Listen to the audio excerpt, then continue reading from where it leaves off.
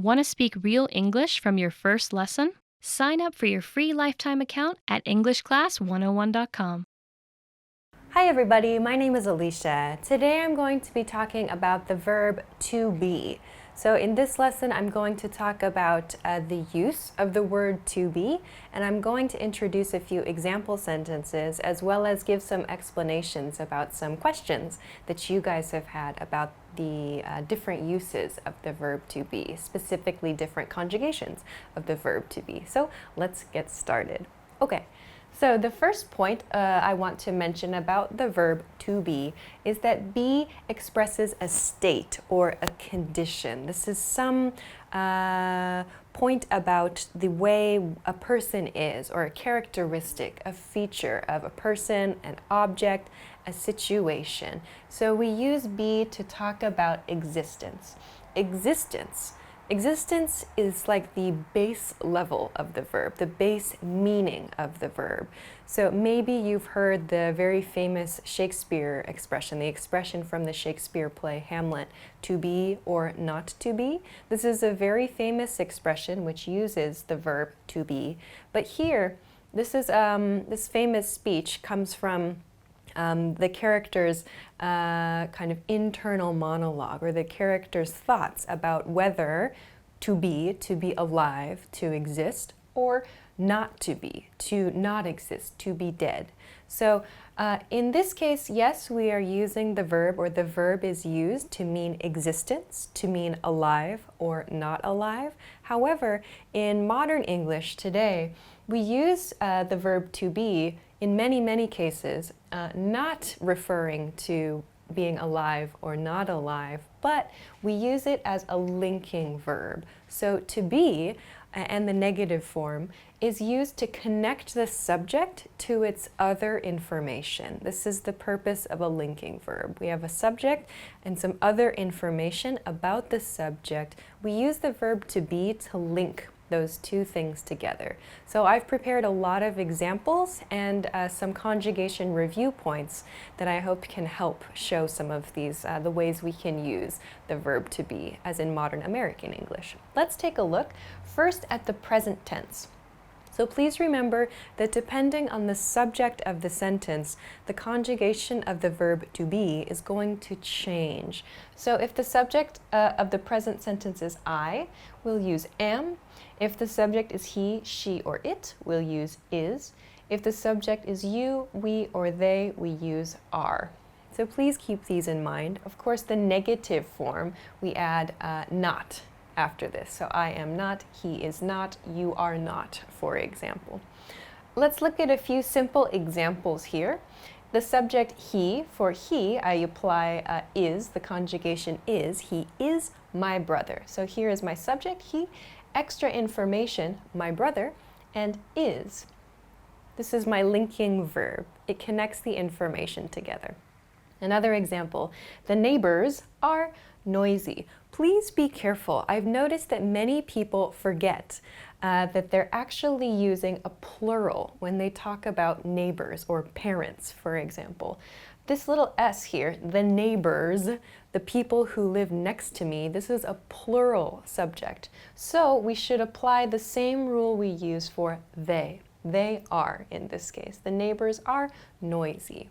Here is another example, the computers, not people here, but multiple objects. The computers, that S sound, it marks the plural form. So we have to use the same conjugation rule. The computers, they are, essentially, they are all broken here.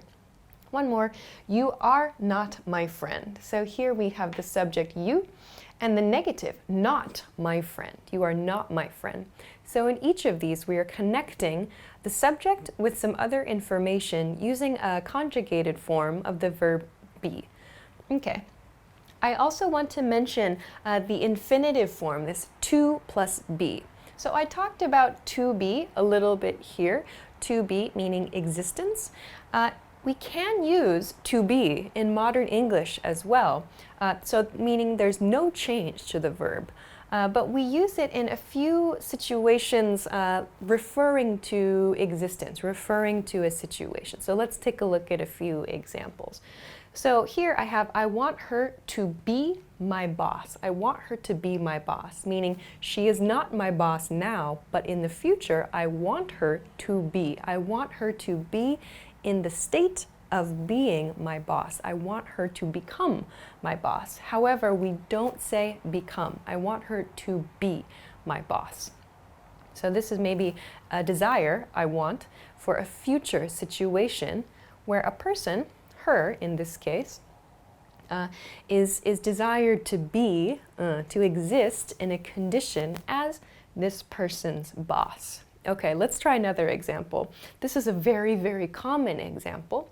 Please tell him to be on time. To be is used here before the expression on time. So on time means the correct time. So for example, if the meeting begins at 1 o'clock, he needs to be in the meeting room at 1 o'clock. So to be, in this case, means be in a condition, be in the state of on time, at the correct time. So this is a very common one. Tell him to be on time. Please be on time, meaning you, in your condition, your status in the day should be on time. So this is a great one to remember. Here's one more example, again about time. It's very commonly used for time, for schedules. Didn't they tell you to be here at 8 o'clock? So again, to be meaning exist here, to bring yourself here. You need to exist here at 8 o'clock. Didn't they tell you that? So again, to be refers to your body, your person here, existing. So I need to be here to make these videos, or I need to be in the studio to do a live stream every week. I need to be somewhere. So we use be to talk about our body's position or our body's location, where we exist. We can use to be with that. Okay, so I've already started talking about a few different prepositions, actually. I mentioned I need to be at the studio, or I need to be in the office, for example. There are a few common prepositions that we can use with the verb to be. So because to be refers to our existence, refers to our location, for example, we can use it with a few prepositions like in or at. So I can say I need to be in the office. I need to be at the office. Both are okay to use with the verb to be because they talk about, or they help us express our existence, our condition, where we are located.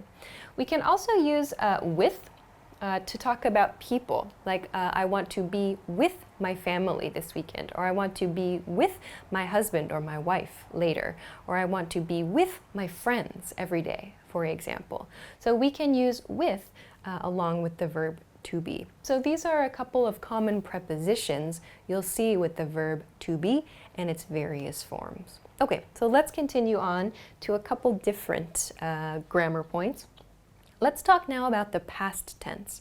We can use to be in past tense. Just remember, again, the verb does conjugate here. It's I was, if the subject of the sentence is I. He, she, and it was. He was, she was, it was. And with you, we, and they, we use were. You were, they were, we were. Here, I've used it as in I was late to work, past tense. The neighbors were noisy. So again, as I talked about with the present tense example, neighbors is plural, so the rule for they applies here. They were noisy. Same thing here. I used the same sentence, just in past tense. The computers were all broken.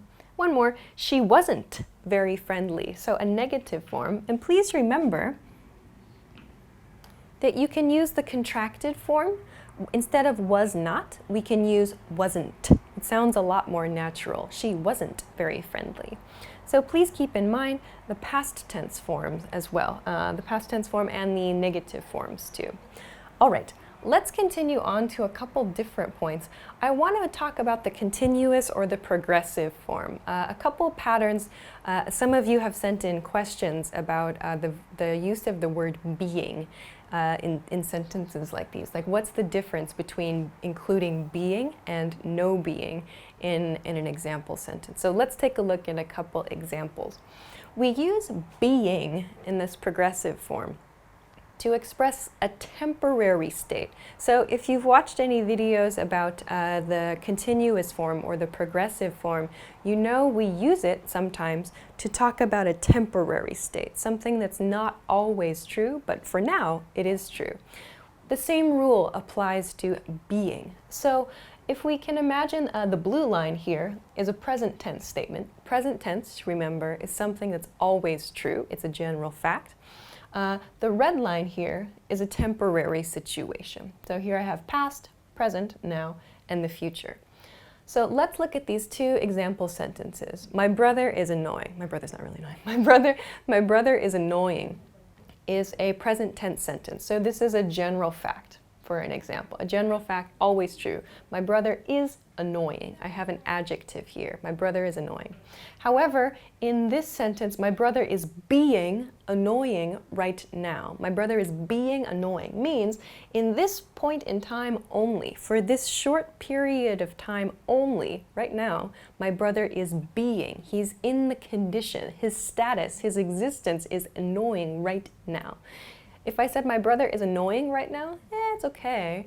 But being annoying, it sounds a bit more natural to a native speaker. My brother is being annoying right now. Let's look at one more example. My computer is not cooperative. I've used the negative, not cooperative. So this is a little bit of a funny sentence. It suggests maybe my computer can think for itself. So cooperative, meaning my computer is not working very well, in other words. But here I've used the adjective, my computer is not cooperative. So maybe I have an old computer. So every day, in this sentence, in a present tense sentence, my computer is not cooperative. It doesn't work very well. However, if I want to use being here, I can say my computer wasn't, in past tense maybe, my computer wasn't being cooperative today.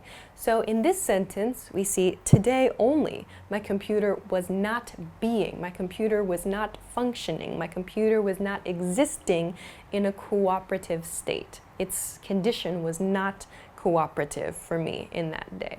So here I've used being. My computer wasn't cooperative today is okay as well, but we can use being. It kind of emphasizes the existence. It emphasizes that temporary condition here. So this sounds really nice. My computer wasn't being cooperative today. Try to use this if you like. So again, we use this for a temporary situation. Keep that in mind. Being blah, blah, blah. Being before your adjective in this case. So that's one point I wanted to mention. Let's move on to a couple more maybe difficult or advanced points I wanted to share, and I want to introduce a few examples here too. First, present perfect tense. We've talked about the present perfect tense in some other videos before, but let's review. When your subject is I, we use have been. When this subject is he, she, or it has been, he has been, she has been, it has been. When we use you, we, and they, it's have been. You have been, they have been, we have been. So we can use this as we've looked at in the past. I have been studying. Here's our present perfect form. The past participle form, been. I have been, she has been working, they have been living. And then some questions. Have we been sleeping? Or where have you been living, for example? Here you'll see we use been, the past participle form of the verb, here in present perfect tense. So maybe many of you are familiar. Maybe this kind of pattern is okay for you. But let's kind of look at a few examples that are a bit more difficult or a bit more advanced, like the past perfect tense. So here, in past perfect tense, we need to change from have, as we've done with present perfect, to had, the past tense. So here, all of these are going to be the same verb. I had been, he had been, you had been. We keep the verb be with been here. But we can actually change all of these sentences I just talked about in present perfect, to the past perfect tense just by changing the verb have here. So for example, I had been studying, she had been working, they had been living, for example. We can make past perfect sentences just by changing the verb here. So please keep this in mind. The verb to be does not change in this case, but we can make some more complex sentences, in this case, a past perfect sentence, quite easily, actually, with no change to the be verb. All right, there's one more situation or one more kind of sentence I want to mention today, and that's sentences that use if clauses. So if something, then something else, these if-then type statements. So here's one example. If more people had come, it would have been a better party. It would have been. So here we see there's an if statement that introduces a point. So here's my if clause. If more people had come, it would have been a better party. So here, I'm talking about a past situation. So at the party, maybe not a lot of people came to the party, but if more people had come in the past, it would have been a better party. So I want to introduce this because a lot of people have no problem with the if clause, like if more people had come or if more people had been at the party. However, many people forget to conjugate the verb in the main clause. It would have been. So please don't forget this part. It would have been. Don't forget your would either here. Let's look at one more. If you had been here earlier, so here we see the verb to be is in our if clause. If you had been here earlier, you would have heard my good news in this case. So here, the to be verb is in the if clause, in that if clause at the beginning of the sentence. If you had been here, if your body had existed in this place earlier, you would have heard my good news. So here we can see it in the if clause of the sentence. This is a very useful one. If you had been here earlier, you can use this in a surprising number of situations, I think. Let's look at one more.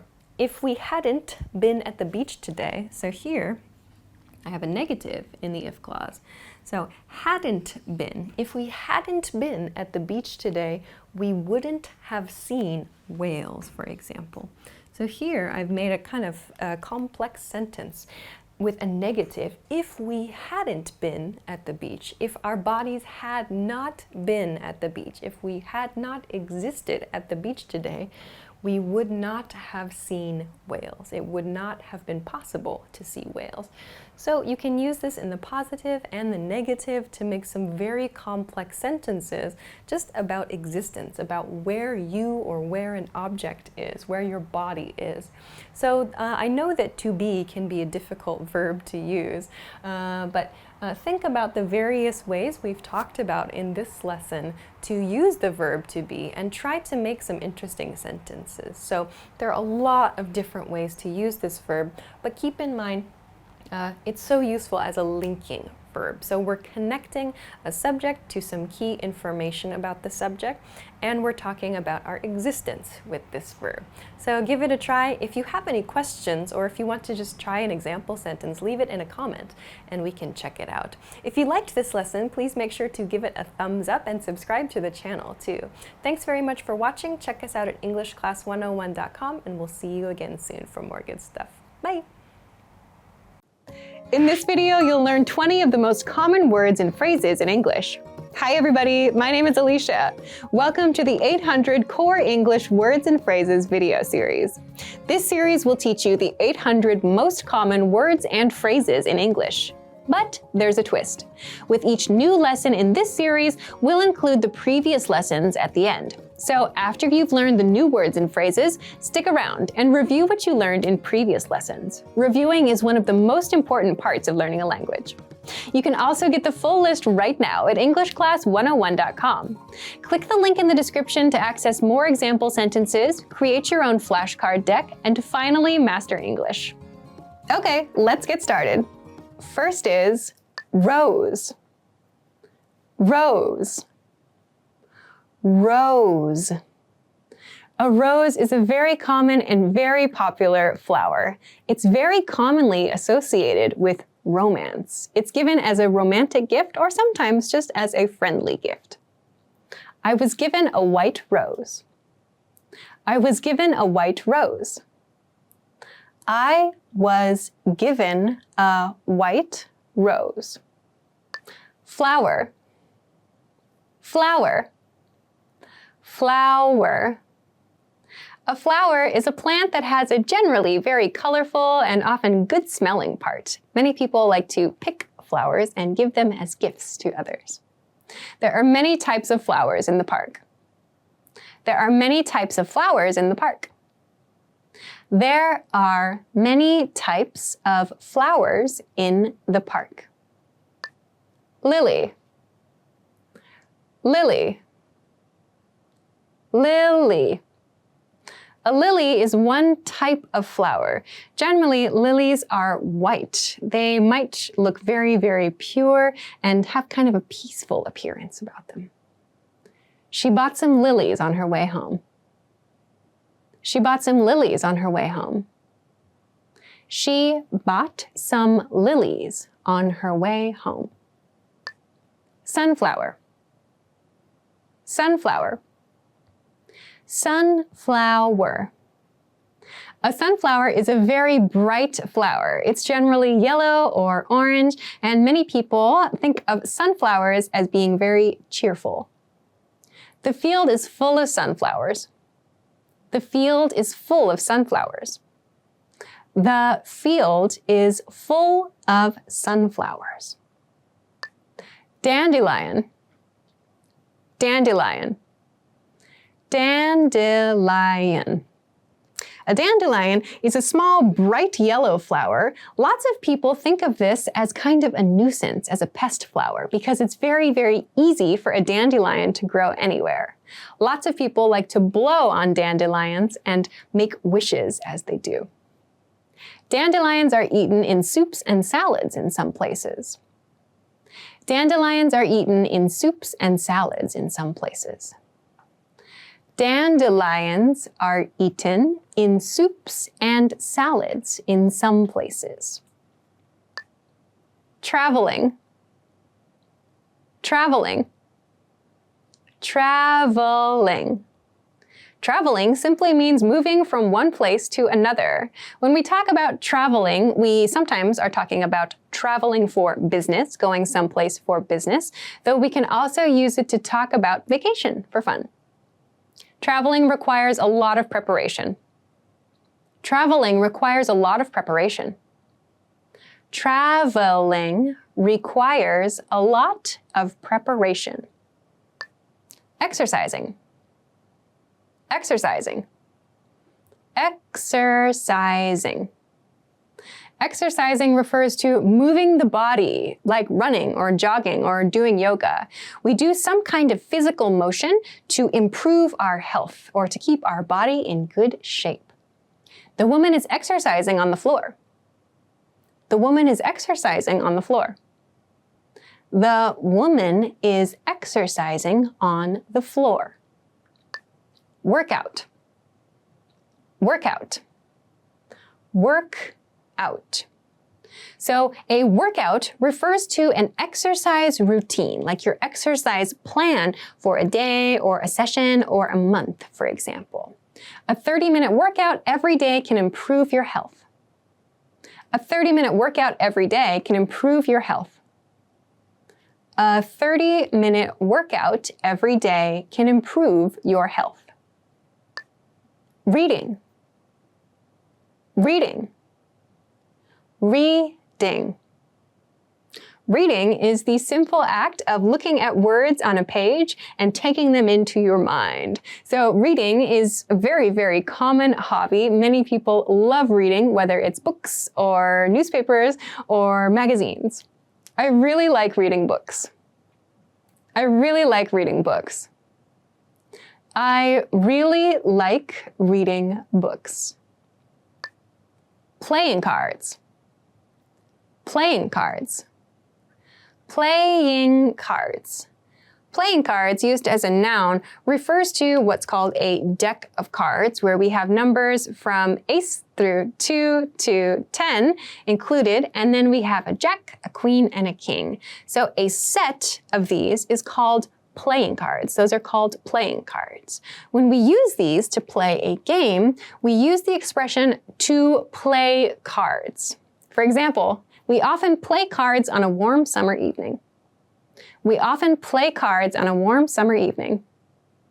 We often play cards on a warm summer evening. Earring. Earring. Earring. An earring is a type of jewelry. We wear earrings in our ears.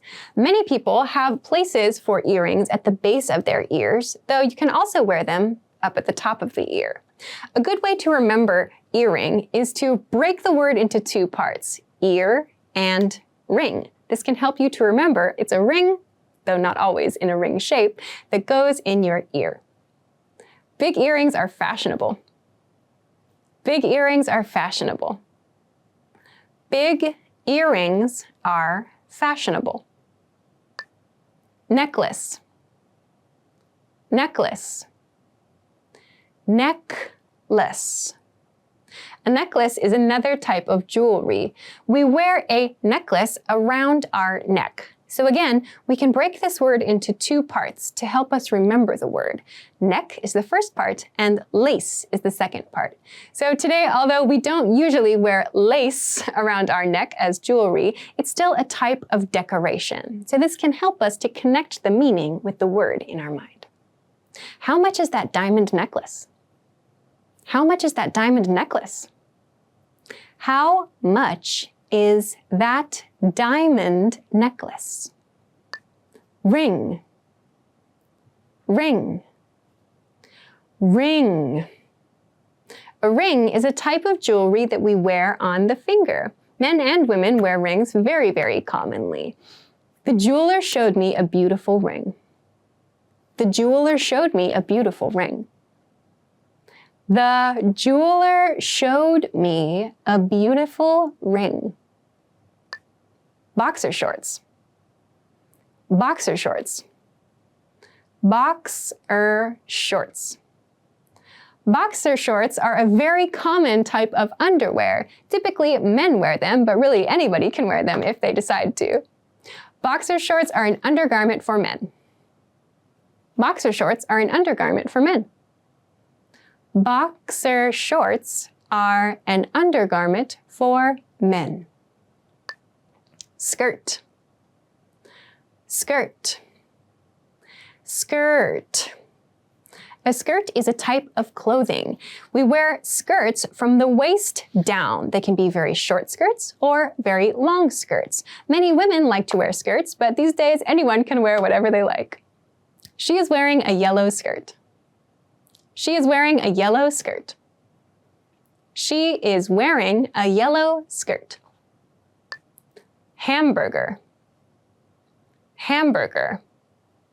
Hamburger. A hamburger is a very, very popular type of food. A hamburger, in the most basic sense of the word, is a patty, so a piece of meat, usually made of beef, though sometimes of pork, and it is between two pieces of bread. This is a hamburger. I have just ordered a hamburger. I have just ordered a hamburger. I have just ordered a hamburger. Cheeseburger. Cheeseburger. Cheeseburger. A cheeseburger is just like a hamburger. So a hamburger is a piece of grilled meat and it's between two pieces of bread. A cheeseburger is different because we put cheese on top of the meat between the pieces of bread. A cheeseburger is a hamburger with a slice of cheese. A cheeseburger is a hamburger with a slice of cheese. A cheeseburger is a hamburger with a slice of cheese. Pizza. Pizza. Pizza. Pizza is a very common and very popular food all around the world. Pizza, very simply, is a large piece of bread that we call crust. It's very, very thin bread, and there's typically a sauce on top, in addition to meats, cheeses, vegetables, whatever you like. Pizza is an Italian dish, but it is a popular dish around the world. Pizza is an Italian dish, but it is a popular dish around the world. Pizza is an Italian dish, but it is a popular dish around the world. Hot dog. Hot dog. Hot dog. A hot dog is a food that's very commonly eaten at sporting events in the USA and in other countries as well. A hot dog is a piece of meat, usually a type of pork, that is quite long, and it's inside two pieces of bread. Usually as toppings, we have mustard or ketchup or maybe other things as well. I prefer hot dogs at a BBQ. I prefer hot dogs at a BBQ. I prefer hot dogs at a BBQ. Tip. Tip. Tip. A tip is something that you might not have in your country. It's like an extra amount we pay after a service situation. So typically, when you go to a cafe or to a restaurant in the USA or in some other countries, after your meal, after you have your experience there, it's common to leave what's called a tip. So it's extra money that you give to the server at that place to thank them for their service. Do not forget to leave a tip for the waiter or waitress. Do not forget to leave a tip for the waiter or waitress. Do not forget to leave a tip for the waiter or waitress. Well done! In this lesson, you expanded your vocabulary and learned 20 new useful words. Click the link in the description and sign up for free at EnglishClass101.com to get access to the full list of vocabulary you need for daily life conversations. You'll also get example sentences, custom flashcard decks, and more learning resources. See you next time! Bye-bye!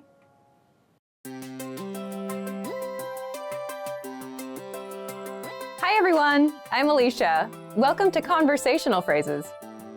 We've found that the best way to learn a language is to speak it from day one. And the best way to start speaking is to learn phrases that you'll use in real conversations. Today, we'll learn conversational phrases about occupations. After watching this video, you'll be able to talk about your job and ask what somebody does for a living. And if you want to learn more vocabulary, phrases, and example sentences you can use in real-life situations, click the link in the description to download your occupation PDF cheat sheet for free. Now, let's take a look at some conversational phrases. Listen to the dialogue. What do you do? I'm an artist. Listen to it again. What do you do? I'm an artist. First of all, you need to learn how to say, what do you do? What do you do? Listen to it again. What do you do? What do you do? Now, how do you answer this question?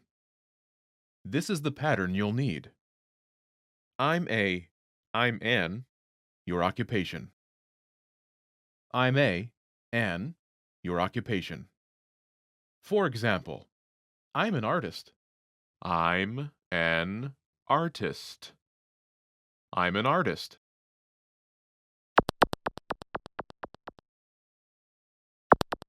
Here are a few more professions you can use with the same pattern.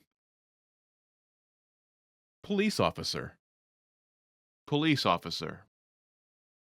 Police officer. Teacher. Teacher. Teacher. Doctor. Doctor. Doctor. Engineer. Engineer. Engineer.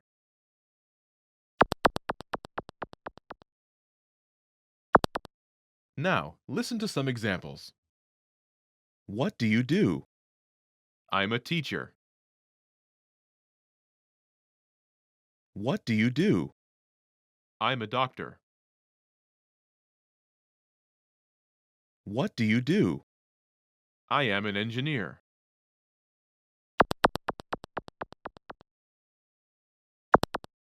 Okay, now it's your turn. Do you remember how to say, "What do you do?"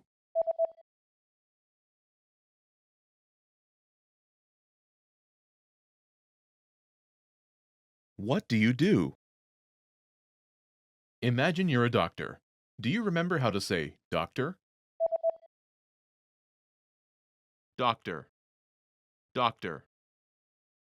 Say, "I'm a doctor."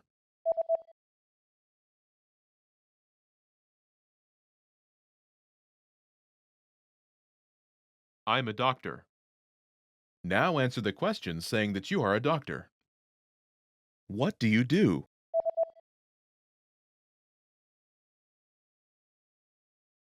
I'm a doctor.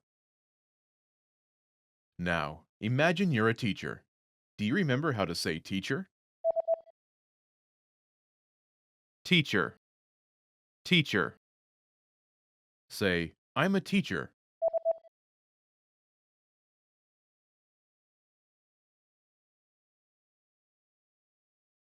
I'm a teacher. Now, answer the question saying that you are a teacher. What do you do?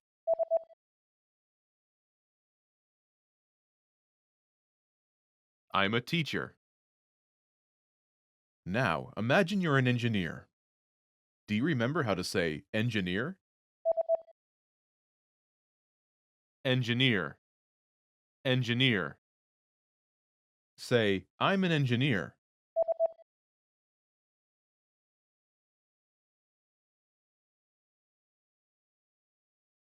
I am an engineer. Now, answer the question saying that you are an engineer. What do you do?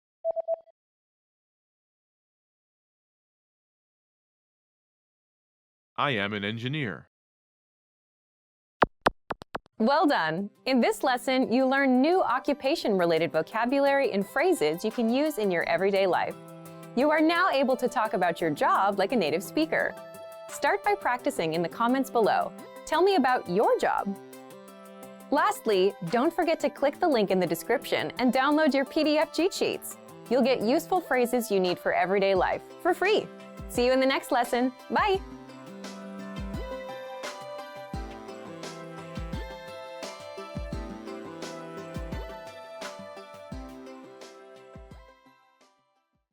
Let's begin the discussion of the personality adjective.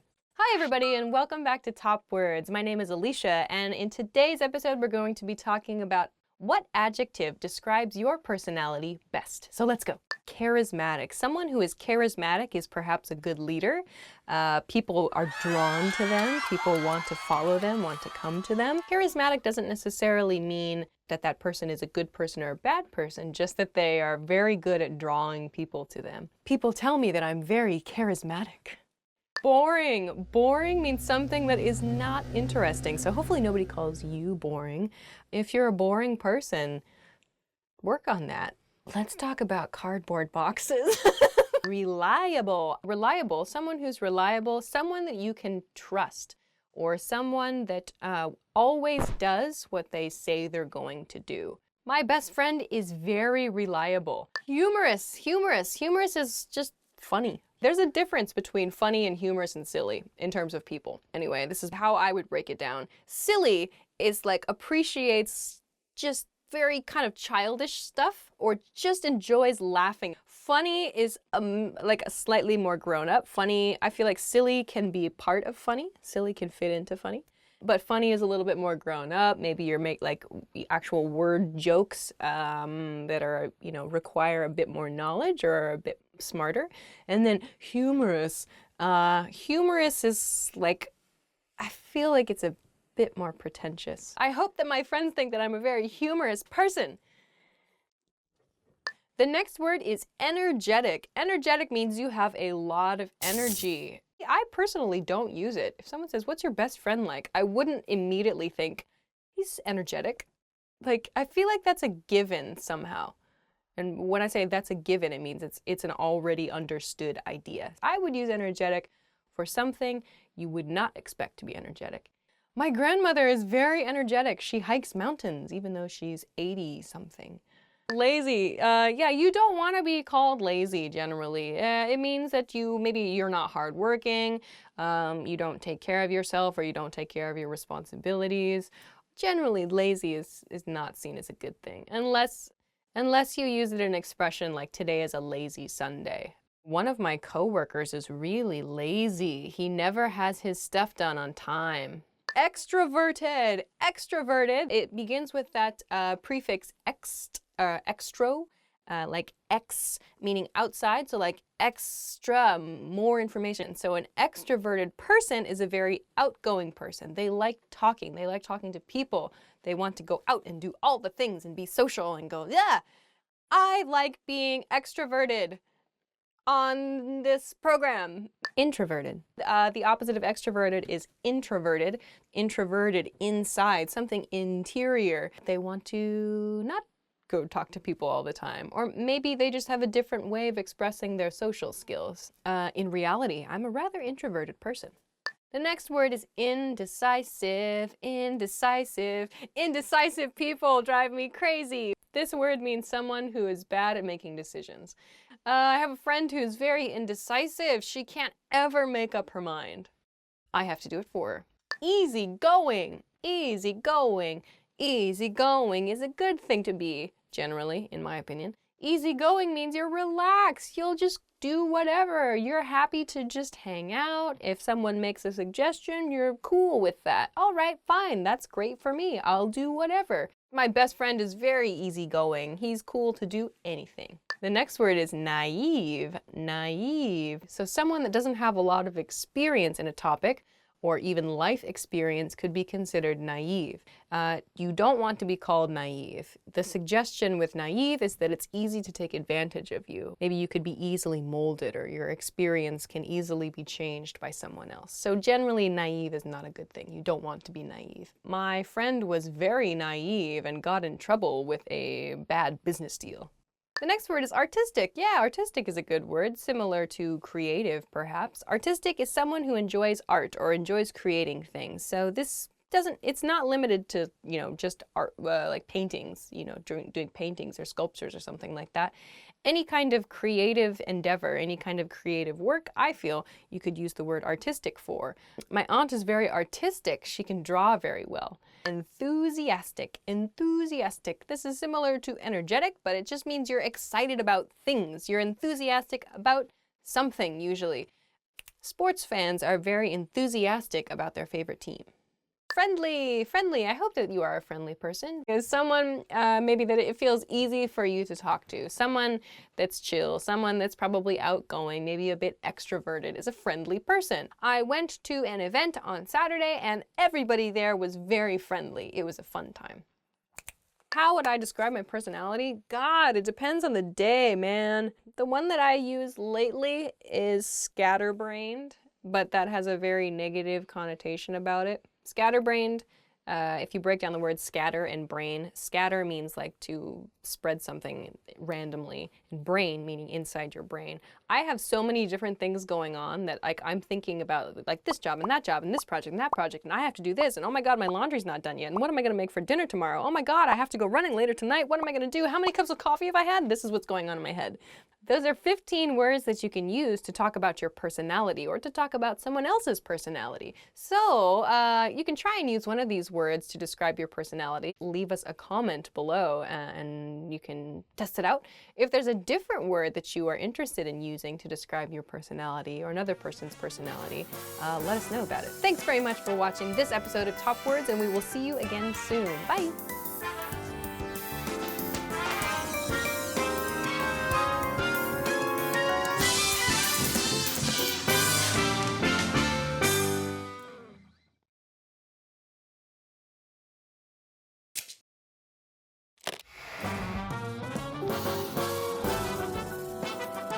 Welcome to EnglishClass101.com's English in 3 minutes, the fastest, easiest, and most fun way to learn English. Hey everyone, I'm Alicia. In this series, we're going to learn some easy ways to ask and answer common questions in English. It's really useful and it only takes 3 minutes. In this lesson, you're going to learn how to ask someone where they went to school or college. Asking someone where they went to college is a good small talk question and conversation starter. However, you have to be careful not to offend people if they didn't go to college. We'll tell you how to do this. The question is simple. If the other person is over 22, it's likely they will have left college already, so you ask using the past tense. Where did you go to college? You could also say, where did you go to school? In American English, depending on context, school often means the same as college. If the other person is British or European, however, they're more likely to say, where did you go to university? The answer to this question is really easy. All you say is, I went to university in city. I went to Southern Oregon University in Ashland.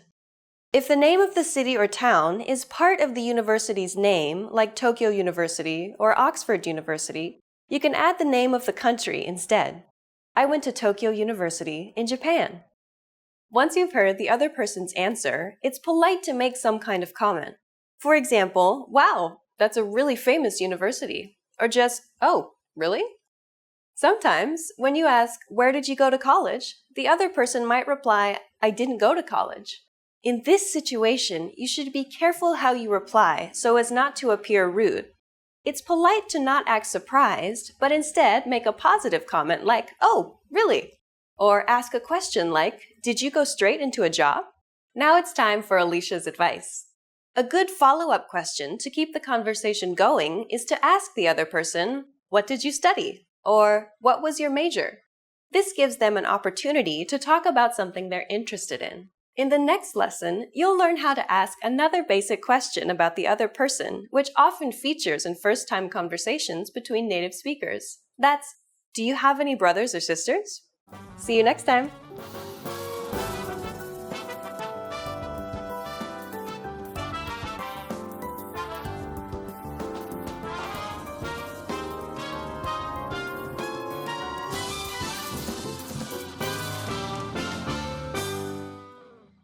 Want to speak real English from your first lesson? Sign up for your free lifetime account at EnglishClass101.com. Yeah, vamos a la playa. Now we're going to the beach. Hi everybody, welcome back to Top Words. My name is Alicia, and today we're going to be talking about 20 travel phrases that you should know. So let's go. Do you have any recommendations? The first phrase is, do you have any recommendations? This is great to use when you get to a restaurant where you don't know what the food is, you don't know anything about the local cuisine, or you're just feeling a little bit adventurous. You can ask the waitstaff, do you have any recommendations? How much is this? How much is this? This is useful when you're out shopping or when you're in a restaurant and the price is not clearly marked or something is not clear to you.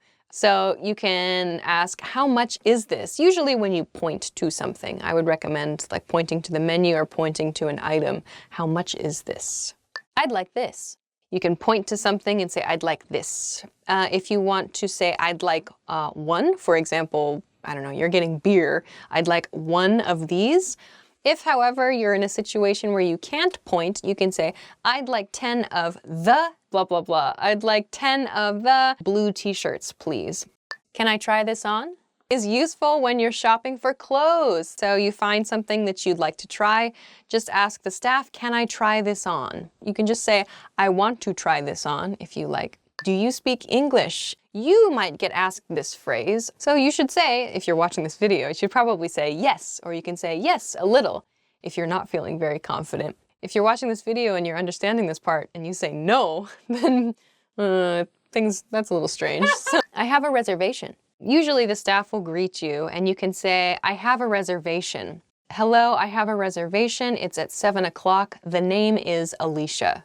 Usually we say the name is, or it's under, meaning the reservation is under my name, or it's for name, or it's in name. Water, please. Depending on which country you're from, water may or may not automatically be brought to your table when you're at a restaurant. If you would like more water, however, you can say, water, please. To make it a little more polite, I would wave at the waitstaff and say, could I please have some more water? Do you take credit cards? Do you take credit cards? In case you're not sure if the shop that you're in will accept credit cards or debit cards, you can ask them, do you take credit cards? So it doesn't mean do you take, meaning are you going to take my card? But this take means do you accept credit cards? This isn't what I ordered. So if you're at a restaurant, you order steak and you get lobster instead. You can look at it and go, ah, this isn't what I ordered. Be careful though. Say this politely. If you look at the wait staff and you say, this isn't what I ordered, they're gonna be like, I don't know, just be a nice customer. Excuse me, but I don't think this is what I ordered, or this isn't what I ordered. Can you please check? Could we have the menu, please? If for some reason you don't receive a menu when you come to the table, you can, again, just wave at a member of the staff and say, could we have the menu, please? Could you give me a discount? Could you give me a discount means I would like a cheaper price, essentially. So it depends on which country you're in. If haggling or bargaining, meaning talking to the seller to try to reduce the price. My family didn't bargain, we didn't haggle, so I don't haggle. It depends on you and your culture. But just be aware of the culture that you're in and the place that you're in before you ask this question. Do you have any vegetarian dishes? This is useful. Some people have specific eating requirements or eating needs, maybe food allergies, for example. You can replace vegetarian with the specific dietary requirement that you have. Do you have any vegan dishes? Do you have any gluten-free dishes? Do you have any low-fat dishes? Do you have any low-carb dishes? Do you have any fish-free dishes? Do you have any... Could you take a picture of me, please? If you are in a location where you would like to take a picture, but you don't want to do a selfie, or you don't have a selfie stick, or whatever, you want someone else to take a picture of you, a stranger that you don't know, you can ask them, could you take a picture of me, please? Or, excuse me, would you mind taking a picture of me, please? I'm allergic to blah, blah, blah. If you have a food allergy or even an allergy to a medicine, this is the phrase you can use to explain that. I'm allergic to wheat, or I can't eat wheat, for example. Is the Wi-Fi free? Meaning, can I use the Wi-Fi free of charge? Keep in mind, some places have a password that you have to ask the staff for. So you can say, is the Wi-Fi free? If they say yes, you can then follow that up with, can I have the password? I'd like to have a non-smoking seat, please. So when you go to a restaurant, you have an option between smoking and non-smoking sections. The staff will say smoking or non-smoking. You can say, I'd like to have a non-smoking seat, please. Quite honestly though, the most natural response is just to say non-smoking. Could I get a map? Maybe it's a map of the subway system for the city that you're in, or maybe it's a map of the area around your hotel. You could say, could I have a map as well? Could I have the check? You're finished at your cafe, you're finished at the restaurant, and it's time to leave, it's time to pay. So you say to the waitstaff, excuse me, could I have the check? Another more common expression perhaps is, excuse me, check please. You might also hear bill. Excuse me, can I have the bill? Where is the bathroom? Very important question. If you're traveling in America, we don't really use the word toilet or washroom very much. We use bathroom or restroom to talk about toilet facilities. Excuse me, can you tell me where the bathroom is?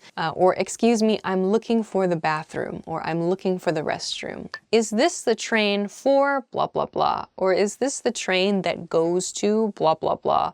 To confirm with someone that I'm indeed on the correct train line. If I say, is this the train bound for San Francisco? You can use that to check if you're correct. So that's the end. Those are 20 travel phrases that you can use when you're traveling in an English-speaking country. Give them a try. I hope that they go well for you. Of course, there are many different variations on these themes, so be sure to experiment a little bit. Thanks very much for watching this episode of Top Words, and we will see you again soon. Bye!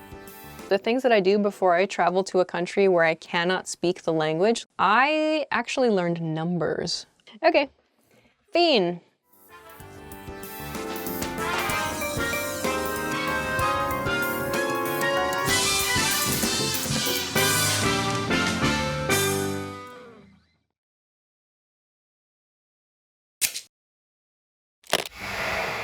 How are your English listening skills? First, you'll see an image and hear a question. Next comes a short dialogue. Listen carefully and see if you can answer correctly. We'll show you the answer at the end. A man is making a reservation at a hotel. Which room is he going to stay in? Seaside Hotel, how may I help you? Hi, I'd like to stay for one night on September 22nd. Certainly. One night from September 22nd. How many people? 2. Would you like a smoking or a non-smoking room, sir? Non-smoking. The only non-smoking room available on that day is a mountain view room. Is that okay? Well, I was hoping for an ocean view room. I'm sorry, but the only ocean view room available on that day is a smoking room. I see. Is there a non-smoking ocean view room available on September 23rd? Yes, there is. Okay, we'll stay on September 23rd. Which room is he going to stay in?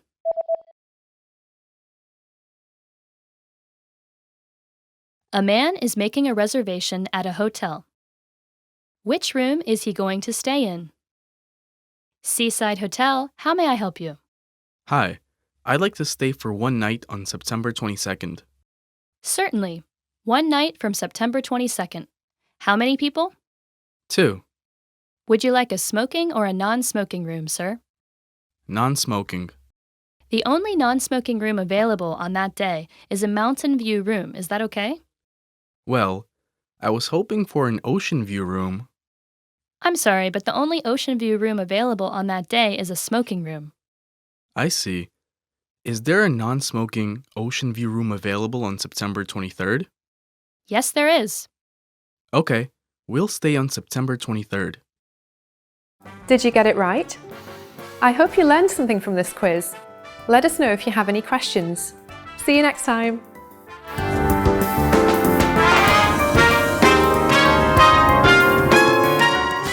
Hi everybody, my name is Alicia. Welcome back to EnglishClass101.com's YouTube channel. Today I'm going to talk about the difference between active voice and passive voice. In this lesson I want to explain a few ways that I think can help you decide how to choose between active voice or passive voice. This will be hopefully useful for your speaking and for your writing skills. So let's get started. Okay, the first thing I want to talk about is the active voice. English uses a lot of sentences in the active voice. We like to use active voice a lot in speech and in writing. So, we use active voice when we want to place emphasis on the subject, like the person or the thing that is doing an action or causing an action. So the emphasis here is on the subject. We know the subject of the sentence in the case of the active voice, and we want to emphasize that. The person who is doing an action, for example. You want to emphasize that, you know who is doing the action, use the active voice. So an example could be, a thief stole my bag. In this situation, we know a thief stole my bag. Here, the simple past tense is used, and we have my bag as the object here. So everything is clear, everything is known in this sentence. I'm going to talk about a different style, a different way to explain this sentence in just a moment, but we can use the active voice to explain a situation like this. Another example. My coworker deleted an important file. So here's another situation. We know who did the action, my coworker in this case. Simple past tense, deleted here shows the action that happened, the action that occurred, and what was deleted, an important file here.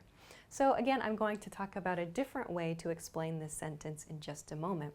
But these are a couple ways we can use active tense, or active voice rather, when all the information is known. Some more simple sentences.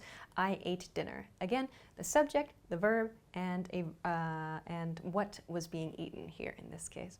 I ate dinner. Very simple sentence. Here, he took me to a movie. So we know the subject, the action, who is receiving the action. In this case, it's me. Here, she made dinner. Again, very, very simple sentences. We can make simple sentences in just 3 words, for example, with the active voice. It's very, very easy to use active voice.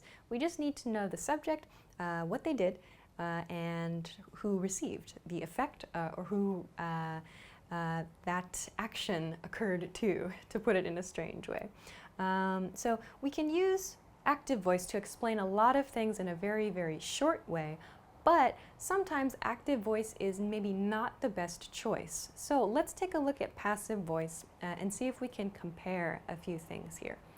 When we talk in the passive voice, or when we write in the passive voice, We do it because we want to place emphasis on the object of an action, something which is receiving the action. We want to place the emphasis on that, or we use it when the subject is unknown or unimportant. So, to give a few examples, let's look here. My bag was stolen. Here, my bag, this is the thing that an action has occurred to. So you can think of it like the bag is the one, or is the object that is receiving the action here. My bag was stolen. My bag was stolen. So we have to use a different grammar to explain in passive voice. So the difference here, my bag was stolen, the difference between this sentence and a thief stole my bag is that we don't have a clear doer of the action. We're not talking about specifically who stole my bag, but rather the important point here is that my bag was stolen. It doesn't matter who, or we don't know who stole the bag, but I want to emphasize this situation. In this case, passive voice is much, much better than active voice because I don't know the subject perhaps. Let's look at one more example. An important file got deleted. So here you'll see got. We use got a lot, this past tense got, or rather past participle got, in passive voice a lot. It gives kind of more of a nuance of something negative occurring. It gives sort of the feeling that a negative outcome has happened as a result of this situation. So you might see got deleted, or got plus the verb in this case. So here I've used got deleted. I'll show you one more in just a second. So here, an important file got deleted. Let's compare this to the active voice. My coworker deleted an important file. In the active voice, I know who deleted the file. My coworker deleted the file. In the passive voice, however, I don't mention my coworker. So maybe I don't know who deleted the file. I don't know who completed the action, who did the action. So I can drop that name. I can drop my coworker. I can drop the name of the person who did the action. I want to emphasize the situation, the file, the important file got deleted. That's what I want to emphasize. In this case, I should use the passive voice. This sounds much, much better if I want to emphasize the important file. If, however, I want to emphasize my coworker, for example, I'm angry with my coworker, I could say, my coworker deleted an important file. In this case, the emphasis is my coworker. In this sentence, the important file is the emphasis. So this is a really key point between the difference between active and passive forms. Okay, let's look at a few more examples. So next one, your lunch got eaten. So again, I've used this got here, yeah? I've used got plus eaten, the past participle form of the verb. So as I talked about in this sentence, got deleted, we use got to show kind of a negative outcome, something we didn't want to happen necessarily. This is very common in passive voice. So your lunch got eaten. By whom? We don't know. Somebody ate this person's lunch, but we don't know who did the action. So we can omit that person and we can simply emphasize your lunch here. This is the focus of the sentence. Your lunch got eaten. Okay, let's take a look at one more sentence. Their window was broken. Their window was broken. We don't know how the window was broken. Maybe it was a person, maybe it was a burglar, maybe it was bad weather, maybe just a strange accident. We don't know how or who broke the window, so we can omit, we can remove any identifying information about who or what completed the action. Instead, we focus on the window. Their window was broken. This is the focus of this sentence. Finally, let's look at one more. Flowers were delivered to the office. In this sentence, we don't know where the flowers came from, who ordered the flowers. We don't know any information about the situation, but we simply want to report something we saw at the office, for example.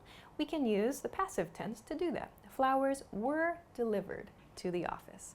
So in each of these sentences, we don't know, or it's not important who did the action or what did the action, but we want to emphasize the object of the action. We want to emphasize the person or the item receiving the action in this case. In active voice, however, we want to emphasize the person doing the action or the thing doing the action. So please keep this in mind when you're trying to choose between active voice and passive voice.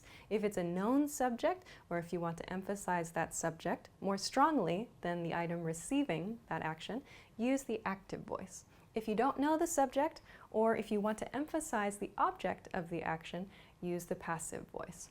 I hope that those were a few good points. I hope that those were a few helpful ways to help you remember how to use active voice and passive voice. But if you have any questions or comments, let us know in the comment section, or try to make a few sentences if you like. If you liked this video, please make sure to give it a thumbs up and subscribe to our channel too if you haven't already. Check us out at EnglishClass101.com for more good stuff as well. Thanks very much for watching this episode, and we'll see you again soon. Bye!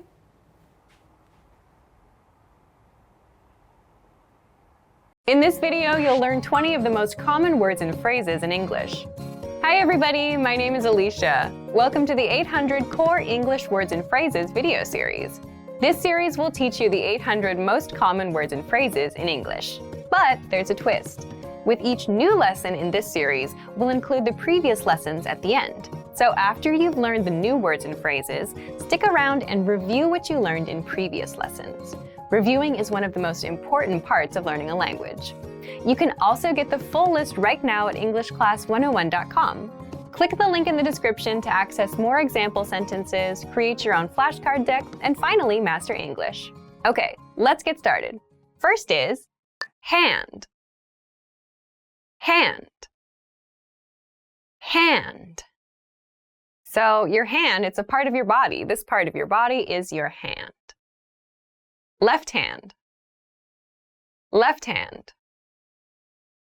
Left hand. Arm. Arm. Arm. So the arm is this part of your body from here to the end of your hand. Muscular arm. Muscular arm. Muscular arm. Foot. Foot. Foot. So your foot, just one, is the part of your body that's at the very, very bottom. Right foot. Right foot. Right foot. Leg. Leg. Leg. So your leg is the entire long part of your body, one leg that you walk on. Long legs. Long legs. Long legs. Finger. Finger. Finger. So your fingers are these parts of your body. So finger is a countable noun. We count it 1 finger, 2 finger, 3 fingers, and so on. Pinky finger. Pinky finger. Pinky finger. Back. Back. Back. So your back is like the reverse part of your body. We think of this as the front part. Our back is behind us. My back hurts. My back hurts. My back hurts. Stomach. Stomach. Stomach. So your stomach is the part of your body that digests food. So we often talk about our stomach because it feels uncomfortable. My stomach hurts. My stomach hurts. My stomach hurts. Chest. Chest. Chest. So your chest is the upper part of the front of your body. I have chest pains. I have chest pains. I have chest pains. January. January. January. January is the first month of the year. In North America, it is typically a cold month. It's very cold here in January. It's very cold here in January. It's very cold here in January. February. February. February. So February has an interesting spelling. That first R isn't really pronounced. February is the shortest month with 28 days. February is the shortest month with 28 days. February is the shortest month with 28 days. March. March. March. March is the third month of the year. We think of March as the time when spring begins. It is now April, so last month was March. It is now April, so last month was March. It is now April, so last month was March. April. April. April. April is the fourth month of the year, and we think of this as a time when flowers start to bloom. April showers bring May flowers. April showers bring May flowers. April showers bring May flowers. May. May. May. May is the fifth month of the year. We think of May as just the time before summer, so the weather's typically really, really nice, and spring is in full, bloom. May 31st is World No Smoking Day. May 31st is World No Smoking Day. May 31st is World No Smoking Day. June. June. June. June is the sixth month of the year. It feels a little bit warmer than May, but it's not quite summer. A warm June. A warm June. A warm June. July. July. July. So July, the seventh month of the year, is typically when many people think of summer as beginning in the US. July is one of 7 months with 31 days. July is one of 7 months with 31 days. July is one of 7 months with 31 days. August. August. August. August, the 8th month of the year, tends to be quite hot, and there's a lot of fun summer activities to do. The school is closed in August. The school is closed in August. The school is closed in August. September. September. September. September is kind of the beginning of fall or autumn, and it's also typically the time of year when students go back to school. Today is Saturday, September 10th. Today is Saturday, September 10th. Today is Saturday, September 10th. October. October. October. So October is when the weather gets a little bit cooler and we start to see some popular autumn foods appearing. Halloween falls on October 31st. Halloween falls on October 31st. Halloween falls on October 31st. November. November. November. So November is very well known in the US for having Thanksgiving, when we enjoy a huge meal with family or friends. November is one of 4 months with 30 days. November is one of 4 months with 30 days. November is one of 4 months with 30 days. December. December. December. December is the last month of the year, and we think of it as a time for celebration. December 31st is New Year's Eve. December 31st is New Year's Eve. December 31st is New Year's Eve.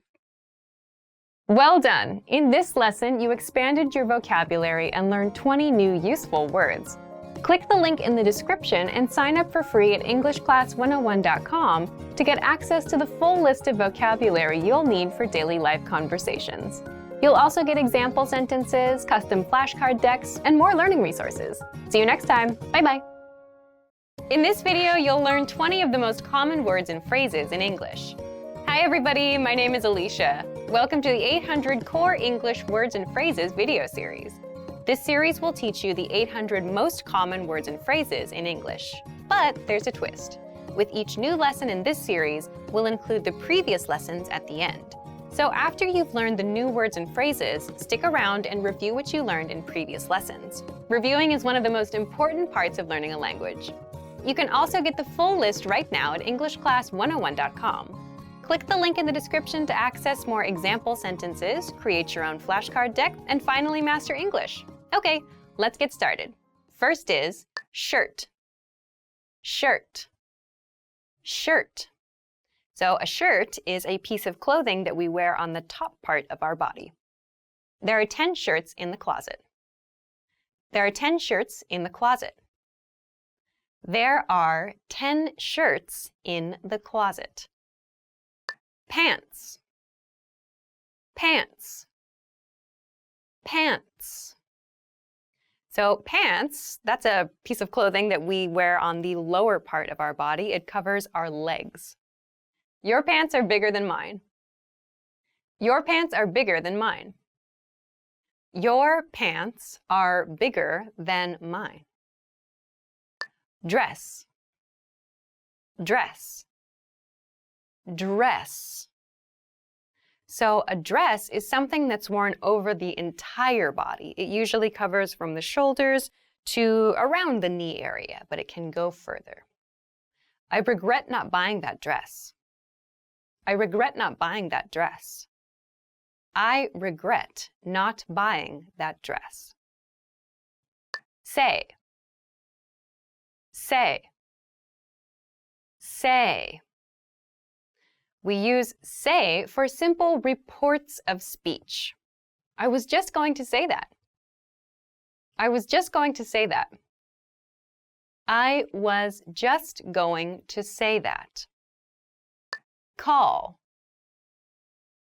Call. Call. We use the verb call when we want to make a phone call to someone. Please give me a call tomorrow morning. Please give me a call tomorrow morning. Please give me a call tomorrow morning. Find. Find. Find. We use the word find when we talk about the moment we discover something. How did you find the cell phone? How did you find the cell phone? How did you find the cell phone? Clean. Clean. Clean. So the word clean can be used as an adjective or it can be used as a verb. It refers to making something nice. We aim for a clean environment. We aim for a clean environment. We aim for a clean environment. Dirty. Dirty. Dirty. So the word dirty is used to refer to something that is not clean. The fork is on the dirty plate. The fork is on the dirty plate. The fork is on the dirty plate. Carrot. Carrot. Carrot. So a carrot is a very common vegetable. It's orange, maybe about this size. We can have small ones as well. Kids do not like carrots. Kids do not like carrots. Kids do not like carrots. Onion. Onion. onion. So an onion is a very common cooking ingredient. When you cut them, it will make you cry. I don't cry when I cut onions. I don't cry when I cut onions.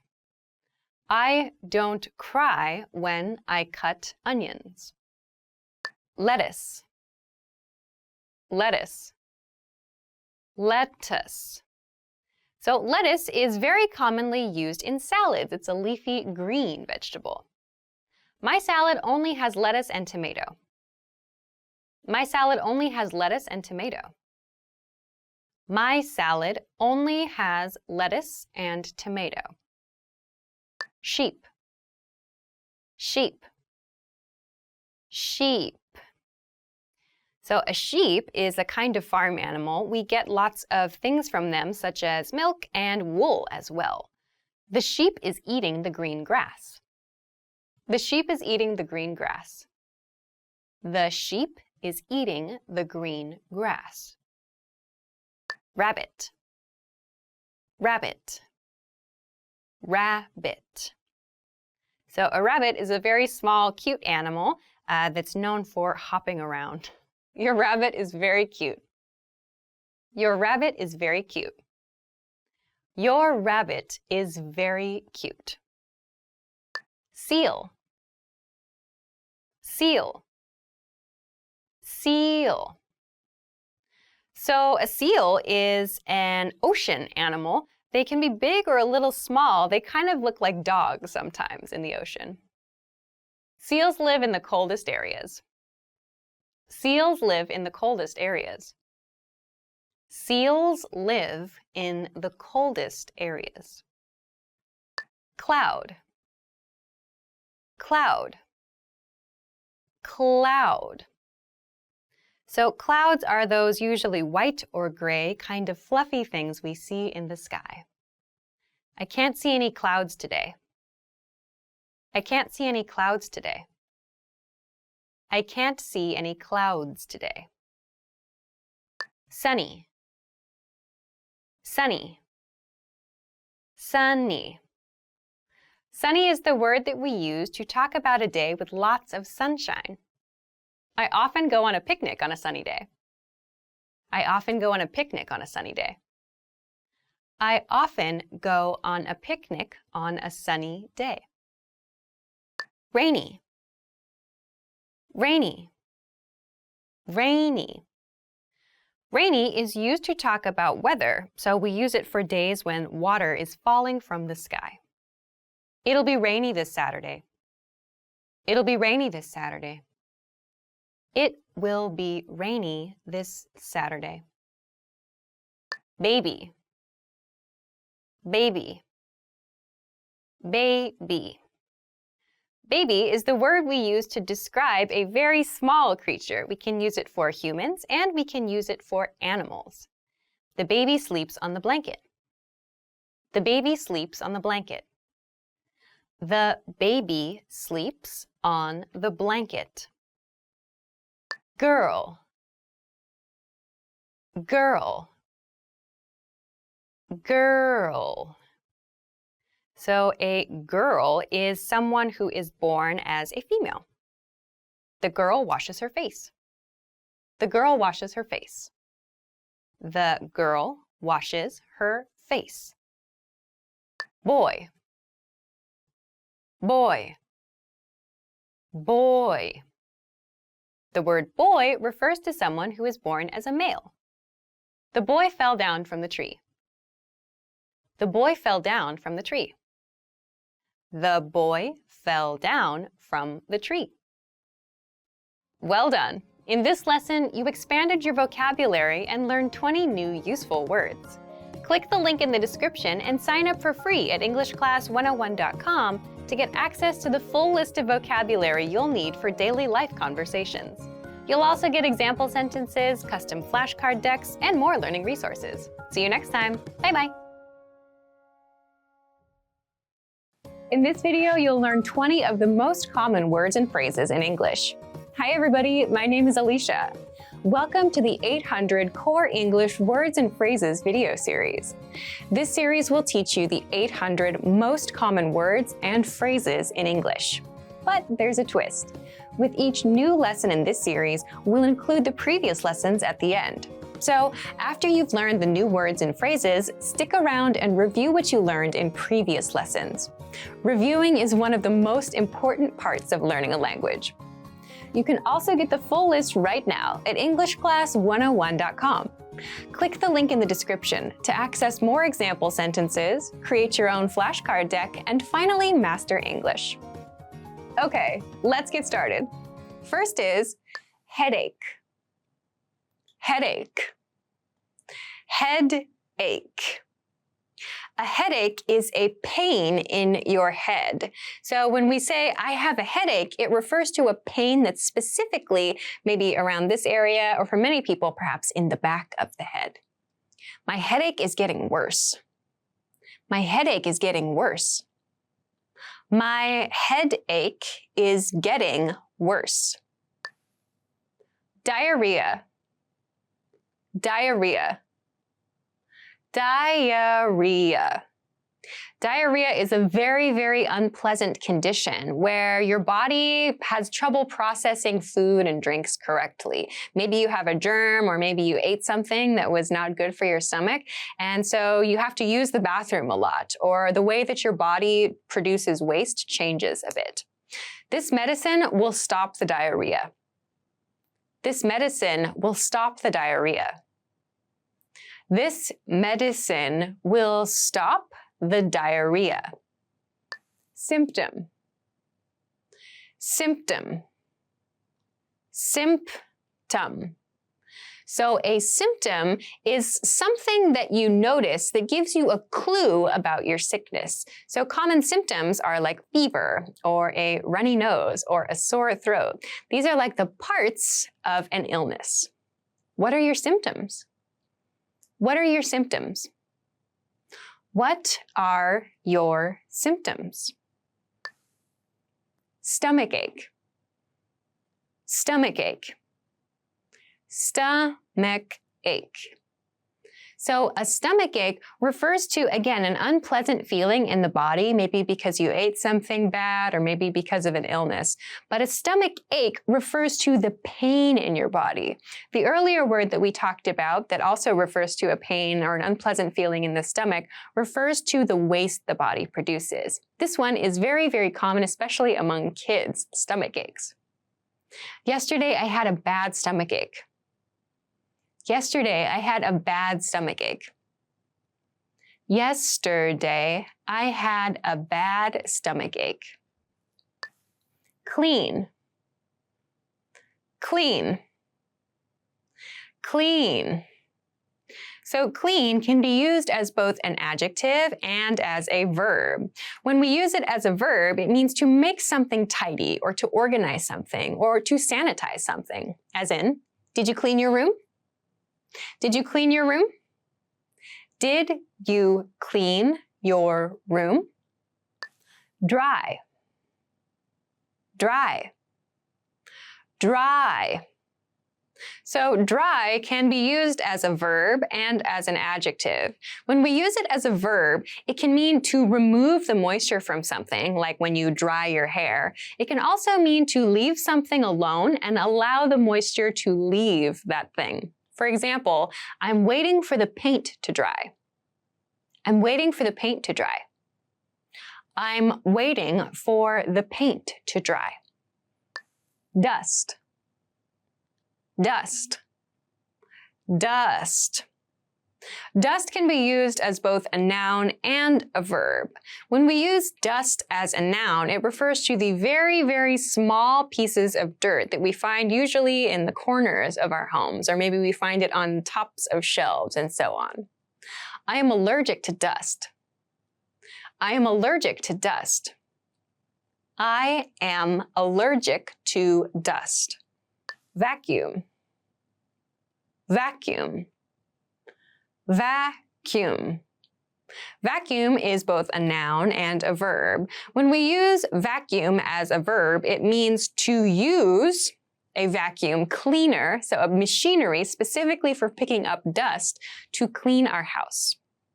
I have to vacuum the hallway before the guests come. I have to vacuum the hallway before the guests come. I have to vacuum the hallway before the guests come. Intersection. Intersection.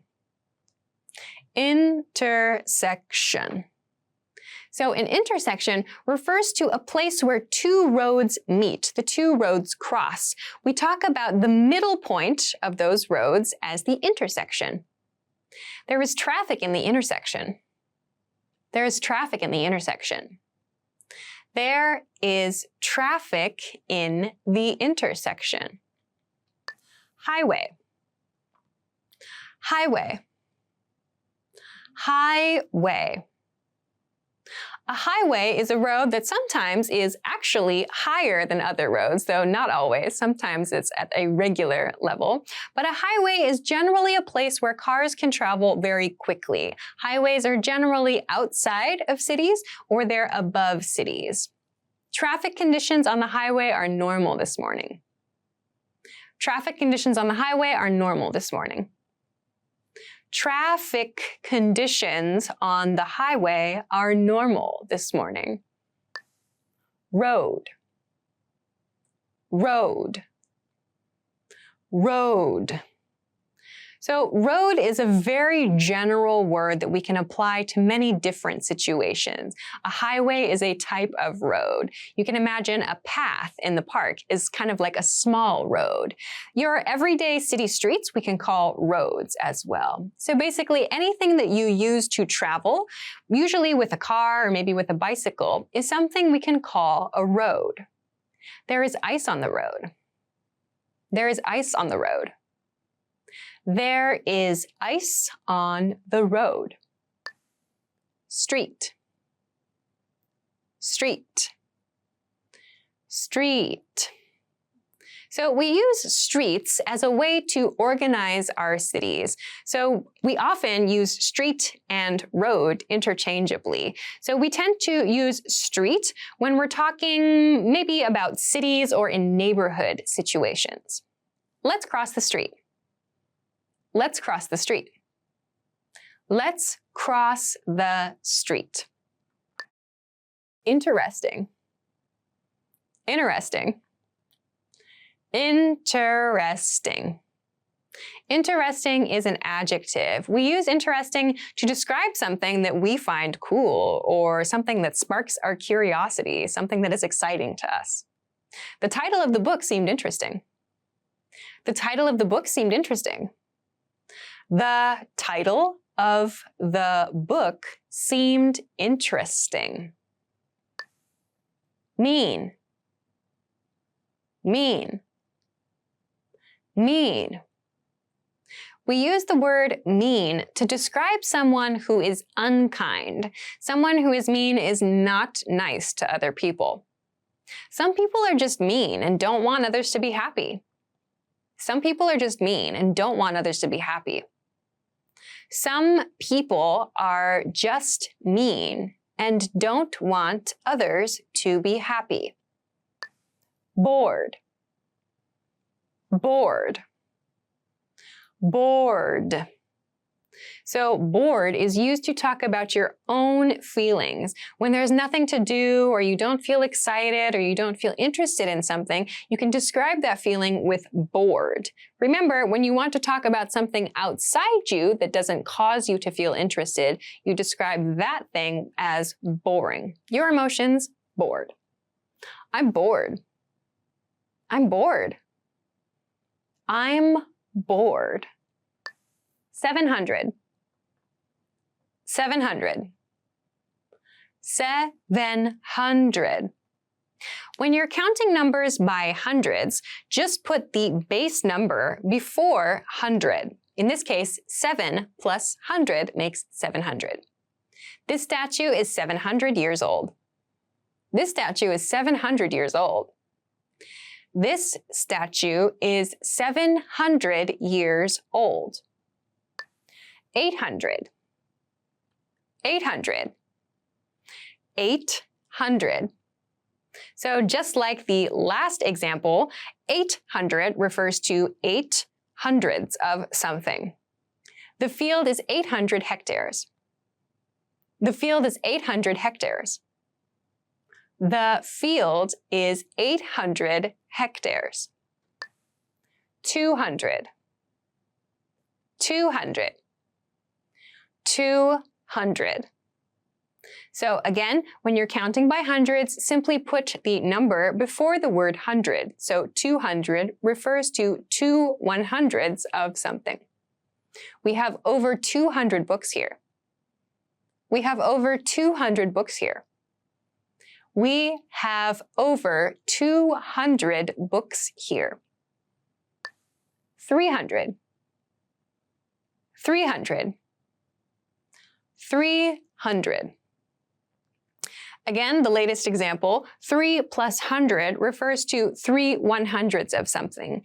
You can see that in English, we don't make a change to the number that comes before 100. In some languages, your number that you use to count hundreds may change according to the sound or according to the spelling of the word. In English, we do not need to change this base number. This school has 300 students. This school has 300 students. This school has 300 students. 600. 600. 600. Our final example of hundreds today is 600. So again, 6 comes before the word hundred to refer to 6/100ths of something. 6 times 100 equals 600. 6 times 100 equals 600. 6 times 100 equals 600. Well done! In this lesson, you expanded your vocabulary and learned 20 new useful words. Click the link in the description and sign up for free at EnglishClass101.com to get access to the full list of vocabulary you need for daily life conversations. You'll also get example sentences, custom flashcard decks, and more learning resources. See you next time. Bye! In this video, you'll learn 20 of the most common words and phrases in English. Hi everybody, my name is Alicia. Welcome to the 800 Core English Words and Phrases video series. This series will teach you the 800 most common words and phrases in English. But there's a twist. With each new lesson in this series, we'll include the previous lessons at the end. So after you've learned the new words and phrases, stick around and review what you learned in previous lessons. Reviewing is one of the most important parts of learning a language. You can also get the full list right now at EnglishClass101.com. Click the link in the description to access more example sentences, create your own flashcard deck, and finally master English. Okay, let's get started. First is can. Can. Can. So can is used to mean something we are able to do. Can jump over. Can jump over. Can jump over. Zero. Zero. Zero. So 0 is used to refer to the number, which means nothing. So we also read this as O sometimes. Number 0. Number 0. Number 0. 1. 1. 1. So 1 means the first number, so we use it anytime there's a single number of something. 1 degree. 1 degree. 1 degree. 2. 2. 2. So 2 is the second number. We use it to talk about pairs or couples of things. The number 2 is my favorite number. The number 2 is my favorite number. The number 2 is my favorite number. 3. 3. 3. So the third number in English is the number 3. $3. $3. $3. 4. 4. 4. So the fourth number in English is the number 4. Keep in mind that the spelling is different from F-O-R, which means a purpose. Number 4. Number 4. Number 4. 5. 5. 5. So the next number is the number 5. The starfish has 5 legs. The starfish has 5 legs. The starfish has 5 legs. 6. 6. 6. So the next number in our sequence is the number 6. We have a 6-day vacation next month. We have a 6-day vacation next month. We have a 6-day vacation next month. 7. 7. 7. So the next number in this sequence is the number 7. There are 7 days in every week. There are 7 days in every week. There are 7 days in every week.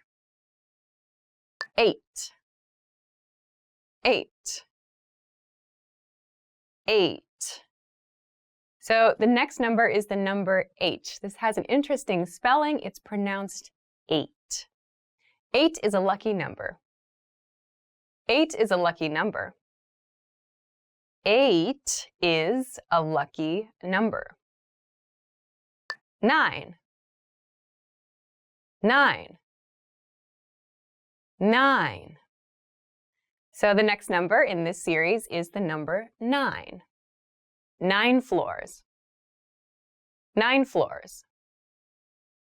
9 floors. 10. 10. 10. So 10 is the first double-digit number. That means there are 2 digits, 1 and 0. 10 grams. 10 grams. 10 grams. Salesman. Salesman. Salesman. So a salesman is a male, a man who sells things. Car salesman. Car salesman. Car salesman. Manager. Manager. Manager. So a manager is a person at a workplace that is responsible for other people. Department manager. Department manager. Department manager. Cook. Cook. Cook. So a cook is a person who makes food. A cook is different from a chef in that a chef went to school. A cook has their experience on the job. The cook fried an egg. The cook fried an egg. The cook fried an egg. Engineer. Engineer. Engineer. So an engineer is a technology-related job. An engineer can create things in many different industries. I'm an engineer. I'm an engineer. I am an engineer. Programmer. Programmer. Programmer. So a programmer is a person who writes or who creates programs. I am a computer programmer. I'm a computer programmer. I am a computer programmer. Nurse. Nurse. Nurse. So a nurse is someone who works at a hospital or a clinic or at like a nursing home. So they help patients. The woman is a nurse. The woman is a nurse. The woman is a nurse. Body. Body. Body. So a body can be a human body. It's just your actual body, all of your different parts. We can also use this for animals too. Food is fuel for the body. Food is fuel for the body.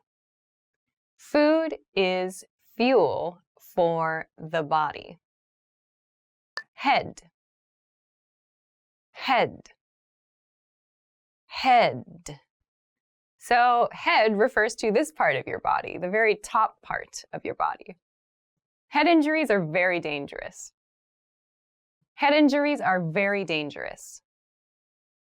Head injuries are very dangerous. Well done! In this lesson, you expanded your vocabulary and learned 20 new useful words. Click the link in the description and sign up for free at EnglishClass101.com to get access to the full list of vocabulary you'll need for daily life conversations. You'll also get example sentences, custom flashcard decks, and more learning resources. See you next time. Bye-bye.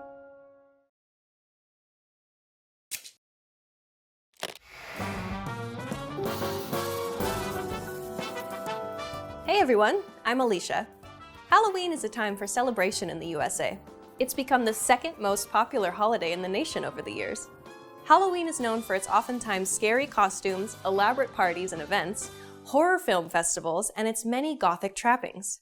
This holiday was a latecomer to the US, not really becoming popular until the early 20th century. Today, it's one of the most anticipated holidays in the USA. Halloween is very much associated with scary costumes and things that are wonderfully creepy. Do you know what holiday dressing up in scary costumes was likely borrowed from? We'll show you the answer at the end of this video. People in the USA typically carve pumpkins into scary jack-o'-lanterns, decorate their houses to look as creepy as possible, and wear elaborate costumes to celebrate this holiday. These aspects of Halloween, according to some, have their roots in various Celtic and European myths, legends, and cultural traditions. Today, popular horror films have also influenced the cultural traditions that surround Halloween. The monster movies of the early 20th century are significant contributors to the look and feel of modern Halloween celebrations in the USA. Trick-or-treating started at the beginning of the 20th century to curb the vandalism and destruction that once characterized this holiday in the USA. Today, Halloween is a night when the streets are full of families getting treats from their neighbors, and vandalism and other problems are rare. Some families and social groups set up elaborate haunted houses and invite people to go through for free or for a donation. Hayrides and other nighttime events are also very popular in rural areas. Check the local theaters and TV stations around Halloween, and you'll find plenty of scary stuff to watch, too.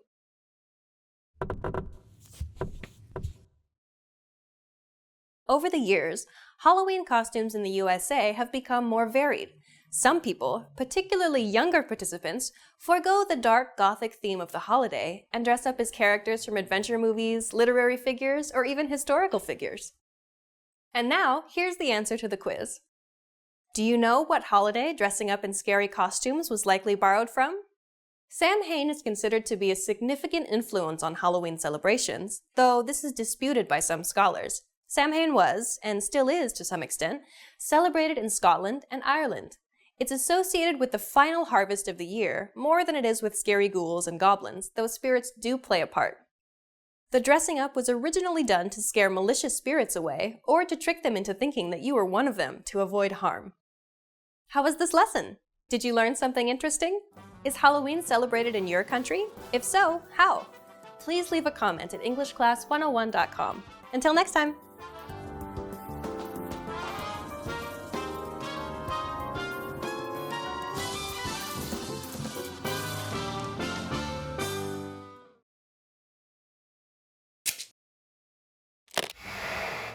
How are your English listening skills? First, you'll see an image and hear a question. Next comes a short dialogue. Listen carefully and see if you can answer correctly. We'll show you the answer at the end. A man and a woman are talking about printers in the office. Where is the old printer? Where should we put the new printer? I think we should put it where the old printer is now. But the old one still works. We're going to keep using it. Okay, so we can't put the new one there. It's too bad. It would be nice to have the new one in the bookshelf next to the door, but there's only room for one printer there. Okay then, I think we should put it on the other side of the room. Right. How about next to the window? That sounds good. Where is the old printer?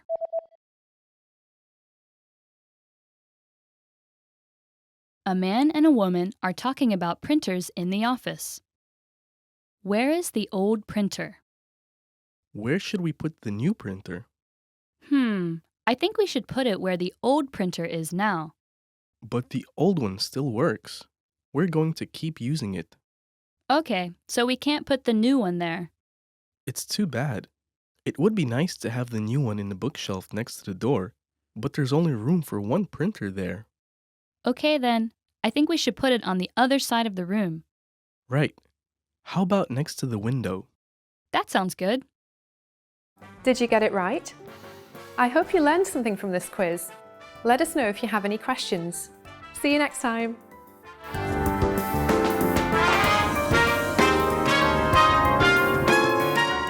You should learn how to whistle. Advice. I just gave you some advice.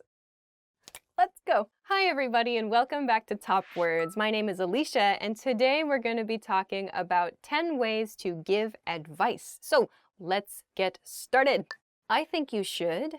The first expression is, I think you should, blah, blah, blah. I think you should is a very neutral, not so strong, not so weak way to give advice.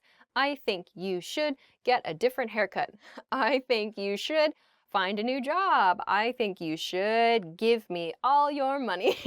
Well, can't hurt. I think you should is a very typical way to give advice, or just I think is okay, or you should is okay too. In this sentence, I think you should find a new apartment. Why don't you? The second expression is why don't you, blah, blah, blah. So it uses the negative, why don't you? So that means it's a bit softer, it's a bit more of a weak way to give advice. So why don't you take a day off? Or why don't you help me with my homework? That's sort of a sneaky way to give advice and ask for help at the same time. Why don't you, I don't know, find a new hobby, for example? So these are kind of weak ways to give advice. In this sentence, why don't you get a pet? Have you thought about blah, blah, blah. So have you thought about, you're giving your advice, but this is a question for the listener. So have you thought about blah, blah, blah? You're sharing your opinion, but you're kind of making it sound like maybe it was the listener's idea, or maybe the listener has thought of this thing before. So this is also a fairly soft way to give advice. So like, have you thought about going to a different city? Have you thought about moving in with your friends? Something like that. So these are probably going to be questions that are a little bit more serious. Like, I don't feel like we would use this for really casual or really light questions, but maybe for something a little more serious and a soft way to give advice. In this sentence, have you thought about looking for a new job? I don't know if is a good idea. So this is kind of a negative way to give advice or to share your opinion. It's, I don't know if blah, blah, blah is a good idea. So you're giving someone advice not to do something. So for example, I don't know if getting a pet is a good idea, or I don't know if starting a new project is a good idea. These are different ways that you can say you don't think or you think that the other person should not do something, but this is a soft way to express it. In this sentence, I don't know if taking a year off work is a good idea. Maybe you should try. The next one is a suggestion to try something. So this is a soft but kind of encouraging expression. Maybe you should try blah, blah, blah. Maybe you should try blah, blah. So you are encouraging someone to attempt something, to try something. Maybe not forever, but just for a short period of time. So maybe you should try volleyball. Maybe you should try playing sports. Maybe you should try spicy food. Maybe you should try something. So it's encouragement to do something new. This is kind of positive, but it's a fairly soft way to give your advice. Here, maybe you should try studying a new skill. I wouldn't, blah, blah, blah. So again, we have this negative, I wouldn't, I would not, meaning, and I think we'll talk about this later, in my case, if this were my decision, I would not, blah, blah, blah. So for example, I wouldn't buy a new car if I were unemployed. I wouldn't eat spicy food if my stomach were very sensitive, for example. In this case, I wouldn't worry too much about it. If I were you, I would. If I were you, I would. So in the previous expression, we used the negative, I wouldn't. But in this expression, we have the positive. If I were you, I would, blah, blah, blah. So if I were you, which I'm not, but if I were you, this is what I would do. So this is my recommendation. So if I were you, I would study every day.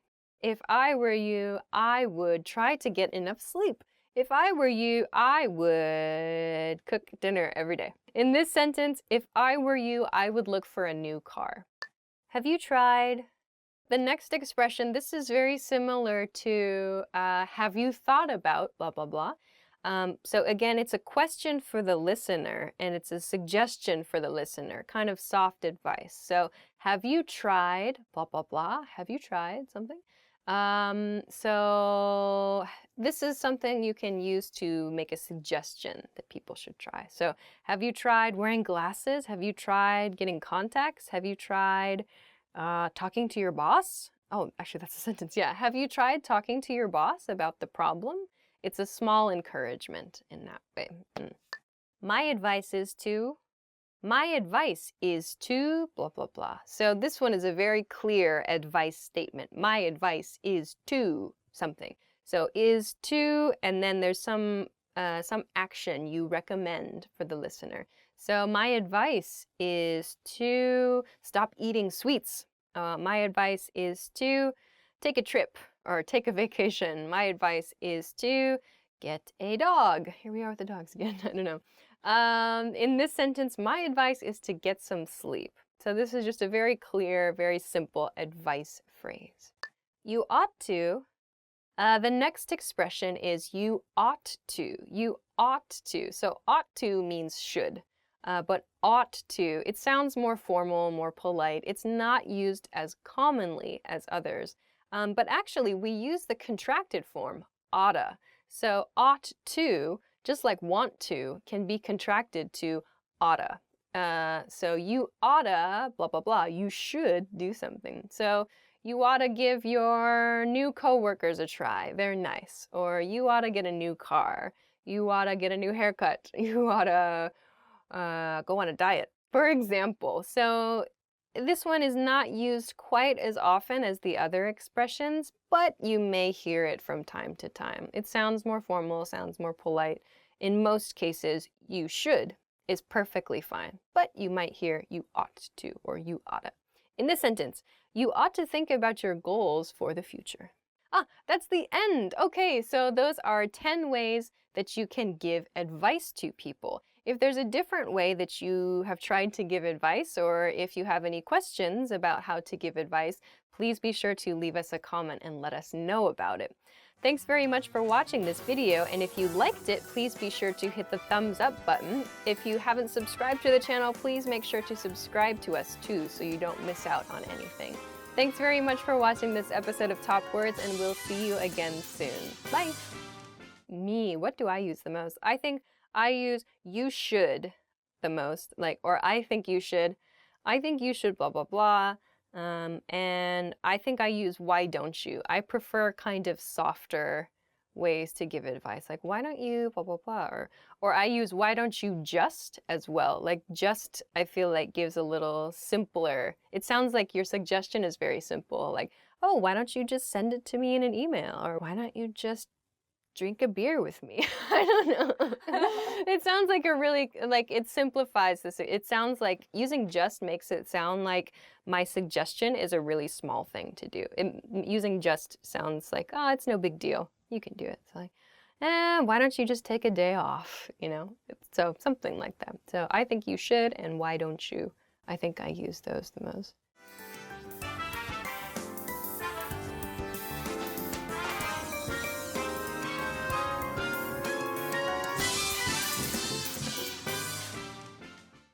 Hi everybody, my name is Alicia. Today I'm going to talk about if clauses. So if clauses are used in a variety of different sentence patterns. We use them to do a variety of different things as well. So today I'm going to give kind of an introduction into a few cases where you can use if clauses. So let's get started. Okay. First, I want to introduce two basic patterns for using if clauses.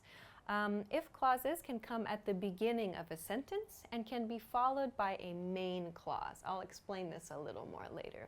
So we can begin with an if statement and end with a main statement, or the opposite is also possible. First a main clause followed by the if clause. Both are okay.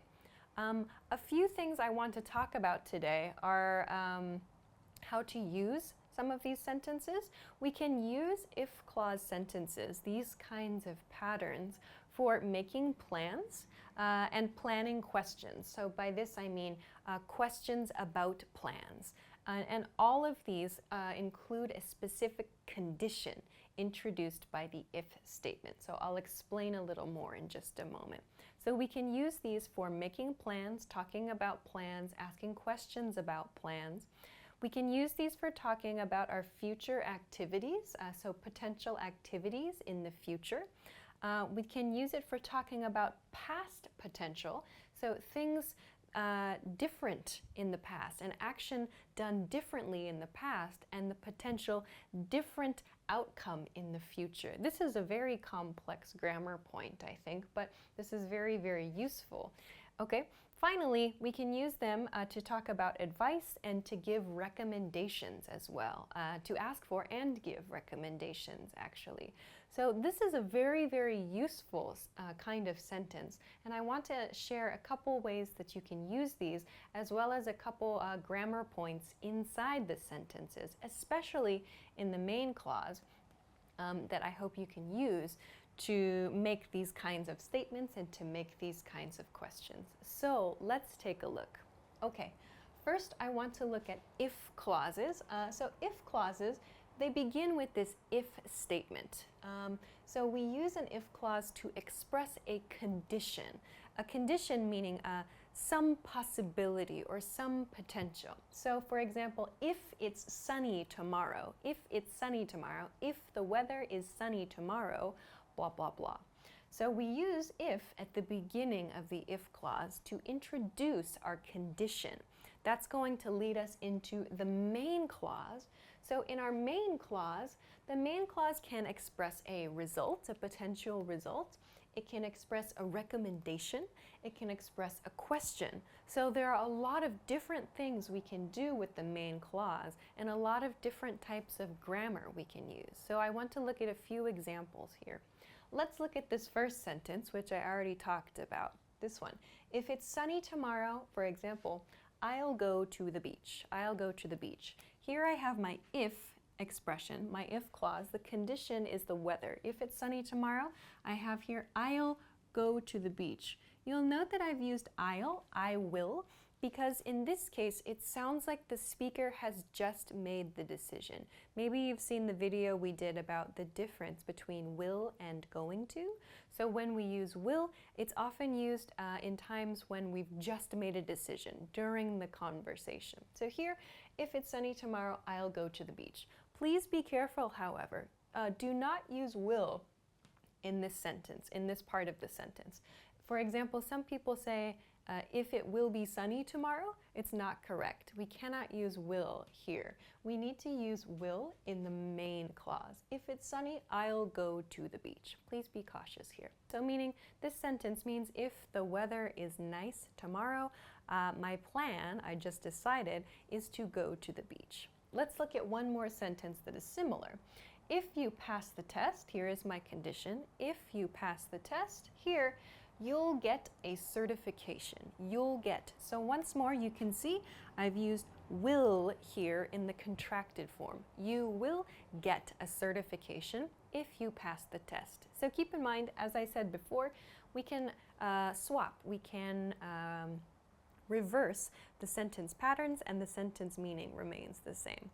So just please be careful. If you're using will, make sure it's in your main clause, not in your if clause. Let's take a look at something a little bit different. Here I have, if we got approval for the project, if we got. So here you'll see it's not the present tense. If we got approval for the project, this is the past participle form here. If we got approval for the project, we would begin on Monday. So this is a potential situation. This is a situation, you can see I've used the past participle here and would in the main clause. By changing the tense of my verb, I change the potential of the situation. This is a sentence we might use when making a proposal. So if we got approval for the project, in the future, in theory, so meaning in possibility, this is not certain, it's not in my control now, but if this were the case, if I got the approval for the project, we would begin on Monday. This is a future potential situation, something that is potentially, I'm potentially capable, or we are potentially able to do, but it has not been decided yet. In these cases, we need to use would in the main clause. Okay, so let's take a look at the next sentence here, similar to the previous sentence I talked about. So the sentence, the if clause here is, if I hired you for the job. You can see the verb here is also different, as we talked about in the previous sentence. If I hired you for the job, you would get $50,000 a year. So once more, this is a future potential sentence. And we know that because of the verbs that are chosen. If I hired you, we use the past participle here. We need to apply would in the main clause to show the future potential of this situation. So please be careful. We've talked about two types of if clause statements now. Let's go to yet one more example of how to use this grammar. This is a past potential and a resulting possible outcome from a past situation. So let's look at the if clause first. So if they had left the house earlier, they would have been on time. So here once more, you can see I've got if they had left the house earlier. If they had left, I've got had here. We need to use have or had in the past tense here, plus the verb, and then again we use this would have been on time. We have created a more complex grammar sentence. This shows if something had been different in the past, a different outcome would have resulted. We need to use would plus our have been, for example, in this case. Let's take a look at one more sentence. If I had studied a little more, here's our verb phrase. If I had studied, so I did not study very much. If I had studied a little more, I would have passed the test.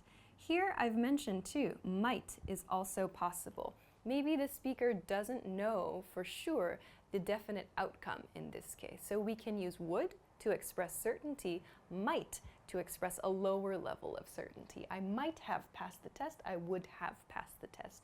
And again, we have the verb have, and in this case, passed the test as well. So you can see the grammar becomes progressively more complex in these situations. The last ones I want to talk about, just two more, are recommendations and questions. So you can use an if clause to introduce your condition, like if you go to Paris, for example. Here, in your main clause, you can give a recommendation, like you should, in this case I've used should, you should visit the Louvre, or go to the Louvre, or try some food, something like that. You can use a recommendation expression in your main clause here. The final thing I want to talk about is making a question in your main clause. For example, if it rains this weekend, what do you want to do? So this is a situation where you're looking for the listener's opinion. What do you want to do? You can use an expression like a question. What do you want to do? What do you think we should do in your main clause to do that? Okay, so those are a few different ways that you can use if clauses to create a variety of different expressions in different statements. So we've talked quickly about a few examples of each of these, so give them a try. If you liked this video, please make sure to hit the thumbs up button and subscribe to the channel if you haven't already. If you want to try out a few of these sentences, please feel free to do so in the comment section. Check us out at EnglishClass101.com for more good stuff as well. Thanks very much for watching this episode, and I will see you again soon. Bye! Hi everybody, and welcome back to Top Words. My name is Alicia, and today we're going to be talking about 10 ways to invite someone to something. So let's go! Do you want to? The first way to invite someone to something is with the phrase, do you want to? So do you want to plus some activity. Do you want to go to the beach? Do you want to see a movie? Do you want to go puppy shopping? Do you want to make a sandcastle? These are all invitations to do something. So in a sentence, a different sentence, do you want to get lunch on Saturday? Ah, that's a good point. Want to make want to sound more natural, contract it to wanna. Do you wanna do something? So, do you want to get lunch on Saturday? Nice. Are you free? Are you free? Blah, blah, blah. Where here is a time period. So, for example, are you free this weekend? Or are you free tonight? Are you free later? So, asking someone about their free time in the future. This is an introduction to an invitation. So, in a sentence, are you free for dinner tomorrow night? Do you want to come to? Do you want to come to? Do you, again, shortening want to wanna. Do you want to come to blah, blah, blah? So it's some activity you go to or you come to. You need to physically move your body to participate in this activity. So for example, do you want to come to my house later? Do you want to come to my friend's birthday party? Do you want to come to a movie at the neighborhood movie theater, for example? So something that you need to move to do. But maybe when you make this invitation, you, the speaker, you should be close to that activity, or you should know, you should have a connection with that activity. It sounds like you're inviting the listener to something close to you, something you know about. So, in an example sentence, do you want to come to a concert with me? So the speaker knows about the concert. Do you want to come to a concert with me? You can say, do you want to go to a concert with me also? In that case, it's okay. Are you doing anything? Are you doing anything? So again, are you doing anything plus a time frame, or maybe a meal as well is good after this expression. So are you doing anything after work? Are you doing anything for brunch tomorrow? Are you doing anything this summer? You can ask about someone's future plans with, are you doing anything? And the answer to this question should be yes or no. Are you doing anything later? No. Are you doing anything later? Yeah, I have some plans. So it's a yes or no question, but when you reply to this question, if it's yes, you can give some information about your plans. If it's no, you can say maybe, no, do you have something in mind? But anyway, in a sentence, to invite someone with this expression, you could say, are you doing anything for dinner? Or are you doing anything this weekend? That's another nice expression you can use. What are you up to? The next one is, what are you up to plus a day, or what are you up to plus a time period. So for example, what are you up to this weekend? So what are you up to is a casual expression for what are you doing, or what are your plans. What are you up to? Again, what are becomes whatter. Contract that to make it sound more natural. What are you up to? this evening, for example. In another example sentence, what are you up to on Friday night? Come with me. The next expression is come blah blah blah with me. So here, this space, come do something with me, is a noun phrase. Come to a movie with me. Come fishing with me. Come to a concert with me. So some activity the speaker is inviting you to join to. It's a stronger invitation. They use the command form, come blah blah blah with me. It's a command form phrase. So, for example, come to the beach with me next week. It's a very strong suggestion.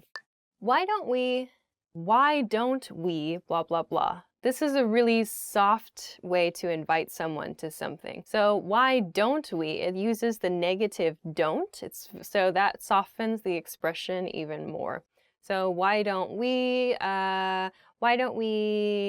take a vacation next week? Or why don't we study tomorrow night? Why don't we buy a puppy? Another example sentence, why don't we have coffee tomorrow? Wanna grab.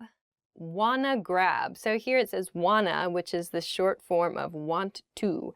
And then grab. So grab, the image of grab, or like the nuance of grab, is something you can hold in your hand. So grab is like to quickly take something. So the image with this expression is maybe an activity that takes a short time and that's not so serious. So we usually use wanna grab blah blah blah for food or drink. Kind of has like a light, friendly, casual feeling about it. So for example, wanna grab a coffee? Or wanna grab a drink? Wanna grab lunch later? You wouldn't use it for a more serious expression. Like you would not say, wanna grab a movie. Like you can't you can't hold a movie, so it sounds a little unnatural. But you can hold a coffee or a beer or a glass of wine. Something kind of small, it's a very light, casual expression here. So, in an example sentence, wanna grab a beer after work?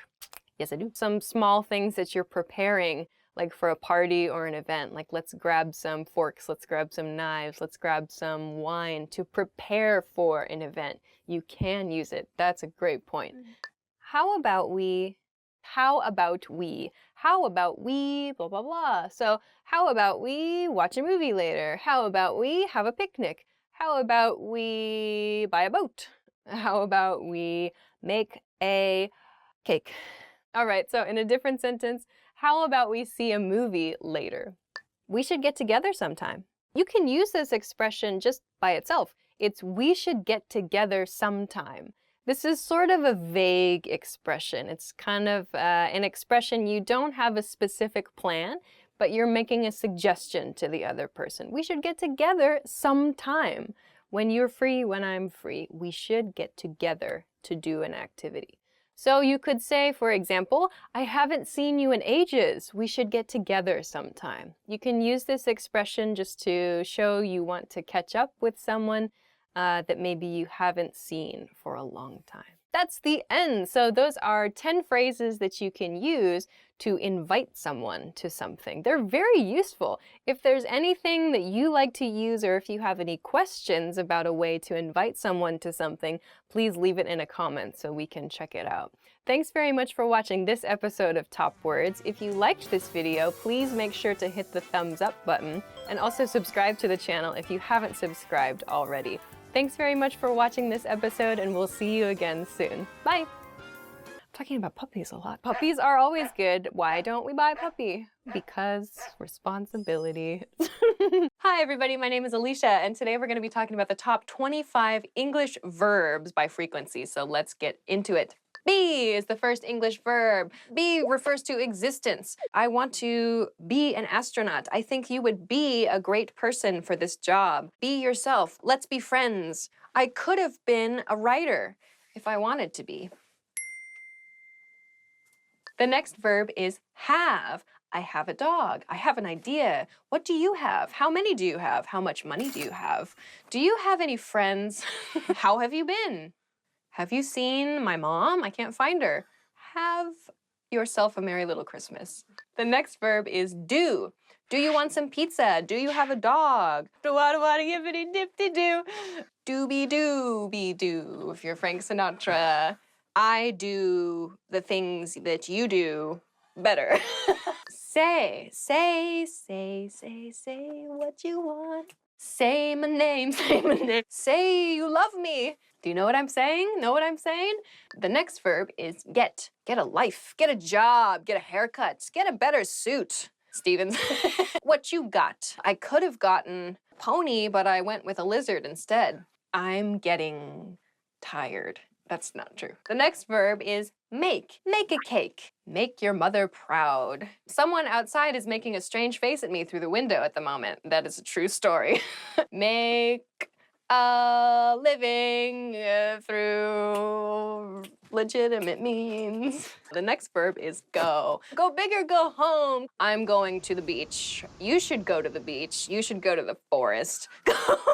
Go to a baseball game with me. Past tense of go is went. I went spelunking on my holiday. The next word is no. This is an interesting word because no is actually not commonly used in the progressive tense. No is commonly used in present tense to refer to your mental state or your emotional state. So we don't really say I am knowing, really. But we can say I know. I know the answer. What do you know about this issue? He couldn't have possibly known the location of the treasure. How many people do you know? I knew it. The next verb is take. Take a cake. Take a break. Take yourself to bed. You should take a vacation. Have you ever taken a bath? The next word is see. We'll see. I'll see you later. The next verb is come. Come is the next verb. Please come to my house. Come to a party. I'm gonna come over to your place later. The next word is think. Think. I think you're great. He thinks pizza is the best food. I'm thinking about lunch. I'm thinking about coffee. What are you thinking about? I've been thinking about something. That's a Hanson song. Have you ever thought about the meaning of life? Look. Look is the next verb. Please look at the camera. Look over there. Look over here. Look, a dog. Look at your mom. Oh my gosh, would you look at that? Look at the time. Look. It's a bird. It's a plane. It's actually a bird. Look at that. Is it me you're looking for? Hello? Next word is want.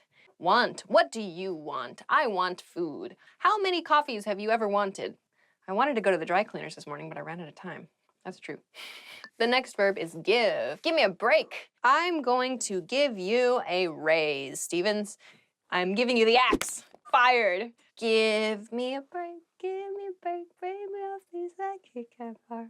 I have given you everything I have. Go unto Mordor, Frodo.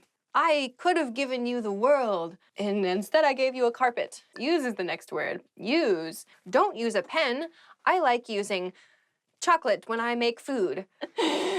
Are you using me for my brain? Next is find. We could have found buried treasure last weekend. I'm finding Nemo. Find things on the internet with Google. Find English words and phrases at EnglishClass101.com. Yeah! Tell is the next verb. Tell me a story. Tell me lies. Tell me sweet little lies. Tell me the truth, the whole truth, and nothing but the truth. I'm told that you are an extremely good opera singer. I'm telling you to leave. Tell lies every day. Don't tell lies. The next word is ask. Ask. Please pronounce this correctly. It is not axe. Many native speakers make this pronunciation mistake and it really bothers me. Ask. Ask me about my collection of rare donut recipes. Ask your mom about her life. Why don't you ask your boss to the party? How about you ask your coworker for some advice about this issue? I should have asked for help, but I didn't. The next verb is work. Work is work. I'm working now. Seem, to seem. The weather seems nice today. He seemed a little angry this morning. Feel is the next word. Feel. I feel happy. Feelings. How does it feel? feel, clap along if you feel like that's what you want to do. Try, oh my gosh, try is the next word. I'm trying my best. I try every day to work very hard. Have you ever tried ramen? I tried ramen yesterday and it was really good. Do you try to exercise every day? I'm trying to sleep. Go away. The next verb is leave. Leave. Leave me alone. Leave your doors unlocked. Don't leave your doors unlocked. I have never left a hot air balloon without first taking a picture. The next verb is call. Call is the next verb. Give me a call. Please call me later. Call me maybe. Call your mom on her birthday every year. She'll be happy. Call, call. If you're a seagull, have you ever called the wrong number? Have you ever called a dog by another dog's name? And that's the end. That was the most fun episode I've ever done, I think. So those are 25 English verbs, some very, very common English verbs. Give them a try. We've talked about a lot of different grammar forms and a lot of different ways you can use these verbs. So please practice them. And if you like this video, please be sure to comment. Please, please, please be sure to subscribe too. We'll have a button around here somewhere, maybe many buttons. So please subscribe to us and check out more content as it becomes available. Thanks very much, and we'll see you again soon. Bye. Surfed. Look at that. Do you want to build a snowman? Leave your babies outside of the movie theater. Leave your attitude at the door. There are a lot of verbs in English. Okay, these are just a few.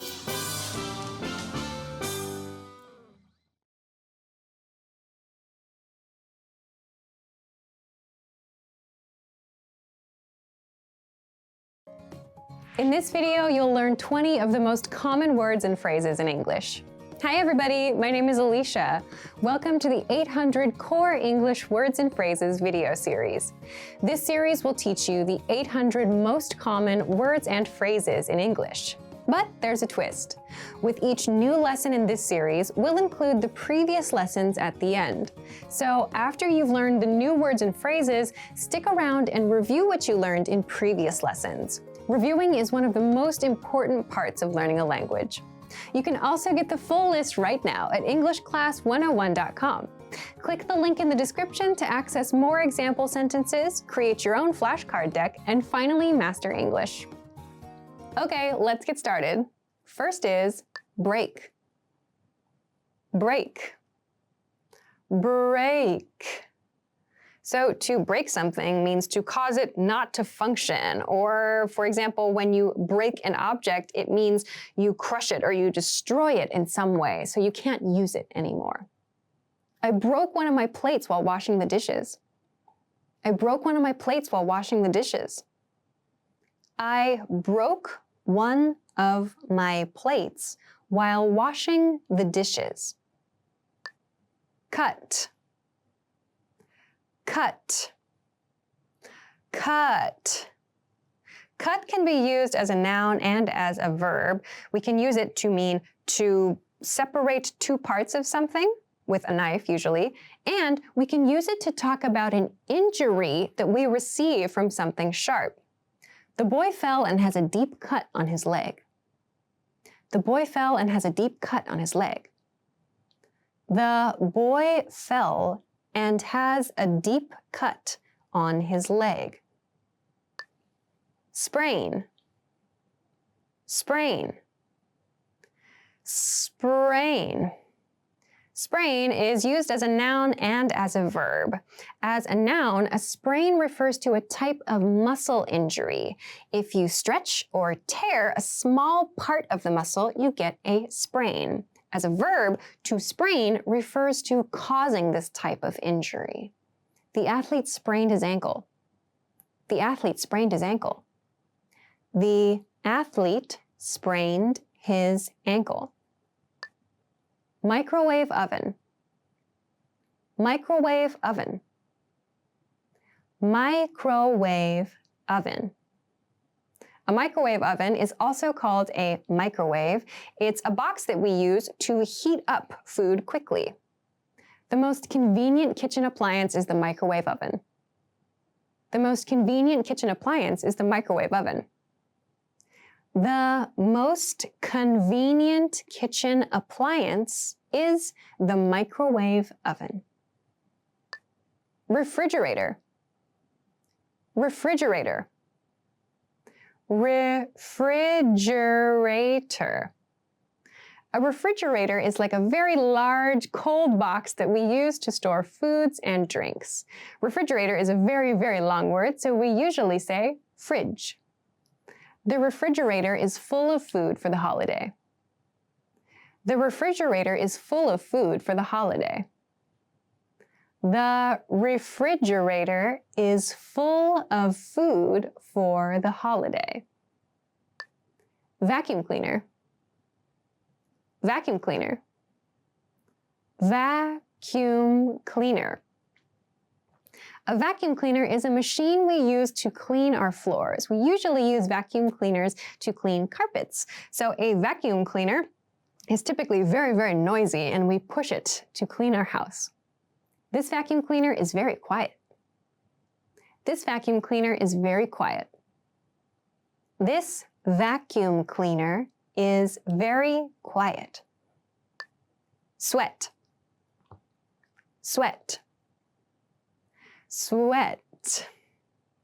Sweat is both a noun and a verb. Sweat, as a noun, is the liquid that comes out of your body when you feel very hot, like when you exercise or when the temperature is hot.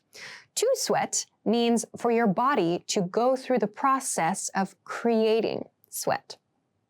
The athletes were covered in sweat after the game. The athletes were covered in sweat after the game. The athletes were covered in sweat after the game. Check in. Check in. Check in. Check in is a very common phrasal verb. We use it at hotels and at the airport to mean you announce your arrival to a person who works there. It's like you are showing up for your reservation. I'll check in at 10 p.m. I'll check in at 10 p.m. I'll check in at 10 p.m. Room number. Room number. Room number. A room number is a number assigned to a room where you live or in a hotel room where you're staying. Your room number is 514. Your room number is 514. Your room number is 514. Room key. Room key. Room key. Room key is the word we use specifically for a key you receive for your hotel room. We do not use room key to talk about the key to your house or apartment. This expression is for hotels only. Don't lose your room key. Don't lose your room key. Don't lose your room key. Wake up call. Wake up call. Wake up call. A wake-up call is a phone call that you can arrange for at a hotel. You can ask the front desk to call you at a specific time and wake you up. Hi, I'd like a wake-up call at 15 minutes to 6 in the morning. Hi, I'd like a wake-up call at 15 minutes to 6 in the morning. Hi, I'd like a wake-up call at 15 minutes to 6 in the morning. Check out. Check out. Check out. When you check out of a location, usually a hotel or perhaps also a supermarket, it means you finish your stay or you finish your transaction. Please check out before 10 a.m. Please check out before 10 a.m. Please check out before 10 a.m. Light. Light. Light. Light can be used as a noun, as an adjective, and as a verb, actually. In this case, we want to focus on light for use in terms of colors and in terms of visuals. So light in this case refers to the opposite of dark. Light colors really suit you well. Light colors really suit you well. Light colors really suit you well. Gold. Gold. Gold. Gold is a material and it's also a color. It is a bright and shiny and very valuable material, and when we see it in colors too, it has the same kind of feeling, this kind of luxurious and expensive look. She wears gold eyeshadow. She wears gold eyeshadow. She wears gold eyeshadow. Pink. Pink. Pink. Pink is a very popular color. Pink in the US is commonly associated with girls. People think of pink as a girl's color. But historically, pink was used for boys and blue was used for girls. It just slowly became the reverse over time. The towel was pink. The towel was pink. The towel was pink. Silver. Silver. Silver. Like gold, silver is both a color and a material. So silver is quite shiny, but it has a colder color than gold. It can also be very valuable, and people like to make jewelry out of silver, just like gold. I think silver looks better on you. I think silver looks better on you. I think silver looks better on you. Beige. Beige. Beige. Beige is a neutral color. Beige is like tan, but it's a little bit light. Beige is a pale cream color with a yellowish tint. Beige is a pale cream color with a yellowish tint. Beige is a pale cream color with a yellowish tint. Raspberry. Raspberry. Raspberry. A raspberry is a fruit. They are rather small and they can be quite tart. So tart means a little bit sour and a little bit sweet. They have kind of a surprising taste. I'm simply a huge fan of raspberries. I'm simply a huge fan of raspberries. I'm simply a huge fan of raspberries. Cough. Cough. Cough. Cough is a noun and a verb. As a noun, it refers to a bad health condition. As a verb, to cough means to force the air out of your lungs, usually to try to remove something. She's been coughing all night. She's been coughing all night. She has been coughing all night. Garlic. Garlic. Garlic. Garlic is a very popular ingredient in food. It can be used in soups, in pizzas, in sauces. So many different foods and so many different cuisines around the world love to use garlic. It has a very strong smell and a very strong taste, so you might smell like garlic even after you eat it. Cheese and garlic are always good on pizza. Cheese and garlic are always good on pizza. Cheese and garlic are always good on pizza. Well done! In this lesson, you expanded your vocabulary and learned 20 new useful words. Click the link in the description to sign up for free at EnglishClass101.com and get access to the full list of vocabulary you'll need for daily life conversations. You'll also get example sentences, custom flashcard decks, and more learning resources. See you next time. Bye! Hi everybody, welcome back to English Topics. I'm joined again today by... I'm Davey.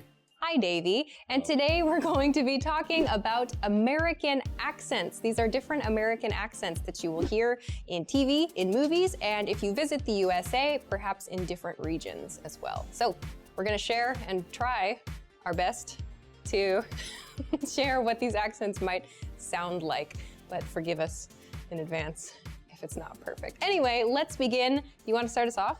All right, sure. Okay. Well, I guess I'll go in alphabetical order. And my first one is Boston. A nice Boston accent is a sort of classic, strong American accent. And they're really famous. The famous thing that the Boston accent does is it drops the rhotic R that follows a vowel. So the classic example is if you have a car, you park your car in Harvard Yard, but you don't say it that way. So you park your car in Harvard Yard. That's the classic Boston example. And that's probably all I can do of that accent. Oh, I've got another one that my mom used to use for the Boston accent that has the same thing. Let's hear it. Which was, let's go up to 33rd and 3rd Street and listen to the Boyd's chirp. Sure. It's like that R sound. It's totally different from the way that we're speaking now. Yes. So, but it's hard, I think, if you're not expecting that. No, it's a really distinct accent. The first time you hear that, it's shocking, actually. It's interesting because I think a lot of accents in the U.S. and a lot of places are often regional, right? They're for a whole region, and sometimes they're very specific to a city. And I think Boston is that case. It's very specific to a very kind of small location. It's this city in the Northeast. Yeah. I think you do see that in movies actually a lot. Definitely. Yes. For sure. It's interesting to me the way that different accents are associated with different like stereotypes of people in movies and things like that. So in movies or on television, oftentimes that Boston accent is associated with a kind of like tough, no-nonsense attitude. Yeah. And I'm sure there are tough, no-nonsense people in Boston, but I'm sure there are people that are not so tough and tolerate a lot of nonsense. That is probably true. True anywhere. What do you have for us, Alicia? All right, I'm gonna choose. I'm gonna start where I was born and a place that I love to make fun of all the time. The Californian accent. I say the Californian accent, but there's not just one. So maybe my favorite accent to make fun of is what's called the Valley Girl accent. The Valley Girl accent is known for making all statements sound like a question and having a very whiny manner of speech. There's also this sort of weird thing that seems to be not specific, but very common in speech among young women, particularly from California. And that's something called vocal fry.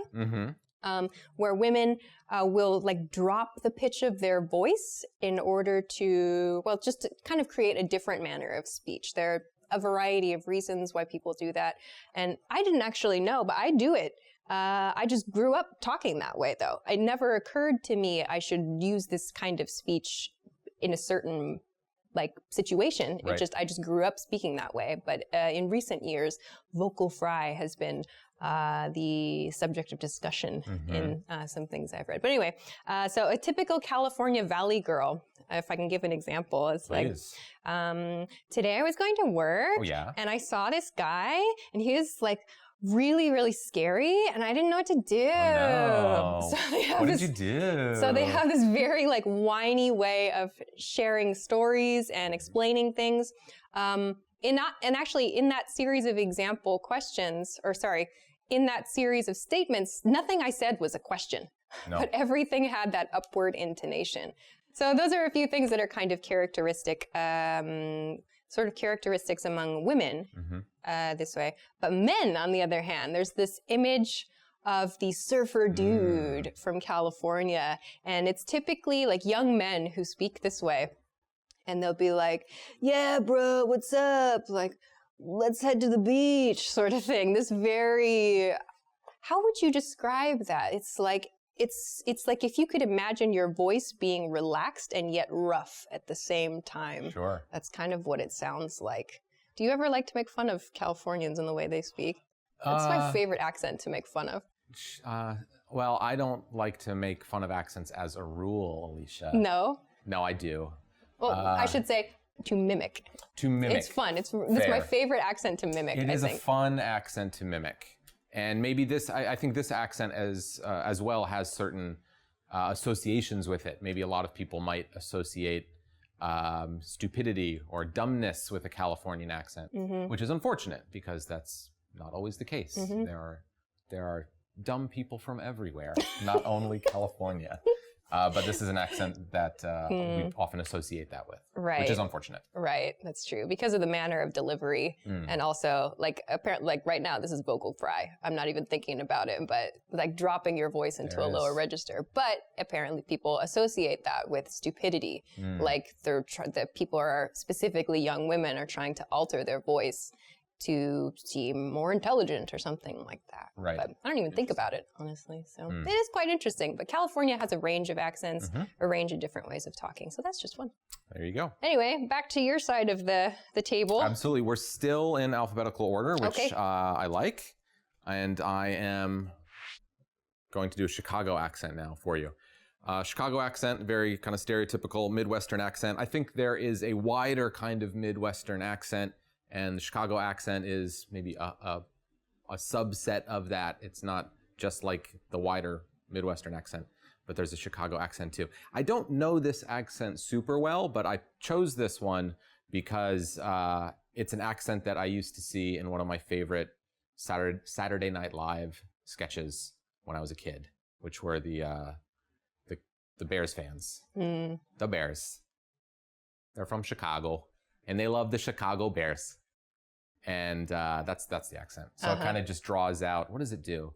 Chicago. It draws out a lot of vowel sounds. A lot of Midwestern accent draws out vowel sounds and makes them a little higher on your palate, I guess. Bears.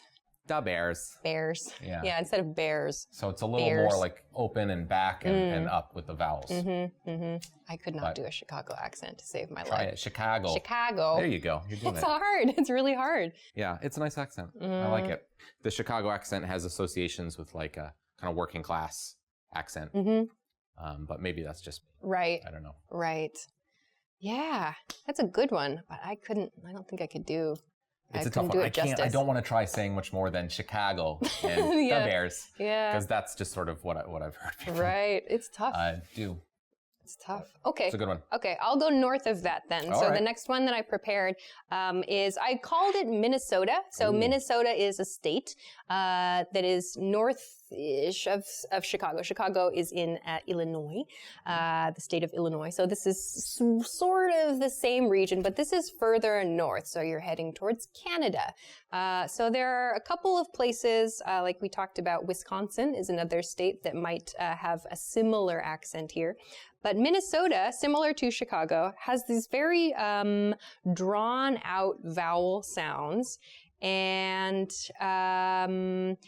it's, okay, I guess I'll just try and... Let's hear the it. one thing that we all know how to say is like, oh yeah, sure, you betcha. Oh, sure, you betcha. Oh, sure. Oh, sure. Oh, Alicia. Oh. That was a little Irish. That was a little Irish. Oh, Minnesotan accents, it sounds very cheery, Yes, I think so too. and that's kind of what throws people off. It's very friendly. I shouldn't say throws people off, but it's like, it sounds kind of joyful just on its own. Like, so anything you say in like a Minnesotan accent, it sounds just more happy. It sounds very happier to me. sincere to me. Yeah. Like if I hear a Minnesota mom saying, "Oh, sure, you betcha, have some hot dish." I don't know what hot dish is. It's casserole, but they say hot dish. Hot dish. Okay. Yeah, it's very sincere and warm and friendly. I see. think. I see. Yeah. Very rounded vowels. Right. Minnesota accent. But I'm not sure exactly how far this accent goes in the region. Sure. If it extends into Canada, for example. Like Canada, when we talk about a Canadian accent, we use words like ending sentences with eh. That kind of thing, like, oh yeah, Canada, eh? That sort of thing. But a lot of Canadian accents differ from American accents too in the vowels, like rounder, longer vowels, compared to sort of a general American accent. And I think Minnesotan accent, or upper Midwest accents, are towards that end of the spectrum as well. So I think Minnesotan accents are similar to maybe a central Canadian accent. I think the most famous example of a Minnesotan accent is from the movie Fargo, the Coen brothers movie, which is, Fargo is not in Minnesota, it's in one of the Dakotas, right? North or South Dakota? North Dakota. Fargo's in South Dakota? One of the Dakotas. Okay. But that accent is a very classic kind of Minnesotan accent that the characters use. Right, and I was thinking about that too in choosing that accent to describe because, and this is part of the reason why I said it sounds kind of cheerful, is that movie it's a suspense movie. It's a murder mystery. Yes. But everyone is speaking in this kind of cheerful sounding voice. True. And that really that kind of gives this really kind of strange, mysterious feel to the film. Yes, there's a good contrast there. I think you're right. I never thought about that, but I agree with you. Yeah. All right. Anyway, that's a bit about Minnesota. I don't know if it was good or not. But anyway, let's go on to your next one. What do you think? My last one is Southern accent. And now Southern accents also, there is a lot of variety in Southern accents. Different states in the South, different parts of those states have different Southern accents, but there's also a sort of general Southern accent. I'm from the South. I grew up in the South, but I do not have a Southern accent. But I like to try and pick out, when I hear a Southern accent, I like to try and guess where people are from hearing their accent. But I'm not always right. So there's sort of a general Southern accent, and there are pockets of specific kind of accents in the South. And I also think there's a big distinction in Southern accents between like a rural Southern accent and a more urban or city Southern accent. The city accents are a little bit more they're softer, a little more genteel. And the rural accents are twangier, I would say. So, for example, a gentle Southern accent would be something like, "Hey, y'all, bless your heart," something like that. Whereas a twangy accent would be, "Hey, y'all, bless your heart." Much sharper. Sharper, a little more throaty, maybe. Okay. But there's a drawl and an elongation and a slowness to a Southern accent that I think is very nice. Right. And I think going back to what you mentioned about the Boston accent and the way the R sounds in particular change, I think that you can hear that with kind of like you described, the more city version of a Southern accent. Like I think back to like when my grandmother would use the expression, she would say, "Oh Lordy." Oh Lordy. Instead of saying, "Oh my God," like that was the Southern way of saying Lordy. Right. Or that was a way of saying, "Oh my God." But she would say, as you just said, "Oh Lordy." Like the R sound. When we spell that word on paper, it's Lordy. But when she pronounced it, it was like LAWDY, Lordy. That was the way she made an O and an R sound too. So it was this very soft, slow it's way a of slow speaking. accent. A lot of the sounds kind of blend together. I think it's a nice accent most of the time. But unfortunately, a Southern accent also has associations that are generally kind of negative in other parts of the country. A lot of people hear a Southern accent and think that a person with a Southern accent is maybe uneducated, not very smart. And again, I think that's very unfortunate because that's not always the case. I think that is an unfair stereotype associated with the accent. For sure. Okay, then I'll go for my last one a bit to the west of you, I suppose, though this could probably be blending a little bit with Southern accents, I feel. I chose Texas for the next accent. So Texas borders Mexico. And I was thinking about this actually in preparing this card, and I was kind of thinking it's interesting that you don't hear more of an influence, at least among like white English speakers in Texas and in that region. Like there's not more of an influence in terms of like the way Spanish speakers talk, but instead the Texas accent, the traditional, I guess, stereotypical Texas accent sounds much more similar to a Southern accent, I think. I agree. They have what's called the Texas drawl. So a drawl is like this continuous style of speaking. It's like this really, well, it's not always slow, but it's like there are no breaks almost between words sometimes, or they're like kind of rolling the words together. So we make like clear distinctions, admittedly a little bit exaggerated for this show, but making clear distinctions between words. But in Texas accents, you might not hear such a clear distinction. So some kind of maybe famous things that people say in Texan accents, like even the way the state is pronounced, we say Texas, but Texans might say Texas. Oh yeah? I don't know. Sure, why not?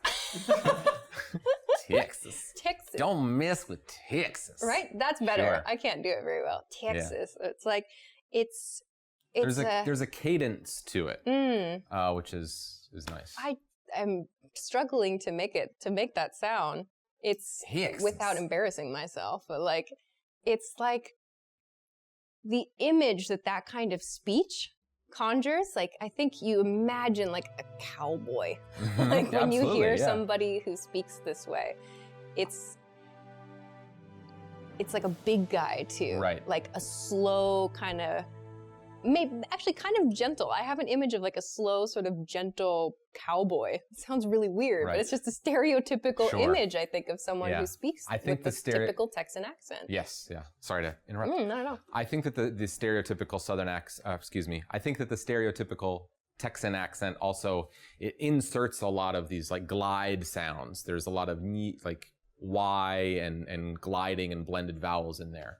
So, when you say like, don't mess with Texas, don't mess with Texas, you know, you're putting in a little Y to kind of wedge that vowel apart. Right. Get. Instead of get. Get. Get. Yeah. That's a good one then. That sort of Y sound gets in there. Get up. Y'all. Yeah. Y'all there are a in lot. there too, There's some influence with a Southern accent in Texas as well. It's a different accent, but the two are often mistaken. They're similar. Yeah. And these are just a few accents, really. There are so many, and like some small regional variations as well. Absolutely. So these are just a couple examples of maybe the ones that stood out. But it's quite, I feel anyway, it's quite difficult to really replicate another accent if you're not used to using it that much. It's true. It's hard. And I don't know about you, but I've been very self-conscious. Me too. Doing all of these. Me too. Hopefully they're accurate. I think we're going to just get completely roasted in the comments. Could be. How terrible our accents. Could be. But if you want to know more about these accents, I would recommend just do a quick YouTube search to see what people actually sound like using these accents. Because, you know, maybe we can do a Boston accent or like a Californian accent, okay. But if you really want to see a good example of someone speaking in that way, just do a quick YouTube search and maybe you can find some better resources, some actual native speaker resources. We often get asked on this channel, what kind of English are we speaking? People usually ask, is this American English? Is this British English? And the answer is American English. We speak American English on this channel. Both of us are American English speakers, but we have different accents, actually. We sound fairly similar in most ways. But I am from the West Coast. I was born in California, and then I was raised in Oregon, so I have a very West Coast, I suppose, accent. But I think that has also been influenced here and there by the people and the accents that I've spent my time around. So it's mostly West Coast, I would say. There's not really one specific region for me. Right. But how would you define your accent? I would say I have a fairly standard American accent. And so I grew up in the South, as I said, but I don't have a Southern accent. When I go home, my family's still all in the South. I'm not in the South now, but when I go home, some of my Southern accent creeps out. And I kind of let it creep out a little bit, honestly, because it helps show people that I'm from there. I mean, accents in a way are like a membership card to a community. And so I let my Southern accent come out a little bit when I'm home, but otherwise, this is my normal accent, sort of standard American accent. And a standard American accent is sort of like the newscaster accent. It's the flat, overarching accent that you could find in any part of the country. So people from Boston might not have a strong Boston accent. People from California might not have a strong Californian accent. They might have more of a standard American accent that people might pick up from just watching TV growing up, which is maybe what happened with me. But I also know that I have one interesting thing about accents. We've been talking a lot about pronunciation, but word choice is also a big part of accents. The different words people use for different things. Like, for example, in Minnesota, it's hot dish, but other parts of the country, it's casserole and things like that. And some of the words that I use, that I have in my lexicon, in my vocabulary, my internal vocabulary, are very New England because my parents are from the East Coast. And so I pronounce your mother, or excuse me, your mother or father's sister is your Aunt. I say aunt. How do you say the word F-O-R? For. Fur. Really? Yeah. Like, I'm going to go to the store for some milk. We say fur. I might say fur if I'm saying it quickly, but I'm more likely to say for, I would say. I'm going to the store for some milk. I definitely say fur. Interesting. So. How do you pronounce K-N-E-W? K-N-E-W? New. Yeah, I think I say new as well. But I've heard some people kind of, they recognize the K sound and make it more of like a new sort of sound. Okay. I just say new. New. Like I would say N-U. new. I knew That's it. how I pronounce it. Yeah. Yeah, but like dialects for sure. Yeah, dialects, yeah. They are a huge part of language as well, not just accent. There is one fierce debate that has raged for a long time. Fierce debate means a strong, heated discussion that has raged for a long time, meaning it has continued for a long time. Soda, pop, Coke, cola. Those four words are used in different regions of the USA. Pop? You left off pop, or did you say pop? I thought I said pop. Did you say pop? I don't know. Okay, sorry. I said pop! I ruined it. Yeah! I ruined it. Okay, Take it back. Okay, so soda, pop, Coke, cola. Those four words all mean fizzy, carbonated drink. When I grew up in California and in Oregon, we used pop. Okay. We used pop. Absolutely not Coke, because in my mind, Coke is a brand and that is specific to one item only. What did you use? Coke. Coke! Because I'm from the South. No. In the South, people say Coke because Coke is a Southern brand. It's from Atlanta. But when I moved out of the South and I moved to the West Coast when I was 18, I taught myself to say soda. I started saying soda. Wait, you started saying soda when you moved to the West Coast? Yes. Growing up in the South, I would go to a restaurant when I was a kid, with my parents, and what do you want, hon? I'll have a Coke, please. What kind? Sprite, whatever. All of those things are Coke. Any soda was Coke. I think that's changing now, maybe. Maybe more people are saying soda in the South. But I definitely said Coke growing up. And I changed to Coke. I think I said pop a lot. Sure. Fun vocab for you for the day. If you look at a map, say you have a map of the United States, and down here you've got Coke, and over here you've got soda, and over here you've got pop. The border between those zones is an isogloss. What? Isogloss. Isogloss? Yes, an isogloss is the term used to demarcate between regions based on dialect. Interesting. And that's your word of the day. Though I'm interested. It's literally something you could draw a line down.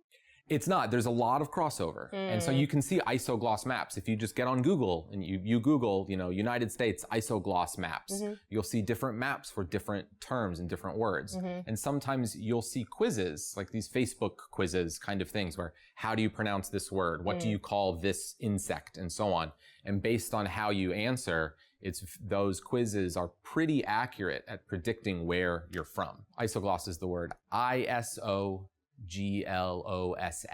So if you Google isogloss, United States or American isogloss map, something like that, you can find some very interesting images that show you how different words are pronounced or different words that are used for the same thing in different parts of the country. And the lines are not sharp. There's a lot of blending and gray area where those lines meet. Interesting. So maybe if you find an accent that you like and you want to know more about that, you can use one of those. Study some isogloss maps. You never know. It sounds interesting. Cool. Thanks for telling. I didn't know about that. That's the first time I'd ever heard of an isogloss map. There you go. Something. Very cool. All right. Well, I guess we'll wrap it up there. So those are a few accents from the USA. Again, these are not by any means the only accents in the USA. Definitely have a look at some other videos online if you want to know more about these accents, and definitely check out isogloss maps, as Davey recommended, to learn a little bit more about each region where different accents are spoken. But I think we'll finish up here for now. Any final thoughts? No. I wanted to squeeze in an accent, but I couldn't think of a good one for just saying no. No. Y'all right there. Nothing more from me. Okay, we'll finish up for that one then. All right, thanks as always, everybody, for watching this episode of English Topics. Don't forget to give the video a thumbs up if you enjoyed it, subscribe to the channel if you have not already, and check us out at EnglishClass101.com for some other study resources. Thanks very much for watching this episode, and we'll see you again next time. Bye-bye.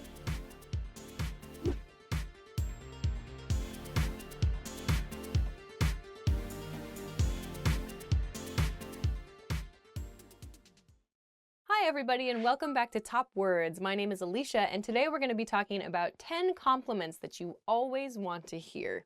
Let's go. I love your cooking. This is my personal favorite compliment. Oh my god, I love cooking. Like, I'm always posting like pictures of things that I cooked on Twitter. I'm just like crazy about food. So this would be a compliment that I would love to get. Like, the ultimate compliment for me though would be, will you make my birthday cake? That would be such a compliment. Like, it's a question, but there's so much behind that. Will you make my birthday cake? Be like, oh, you would give that to me? So maybe after, you can use this after a meal, for example. I love your cooking. And the other person will be like. Next is great job, great job. This is a compliment that you can use anytime. You can use it with your friend, not with your boss. Your boss might use it with you, an employee, a coworker or colleague, a pet even, whatever. It's just a very small scale, a very easy to use compliment. That means you think whatever has just happened is good. I use great job all the time. I use great job and I use good job. Sometimes when I make a mistake or something funny happens and I'm alone at my house and I want to make fun of myself, I'll be like, yeah, great job, Alicia. But if I'm trying to be positive about a failure or laugh at myself a bit. But in general, it's just a good, easy compliment to give someone. Great job. You have a way with words. You have a way with words. This can be speaking. This can be writing. It means you think that the other person is a good communicator, or maybe even more so than just a good communicator. You think that the way they speak or the way that they write is particularly good. So that could mean funny, it could mean romantic, it could mean dramatic. Something about the way they speak or the way that they write, you really enjoy that. You can say, you have a way with words. It's quite a nice compliment. I think it's kind of like a, bit smart. It's a bit of a smart thing. You have a way with words. Or you can say you're good with words. You're really good with words. Yeah. All right, next one. You look gorgeous. You look gorgeous. Very nice compliment to give. Just be very careful with the way that you say this. For an everyday compliment, I tend not to say you look nice or you look gorgeous today or something like that, because the underlying comment there is, on the other days that person doesn't look nice. So if I want to compliment someone's appearance, I try to pick a specific thing. I'm like, oh, I've never seen you wear that sweater before. It looks nice on you. Something like that. Like yesterday, my friend had a new dress on and I was like, is that a new dress? And because I thought she looked nice, but I didn't want to make it sound like I don't think she looks nice every day. So I said, is that a new dress? And she goes, yeah. And I said, I think that color is really, really nice on you. It looks really good. And she was so happy about that. So yes, there are these compliments like you look nice, you look great, you look gorgeous, and so on. But I personally kind of prefer to level them up a little bit and just say, pick a specific thing. Like, did you get a new haircut? Did you dye your hair? Or did you get something? Did something happen? Like whatever it is, try to pick up on a specific thing, because then that shows you're paying attention to the other person. And you think that whatever they have chosen to do, whatever like clothing or whatever haircut, whatever it is, you think that they have good sense there too, or good style. So it's kind of like it's a very subtle double compliment. Yeah. The next word is you have good taste. You have good taste. This can be for food, fashion, style, for decorating sense, music in movies, whatever. If you think that that person's artistic selection in whatever capacity, if you think that that person makes good choices with their appearance or their hobbies or whatever, you can say you have good taste. This is a fairly sophisticated compliment, I think. We use you have good taste for something like it sounds a bit more sophisticated. Maybe if you both choose the same bottle of wine, perhaps. Like it has kind of a more formal, adultish, sophisticated feeling about it, this compliment. So yeah, maybe wine is a good example of that. Yeah. Oh, nice bottle choice. Like, I really like that. You have good taste. You can follow this, by the way. You have good taste in blah, blah, blah.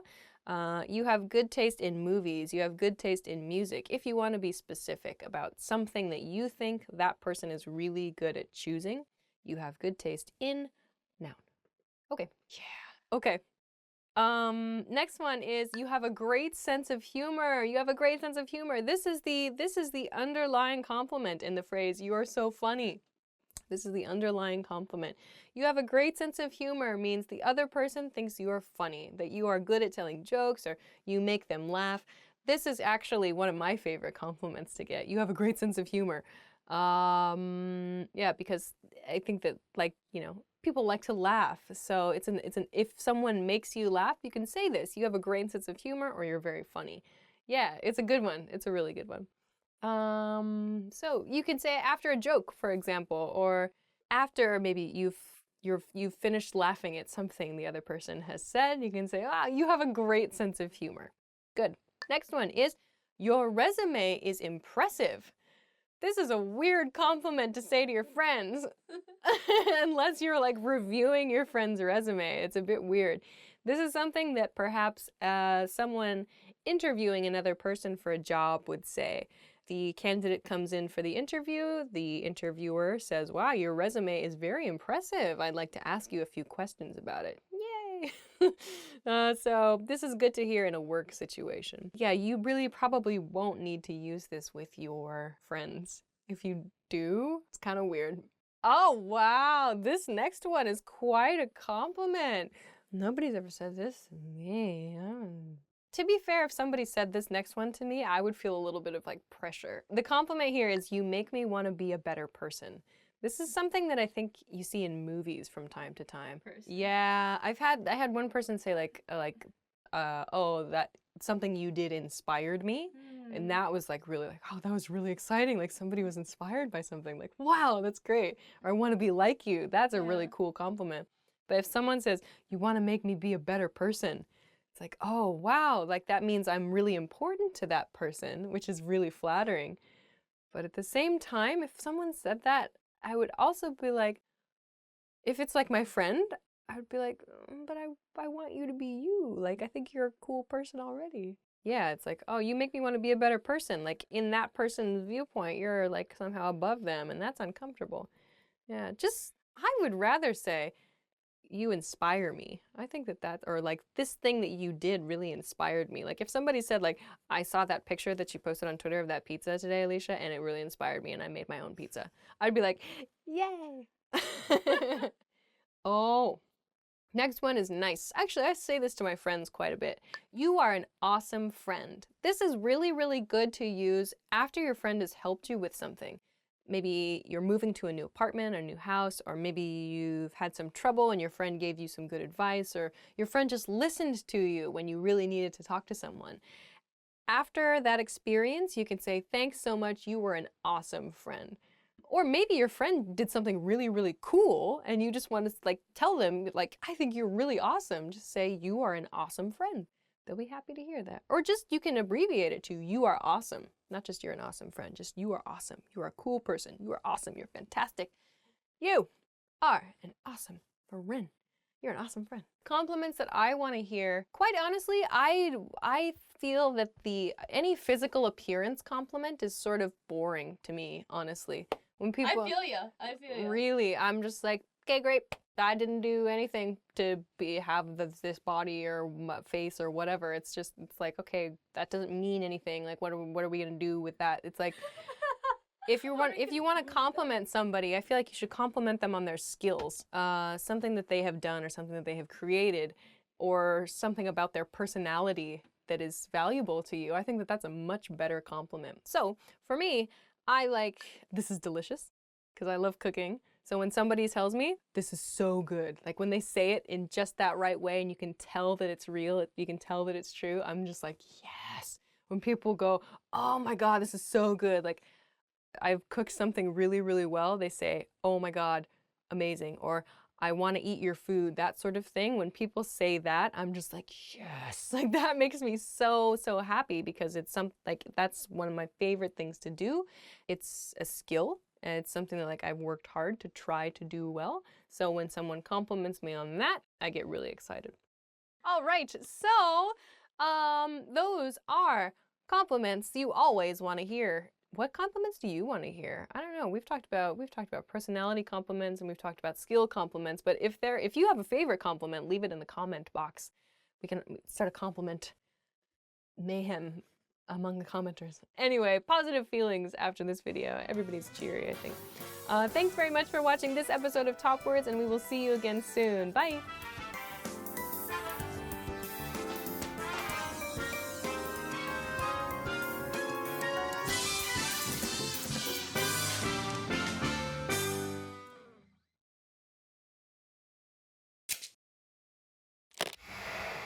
How are your English listening skills? First, you'll see an image and hear a question. Next comes a short dialogue. Listen carefully and see if you can answer correctly. We'll show you the answer at the end.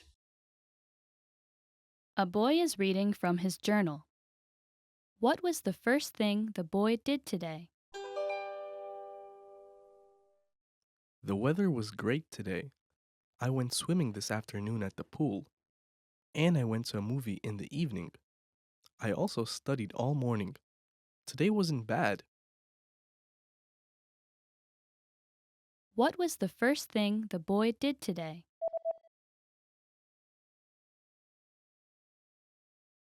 A boy is reading from his journal. What was the first thing the boy did today? The weather was great today. I went swimming this afternoon at the pool. And I went to a movie in the evening. I also studied all morning. Today wasn't bad. Did you get it right? I hope you learned something from this quiz. Let us know if you have any questions. See you next time.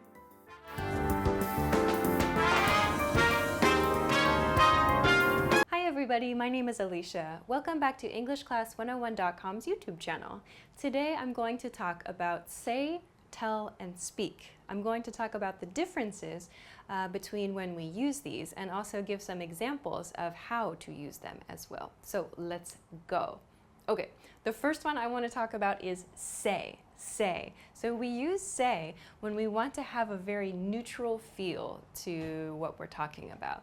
We use say when we report speech. We're reporting information, reporting something we heard, reporting something someone else said to us. So, as I just used, the past tense of say is said. Please be careful. It is not say-ed, say-ed. It should be said. The spelling changes. Said. He said, she said, we said, they said. Okay, so when we want to report speech, we can use the past tense like I've just done. For example, he said dinner was delicious. This is a past tense statement, so maybe previously, before the conversation, someone, he, said this statement, dinner was delicious. Think of this like a quote. Dinner was delicious. He said dinner was delicious. Another example, you said you were tired. You said you were tired. So again, before the conversation, the other person said he or she was tired. But here, to report, you said you were tired. And we use the past tense say, said, to do that. Okay, one more with the present tense then. Remember, we use the present tense when we're talking about general facts or things which are always true, regular actions. So in this case, I've used present tense. I said, I never say mean things. So here I have present tense. This is a general fact in this case. I never say mean things. So again, a very neutral way of talking about verbal communication.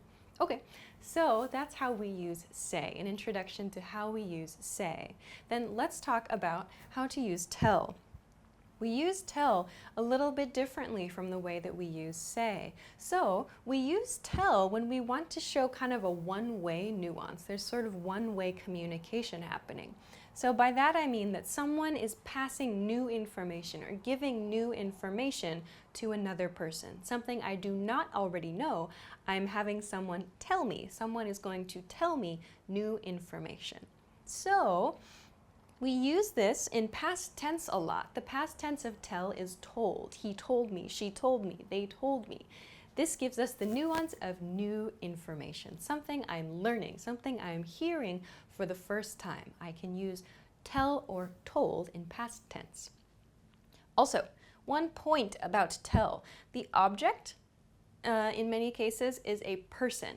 So by that I mean after the verb tell, the item coming after it in the sentence is usually a person. So the person receiving the information. So please tell me, please tell her, please tell him. The person indicated here, or the group of people indicated here after the verb tell, that's the person or the group of people receiving the information, learning the information. Okay? So let's see. I told you to call me. Here I have the past tense. I told you to call me. So you, this is the receiver of the information. I told you to call me. I asked you to call me here.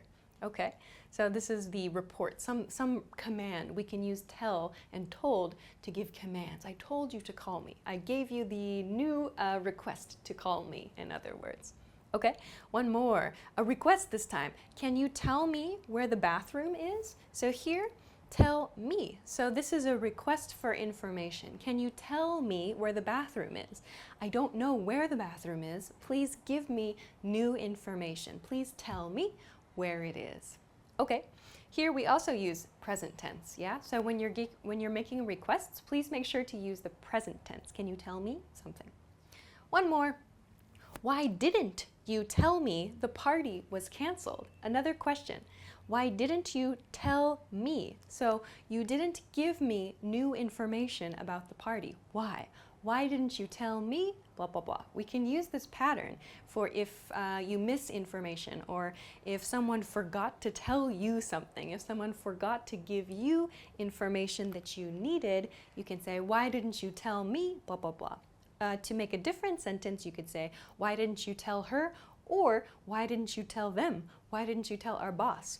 Some other examples, a positive sentence could be, why did you tell him? Why did you tell her? For example, if someone tells a secret.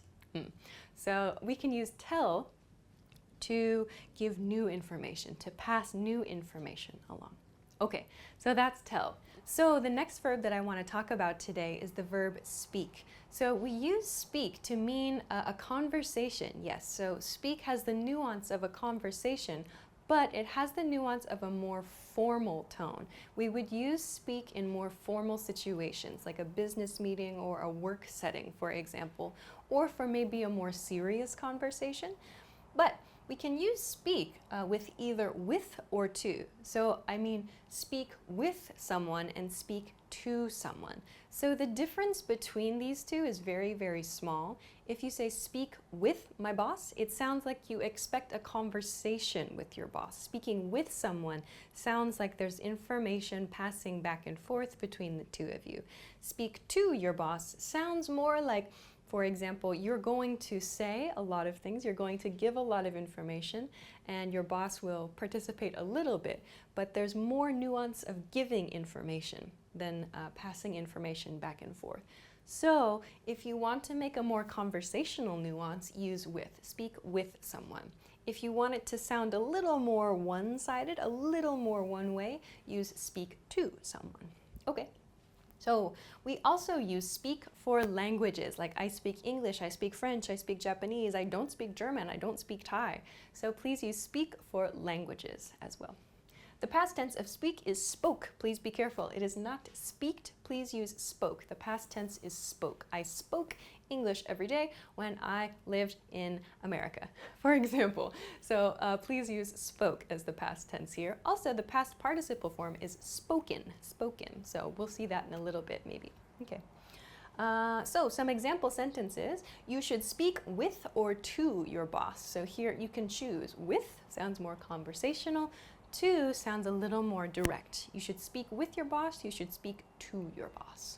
Okay. Past tense sentence, I spoke with my manager. I spoke with my manager. We shared information. Last, have you spoken to HR? Have you spoken to HR? Here's a present perfect tense sentence. I've used spoken here.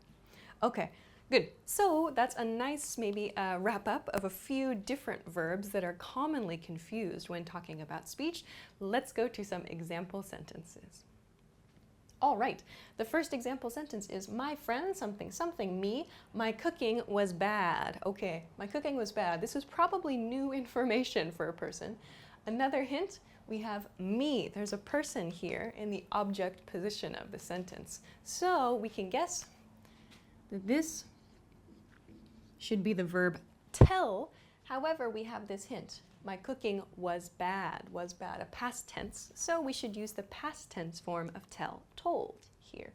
Okay, next one. They something something, I have to work tomorrow. So here, I have to work tomorrow. This is maybe just information. It sounds like somebody passed some information to me.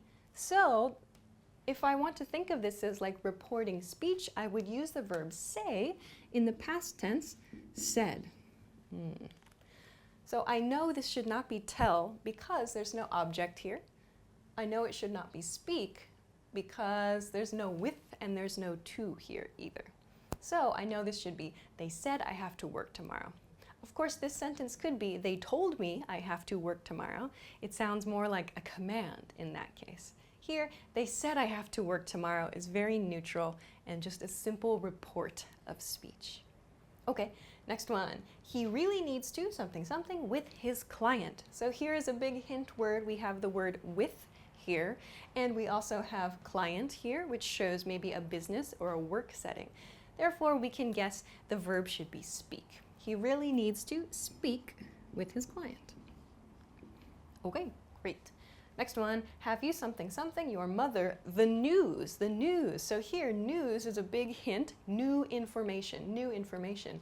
And we have a person in the object position. A person is going to receive new information. So, have you told your mother the news is the correct sentence here. So have you told blah, blah, blah is actually a really good sentence for you to remember. Have you told your mom about that? Have you told your dad about that? Have you told your dog about your new park? I don't know. So anytime you want to pass information or ask a question about information being passed, please use tell to do that like we've done here. Have you told someone? Okay, let's go to the next one. We something something about this at the last meeting. So again, meeting here is a big hint that it is a work or a more formal situation. We see that this is the last meeting, so something that has finished already. So let's use past tense spoke. We spoke about this at the last meeting. We spoke about this at the last meeting. Here, I have introduced something slightly different from this speak with or speak to. If you want to mention a topic rather than about a person, we can use speak about a topic, speak about something. We spoke about this at the last meeting. We can use speak to introduce a topic as well. So please note that this is an option. Okay, let's go to the next one. You always, blah, blah, blah, nice things, nice things. So always here I have a word which indicates a regular action, something that is always true.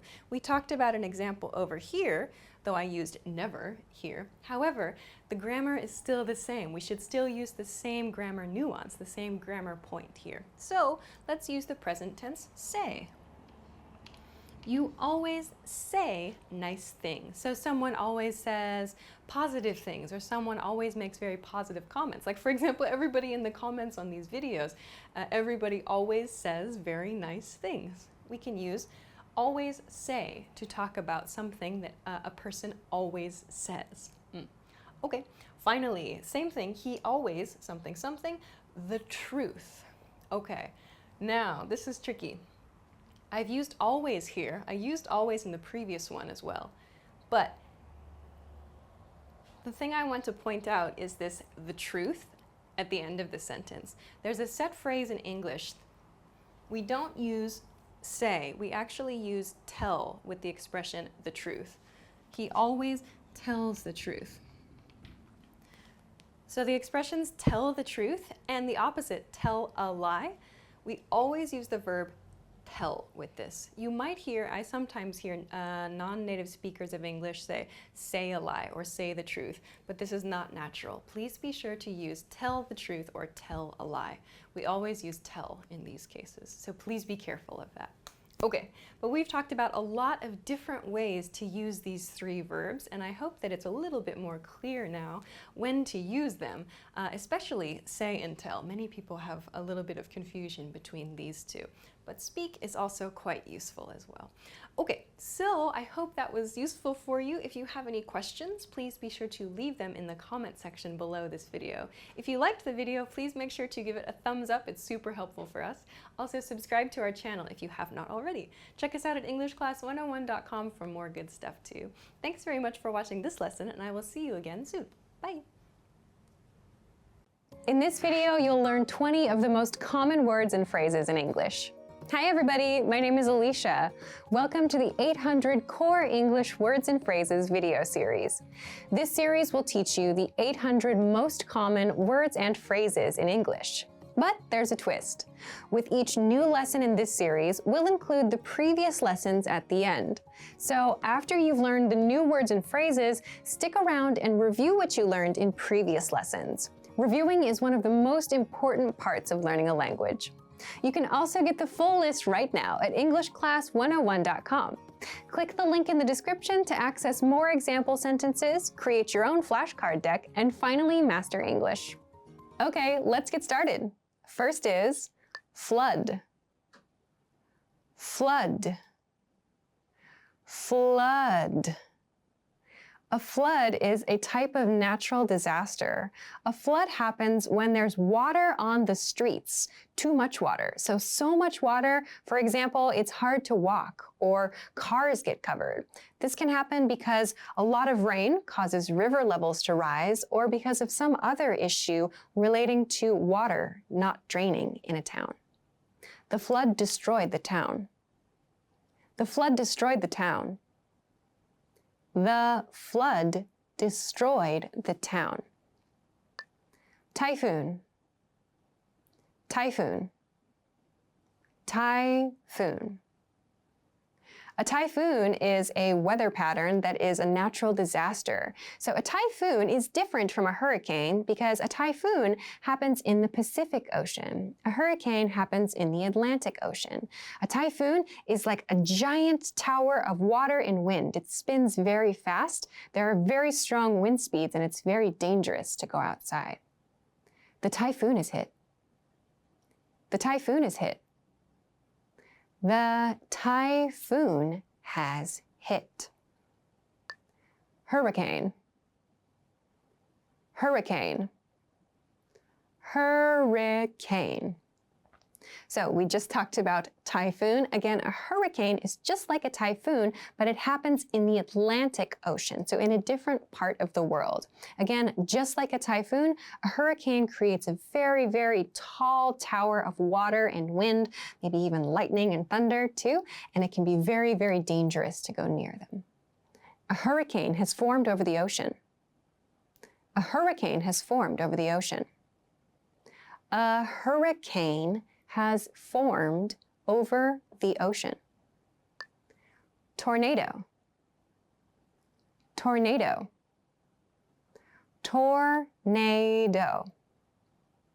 A tornado is similar to typhoons and hurricanes. However, a tornado happens on land. A tornado is a tower of wind and sand and dust and sometimes other objects. They whirl together, they spin together very, very fast and can be very, very dangerous weather patterns. The tornado is twisting across the prairie. The tornado is twisting across the prairie. The tornado is twisting across the prairie. Drought. Drought. Drought. A drought is a condition that happens because of not enough rain in an area. So droughts, when they extend for a long period of time, can become disaster situations because farmers aren't able to grow food because there's not enough water. Drought is a real trouble for farmers. Drought is a real trouble for farmers. Drought is a real trouble for farmers. Islam. Islam. Islam. Islam is one of the most followed religions of the world. Followers of the religion of Islam are called Muslims. The Islam faith was founded by the Prophet Muhammad. The Islam faith was founded by the Prophet Muhammad. The Islam faith was founded by the Prophet Muhammad. Protestantism. Protestantism. Protestantism.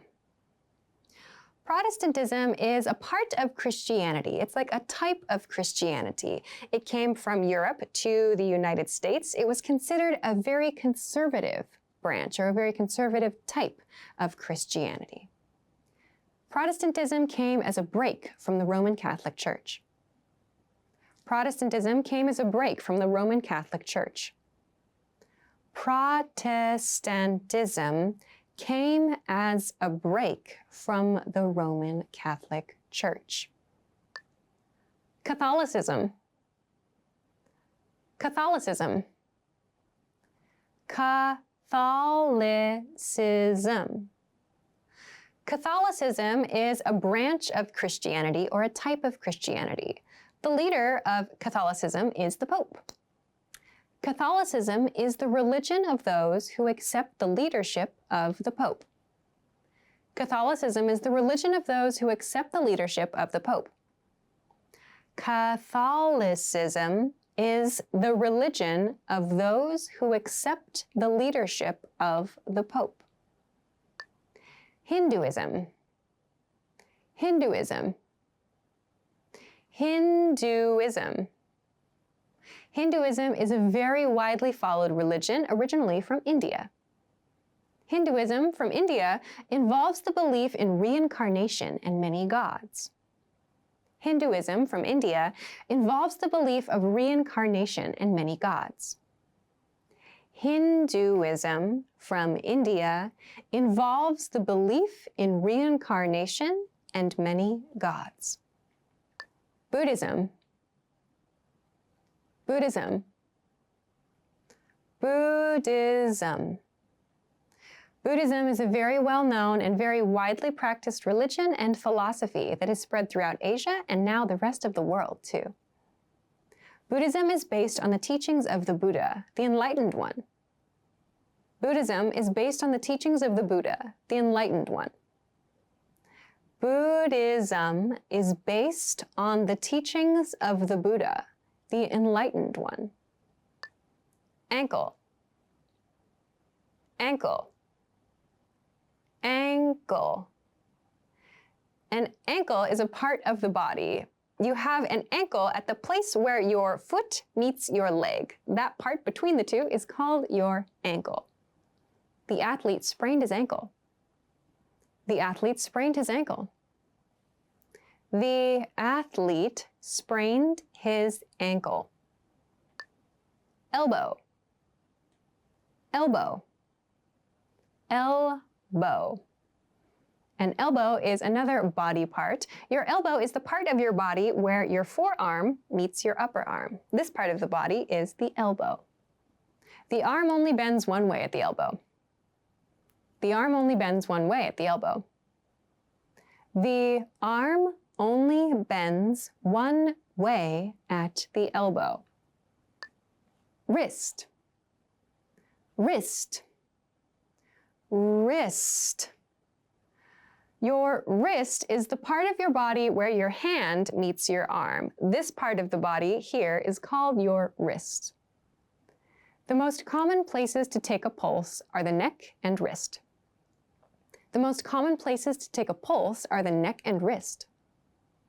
The most common places to take a pulse are the neck and wrist. Knee, knee, knee. Your knee is the part of your body that connects your lower leg to your upper leg. So you can touch it and tap on it. It feels quite hard. Keep in mind, yes, this word begins with a K in spelling, but the pronunciation is knee. The boy fell and scraped his knees.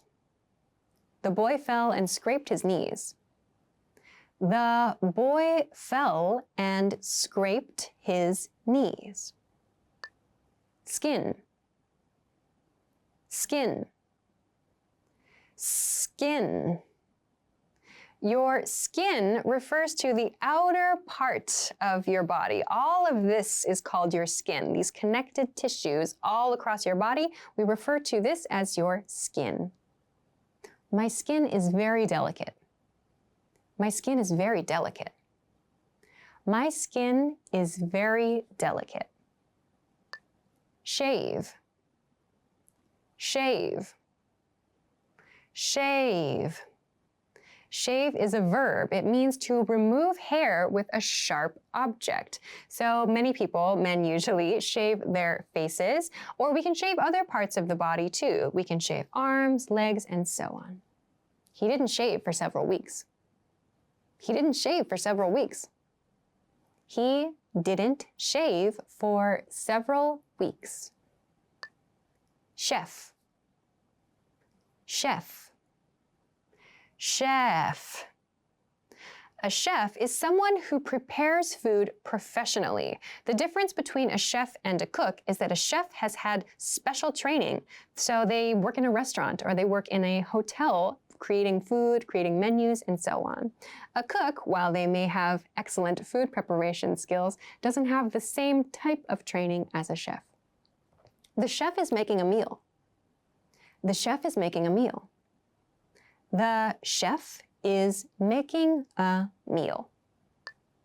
Non-smoking, non-smoking, non-smoking.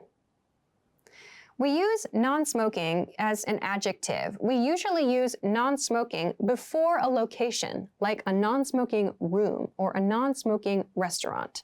It refers to a place where smoking is not allowed. Could you find me a non-smoking room? Could you find me a non-smoking room?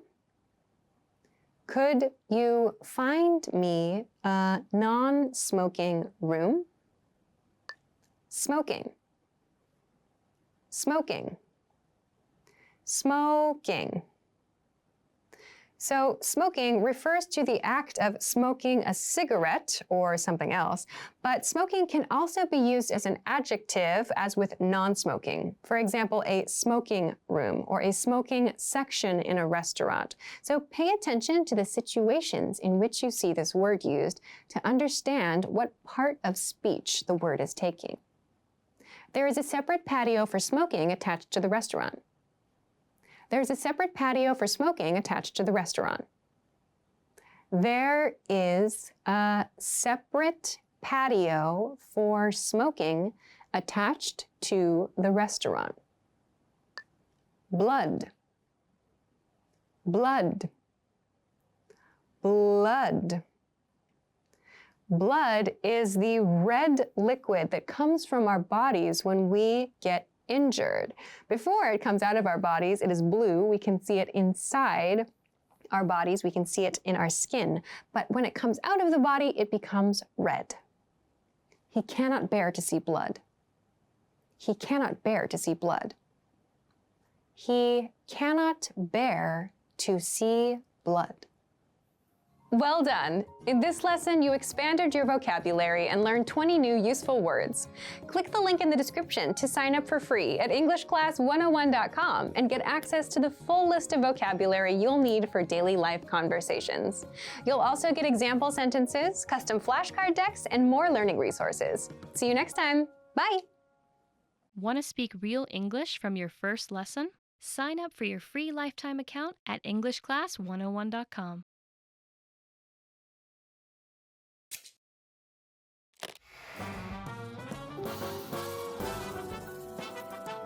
Hi everyone, I'm Alicia. Thanksgiving is one of the most celebrated holidays in the United States. It also marks the beginning of the holiday season, the weeks leading up to Christmas, Hanukkah, Kwanzaa, and the winter solstice, which are all widely celebrated holidays in the US. For retailers, Thanksgiving begins their busiest season. Thanksgiving is celebrated on the fourth Thursday of November. Thanksgiving was founded as a national holiday by one of the most famous presidents of the United States. Do you know who it might have been? We'll show you the answer at the end of this video. Thanksgiving, to a large extent, is about having a feast with friends and family. Turkey is the traditional main course with yams, squash, pumpkin pie, cranberries, and other rich and filling foods rounding out the meal. Some families spend weeks preparing for their Thanksgiving feast, and to stuff oneself is most certainly encouraged. The Thanksgiving meal of today is rooted in the meal that the Pilgrims from Europe shared with the Native Americans on the first Thanksgiving. This was quite a feast. Turkey, duck, goose, squash, corn, and a plethora of other foods were shared between the Europeans and the Native Americans. This original fete was said to go on for 3 full days. Football is another tradition during Thanksgiving celebrations in the United States. Watching the football game while preparing the Thanksgiving meal is an important part of the celebration for many families. Families that aren't sports fans, however, may opt to spend the time outside, enjoying the crisp autumn air, or may find other diversions to enjoy while the turkey cooks.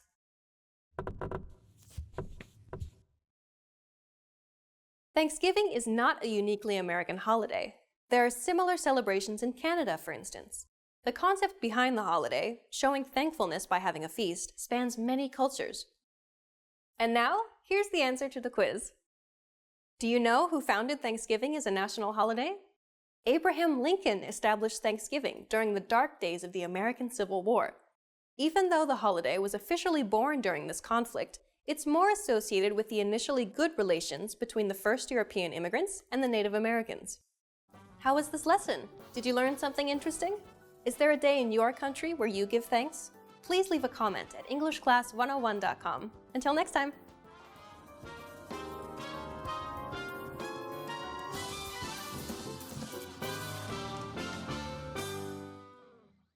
I'm going to use the force to make you watch this whole video. Hi everybody, welcome back to Ask Alicia, the weekly series where you ask me questions and I answer them. Maybe. You can send your questions to me at EnglishClass101.com/ask-Alicia. First question from Harley Passos. Harley Passo. I'm very sorry. Harley asks, what is the use of get plus adverb or preposition? For example, I get down. This is a question about phrasal verbs with get. We can use a lot of different things after the word get. In your example, to get down, we use it when dancing, for example, like I want to get down this weekend. It's sort of an old-fashioned expression though, to get down. We can use a lot of different words after the verb get though. For example, get into. To get into something means to become interested in something. You might hear to get at, like get at me, or get at your professor. To get at means to reach out to or to communicate with, but it's a very casual expression. You can say get after, like I need to get after my homework, for example. It means to like chase after or try to do something. Also, to get in, like to get into a club, to get into a restaurant, to get into a party. The nuance is that something is challenging, but you can gain access to that thing. Like I got into the party last night, but I wasn't on the list. There are a lot of different uses of the word get. I can't talk about all of them in this video because there are so many. So if you're curious about the various phrasal verbs that we can use with the word get, check out a dictionary. That's a really good place to start. Next question. Next question comes from Long Ann. Long Ann asks, what is the difference between simple past tense and past continuous tense or past progressive tense? Simple past tense we use for actions that started and ended in the past. So the beginning of the action and the end of the action happened in the past. So for example, the sentence, I ate breakfast, is a simple past tense statement. I ate breakfast. Ate is a simple past tense. The past continuous tense, however, or the past progressive tense, is something we use to talk about an action that was continuing at a specific point in time in the past. If I want to use the past progressive tense, I can say, I was eating breakfast. Using that continuous tense, using that progressive tense implies I want to explain something else that happened at that time, or maybe I want to add some more information. So for example, I was eating breakfast at 8 o'clock this morning, or I was eating breakfast when the phone rang, or I was eating breakfast and watching TV at the same time. I was eating breakfast while studying today. By using the past progressive, I'm explaining that an action was continuing at a specific point in time, as in the example, I was eating breakfast at 8 o'clock, or I can use past progressive to show one action was happening at the same time as another action in the past. If I use just the simple past tense, I'm just saying a simple fact, in other words. This action happened. I ate breakfast at 8 o'clock. If I want to emphasize the continuous nature of the action for some reason, like I was eating breakfast at 8 o'clock, I can use the past progressive tense. In that case, it might be in response to a question like, what were you doing at 8 o'clock this morning? So if someone wants to ask maybe what you were doing at a specific point in time, like someone is suspicious of you, like, what were you doing last night? You can say like, oh, I was having dinner with my friends last night. But past tense, simple past tense is something we use for actions which start and finish in the past. But progressive, the progressive tense in past can be used to emphasize the continuing nature of that situation or that action. Next question comes from Yasin. Yasin, I'm very sorry. What's the difference between on time and in time? Is it you arrived just on time or you arrived just in time? We use on time to refer to doing something at the correct time, doing something at a scheduled time. So for example, I need to get to work on time, meaning at the correct time. Or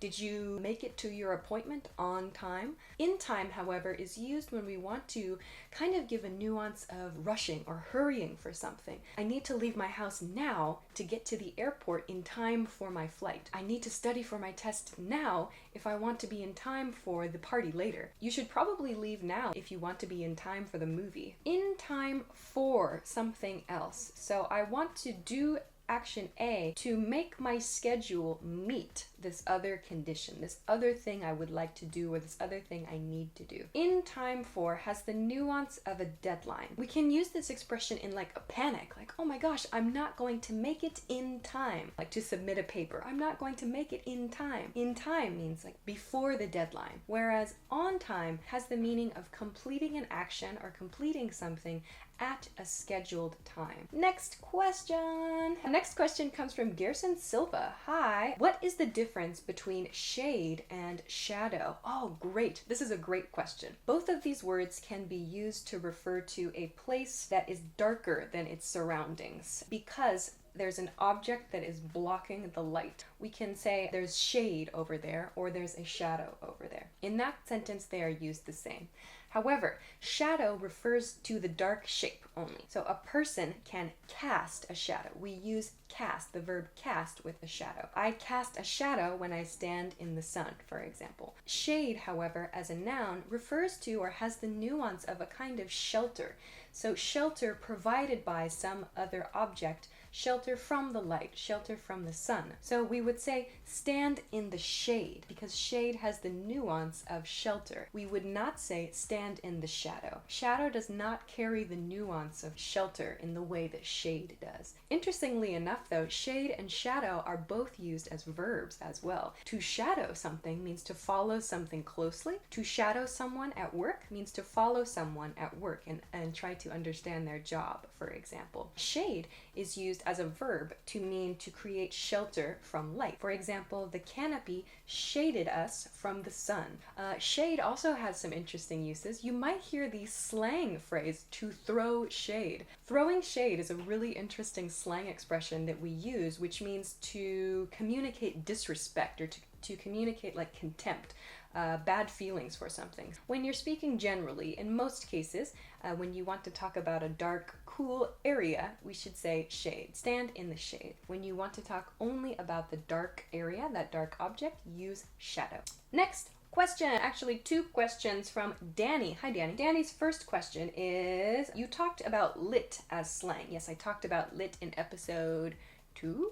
Episode 1, Episode 2 of Ask Alicia. Can you please talk about the verb light and using it in active and passive? Sure. Light means to start a fire. So to light a fire, to light a candle. Some examples of active and passive voice with this verb then. Why don't we light some candles for dinner tonight? All the candles in the restaurant were lit. On our camping trip, my neighbors lit a fire and we brought hamburgers to make. A fire was lit in the campsite while we were gone. I was going to light a fire, but I fell asleep. So to light means to start a fire. He lit the house on fire. We can say to light blah blah blah on fire. So there are a few different examples of using the verb light in active and in passive, past tense, future tense as well. So I hope that that's helpful. Danny's second question, can you talk about ride and its uses? Like take someone for a ride. Can I take a ride? Ride is another verb that has a lot of different uses. You use the example, to take someone for a ride means to drive together with someone. To go for a ride has the nuance of doing something just for fun. It's just for fun. I want to take a ride to a location. I want to take a ride to the mountains this weekend or take a ride to the beach. But to take someone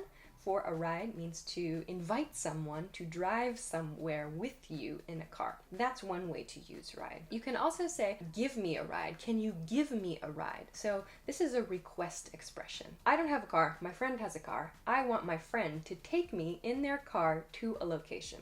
I can say, can you give me a ride to the movie theater? Can you give me a ride to the lake? Give me a ride is a request. So give me a ride in your car. So there are a lot of uses of ride. If you want to see all of them, or if you want to see more of them, I recommend checking a dictionary. There are quite a few, and I can't talk about them all in this video. So please check a dictionary. Next question. Okay, next question is from Fem. Fem. What does "you're too good to be true" mean? Is it good or not? Maybe you've heard this in a famous song. You're too good to be true, can't take my eyes off of you. In that case, it's a good meaning. A different way to say this expression is, you are so good, you are so amazing that I can't believe you're real. So in other words, something must be wrong. There must be some problem with you. It's not possible for you to be real because you are so good, you are so great.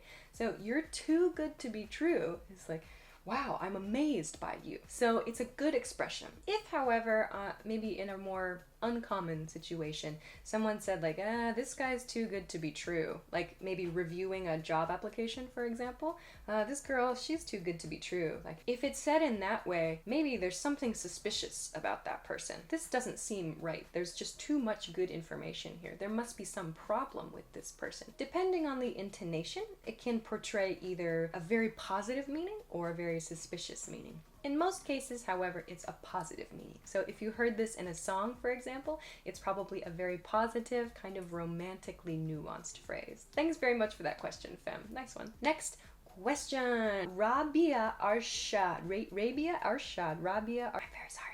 What's the difference between can and may?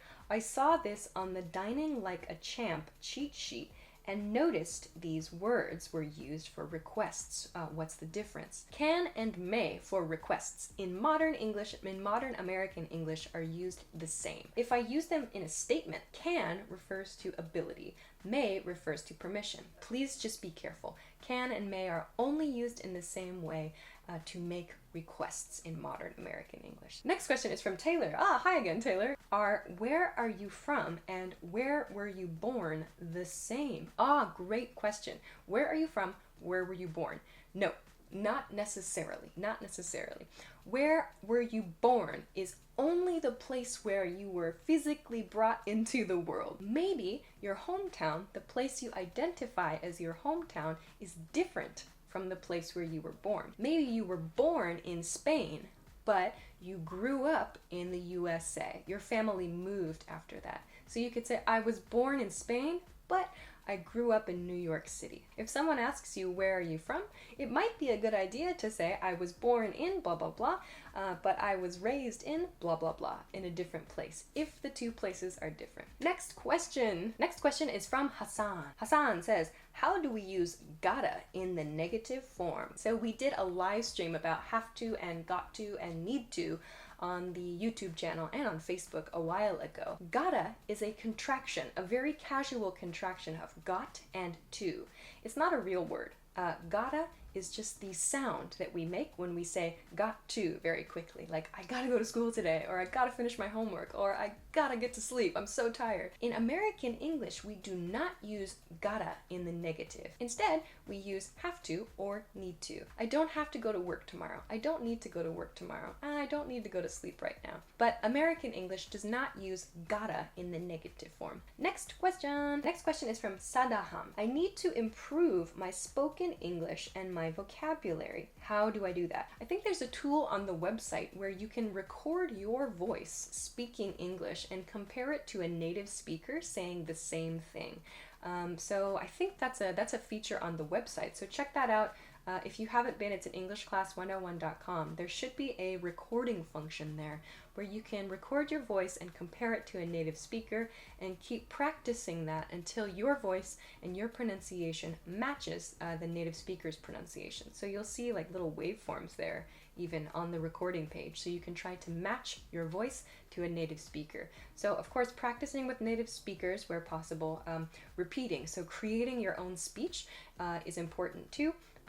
Practicing with like recording tools, voice recording tools. When you record yourself, you suddenly hear so many problems in your speech. So recording yourself can be another good tool. But in terms of building your vocabulary, first I need to define a goal. What do I want to talk about? If I want to talk about food, I should look for materials in my target language talking about food, and I should study those. So think about what it is that you want to do and try to be specific. Try to narrow your goal down to, what are the words that I need to do, and try focusing there. And then maybe you can widen the focus to other interests here and there too. But start maybe with the things that are going to help you communicate the things that you really want to say. So always think about your goals. What do I want to learn how to say? Next question from Ricardo Villarreal. Oh, hey Ricardo, welcome back. Is it correct to learn several languages at the same time? Ooh. Is it correct? I can't answer that, whether it's correct or not. So I've heard that if you want to try, for whatever your reason is, if you want to try to study more than one language at the same time, it's better to try to choose languages that are quite different so that there's less chance of you making mistakes or getting confused in your studies. The other thing that I think I would say is if you're studying more than one language at the same time, your progress might be a bit slower than if you studied just one language. Yeah, is it correct? I don't know. I can't answer that. That's up to you to decide. So those are all the questions that I want to talk about this week. Thank you so much for submitting so many interesting questions. I really appreciate it. If you haven't submitted a question yet, you can check it out. The submission page is at EnglishClass101.com/ask-Alicia. So check that out. Send me your questions. If you liked the video, please make sure to give it a thumbs up and subscribe to the channel too, and check us out at EnglishClass101.com for some other stuff. We talked about a few things today that you can find on the website, so definitely check that out. So thanks very much for watching this episode of Ask Alicia. I will see you again next Saturday. Bye-bye. Bonus vocabulary word for today, spoiler, spoiler. A spoiler is secret information, key information about your media, your book, your movie, your TV show. If you see the phrase spoiler alert somewhere, it means the next piece of text, the next information, the next thing in the video is going to be secret information about the story. So if you have not seen the movie, if you have not seen the TV show, or you have not seen the book, you might find information you don't want to read yet. So spoiler means something that will spoil or something that will ruin the story for you. So no spoilers about Star Wars until we've seen it, yeah? Use the Force to study English. Hi everybody, and welcome back to EnglishClass101.com's YouTube channel. My name is Alicia, and today I'm going to talk about prepositions of location and movement. If you want to see more about this topic, you can also check a live video that we did on the channel too. Today we're going to talk about prepositions of location and movement. So let's get started. Okay, so the first preposition of location I want to talk about is at. We use at to talk about exact, specific locations. So some examples of this are at the supermarket, at the table, at her desk. This means a person or an object is at that specific place. So for example, I'm at work right now. I'm at the office. These are specific points where people or objects can be located. So please use at to talk about a specific location. Okay, so let's go on to the next preposition of location for now. In. We use in when we want to talk about enclosed locations, so locations which are surrounded or when we're surrounded by something else. Something else is all around us or we are enclosed within something. So some examples of this are in the pool, we are enclosed or surrounded by the pool. In the closet, completely enclosed by the closet. In your bag, your items are enclosed by your bag. And in the water. So when swimming in the ocean, for example, we say in the water. I'm in the water. For example, now I'm in the office. I'm in a room. I'm in my home city, for example. So these are different ways we can use the word in when we are enclosed or surrounded by something. Please also remember that in is used for countries and cities. I live in Bangkok. I live in Europe, for example. So please remember to use in for countries and cities as well as for locations that are enclosed or when you're surrounded by something else. Okay, so let's talk about the next preposition of location. The next preposition is by. We use by when we want to express something is near something else, near or close to something else. So for example, by the park or by the coffee shop, by your computer, by the table. These mean near something else.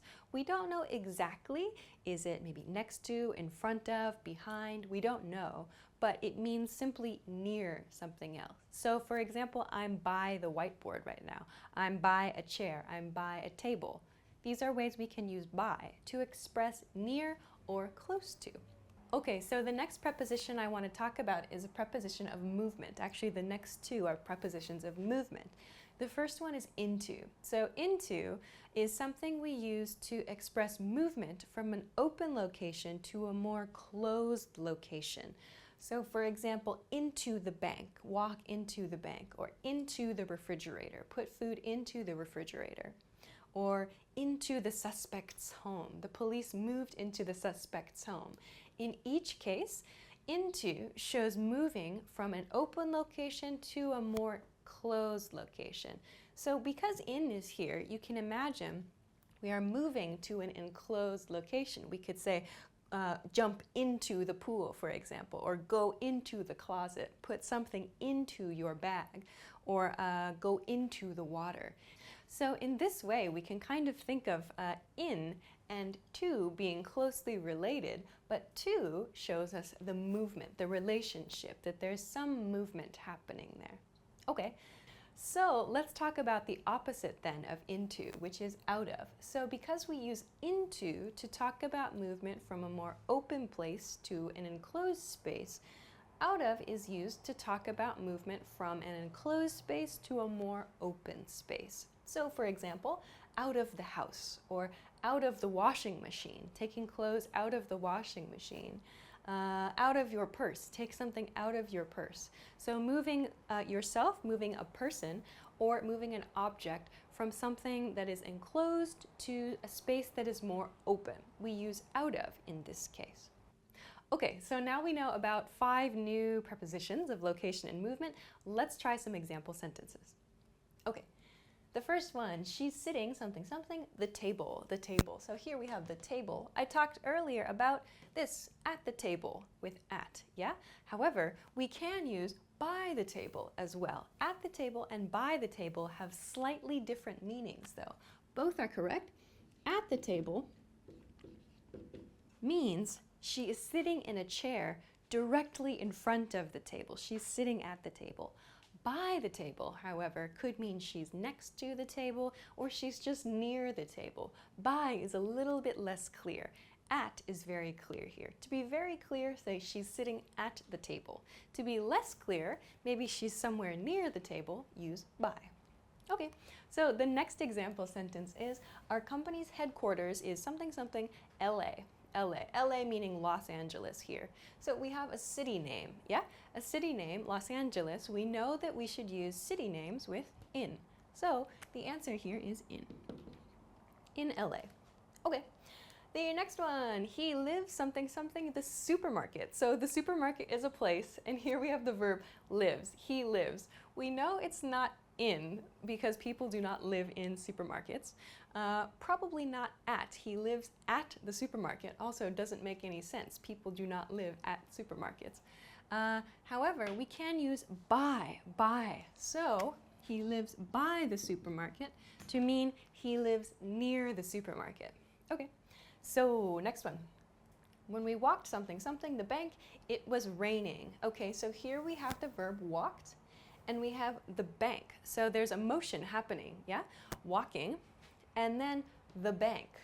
The preposition we should use here is probably into, though out of could also be possible. When we walked into the bank, it was raining. When we walked out of the bank, it was raining. Both sentences are okay. In this case, it just depends on the action you want to communicate. Okay, next one. I need to run something something the supermarket for milk. Okay, so here there's an objective for milk. This person wants to buy milk, so they need to run something something the supermarket. So let's use into. Moving from outside the supermarket to inside the supermarket, a more enclosed space, into the supermarket. Okay, next one is I have to be something something the office until 6 p.m. So here we have a specific location, the office. So office is an enclosed space, yes, which means we can use in. I have to be in the office until 6 p.m. But with work and with office spaces, we can also use at. It's an exact location. I have to be in the office or I have to be at the office until 6 p.m. Both are correct here. Okay, next, I forgot to take my phone something something your bag. Okay, so take, this take motion here is a really good hint. There's an action happening. So there's a very good chance we are moving something from an enclosed location to a more open location. So I forgot to take my phone out of your bag. Out of your bag is the correct answer here. Finally, I want to get something something town. So town is, yes, it's a location, like in my town or at my town. However, a big hint here is get. We use get to reflect movement sometimes. And this phrase is a good one to remember. Get out of town. Get out of town. So get out of town means leave town. Go to a different place outside of town. So I want to get out of town is the correct answer here. Okay, so those are a few prepositions of location and movement. I hope that this was useful for you. If you have any questions, please be sure to leave them in a comment below this video. If you liked this video, also please be sure to give it a thumbs up and subscribe to our channel if you haven't already. Also, please make sure to check us out at EnglishClass101.com for more good stuff. Thanks very much for watching this lesson, and we will see you again soon. Bye!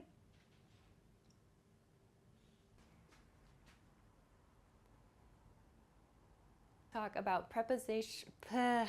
In this video, you'll learn 20 of the most common words and phrases in English. Hi everybody, my name is Alicia. Welcome to the 800 Core English Words and Phrases video series. This series will teach you the 800 most common words and phrases in English. But there's a twist. With each new lesson in this series, we'll include the previous lessons at the end. So after you've learned the new words and phrases, stick around and review what you learned in previous lessons. Reviewing is one of the most important parts of learning a language. You can also get the full list right now at EnglishClass101.com. Click the link in the description to access more example sentences, create your own flashcard deck, and finally master English. Okay, let's get started. First is wallet. Wallet. Wallet. A wallet is something that you use to store money. You can keep bills, you can keep coins, receipts, credit cards, and other things inside a wallet. My wallet is full of receipts. My wallet is full of receipts. My wallet is full of receipts. Purse. Purse. Purse. So purse is used to refer to the bag that we use to carry around the things we need for the day. We tend to use purse to refer to women's bags. This is a big purse. This is a big purse. This is a big purse. Order. Order. Order. We use the verb order to talk about asking for food, usually food or drinks, at a restaurant, at a cafe, or a bar. Confirm the order. Confirm the order. Confirm the order. Field. Field. Field. A field is a large open area of grass. This can be in nature, but we also use this word to talk about sports fields. Those are large open areas of grass for football or soccer or other sports. The horse is running in the field. The horse is running in the field. The horse is running in the field. Desert. Desert. Desert. A desert is a very dry place. The image of a desert is a place that has a lot of sand and where it becomes very, very hot. The sun is heating the hot desert. The sun is heating the hot desert. The sun is heating the hot desert. Boss. Boss.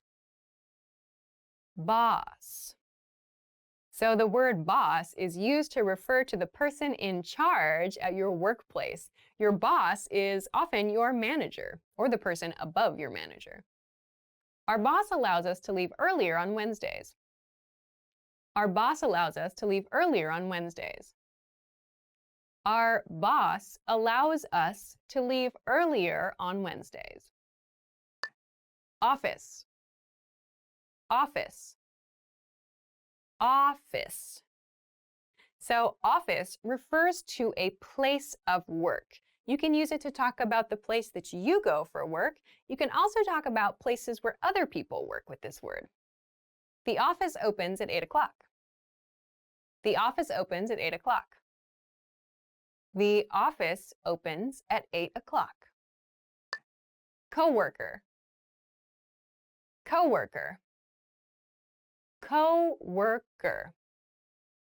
Your coworker or your coworkers are the people that you work together with. So these are the people that you share information with, that you meet or communicate with every day.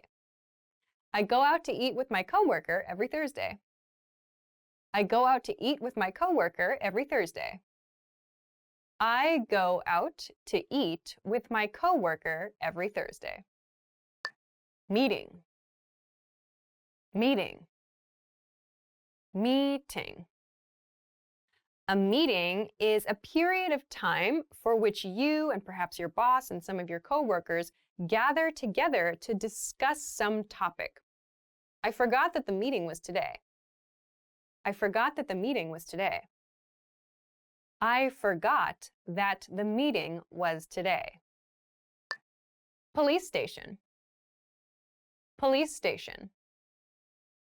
Police station. A police station is a place where lots and lots of police officers stay. It's kind of like an office, but for the police. The police cars are parked outside the police station. The police cars are parked outside the police station. The police cars are parked outside the police station. Pharmacy. Pharmacy. Pharmacy. A pharmacy is a place you go to receive medication. So if you've gotten medical treatment from a hospital or a clinic, you can go to a pharmacy to receive the medicine you need. Is there a pharmacy nearby? Is there a pharmacy nearby? Is there a pharmacy nearby? Bakery. Bakery.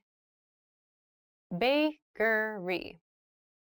A bakery is a place that bakes fresh breads, cookies, and perhaps other kinds of sweets. She goes to the bakery every Sunday with her kids. She goes to the bakery every Sunday with her kids. She goes to the bakery every Sunday with her kids. Movie theater. Movie theater. Movie theater. A movie theater is a place you can go to watch movies on a big screen. You might also hear this called a cinema. This movie theater is so crowded. This movie theater is so crowded. This movie theater is so crowded. Negotiation. Negotiation. Negotiation. A negotiation is a discussion, usually between two groups of people, and they want different things, so they discuss a topic and work together to find an agreement. That process is called a negotiation. After 2 years of negotiation, the two countries were finally able to come to an agreement. After 2 years of negotiation, the two countries were finally able to come to an agreement. After 2 years of negotiation, the two countries were finally able to come to an agreement. Contract. Contract. Contract.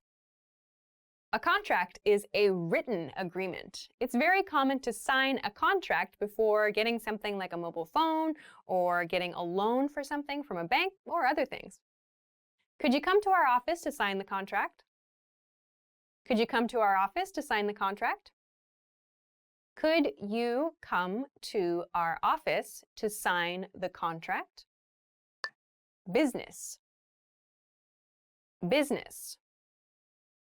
Business. So a business is a place of work. We also use the word business to talk generally about the professional world sometimes. My dad owns a business. My dad owns a business. My dad owns a business. Deal. Deal. Deal. So deal is kind of like a more casual word for agreement. After you've negotiated or discussed something with another person or another group for a while, you might reach an agreement and proclaim it or decide that it's a deal. We have a deal. We have a deal. We have a deal. Busy. Busy. Busy. Busy is an adjective. It refers to having many things to do or not having very much free time. I'm busy tonight. I'm busy tonight. I'm busy tonight. Serious. Serious. Serious. Serious can mean something that is not at all like a light topic. So maybe there's some very heavy topics that are considered serious. We can also use the word serious to talk about someone's personality. Someone who is serious doesn't laugh or smile very much. Depression is a very serious mental illness. Depression is a very serious mental illness. Depression is a very serious mental illness. Tired. Tired. Tired. Tired is an adjective. It means someone doesn't have a lot of energy. Maybe they're ready to go to sleep or ready to just relax. Thanks, but I'm really tired. Thanks, but I'm really tired. Thanks, but I'm really tired. Well done! In this lesson, you expanded your vocabulary and learned 20 new useful words. Click the link in the description and sign up for free at EnglishClass101.com to get access to the full list of vocabulary you'll need for daily life conversations. You'll also get example sentences, custom flashcard decks, and more learning resources. See you next time. Bye-bye. Hi everybody, my name is Alicia. Welcome back to our English class channel. Today we're going to be talking about the difference between by and until. So let's get started. Okay, so first we're going to talk about by. By marks a deadline for an action to finish. By marks the point where an action completes or is replaced by another action. So really think about using by to express a deadline. Something is going to stop, or you must finish an action at this point in time. So we can think about by as marking some point in the future. So by marks some point in the future where an action is going to finish, an action is going to be completed. So in an example sentence I have, I'll be at the office by 7 p.m. So in this sentence, the speaker is not at the office, but 7 p.m. is the deadline. This is the point in time at which the speaker will be at the office. The speaker is not at the office now, but by 7 p.m., by the 7 p.m. deadline, the speaker will be at the office. This will shows us, this is a future tense expression, and by shows us the deadline, the point at which that expression or the point at which that action is going to be completed. So this is how we use by, to think about it like a deadline, some point in time at which an action will be completed or finished. Okay, so let's continue on to the other grammar point for today, which is until. Until also has a more casual form. We can use till, T-I-L-L, or apostrophe T-I-L. You might see both spellings used for until, till, or till. In most cases, it's good to use until. In casual speaking and maybe in casual writing, you can use the casual form. But until is always polite and is always correct. Okay, so when we use until, let's talk about when to use until. We use until to talk about a continuing situation or a continuing state now in the present or in the future, but it's going to change or stop. So the key difference, one key difference here perhaps, is a continuing situation, a continuing state. With by, the nuance is a deadline. Something is going to finish at a deadline. Here, however, until gives us the nuance of something that's continuing. Something true now, for example, but that may not be true in the future. Until marks the point where that action or that state is going to finish or change. Okay, so we can think of it rather than as a deadline, as a key point in the future somewhere where action A continues until a point where we use until, and then a second action begins. Something is going to change at the until point. With by, however, we don't have the nuance of an action changing. We only have the nuance of a deadline. So here, until is used to show that something different is going to happen, or something will finish, but there's going to be a change after the until point. So for example, this sentence, very similar to the by example sentence, is I'll be at the office until 7 p.m. So here we have the future tense I will. I'll be at the office until 7 p.m. This sentence shows us the speaker is at the office right now. However, at 7 p.m., until shows us that 7 p.m. is the point at which the situation or the state is going to change. So at 7 p.m., the speaker is probably going to leave the office. Until shows us that right here, the action or the state is going to change. So please keep that in mind. Until shows you a change in something. By shows more of a deadline for an action that is continuing. So I hope that we can practice this in a few example sentences now. Okay, so let's try to choose the correct word to use in these example sentences. Should we use by or should we use until in these cases? So the first one I have is, he has to find a new job, blah, blah, blah, March. So in this case, we see a point in time. We can think about it. Should we use by or until here? If we use by, we see that the deadline nuance matches here. He has to find a new job by March. If we use until, he has to find a new job until March. There's no information in this sentence that shows us a hint or that gives us a hint about how the action is going to change. Until does not make sense for this question, so we should use by in this case. He has to find a new job by March is the correct answer for this sentence. In the second sentence, I'm not going to go to bed, blah, blah, blah.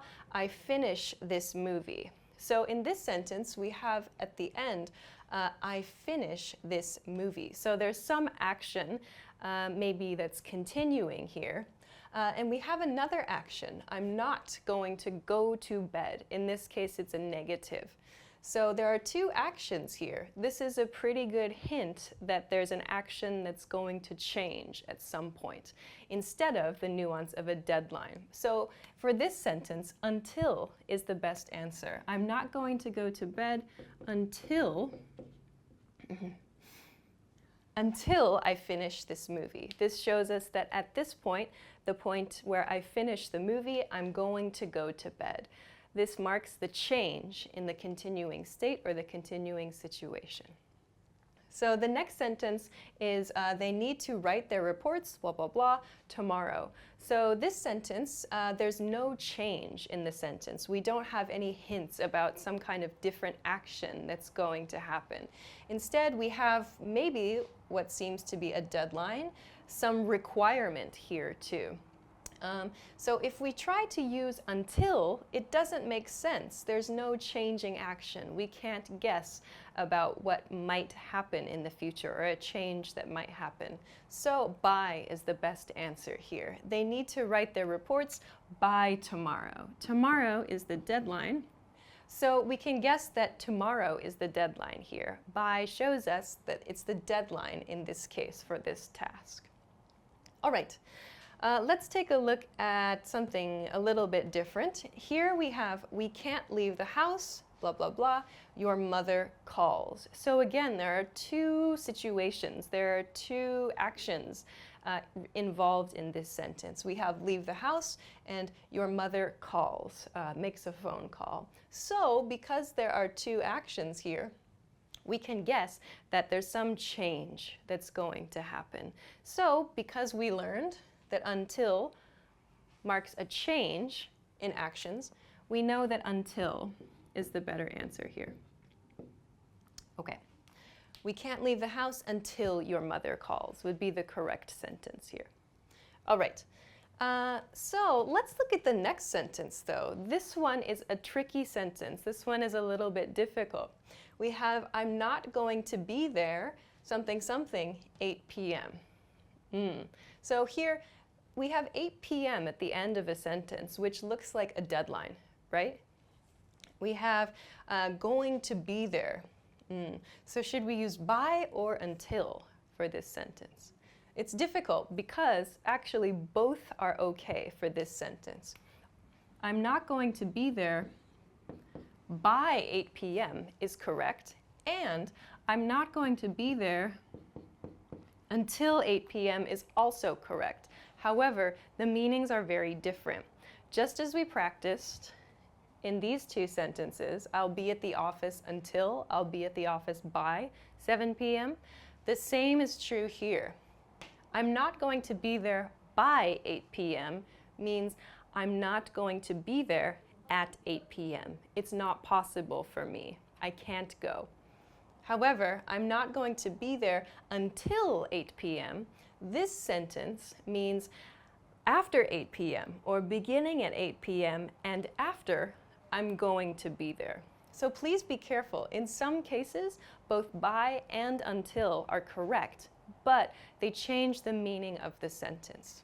Okay, let's continue to another example. So the next example sentence is also a little bit difficult. It's if my date doesn't arrive, something, 7 p.m., I'm leaving. Okay, so here we do have two actions. Doesn't arrive, my date doesn't arrive, a negative point, and I'm leaving. So it seems like there are two actions here. However, we have this 7 p.m. This marks a deadline, right? So if my date doesn't arrive, there's some deadline here. If this is not completed, something is going to happen. The person is going to leave. So in this case, 7 p.m. is showing a deadline. So we have to use by. If my date doesn't arrive until 7 p.m., we could use that, but it doesn't sound so natural. So the nuance again here is of a deadline. There's something that is going to happen at 7 p.m. 7 p.m. marks the end point in this situation. So we use by here. Okay, let's go to the next pair. Again, these are very interesting points. We have to leave the beach, blah, blah, blah, 10 a.m. And we have to stay at the beach, blah, blah, blah, 10 a.m. Okay, so these two sentences I included because I wanted to show the emphasis of changing actions and continuing actions. So we can see the verbs are different here. In the first sentence we have leave. So this is a change, leaving a location. In the second sentence I have stay, which shows a continuing action, stay in one place. So here, as you can guess then, we have to leave the beach, blah, blah, blah, 10 a.m. Some change, some deadline. So we'll use by to show our deadline. In the second sentence, we have to stay at the beach. Stay shows a continuing action, and then it's going to finish here. So we'll use until. We have to stay at the beach until 10 a.m. This shows us a continuing action, and maybe at 10 a.m. we'll leave the beach. All right. Let's go on to the next sentence. I'm not going to travel abroad, blah, blah, blah. I learn English. Okay, so here there's no time point. There's no 10 a.m., 8 p.m., tomorrow, and so on. So this is a little more complex maybe. We have travel abroad and learn English. So it seems there's no real deadline here, but we have maybe a change. Maybe this shows us some kind of change. Learning English marks a change. So I'm not going to travel abroad until I learn English. This shows us that something different is going to happen in the future, so we should use until to mark that change. Okay. Our last example sentence for today is we told him to wake up, blah, blah, blah, 6 a.m. So once more, our last sentence may be a little bit simple, but 6 a.m. shows us an action, sort of this deadline. You can see a lot of these use a time to mark a deadline for an action.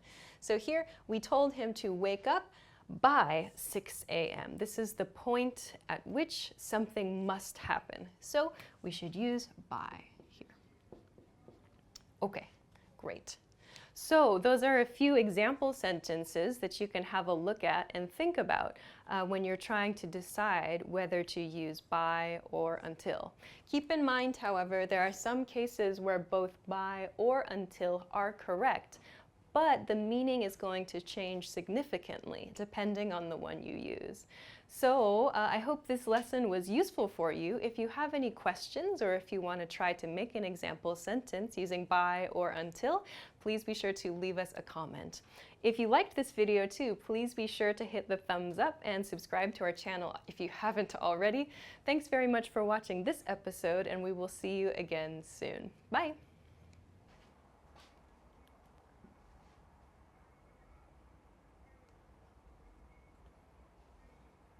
Hi everybody, welcome back to Top Words. My name is Alicia, and today we're going to talk about 10 phrasal verbs for eating and drinking. So let's get started. Drink up. The first phrasal verb is drink up. Drink up. Drink up is a cheerful phrase we use that means let's start drinking, or let's enjoy drinking, or please drink. So you can use it when everybody gets their drinks. You can say, all right, our beers are here, let's drink up. It means, it has the nuance of drink a lot. Like, you can also use it like as a challenge to someone, like someone who loses a bet or loses like an argument. You can say drink up as kind of a challenge. It's sort of like a friendly command for drink. So in a sentence, our beers are here, everybody drink up. Take down. The next phrasal verb is take down, as in take down an order. Take down is a phrasal verb that the staff, like waiter or waitress, will use at the restaurant. They may come to your table and say, can I take down your order? They may also say, can I take your order, of course. But to take down is like to take your order and write it down on a notepad, for example, on a notebook. So take down your order. You might hear this. So in a sentence, when you're ready, I can take down your order. Ring up. The next word is ring up. Ring up. We use ring up to mean total, to total something, to total a bill, to total the amount of something at a restaurant or shopping too, for example. So again, this is a word that wait staff, the staff at the restaurant may use. So when you finish your meal, they will ring up your bill. They will ring up your total, and you will pay that amount at the end of your meal. So in a sentence, I'll ring up your bill at the cash register. Set down.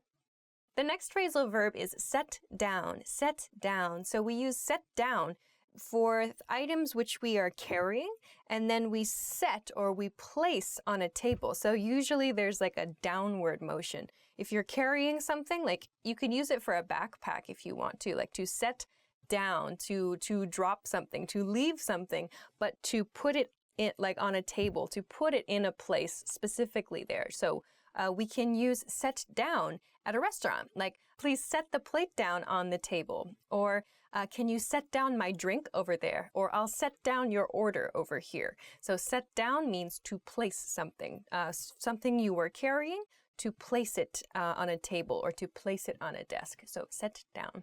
In a sentence, please set down the plates carefully. Cut up.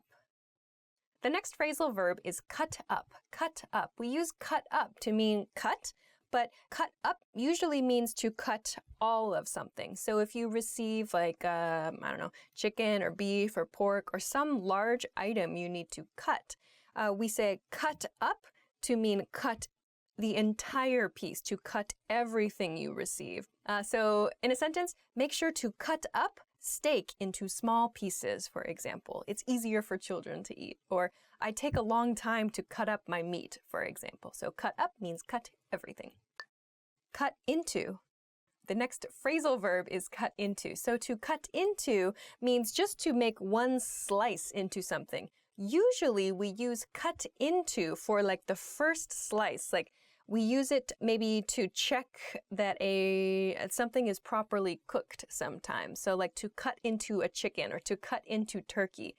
We usually use this for the first slice. So the first experience, like when I cut into the chicken, all the juices came out. It looked delicious. I'm excited to cut into my Thanksgiving turkey this year. Or I'm really looking forward to cutting into that steak later. It looked great. So cut into is kind of that first cut, that initial cut where you can see maybe what the meat looks like, or you get a sense of how the rest of your meal is going to taste. So cut into, the first slice. I want to cut into my dinner later. Sop up.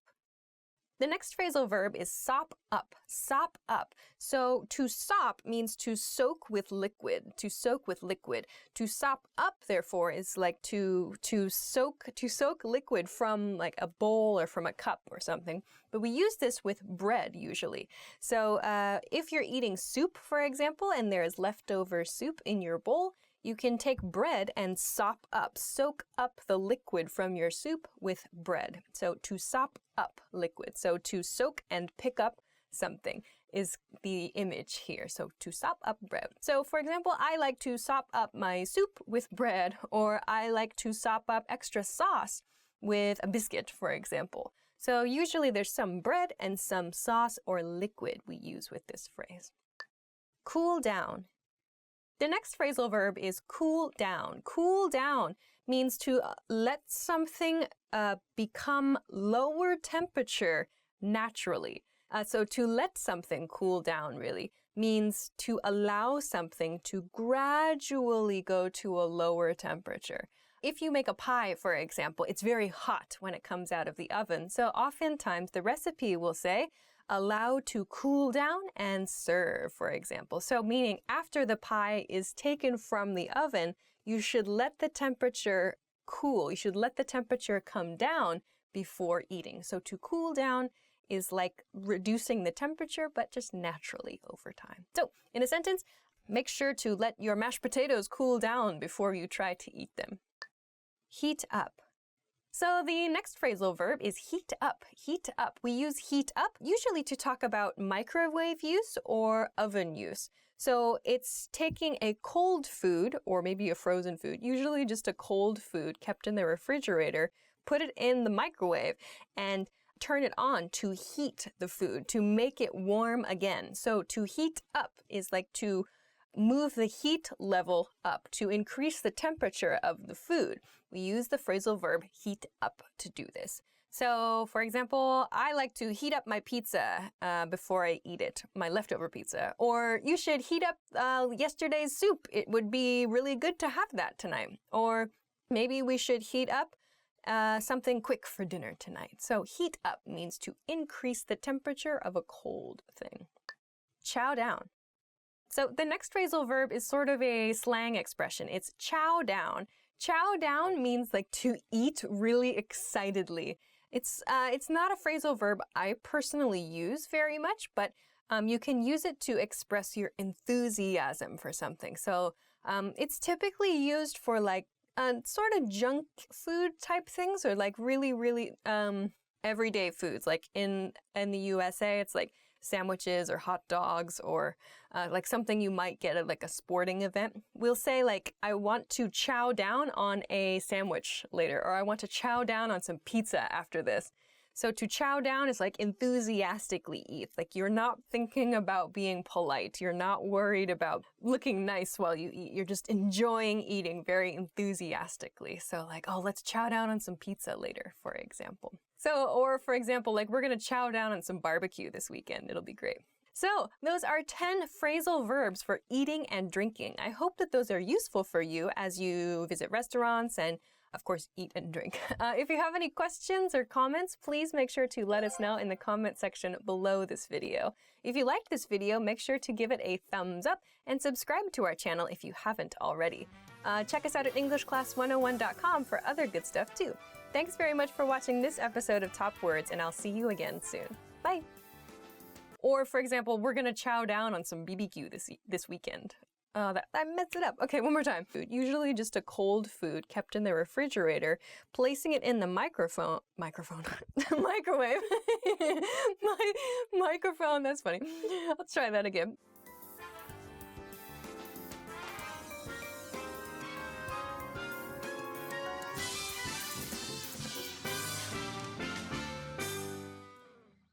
Want to speak real English from your first lesson? Sign up for your free lifetime account at EnglishClass101.com. Happy New Year! Let's talk about present perfect tense. Hi everybody, welcome back to Ask Alicia, the weekly series where you ask me questions and I answer them. Maybe. As always, remember you can submit your questions to me at EnglishClass101.com/ask-Alicia. First question. This question comes from Zara. Hi Alicia, I have a question about present perfect tense. In my native language, there isn't a tense called present perfect tense. I am confused because I don't know the differences between present perfect tense and simple past tense well. Let's begin with an in-depth explanation of these two grammar points and the differences between them. Okay, to begin, let's begin with the simple timeline here. We have the past, now, which is the star on the timeline, and the future. So we're going to focus on the past and the now points. Let's focus on those. So first, let's look at the simple past tense. We use the simple past tense for actions which started and ended in the past. So at a point in time before the present, a point in time before now, in other words. On our timeline then, let's imagine there are 2 points, a start point and an end point for that action. Okay, so here I've made a start point and an end point on the timeline. So in the past, you can see there are 2 points, the start and the end of the action, both are in the past. You'll see both of them are in the past. That's the first point about the simple past tense. Also, these are for actions that we did at a specific point in time. We can assign a specific point in time to these actions. For example, this morning, last year, last week, yesterday.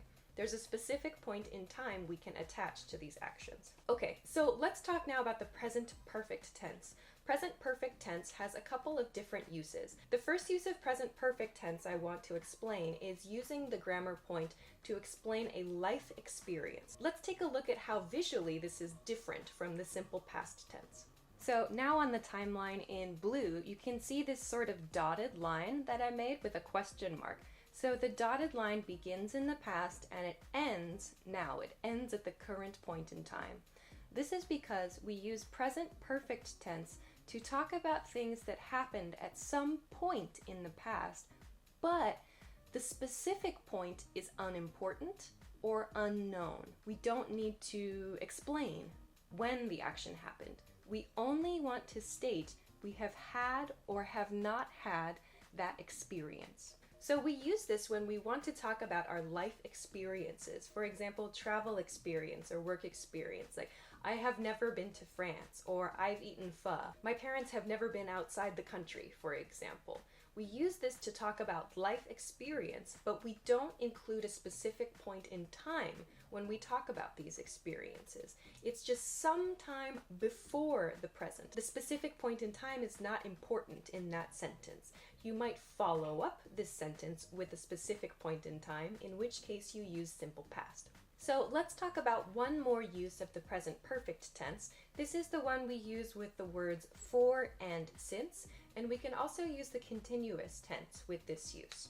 The black line on the timeline here shows an action that started in the past and continues to the present, or it's an effect of an action that continues to the present. We use this to talk about our studies, for example, or the places where we live, like I have been studying English for 3 years, or I have lived in Brazil for 10 years, for example. So remember that we use the words for and since along with this form of the present perfect tense. We use for before a length of time, like I've studied for 3 years, I've lived in Brazil for 5 years, and we use since before a period of time. So I've been studying since 2009, or I've lived here since 2013, for example. So please keep this in mind. The present perfect tense is used for actions that started in the past and continue to the present. Simple past tense is used for actions which started and ended in the past. Next question. This question comes from Maxime. Hi, Maxime. What's the difference between 1 year and a year? For example, I've lived here for a year, or I've lived here for 1 year. In this sentence, no difference, honestly. When you're talking about time periods, a year and 1 year, a minute, 1 minute, they don't mean anything different. They mean the same thing. Thanks for the question, though. Next question. Next question comes from Huang Jiang-ik. I'm very sorry. Which one is correct? I work out for 1 to 2 hours a day. I work out for 1 or 2 hours a day. I drink coffee 2 to 3 times a day. I drink coffee 2 or 3 times a day. Both of these are correct, actually. In this case, there are very, very small differences between these. 1 to 2 hours a day means between 1 and 2 hours. If you say, I work out for 1 or 2 hours a day, it means it's determined, like 1 hour only for workout, or 2 hours only for a workout. So the difference here is, are you deciding 1 hour, or 2 cups of coffee, or 3 cups of coffee? Or is it between those 2 amounts? So using 1 to 2 or 2 to 3 means between those 2 amounts. Using or shows it's either A or B. but not between those two. This is the difference between to and or. Next question. Next question comes from Huang Seina. Huang Saina. I'm very sorry. I've never been to Japan. I've never been to Japan before. I've never eaten horse. I've never eaten horse before. My question is, if you put before at the end of those sentences, does it mean you are in Japan right now or you are eating horse right now? No, not necessarily. Think of before at the end of the sentence as before now. I've never eaten horse before now, in other words. You could use this just before you eat horse or just before you go to Japan, if you like, as an emphasis phrase. But it doesn't necessarily mean that you are in Japan now or that you're eating horse now. You could use it in that way, sure, but it doesn't necessarily mean it. If you'd like to emphasize it, like if you're about to eat horse, for example, and you say, I've never eaten horse before, you could show your interest or perhaps to show maybe some anxiety or nervous feelings about what you're about to do. But no, it does not necessarily mean you are in that place. Like, for example, you could just be having a conversation. Have you eaten horse before?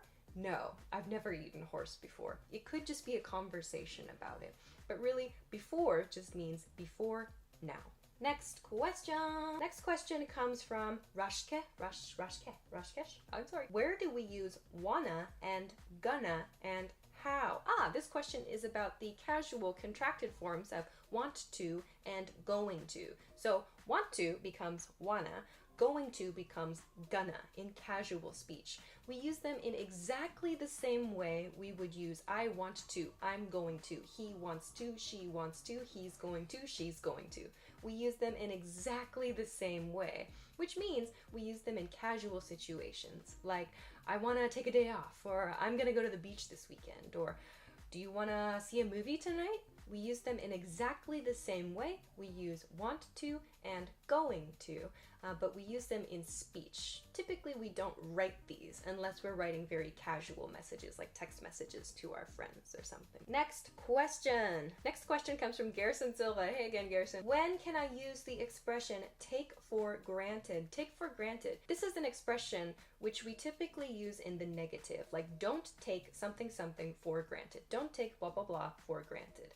It means don't forget to appreciate this thing or this person. So for example, don't take your parents for granted, or don't take this opportunity for granted. These expressions mean don't forget to appreciate these things, or don't just disregard your parents, or don't disregard this opportunity. Recognize the importance of something. So if you are given a good opportunity, for example, or someone gives you good advice, or a very nice gift perhaps, we would typically use this with the negative. Don't take something for granted, meaning don't forget to show your appreciation for that thing or for that person. Next question comes from Daniel Silvero. Hi, Daniel. Daniel asks, what is the difference between wish and desire? Greetings from Paraguay. Hey, what is the difference between wish and desire? Wish is used to express a want, when you want something that is different from the present situation. So we often use it with I wish I were, or I wish I could. Something we want, or an ability we want, but that we do not have now. Something for the future. So I wish I could speak 7 languages, or I wish I had $1 million, or I wish I were taking more time off every week, for example. Something that is different from the present condition, the present situation, we use wish. Or I wish you would call me, for example. I wish you would, or I wish you could, to express something that is not happening now. Desire, on the other hand, desire tends to be used more formally, and it also can carry more romantic nuances. It's not used as much conversationally as the word wish is. Wish is used to express wants, things that we want that are not true now. Desire is used more in romantic situations, like to desire another person, or he desired more of her time, for example. But it sounds unnecessarily formal, I feel. You might use it in a more formal, like a business context, like our client desires more information about the situation, That could be a different use of the word desire, but in general, it sounds a bit more formal and a bit more romantically charged at times, depending on the situation when it's used. If you're talking about a person as well, like if you say, for example, I desire you, it sounds actually quite odd, at least in American English. If you want to use the word desire, I think in romantic situations, it might be applied in a phrase like, he was filled with desire, or she was filled with desire, used more as a noun than as a verb. So I would recommend not using desire so much to talk about your wants, as it can sound a little bit too formal or can give perhaps the wrong nuance to the situation. But wish is used to express a hope for something or wanting something that is different from the present situation. So I hope that helps. Next question from Han Yon Hee. Han Yon Hee? Very sorry. Hey Alicia, what's the difference between maybe, probably, perhaps, and possibly? Great question. Maybe, probably, perhaps, possibly. Okay, maybe, probably, perhaps, and possibly. These are all adverbs. They have the same grammatical function. Maybe, probably, perhaps, and possibly. Maybe and perhaps are very closely related. Maybe and perhaps they have the same meaning, but just different levels of formality. Maybe is like the lower level, the more casual version of the word perhaps. So maybe I'll go to the beach this weekend, and perhaps I'll go to the beach this weekend. They have really the same meaning, but perhaps sounds more formal. Probably, however, is different. Probably expresses a higher level of possibility than the other words on this list. I'll probably go to the beach this weekend is like a 75 to 80% chance the speaker is going to go to the beach this weekend. Possibly, however, possibly has more of a nuance of just that something can be done. It is possible to do something. We use possibly more in requests. Like, could you possibly blah, blah, blah for me? Could you possibly send me this file? Possibly sounds a little too formal for casual conversations and invitations. But if you're using it at work, for example, could you possibly meet me later this week? Instead of could you maybe meet me? So the difference between maybe and possibly and perhaps there, possible has that root, yeah? Possible, able to. So maybe and perhaps don't have that nuance. Possibly sounds like, is it possible? Are you able to do this thing? Maybe and perhaps don't contain that nuance. So to recap, maybe and perhaps are used to express the same thing, a chance of something happening.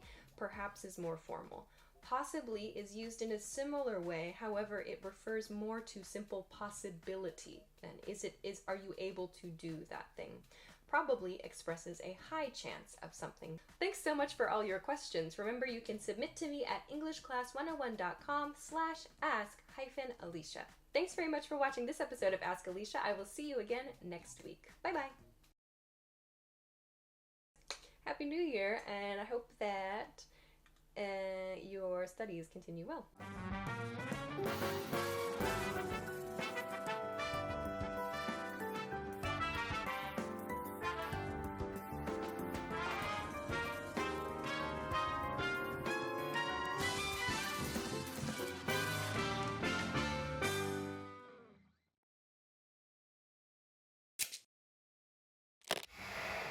How are your English listening skills? First, you'll see an image and hear a question. Next comes a short dialogue. Listen carefully and see if you can answer correctly. We'll show you the answer at the end. A man is calling the doctor's office. What time does he need to be at the doctor's office by? Hello, how can I help you? What time do you close today? We close at 6 o'clock, but please come in before 5:30. Okay, thank you. What time does he need to be at the doctor's office by?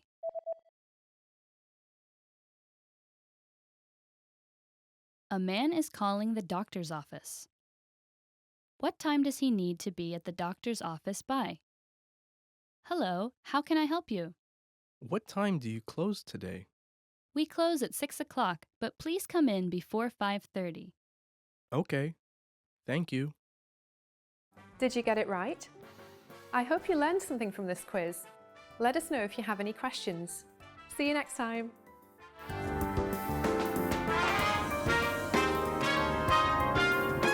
In this video, you'll learn 20 of the most common words and phrases in English. Hi everybody, my name is Alicia. Welcome to the 800 Core English Words and Phrases video series. This series will teach you the 800 most common words and phrases in English. But there's a twist. With each new lesson in this series, we'll include the previous lessons at the end. So after you've learned the new words and phrases, stick around and review what you learned in previous lessons. Reviewing is one of the most important parts of learning a language. You can also get the full list right now at EnglishClass101.com. Click the link in the description to access more example sentences, create your own flashcard deck, and finally master English. Okay, let's get started. First is happy. Happy. Happy. We use happy to describe our mood. We use this word when we are feeling positive. I am a happy person. I am a happy person. I am a happy person. Sad. Sad. Sad. So the word sad is used to describe our feelings when we are feeling down or low. The sad teenager is sitting alone. The sad teenager is sitting alone. The sad teenager is sitting alone. Angry. Angry. Angry. The word angry also refers to our emotions. We use it in times when we feel upset or very unhappy about something. There was something that made me angry this morning. There was something that made me angry this morning. There was something that made me angry this morning. Clothing. Clothing. Clothing. Clothing is a word that's used to refer to anything we wear. This can mean coats, pants, jackets, shirts, hats, whatever. I worked at a clothing store. I worked at a clothing store. I worked at a clothing store. Shoe. Shoe. Shoe. So a shoe is something you wear on your foot. I need new shoes. I need new shoes. I need new shoes. Sock.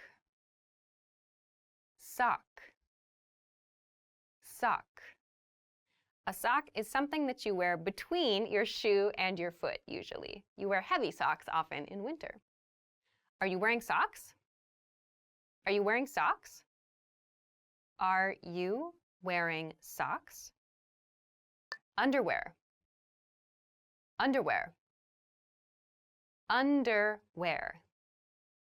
So underwear refers to the clothing we wear under the clothes we can see. My socks and underwear are in the top drawer of my dresser. My socks and underwear are in the top drawer of my dresser. My socks and underwear are in the top drawer of my dresser. Talk. Talk. Talk. We use the verb talk when we want to refer to a conversation, so two or more people are participating. Let's talk about it. Let's talk about it. Let's talk about it. Give. Give. Give. We use the verb give when we want to provide someone with something else. Can I give you a useful tip? Can I give you a useful tip? Can I give you a useful tip? Low. Low. Low. We use the word low to talk about something that is not high. This is the opposite of high, so it's something near the ground. This table is too low for me. This table is too low for me. This table is too low for me. High. High. high. So the word high is the opposite of the word low. It refers to something that is far away from the ground.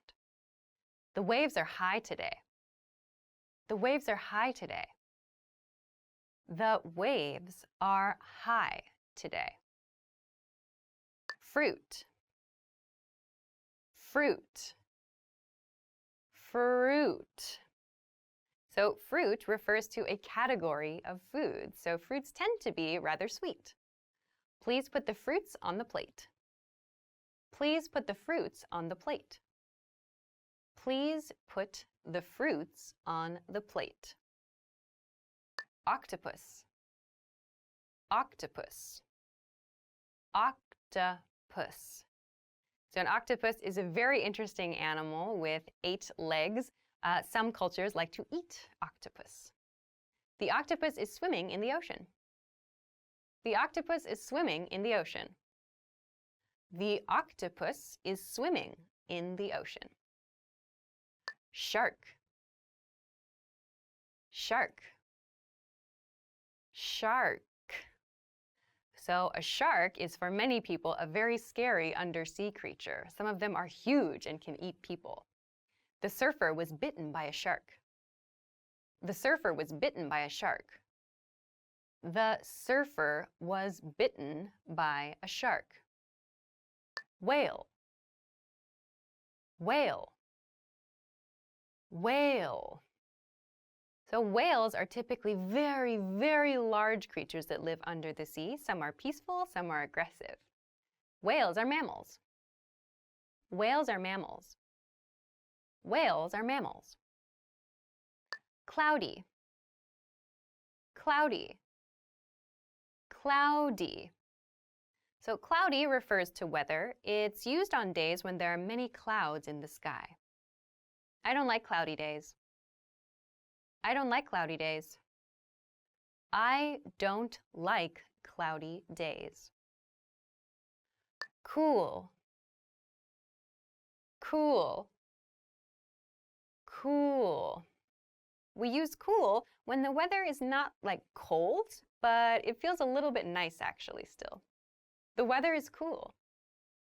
The weather is cool. The weather is cool. Cucumber. Cucumber. Cucumber. So a cucumber is a food that we can eat. It's something that's healthy and usually pretty refreshing. These cucumbers are fresh. These cucumbers are fresh. These cucumbers are fresh. Bell pepper. Bell pepper. Bell pepper. So a bell pepper is another food that many people like to eat. Sometimes they're a little bit bitter. The most common bell peppers are green, red, or yellow. The most common bell peppers are green, red, or yellow. The most common bell peppers are green, red, or yellow. Broccoli. Broccoli. Broccoli. Broccoli is another very healthy food. Lots of kids really don't like it though. Order the broccoli soup. Order the broccoli soup. Order the broccoli soup. Well done! In this lesson, you expanded your vocabulary and learned 20 new useful words. Click the link in the description and sign up for free at EnglishClass101.com to get access to the full list of vocabulary you'll need for daily life conversations. You'll also get example sentences, custom flashcard decks, and more learning resources. See you next time. Bye-bye. The coffee is in me. Hi everybody, my name is Alicia, and today we're going to be talking about the top 25 English adjectives. So these are the top 25 English adjectives in terms of how often they're used. So let's get right into it. Okay, the first adjective is the word good. Good can be used to refer to anything that you think is good or great or positive. In the comparative form, it is better. In the superlative form, it is best. So I think pizza is good. I think that sleep is good. I really think that sleep is good. Baseball is good. Playing sports is good. Video games are good. The next word is new. Comparative form, newer. Superlative form, newest. I have a new haircut. Do you want a new bike? I need to get a new job. Not true, sorry, no. Just an example sentence. So next one is first. First just refers to the number one of something. Yeah, the original of something. You could say the first silent film, or the first movie I ever watched, or the first CD I ever bought. The first CD I ever bought was Michael Jackson's Bad. Next word is last, the final of something. We use last to refer to the most recent of something, as well, as in the last time I went to the beach, or the last time I went to the forest, or the last time I saw my friend.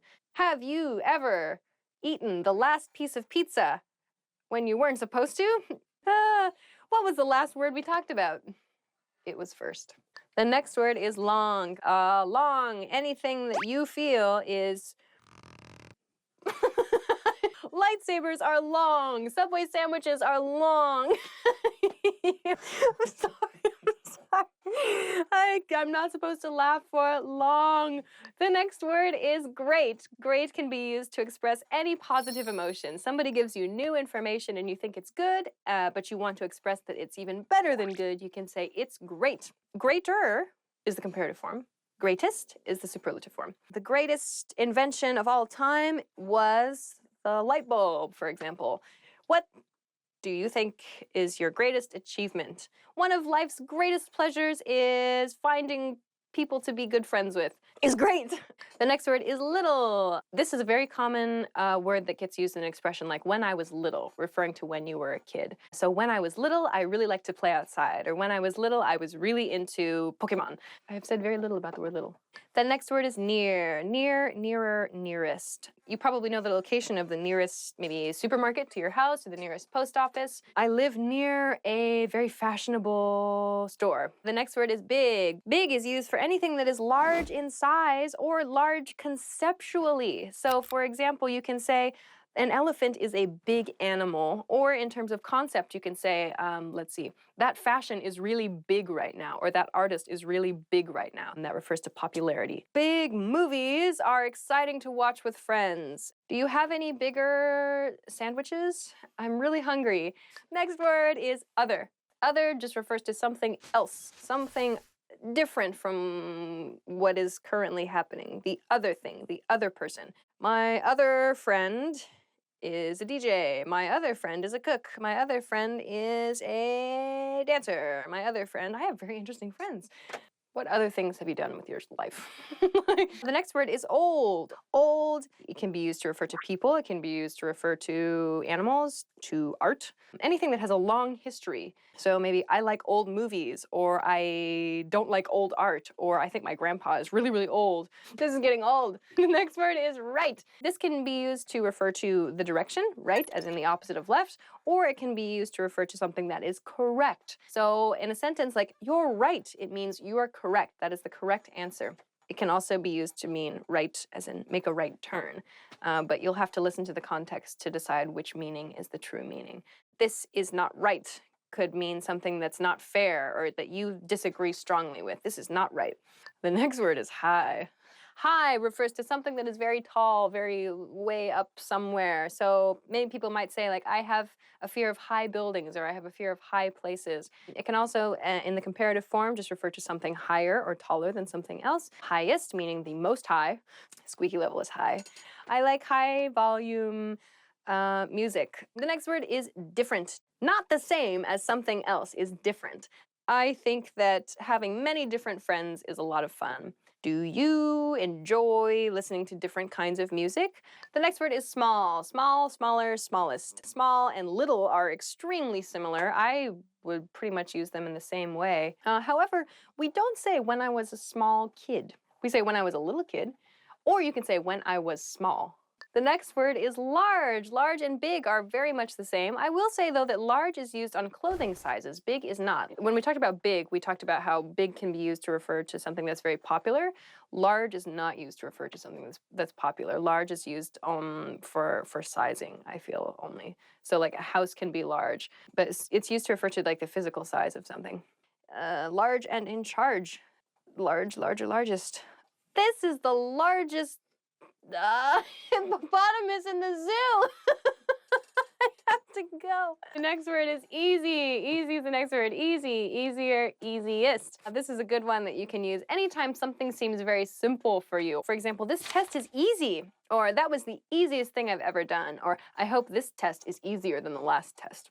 Oh gosh, don't call a person easy, Alicia. Don't ever call a person easy unless you're trying to be really rude. My driving test was really easy. Or what's the easiest language you've ever studied? The next word is difficult.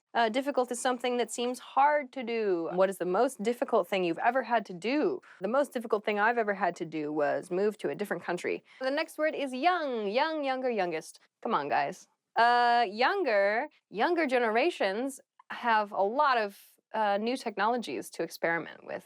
Young!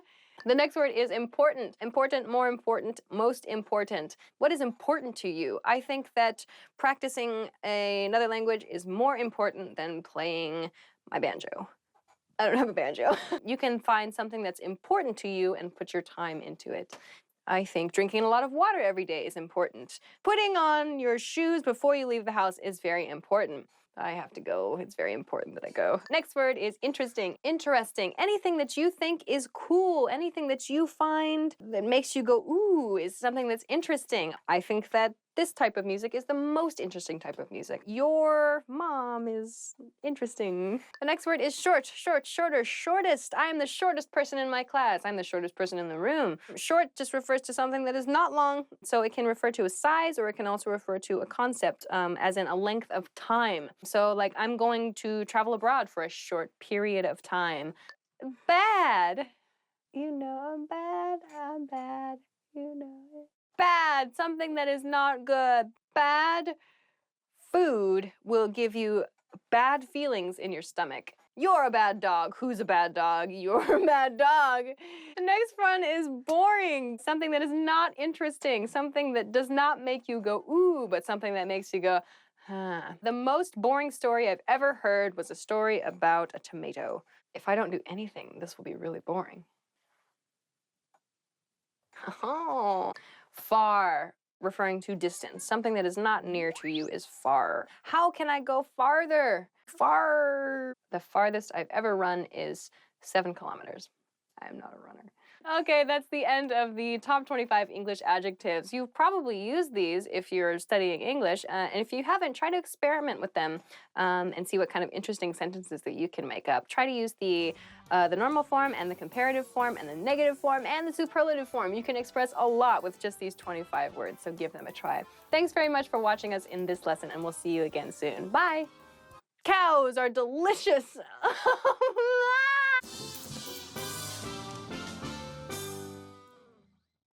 Hi everybody, my name is Alicia, and today I'm going to give a short explanation of some basic uses of the present perfect tense. So let's begin. Okay, the present perfect tense, what I'm going to talk about today, there are 2 basic points to think about when using the present perfect tense. We use the present perfect tense first, number 1, to express a life experience. So this can be a life experience you have had or a life experience you have never had. So we use this grammar point to talk about life experience, but with one key nuance. This life experience, it happened at a non-specific or an unimportant point in time. So the point in time when this life experience happened is not important in this sentence. In the sentence where you use the present perfect tense, the point in time where you had the experience is not the focus of your statement. The focus of your statement is just the life experience. So to give a visualization of this, on a timeline with past, present, and future, the present perfect tense is used to express a life experience at a non-specific point in time, meaning we use it for some experience you had at some point before the present, some point before the current conversation. So we use the present perfect tense to talk about a life experience that happened at a non-specific point in the past. So when specifically this experience happened is not important. This grammar point allows us to simply say that we have or have not had an experience. So this is the first grammar point about the present perfect tense, the simple use of the present perfect tense. The next point I want to talk about, though, is this second point, number 2 here. We use the present perfect tense to talk about an action that started in the past and continues to the present. The effect of an action that started in the past continues to the present. So this is a grammar point that's slightly different from number 1 that I talked about. So the image here is an action that started at some point in the past. It began at some point in the past, and it continues to the present. Or the effects of that action continue to the present. So this is something we can use to talk about where we live, our studies, our work experience, for example. I'll show you in a couple of example sentences a little bit later. But this is the second use, the second grammar point I want to talk a little bit about today. So it's important to note that when we use this second point, when we use the second use of this grammar point, we often use the words for and since to express that action that began in the past and continued to the present. It gives the listener some extra information about the duration, about how long that action has continued. So the difference between for and since, many people make a mistake with this. So use of for and since is important with grammar point number 2 here especially because it gives the listener some information about how long the action has been happening. So in an example sentence you could say, I have lived in Paris for 3 years, or you could say, I have lived in Paris since 2014. So you can hear for is used for a period of time. I have lived in Paris for 3 years. 3 years is a period of time. Your period of time can be years, months, days, minutes, hours, and so on. Any period of time can be used with the word for. I have been teaching this lesson for a few minutes. I have been standing up for about an hour, for example. You can use a different time duration for different expressions. You can use this actually a lot in your everyday life. But on the other hand, let's talk about since. So since is used for a point in time. When we want to talk about a point in time where an action began, where an action started, we can use since. So for example, in my sentence, I said, I have lived in Paris since 2014. So that since shows the exact year when I started living in Paris. I have lived in Paris since 2014, and the action continues to the present. So we can use for and since to show when an action began, and we also know that that action is going to be continuing. That action will continue to the present. So these are kind of the 2 grammar points I'd like to talk about. Then lastly, I want to talk about how to make this grammar point, how to make the present perfect tense. So I have 3 categories here. There's positive statements, negative statements, and question statements. These are just the basic forms of these 3 types of sentences. So let's talk about a few different sentence patterns that we can make. I have positive statements, negative statements, and question statements. These are just a few examples of the type of sentences and questions that you can make with this grammar point. So first, to make a positive statement, we'll use have or has depending on your subject. If your subject is I, for example, we'll say I have, you have, and we have. For he and she has, she has, and so on. So depending on your subject, we will use have or has. Next, we need to include the past participle form of the verb. So for example, I have lived in Paris. Lived is the past participle form of the verb live. I have been to Paris. So we can use these past participle forms of verbs, been in this case, to talk about the present perfect tense, to use the present perfect tense. Please try to remember your past participle forms of verbs, but I find that one of the best ways to get used to using the correct form of the verb here is just practicing in sentences. It's a little bit difficult to memorize all the verbs just from a list, so try practicing them in sentences to remember. Let's talk then about how to make a negative statement. So a life experience you have not had. This is the sentence pattern that you can use to describe that. So again, depending on your subject, use have or has. I have, he has, and so on. Next we'll include never. So I have never, he has never, they have never, you have never, and so on. So this never shows no experience. This is our negative expression. Then finally, we'll include the past participle form of the verb. So I have never eaten horse. He has never visited Italy, and so on. These make negative statements with never. Okay, and finally, a couple of different question patterns that we can use. There are a lot of different questions, yes and no questions, information questions. Let's take a look at a simple one, a simple yes-no pattern. So again, we begin with our has and have, depending on the subject here. So have you been, for example, with the past participle verb.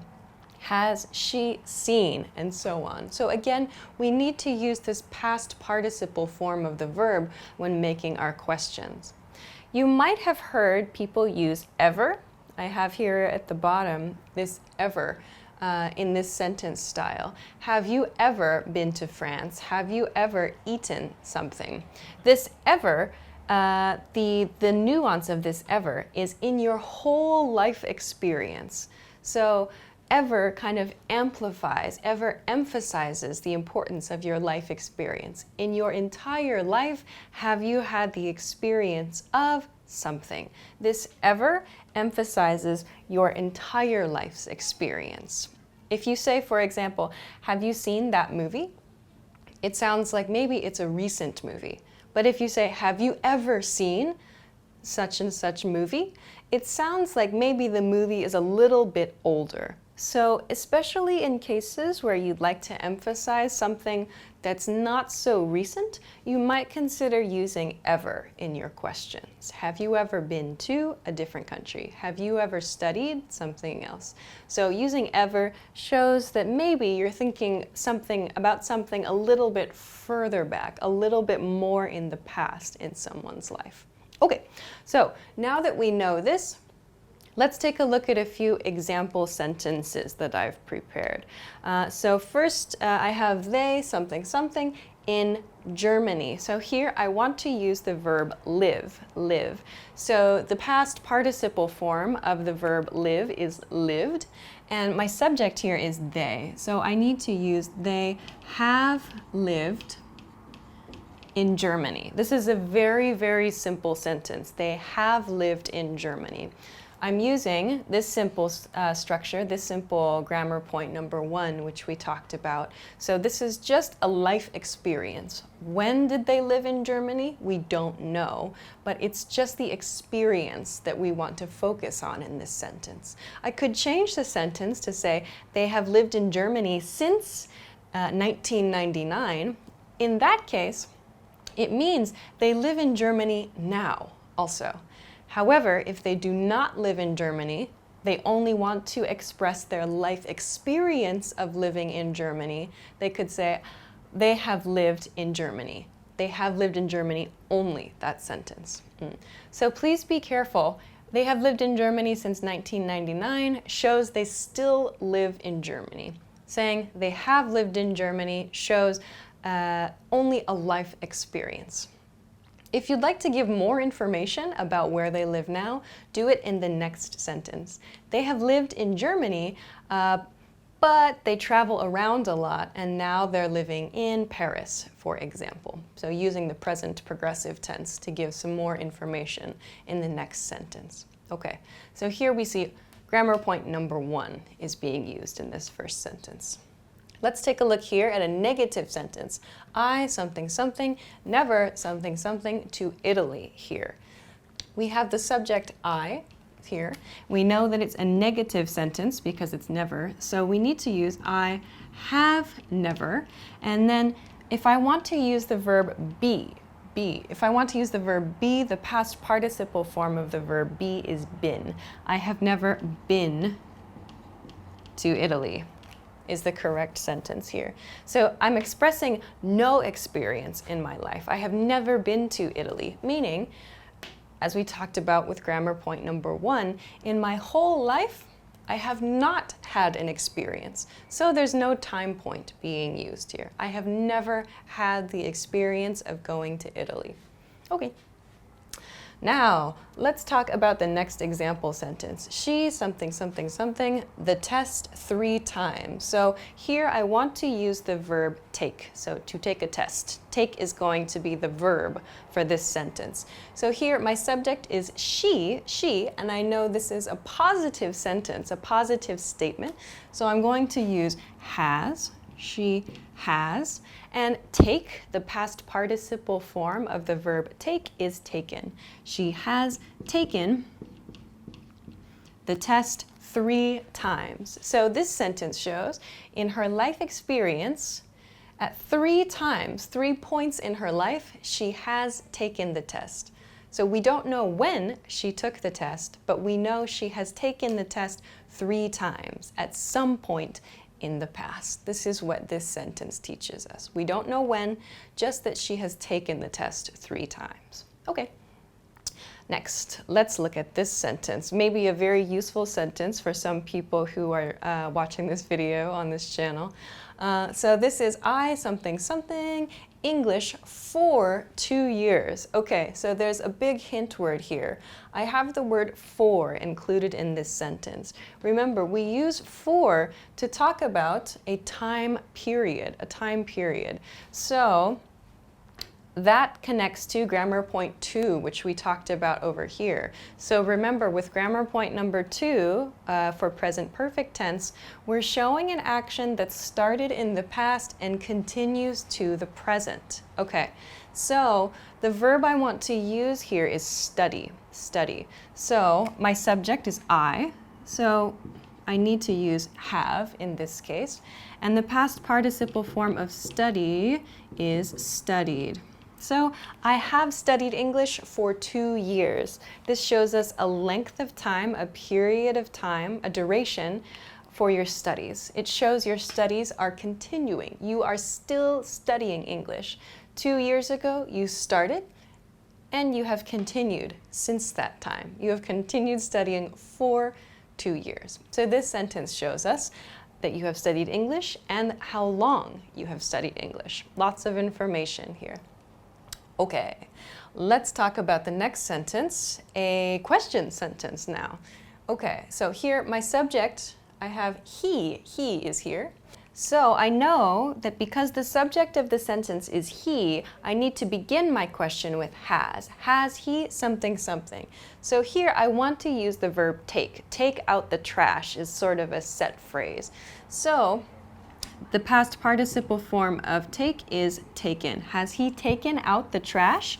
Meaning, perhaps today, at some point, has he taken out the trash? So maybe we don't know when, and when he took out the trash is not important. Just has he finished the task at some point today? So we use the present perfect tense for that. So we can use the simple past sentence, did he take out the trash? But the reason that it sounds a little bit more natural to say, has he taken out the trash, is because of this point we talked about here, the effects of that action.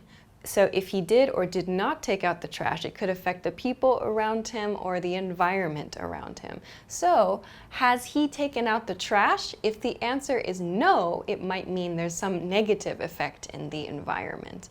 If the answer is yes, perhaps it means the people in the environment will be happy. There will be a happy effect of that. So this is the consideration. It's a very, very small point.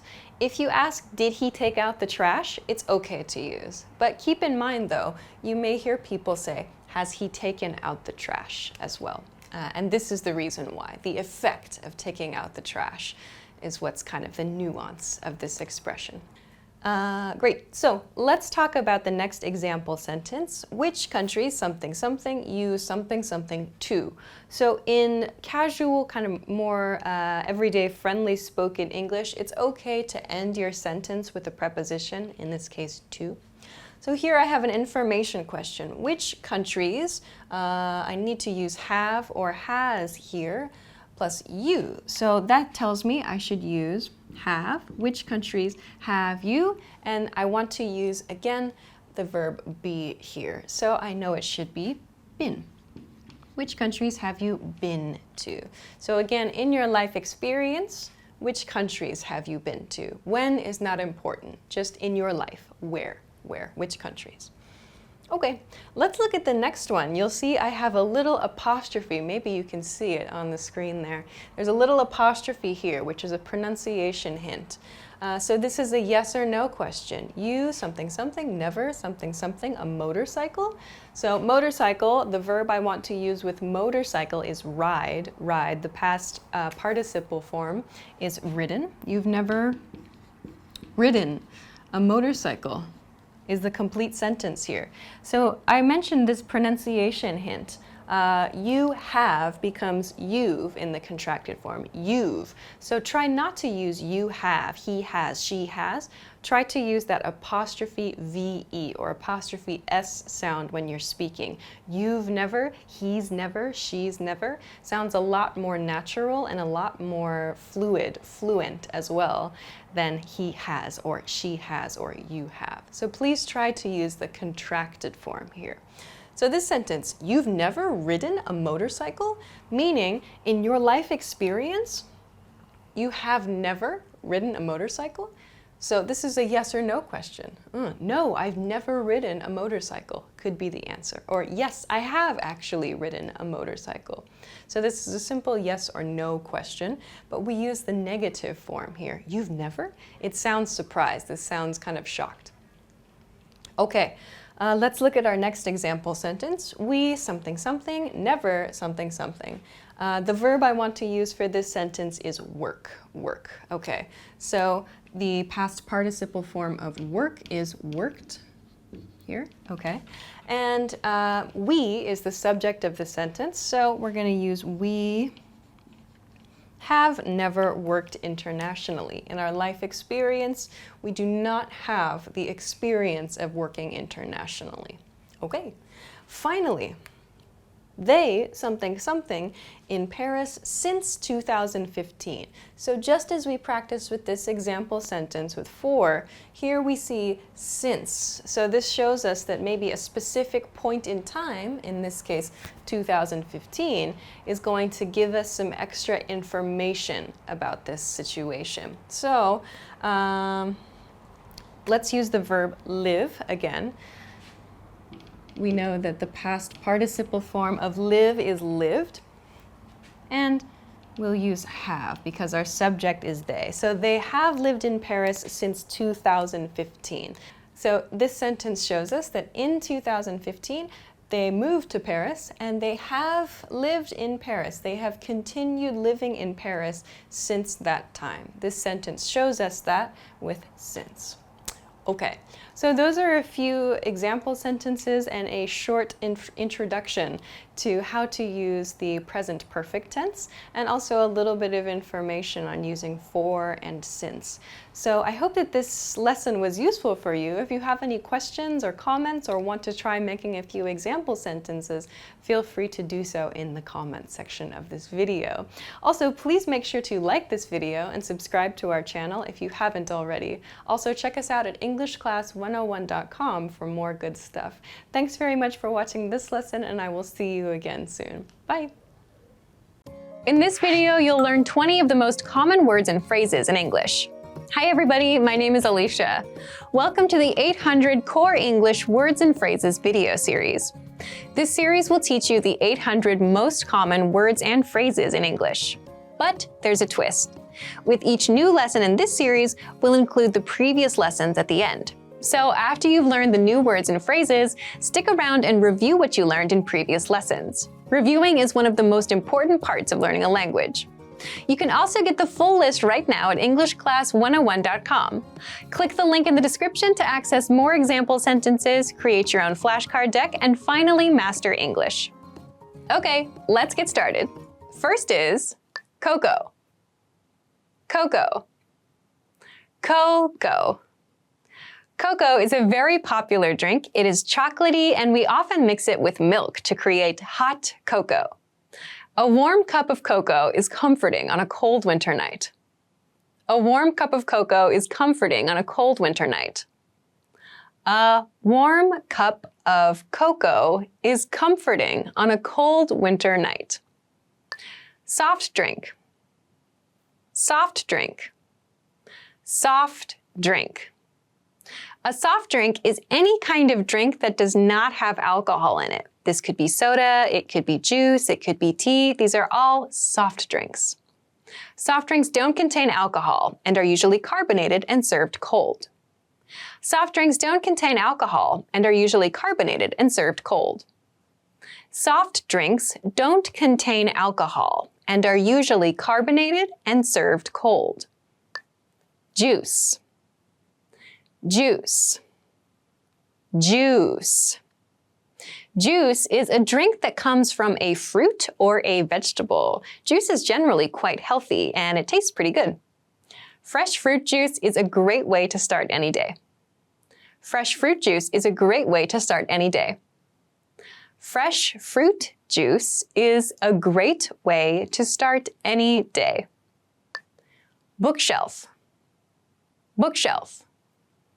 Bookshelf. A bookshelf is a piece of furniture. Typically, we use it to keep our books. It is a shelf for our books, but many people use it for other storage too. The bookshelf is full of books. The bookshelf is full of books. The bookshelf is full of books. Bed. Bed. Bed.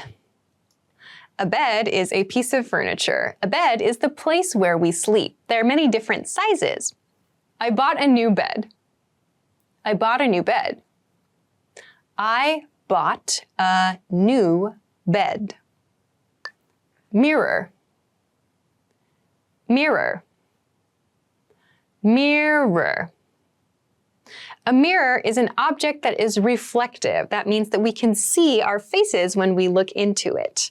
We typically have mirrors in our bathroom, and we can refer to small mirrors as hand mirrors. The mirror is hanging on the wall. The mirror is hanging on the wall. The mirror is hanging on the wall. Dresser. Dresser. Dresser. A dresser is something that we have in our house to store our clothes. This might be inside the closet. It might be inside a room. It can be very big, very small. There are many different styles of dresser. In my house, I don't have a dresser. In my house, I don't have a dresser. In my house, I don't have a dresser. Sweep. Sweep. Sweep. Sweep is a verb. We use the word sweep when we talk about cleaning house with a broom. So this motion is called sweeping. So when we want to clean things off the floor, we sweep the floor. It's so dusty. Sweep the floor. It's so dusty. Sweep the floor. It's so dusty. Sweep the floor. Put away. Put away. Put away. To put something away or to put away something means to replace something. So after we use an item in our kitchen, somewhere else in our house, after we use it and we're finished using it, we need to put it away to replace that item in its correct position. I put away the dishes. I put away the dishes. I put away the dishes. Mop. Mop. Mop. Mop is interesting. A mop, as a noun, refers to the tool we use to clean our floors. It's something that we use with water and soap. We also use this word as a verb to mean to clean the floors with soap and with this scrubbing motion. I spilled the juice, so I'll mop the floor. I spilled the juice, so I'll mop the floor. I spilled the juice, so I'll mop the floor. Waitress, waitress, waitress. A waitress is staff at a restaurant. A waitress is a female staff member who takes orders and delivers them to the kitchen and also brings food to the table. The waitress is holding a tray with glasses. The waitress is holding a tray with glasses. The waitress is holding a tray with glasses. Fahrenheit, Fahrenheit, Fahrenheit. So Fahrenheit refers to the scale that is used in the USA to measure temperature. Water freezes at 32 degrees Fahrenheit. Water freezes at 32 degrees Fahrenheit. Water freezes at 32 degrees Fahrenheit. Temperature, temperature, temperature. Temperature refers to how hot or how cold something is. Temperature is increasing. Temperature is increasing. Temperature is increasing. Humid, humid, humid. Humid refers to a weather condition or to an air condition where there is a lot of water in the air. The air feels kind of sticky or heavy. In this country, the climate is humid. In this country, the climate is humid. In this country, the climate is humid. Windy, windy, windy. Windy is an adjective that refers to a weather condition where there's a lot of wind. It's windy outside. It's windy outside. It's windy outside. Playground, playground, playground. A playground is a special feature in a park. They're often brightly colored. The goal of a playground is to give children a place to play. Is there also a slide on the playground? Is there also a slide on the playground? Is there also a slide on the playground? Pool, pool, pool. You can think of a pool kind of like a really, really big bathtub. They're places where we can swim in our cities. The lifeguard is watching the pool. The lifeguard is watching the pool. The lifeguard is watching the pool. Tennis, tennis, tennis. Tennis is a very popular sport. It's played with 2 people, sometimes with 4 people as well, and the players pass a ball, or rather hit a ball, back and forth across a net. Shall we play tennis? Shall we play tennis? Shall we play tennis? Basketball, basketball, basketball. Basketball is a very popular sport where 2 teams compete against each other to score the most points by throwing a ball through a basket. Most basketball players are tall. Most basketball players are tall. Most basketball players are tall. Leader, leader, liter. A liter is a unit of measurement, but this unit of measurement is used for liquid. How many liters of milk did you buy? How many liters of milk did you buy? How many liters of milk did you buy? Well done. In this lesson, you expanded your vocabulary and learned 20 new useful words. Click the link in the description and sign up for free at EnglishClass101.com to get access to the full list of vocabulary you'll need for daily life conversations. You'll also get example sentences, custom flashcard decks, and more learning resources. See you next time. Bye! In this video, you'll learn 20 of the most common words and phrases in English. Hi everybody, my name is Alicia. Welcome to the 800 Core English Words and Phrases video series. This series will teach you the 800 most common words and phrases in English. But there's a twist. With each new lesson in this series, we'll include the previous lessons at the end. So after you've learned the new words and phrases, stick around and review what you learned in previous lessons. Reviewing is one of the most important parts of learning a language. You can also get the full list right now at EnglishClass101.com. Click the link in the description to access more example sentences, create your own flashcard deck, and finally master English. Okay, let's get started. First is laugh. Laugh. Laugh. So laugh can be used as either a noun or as a verb. So we use this when we find something funny. The couple is laughing at a joke. The couple is laughing at a joke. The couple is laughing at a joke. Delicious. Delicious. Delicious. So delicious is a word we use when we think something tastes good. We can use this for food or drinks. Chinese food is delicious. Chinese food is delicious. Chinese food is delicious. Water. Water. Water. So water is just the word we use for the thing we drink, the most basic thing to drink. Can I have some water, please? Can I have some water, please? Can I have some water, please? Tea. Tea. Tea. So tea is another very popular drink. You can have it cold or hot. Would you like a cup of tea? Would you like a cup of tea? Would you like a cup of tea? Coffee. Coffee. Coffee. Coffee is yet another very popular drink. We usually have this in the morning. Cup of coffee. Cup of coffee.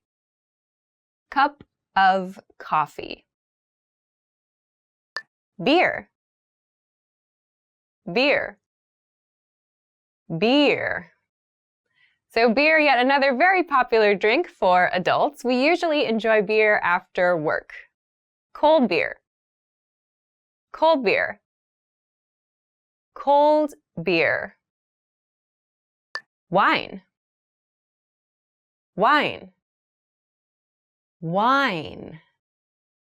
So wine is something that we tend to enjoy with kind of special occasions, or we like to pair it with foods. Glass of wine. Glass of wine. Glass of wine. Beef. Beef. Beef. So beef refers to meat that comes from a cow. This can mean anything that comes from a cow. Beef steak. Beef steak. Beef steak. Chicken. Chicken. Chicken. So chicken refers to the animal, but also the meat. When you want to talk about one of the animal, you can say a chicken. Chicken can be fried, baked, or roasted. Chicken can be fried, baked, or roasted.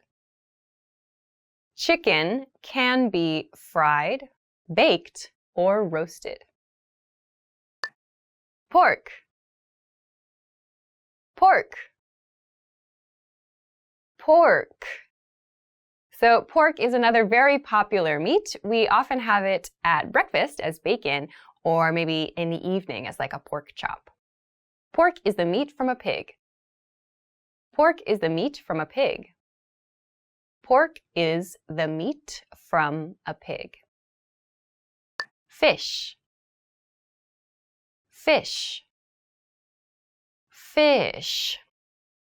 So fish is anything that comes from the ocean, anything that comes from the ocean or from other bodies of water. Chicken or fish? Chicken or fish? Chicken or fish? Lamb. Lamb. Lamb. So lamb refers to meat that comes from a baby sheep. Lamb is extremely delicious. Lamb is extremely delicious. Lamb is extremely delicious. Doctor. Doctor. Doctor. So a doctor is a person who helps other people with their health. If you get sick, go to the doctor. If you get sick, go to the doctor. If you get sick, go to the doctor. Police officer. Police officer. Police officer. So a police officer is someone in a city that helps other people when they are in trouble. I'll ask a police officer for help. I'll ask a police officer for help. I'll ask a police officer for help. Teacher. Teacher. Teacher. So a teacher is someone who shares information, who helps students or other people to learn something. English teacher. English teacher. English teacher. Employee. Employee. Employee. An employee is someone who works at a company or someone who works for someone else. Female employee. Female employee. Female employee. Come. Come. Come. So we use the verb come to mean to move from one location to the place where we are now. The girl came towards the video camera. The girl came towards the video camera. The girl came towards the video camera. See. See. See. So we use the verb see to mean to use our eyes to focus on something.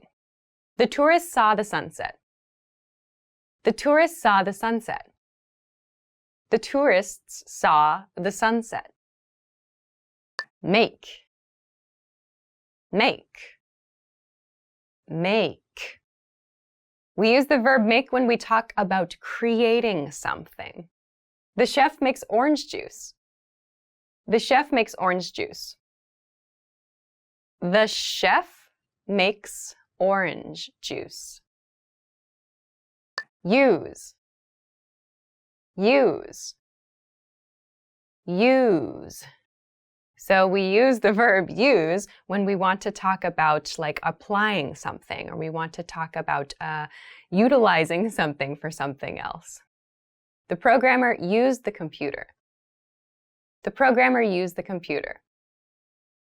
The programmer used the computer. Well done! In this lesson, you expanded your vocabulary and learned 20 new useful words.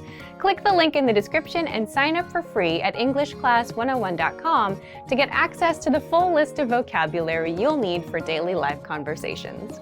You'll also get example sentences, custom flashcard decks, and more learning resources. See you next time. Goodbye! Hi everybody, welcome back to Top Words. My name is Alicia, and in this lesson we're going to talk about 10 phrases that you can use at the post office. Let's get started. Before we get to the video, a quick reminder that you can find some free PDF cheat sheets from the link below this video. Check out the YouTube description to find this. You can find conversational phrases and expressions that you can use in everyday life. So if you want to work on building some skills in your vocabulary and phrase knowledge, check them out. Okay, let's get to the video. Okay, first one. My home address is this. My home address is this. Okay, so if you bring something to the post office, you want to send it somewhere, and it's not clear which address is your address, the place you are sending something from, you can tell the post office staff, my home address is this, and you can point as you say it, or you can reverse it as well. This is my home address. You might also hear slightly different pronunciations. You might hear address or address. Both are fine. So my home address is this, or this is my home address. Both are fine. Okay, the next expression is, can I schedule a redelivery? Can I schedule a redelivery? This is something you can use on the phone if there's not like an online delivery option. Can I schedule a redelivery means you expect to receive a package and the package came, but you were not at home. So you need to reach out to the post office or to the delivery service and schedule another delivery time. You can do this on the phone. Can I schedule a redelivery? Okay, the next expression is, how much does the shipment cost? How much does the shipment cost? Another way to ask this question is, how much is shipping? You might hear that used. How much is shipping? How much does this shipment cost means how much will it cost me to send this package or to ship this package? You can use this when you're not sure how much something is going to cost. If you want to try to find a cheaper way to ship something, for example, you can confirm the price with this expression. Okay, let's go to the next expression. Can I have the package insured? Can I have the package insured? Okay, so if you're sending something valuable or maybe something that's breakable or something really, really important, you might want to buy insurance for your package or for your letter, whatever you're sending. You can ask, can I have this package insured? To mean I want to buy insurance for this package. So you can use this when you send something from the post office or the delivery service. Can I have this package insured? Okay, the next expression is, how long does the delivery take? How long does the delivery take? How long does the delivery take? Or how long does shipping take? You might hear something similar to that. This means how many days will it take for my package to reach the destination? How long will the delivery take? So they might say 2 business days or 5 business days or a week, but this will give you some idea of when the other person can expect to receive your package. Okay, the next expression is, will the recipient receive my package by the end of this week? Will the recipient receive my package by the end of this week? So you can use this expression if you have a specific deadline in mind, and you can change by the end of this week to your deadline. You can say something, for example, to change this a little bit, like, will the package arrive by tomorrow, or will the package be there by the end of the month? So you can change this expression, the by the time, to refer to your deadline. So if you want to confirm when something will arrive, you can use this to do so. All right, next expression is, will I be able to track the delivery? Will I be able to track the delivery? Another way to ask this might be, how do I track the delivery? Or can I track the delivery? If you want to use online tracking services, you can ask this question when you send your package. Will I be able to track the delivery? They might give you a website or perhaps some kind of mobile phone number that you can call. Depends on the delivery service. But if you want to track your package and see where it is, you can use this question. Okay, on to the next expression. How reliable is the delivery process?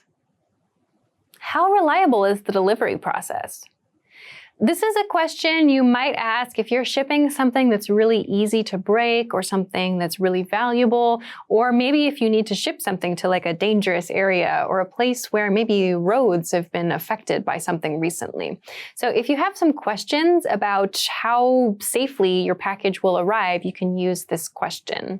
How reliable is the delivery process? This might lead to asking some questions about insurance for your package as well. Okay, on to the next expression. I'd like to send it via first class. I'd like to send it via first class. You might also just hear, I'd like to send this first class, so you don't have to use via. But first class means the highest level, like a premium level of shipping. So it's more expensive, yes, but perhaps there's insurance, you might have faster shipping times, whatever. It depends on the delivery service that you're using. But if you want to get the best shipping service available, you can ask for first class. I'd like to send this first class, please. Okay, on to the next expression. I'd like to send several parcels at once. I'd like to send several parcels at once. So parcel is another way of saying package. You can, of course, replace parcel for package here. You can say, I'd like to send several packages, or maybe you have a few things you want to send. The point is, if you come to the post office or the delivery service with many things you want to send, you can express that to the person working there. You can say, I have a few things I want to send, or I have several parcels I'd like to send. So if you go to the post office and you have a few things you need to send, you can use an expression like this. You can say something like, I have several parcels I'd like to send, or more casually, I have a few things to send, or I'd like to send a few packages, please. You can use parcel or package, whatever sounds most comfortable to you, but this expression can help the other person understand your needs. You don't have just one thing to send, you have a few. All right, that brings us to the end. Those are 10 phrases that you can use at the post office. What did you think? You can let us know in the comments. And don't forget to click the link in the description to get your free PDF cheat sheets to learn even more useful English words and phrases. You can download them to any device or print them out. They're yours to keep, so click the link and get them for free. Thanks very much for watching, and I will see you again in the next video. Bye! In this video, you'll learn 20 of the most common words and phrases in English. Hi everybody, my name is Alicia. Welcome to the 800 Core English Words and Phrases video series. This series will teach you the 800 most common words and phrases in English. But there's a twist. With each new lesson in this series, we'll include the previous lessons at the end. So after you've learned the new words and phrases, stick around and review what you learned in previous lessons. Reviewing is one of the most important parts of learning a language. You can also get the full list right now at EnglishClass101.com. Click the link in the description to access more example sentences, create your own flashcard deck, and finally master English. Okay, let's get started. First is white. White. White. So white is another very basic color. The color white is commonly associated with purity. It is difficult to keep white furniture clean. It is difficult to keep white furniture clean. It is difficult to keep white furniture clean. Red. Red. Red. Red is a very popular color. This color is associated with passion and also emergencies. A glass of red wine, please. A glass of red wine, please. A glass of red wine, please. Green. Green. Green. The color green is very commonly associated with nature and the environment. He painted the wall green. He painted the wall green.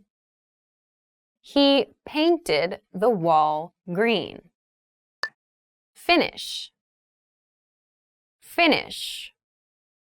Finish. The verb finish means to do something to the end, to do something to completion. Did you finish your homework? Did you finish your homework? Did you finish your homework? Start. Start. Start.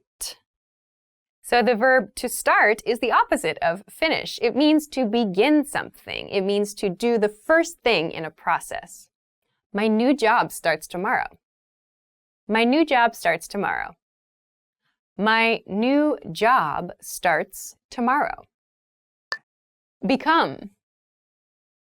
Become. Become. So the verb become is used to refer to one thing turning into another thing. Red mixed with yellow becomes orange. Red mixed with yellow becomes orange. Red mixed with yellow becomes orange. 14. 14. 14. The number 14 is the number after 13. I have 14 students. I have 14 students. I have 14 students. 15. 15. 15. The number 15 is the number that comes after 14. I will be in Thailand for 15 days. I will be in Thailand for 15 days. I will be in Thailand for 15 days. 16. 16. 16. The number 16 comes after 15. 16 is considered a special age in the USA because it's the age at which people can get their first driver's license. We have 16 minutes. We have 16 minutes. We have 16 minutes. Telephone. Telephone. Telephone. So the telephone is the machine that we use to call people. We commonly shorten this word to phone. The telephone is ringing. The telephone is ringing. The telephone is ringing. I.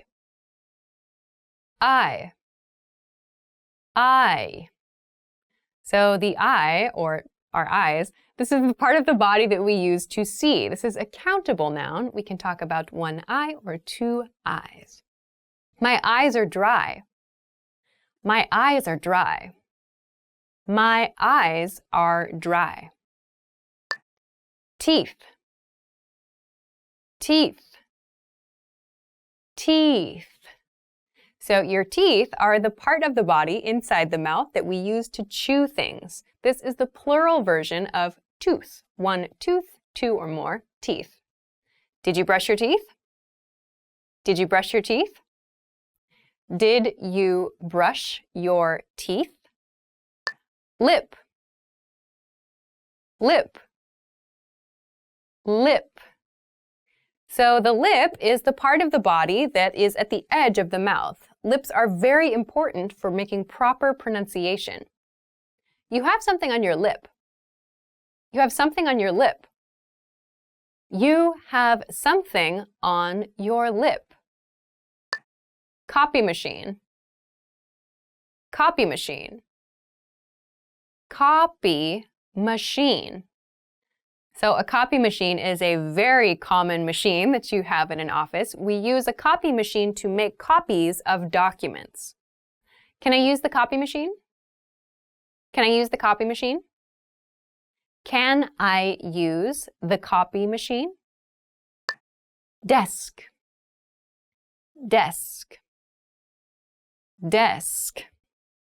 A desk is a piece of furniture that most people have in their office or in their schools, and we use it for work. We use it for work or for study. The books are under the desk. The books are under the desk. The books are under the desk. Book. Book. Book. So a book is something that you read. It's a story or other kinds of topics on paper. You might also have many textbooks in your home. There are some old books on the table. There are some old books on the table. There are some old books on the table. Pen. Pen. Pen. A pen is something that we use to write. Unlike a pencil, a pen uses ink. It's a pen. It's a pen. It's a pen. Post office. Post office. Post office. The post office is the place where you go in your city or your community to send mail to someone else. The post office is open until 5 p.m. The post office is open until 5 p.m. The post office is open until 5 p.m. Library. Library. Library. A library is a place where you can rent books. Your library might also have DVDs or other media available to rent. The library is over there. The library is over there. The library is over there. Supermarket. Supermarket. Supermarket. The supermarket is the place you go to buy food. You might also be able to find other daily goods like cleaning goods at a supermarket. This supermarket is very cheap. This supermarket is very cheap. This supermarket is very cheap.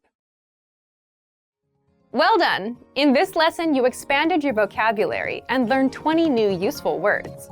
Click the link in the description and sign up for free at EnglishClass101.com to get access to the full list of vocabulary you'll need for daily life conversations. You'll also get example sentences, custom flashcard decks, and more learning resources. See you next time. Bye-bye. Hi everybody, my name is Alicia. In this lesson, I'm going to talk about the difference between someone, everyone, and anyone, and somebody, anybody, and everybody. Let's get started by looking at the meanings of these words and how we use them. Okay, let's begin with someone and somebody to begin with. You can remember someone and somebody and anyone and anybody follow very similar rules as some and any. If you've seen the video on our channel talking about some and any, maybe you remember the rules that I'm going to explain here. You can check that video for some extra information about those grammar points too. So let's start with someone and somebody. We use someone and somebody in positive statements. So a simple statement, not a question, in other words. When we make a positive statement, we use someone and somebody in that sentence structure. We also use these two words in requests and in offers. So keep in mind these are two categories of question. So a request question or an offer question. Let's take a look at some examples of this now. First of all, there's someone at the office. So here I've chosen someone. There's someone at the office. This is a positive statement. So not a question, just a statement. It's a positive here.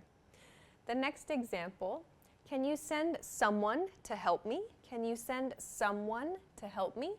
This is a request, so a specific type of question, a request question. Can you send someone to help me? The third example sentence is an offer. Would you like to talk to somebody? Would you like to talk to somebody? So here we have request, offer, positive statement. We can use someone or somebody in each of these examples. So I've used someone, someone, and somebody here, but actually we can change each of these to the other choice. Both are fine in each of these example sentences. I'll talk more about the difference between one and buddy a little bit later. For now, however, let's move on to the difference between anyone and anybody. Okay, so this is a key difference between someone and somebody. Anyone and anybody, this is used in negative statements. These are used in negative statements. Someone and somebody used in positive statements. So this follows the same rule as some and any. So in negative statements, and we use anyone and anybody in information questions. So that means that not requests, not offers, but you're looking for some kind of information. We use anyone and anybody in these cases. So let's look at a few examples of this. First, I don't think anyone is at the office. Don't think anyone is at the office. So here we've used anyone because it's a negative. Here's my negative. It's in the do not So not right here. This is my negative. Therefore, I've used anyone here. One more example sentence, a question this time. Has anybody seen my keys? Here I've used anybody. I've used this because this is an information question. I'm looking for some information I don't have now. This is not a request, it's not an offer. So I shouldn't use someone or somebody. I need to use anyone or anybody. I'm looking for information. This third example sentence is the same. Why hasn't anyone returned my calls? Here, anyone. And I'm looking for information. In this case, a why. This is a why question. So again, not a request, not an offer. I'm looking to find something new. I'm looking for information, so I should use anyone. Again, just as I talked about with someone and somebody, I can change this anyone, anybody, and anyone to the other word. It's fine to use the other word here. For example, anybody, anyone, anybody. That's perfectly fine. Again, I'll explain more a little bit later here. But remember, anyone and anybody is used in negative statements. Someone, somebody used in positive statements. This is one key difference. Okay, but let's move along now to everyone and everybody. Everyone and everybody, this will follow kind of a different rule than someone and anyone. We use everyone and everybody to refer to all people related to a situation or related to a group.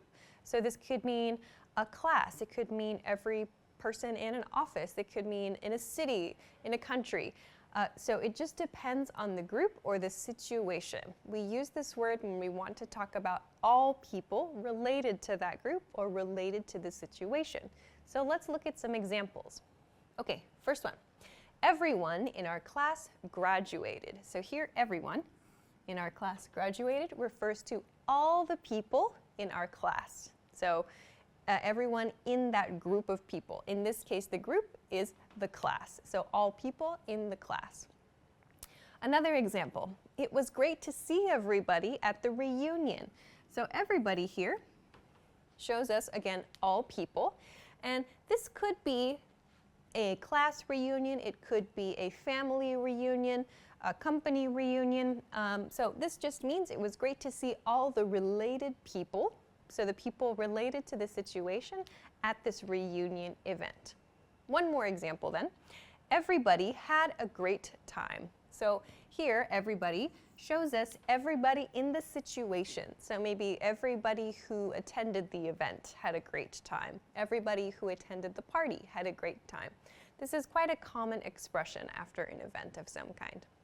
So again, as we saw with the first two groups, we can actually change each of these words to the other word. So everyone can be replaced with everybody.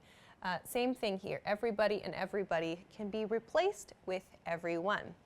So I want to end this lesson with a quick introduction or a quick overview to the difference between these two endings, one and buddy. What is the difference here? Really, one, the words that end in one, someone, anyone, and everyone, they sound more formal than the words that end in buddy. So we can actually use these interchangeably. Interchangeably means we can mix and match them. We can choose which one we prefer. So that means the meanings are the same, like their purpose is the same. It's just up to us to choose. So why would we do this? Why would we choose one word and not the other word? You can choose according to the syllables. If you remember, syllables is the number of beats. A syllable is a beat of a word. So for example, somebody has 3 beats. Someone has only 2 beats, 2 syllables. This is important when you are writing, especially like writing poetry, writing lyrics for music, or maybe you're trying to write a nice essay, for example. We are listening for which words sound nice to our ears. So sometimes the word somebody sounds nice, sometimes the word someone sounds better. So it's up to us, meaning we can decide, we can choose which word we prefer to use. So you just have to listen and kind of feel which you prefer. There's no difference in meaning, it's just a sound preference and a little bit of a formality difference. So, I hope that this lesson helps you understand the differences between these words a little bit. As I said, if you want some more information about the difference between some and any, you can search the YouTube channel for that video as well. Of course, if you like the video, please don't forget to give it a thumbs up, subscribe to the channel if you haven't already, and check us out at EnglishClass101.com for some other good English study tools. Thanks very much for watching this lesson, and we will see you again soon. Bye-bye. In this video, you'll learn 20 of the most common words and phrases in English. Hi everybody, my name is Alicia. Welcome to the 800 Core English Words and Phrases video series. This series will teach you the 800 most common words and phrases in English. But there's a twist. With each new lesson in this series, we'll include the previous lessons at the end. So after you've learned the new words and phrases, stick around and review what you learned in previous lessons. Reviewing is one of the most important parts of learning a language. You can also get the full list right now at EnglishClass101.com. Click the link in the description to access more example sentences, create your own flashcard deck, and finally master English. Okay, let's get started. First is dog. Dog. Dog. A dog is a very popular and very common pet. We see small dogs and big dogs. Is that your dog? Is that your dog? Is that your dog? Cat. Cat. Cat. Cats are also very, very popular pets. We see cats that have very short fur and cats that have long, fluffy fur. My cat likes to take a nap in the afternoon. My cat likes to take a nap in the afternoon. My cat likes to take a nap in the afternoon. Hamster. Hamster. Hamster. So a hamster is a very small pet. It's kind of popular among very young children. Hamsters like to sleep during the day. Hamsters like to sleep during the day. Hamsters like to sleep during the day. Warm. Warm. Warm. We use warm to describe a temperature that's not quite hot, that's a little bit pleasant, but it's not cool either. The soup must be warm. The soup must be warm. The soup must be warm. Rain. Rain. Rain. We use the word rain to talk about the water that falls from the sky. The rain is falling on the street. The rain is falling on the street. The rain is falling on the street. Tomato. Tomato. Tomato. A tomato is a red fruit. They're very common in salads. There are very large tomatoes or smaller tomatoes as well. My grandfather grows tomatoes in his garden. My grandfather grows tomatoes in his garden. My grandfather grows tomatoes in his garden. Strawberry. Strawberry. Strawberry. A strawberry is a very sweet red berry that's very common in desserts. I like strawberry, not apple. I like strawberry, not apple. I like strawberry, not apple. Cherry. Cherry. Cherry. So a cherry is another small, sweet, red berry, or not really a berry, more of a small fruit that you can eat. You can typically have them in one bite. I want to eat cherries. I want to eat cherries. I want to eat cherries. Child. Child. Child. So a child is someone who is not an adult. Usually around the age of 15, 14 or so, they kind of start to become like an adult. When I was a child, I used to ride my bike to school every day. When I was a child, I used to ride my bike to school every day. When I was a child, I used to ride my bike to school every day. Friend, friend, friend. So a friend is someone that we are close to, we can share our experiences with and enjoy spending time together. I met a friend at the park. I met a friend at the park. I met a friend at the park. Adult, adult, adult. So an adult is someone who is a grown person. In your country, maybe an adult is 18 years old or 20 years old or 21 years old, but an adult is someone who can be responsible for themselves. Sometimes being an adult just isn't very fun. Sometimes being an adult just isn't very fun. Sometimes being an adult just isn't very fun. Bicycle, bicycle, bicycle. A bicycle is a mode of transportation. It's popular with kids, it's popular with adults. You can ride easily around your city or your neighborhood with a bicycle. The bicycle is in the garage. The bicycle is in the garage. The bicycle is in the garage. Car, car, car. A car is a very common mode of transportation in North America. Many people have their own car. What kind of car is it? What kind of car is it? What kind of car is it? Motorcycle, motorcycle, motorcycle. So a motorcycle is like a bicycle with an engine. Usually one person or maybe two people can ride a motorcycle. He has 2 cars and a motorcycle. He has 2 cars and a motorcycle. He has 2 cars and a motorcycle. Scooter, scooter, scooter. So a scooter is a little bit shorter than a motorcycle. It's something you can sit on, and there are places to put your feet on either side, and you can ride it around your city or your neighborhood. Scooters are convenient in the city. Scooters are convenient in the city. Scooters are convenient in the city. Boat, boat, boat. So a boat refers to a method of transportation for water. You can use a rowboat, a very old-fashioned style boat, or very, very large, expensive boats called yachts. The boat floats on the water. The boat floats on the water. The boat floats on the water.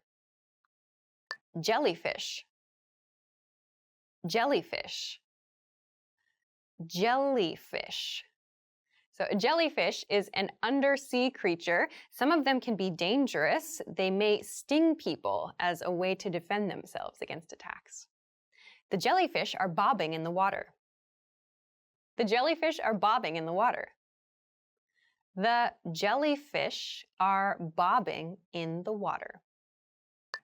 Lobster, lobster, lobster. So a lobster is another sea creature. Lobsters are very popular because they are delicious. Lobsters are very expensive. Lobsters are very expensive. Lobsters are very expensive. Crab, crab, crab. So a crab is another sea creature. Crabs typically have very large pinchers, and they walk in this motion. They walk from side to side. Crabs usually walk sideways. Crabs usually walk sideways. Crabs usually walk sideways. Turtle, turtle, turtle. So a turtle is another water-based creature. Turtles are known for being very, very slow, and they have a hard shell to protect them. The sea turtle is swimming in the sea. The sea turtle is swimming in the sea. The sea turtle is swimming in the sea. Well done! In this lesson, you expanded your vocabulary and learned 20 new useful words. Click the link in the description and sign up for free at EnglishClass101.com to get access to the full list of vocabulary you need for daily life conversations. You'll also get example sentences, custom flashcard decks, and more learning resources. See you next time. Bye-bye. In this video, you'll learn 20 of the most common words and phrases in English. Hi everybody, my name is Alicia.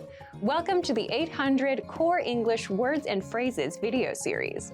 This series will teach you the 800 most common words and phrases in English. But there's a twist.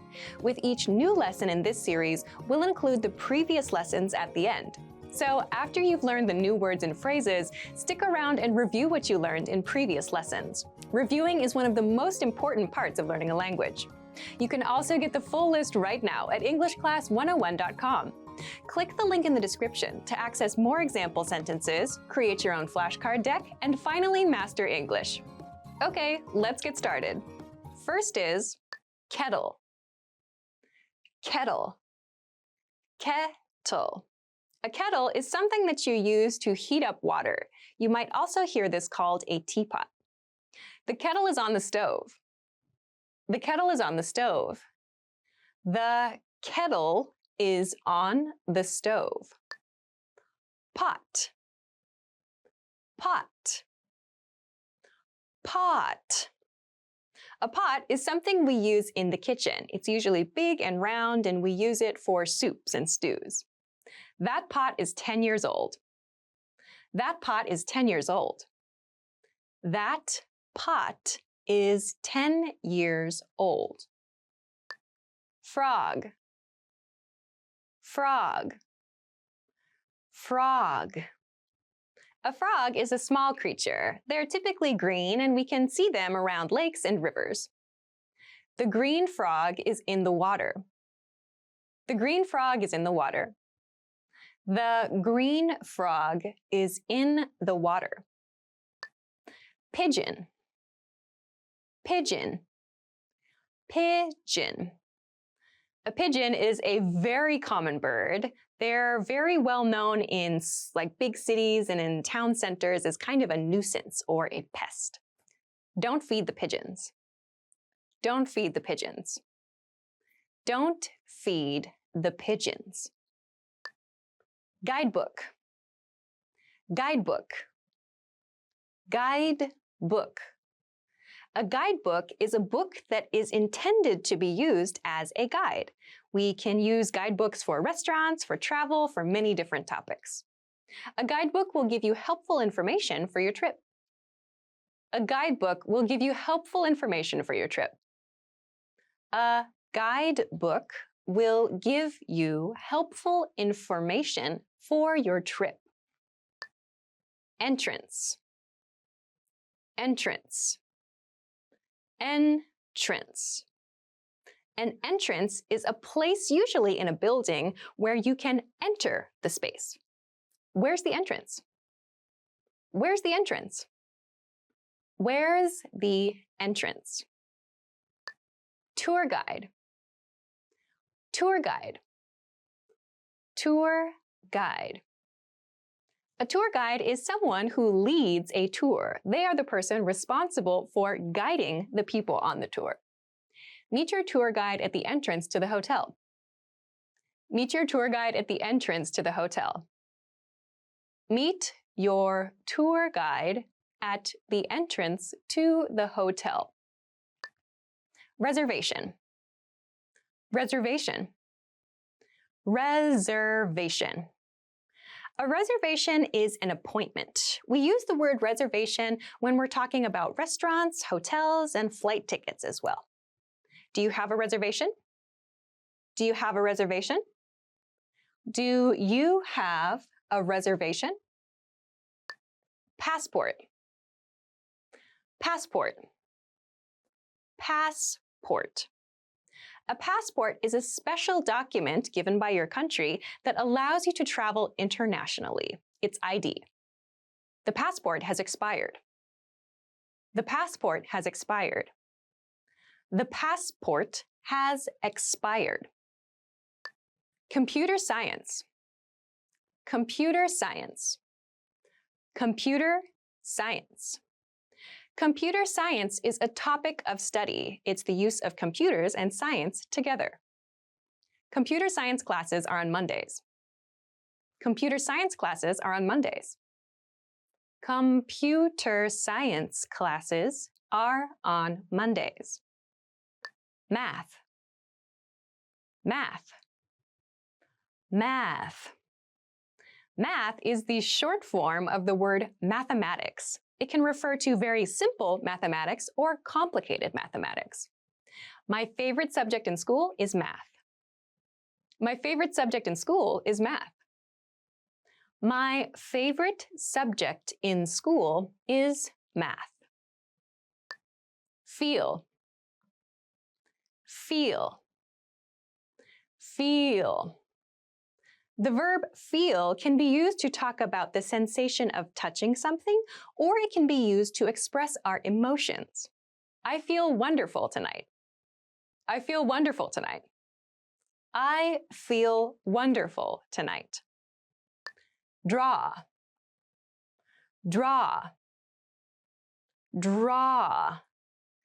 The verb draw is the verb that we use to refer to making a picture. So we use a pen or a pencil or something else to create a picture.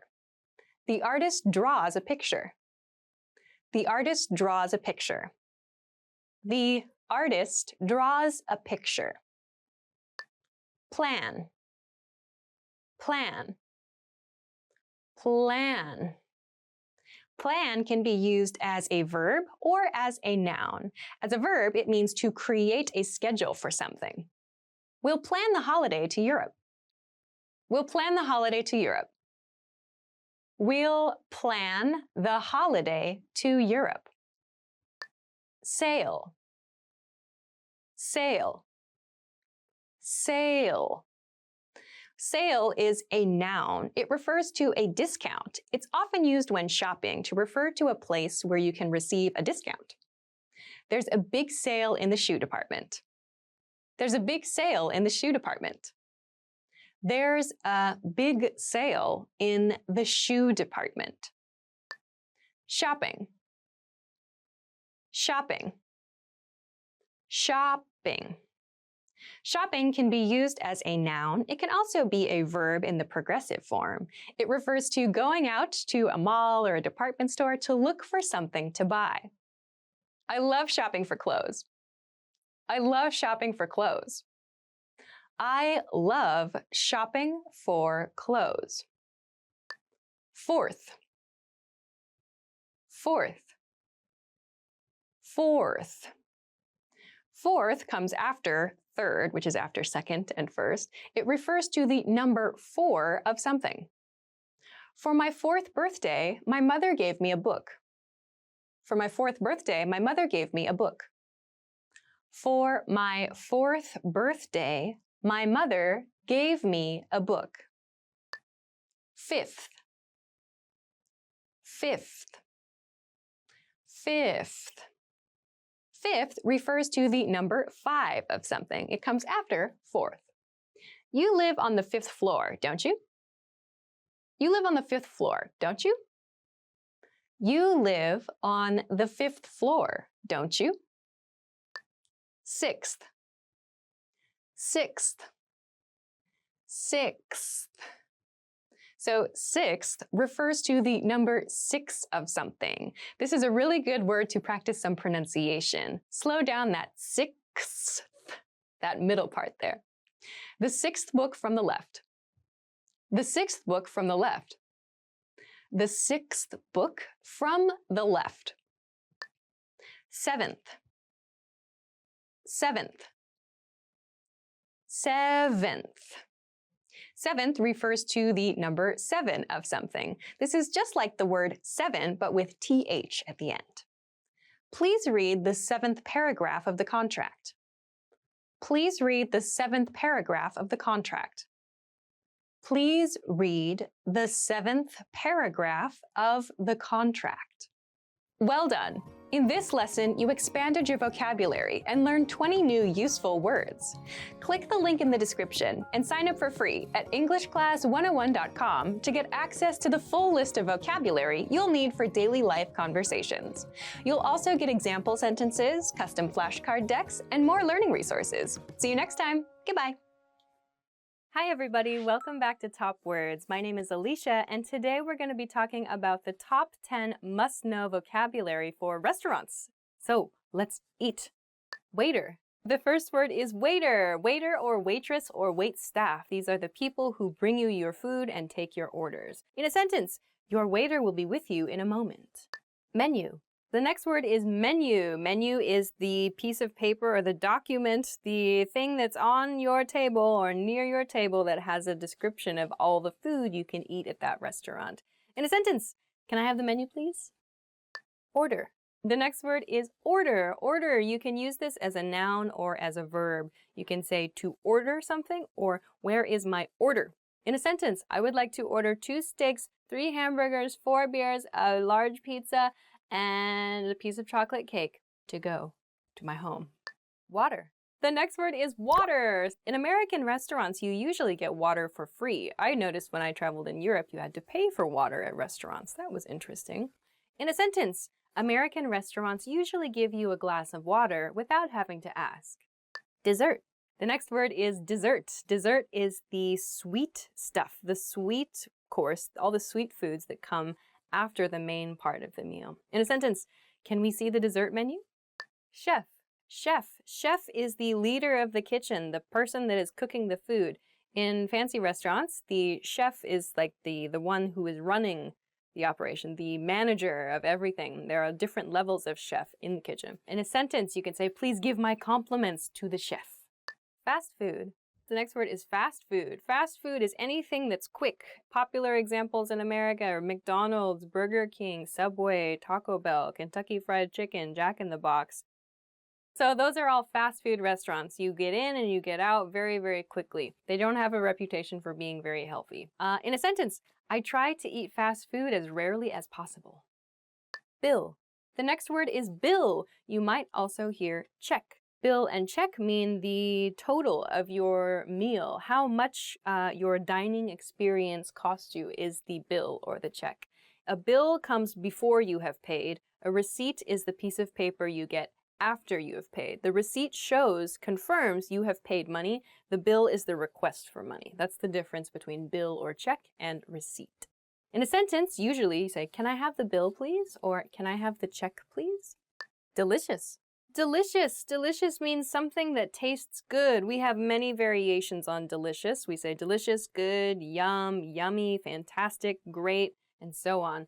It's kind of strange to me to say this is delicious. I usually just say this is good or this is really good. Something like that is a bit more natural than delicious. In a sentence, my dinner today was delicious. Main course. Main course. It's often like a meat dish, actually, like roast something or I don't know. It's also called the entree. Maybe it's a really fancy pasta dish in some cases. I don't know. In a sentence, for the main course, our specials are chicken and zucchini and curry. That's the end. So those are 10 words that you can use in a restaurant. I think they're very useful when traveling, actually. So try to keep them in mind the next time you go out to eat. If you haven't already, please be sure to like and subscribe to our channel. And if you like, also, please check us out at EnglishClass101.com for more fun stuff. Thanks very much. Bye.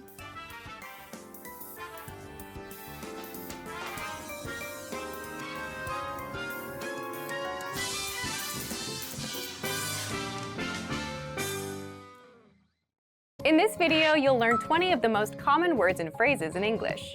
Hi everybody, my name is Alicia. Welcome to the 800 Core English Words and Phrases video series. This series will teach you the 800 most common words and phrases in English. But there's a twist. With each new lesson in this series, we'll include the previous lessons at the end.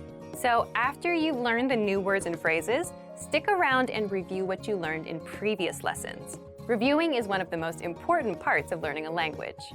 You can also get the full list right now at EnglishClass101.com. Click Click the link in the description to access more example sentences, create your own flashcard deck, and finally master English. Okay, let's get started. First is today. Today.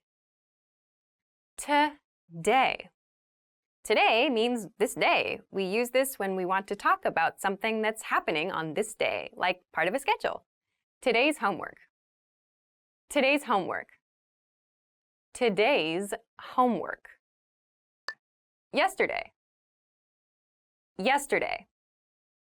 Yesterday. So yesterday means the day before today. So you can use this word when you're talking about like past actions. Yesterday morning. Yesterday morning. Yesterday morning. Tomorrow. Tomorrow.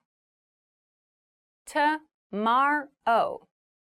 So tomorrow is like the opposite of yesterday. It means the day after today. So we use this when we're talking about our future plans. See you tomorrow. See you tomorrow. See you tomorrow. Week. Week. Week. So week refers to 7 days, that 7-day period. So we use week when we want to talk about making plans or schedules and so on. I'm busy this week. I'm busy this week. I'm busy this week. Year. Year. Year. So a year is 365 days. So we use year when we're talking about points in time, like historical events. 1 year. 1 year. 1 year. Second. Second. Second. So second refers to a very short period of time. So the amount of time that's inside 1 minute, for example, there are 60 seconds in a minute. There are 60 seconds in a minute. There are 60 seconds in a minute. Minute. Minute. Minute. So minute refers to, again, a period of time. We learned that there are 60 seconds in a minute, and we can use minutes when we're talking about times of day. 3 minutes. 3 minutes. 3 minutes. Hour. Hour. Hour. So an hour refers to one of those 24 blocks of time throughout the day. I sleep for 8 hours every day. I sleep for 8 hours every day. I sleep for 8 hours every day. Clock. Clock. Clock. A clock is an object that we use to understand what time of day it is. We can have analog or digital. Alarm clock. Alarm clock. Alarm clock. A clock. A clock. A clock. So a clock is used after a number from 1 to 12 to show that it's a specific hour. Let's meet at the station at 9 o'clock. Let's meet at the station at 9 o'clock. Let's meet at the station at 9 o'clock. Calendar. Calendar. Calendar. So a calendar is something we use to understand the dates of the year. There are 12 months on a typical calendar. I marked our anniversary on the calendar. I marked our anniversary on the calendar. I marked our anniversary on the calendar. Monday. Monday. Monday. So Monday is, for most people, The first day of the work week. I go to work on Monday. I go to work on Monday. I go to work on Monday. Tuesday. Tuesday. Tuesday. Tuesday is, for most people, the second day of the work week. Tuesday, January 1st. Tuesday, January 1st. Tuesday, January 1st. Wednesday. Wednesday. Wednesday. So Wednesday is the middle day of the week, but keep in mind this is pronounced Wednesday. There's a D there, but we don't say Wednesday. We say Wednesday. Wednesday the 18th. Wednesday the 18th. Wednesday the 18th. Thursday. Thursday. Thursday. So Thursday is the fourth day of the work week, the day that comes before Friday. So most people get a little bit excited for Friday, and thus Thursday is kind of the day when some people start their weekends a little bit early. Thursday, January 3rd. Thursday, January 3rd. Thursday, January 3rd. Friday. Friday. Friday. So Friday is the last day of the work week, and lots of people get excited about Friday, and they do things on Friday nights with their friends or their coworkers. Are you free this Friday? Are you free this Friday? Are you free this Friday? Saturday. Saturday. Saturday. So Saturday is the first day of the weekend. Lots of people choose to do things like their hobbies or maybe take a trip somewhere. It's a day to relax for lots of people. Saturday night. Saturday night. Saturday night. Sunday. Sunday. Sunday. So Sunday is the last day of the weekend, usually. Sunday tends to be a more relaxing day, so we're kind of recharging a little bit and taking it easy. Sunday morning breakfast. Sunday morning breakfast. Sunday morning breakfast. Do. Do. Do. So do is used when we're referring to some kind of activity. We're making something happen. We are taking care of something. Do homework. Do homework. Do homework. Go. Go. Go. So the verb go means to move from one place to another place. We use this when we're traveling or maybe even when we're talking about some place we would like to go or like to travel to. Go to the park. Go to the park. Go to the park. Well done! In this lesson, you expanded your vocabulary and learned 20 new useful words. Click the link in the description and sign up for free at EnglishClass101.com to get access to the full list of vocabulary you'll need for daily life conversations. You'll also get example sentences, custom flashcard decks, and more learning resources. See you next time. Bye-bye.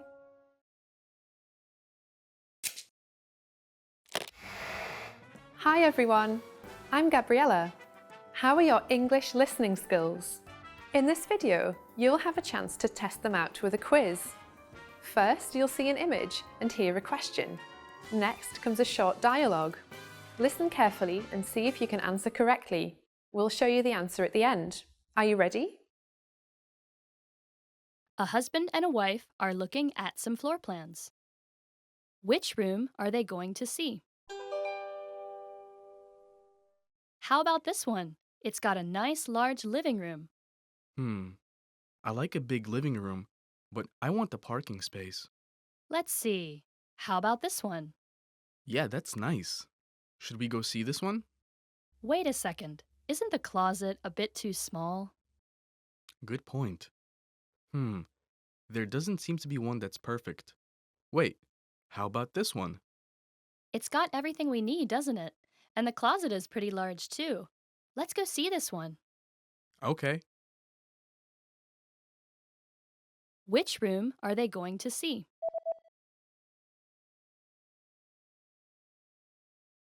A husband and a wife are looking at some floor plans. Which room are they going to see? How about this one? It's got a nice large living room.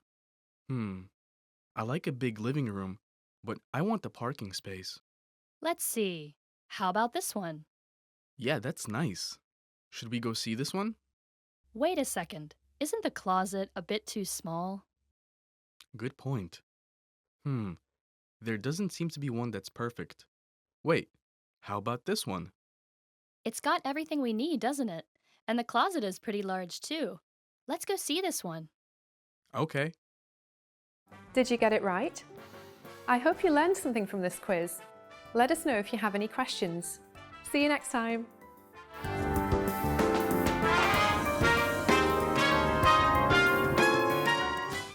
Hi everybody and welcome back to Top Words. My name is Alicia and in this lesson we are going to look at 15 ways to improve your listening skills. Let's get started. Quick reminder before we start this video, there is free stuff for you to download from the link below the video. Check the YouTube description. You can find free PDF cheat sheets to download. You can use these, of course, to practice building your vocabulary and phrase knowledge, but these are also super important for you to be able to catch when you're listening. So I thought that some good PDFs to focus on for this lesson would be these conversation-based cheat sheets. You can check out this one, making a phone call. So it is a super important skill, of course, to be able to understand the things that the other party is saying to you at the other end of the phone. And of course, this one, the 24-hour survival phrases cheat sheet. So things that you need to be able to understand when someone says to you. So check these out and more from the link below the video. Okay, let's get to the lesson. The first tip is to join a conversation group. Join a conversation group. So when we think of joining a conversation group, we think about speaking, yeah? But also we practice listening when we go to a conversation group. So it's not just about practicing your own speaking skills, but it's also about listening to the other people in the group and understanding what they're saying. So picking up new vocabulary from them, listening to the ways that those people speak, and so on. So joining a conversation group can be a great way to practice building your own listening skills. Okay, next tip. The next tip is to make yourself a study plan and establish a routine. Make yourself a study plan and establish a routine. So this is a tip that's pretty basic and you have to do this, or you should do this, no matter what skill you're working on improving. But within your study plan, make sure that you have something that's going to help you with your listening skills and you do it regularly. So that means inside your study plan, you have something to listen to. So you're not just reading textbooks or you're not just like looking at vocabulary words and flashcards. Make sure you also have something in your study plan that will help you to build your listening as well. Okay, the next tip is to watch movies in the language you're studying, especially on devices you can use to repeat selected scenes. So this means if you are watching on like your phone or on a computer, something that lets you rewind, you can use that as a tool for your studies. So when you listen to a scene, you can go back and listen to it again to check for new words or maybe something that you couldn't quite catch the first time around. So when you're listening to movies or maybe YouTube videos or even audio lessons, make sure to take the time to just go back and check something when you're not sure about it. This can be a great habit. Okay, the next tip is to look for root words when listening to something. Look for root words when listening to something. What does that mean? So this means when you are listening to new words, try to think about the base word inside a word that you don't know. So let's think of an example. For example, if you hear the word comparable, you might think, what does that word mean? What is happening there? So comparable is a word that's made up of the root compare, and it also has able at the end. Able is used to refer to something that we can do. So Comparable is like saying compare and something that we can do. So that means something that we can compare. So when you hear a new word, try to think about the roots that you might be able to identify in the word. This does not work for every word by any means, but if you hear a new word that's quite long, you might see if you can identify, if you can find some key root sounds within that word that can give you a hint about the meaning. The next tip is to use the shadowing technique. Use the shadowing technique. So yes, we talk about using shadowing to improve your speaking skills, but you can also use shadowing to improve your listening skill. This can be a great way to find gaps in your listening. So if you can't quite catch a vocabulary word or you're not sure about the grammar that's used in a sentence, you can identify that when you're listening and try to check a script or check a textbook or something to identify those parts that you need to work on a little bit more. The next tip is to practice listening to dictations. Practice listening to dictations. So dictation is a fancy word that means a person talking into a recorder for a long time about one topic.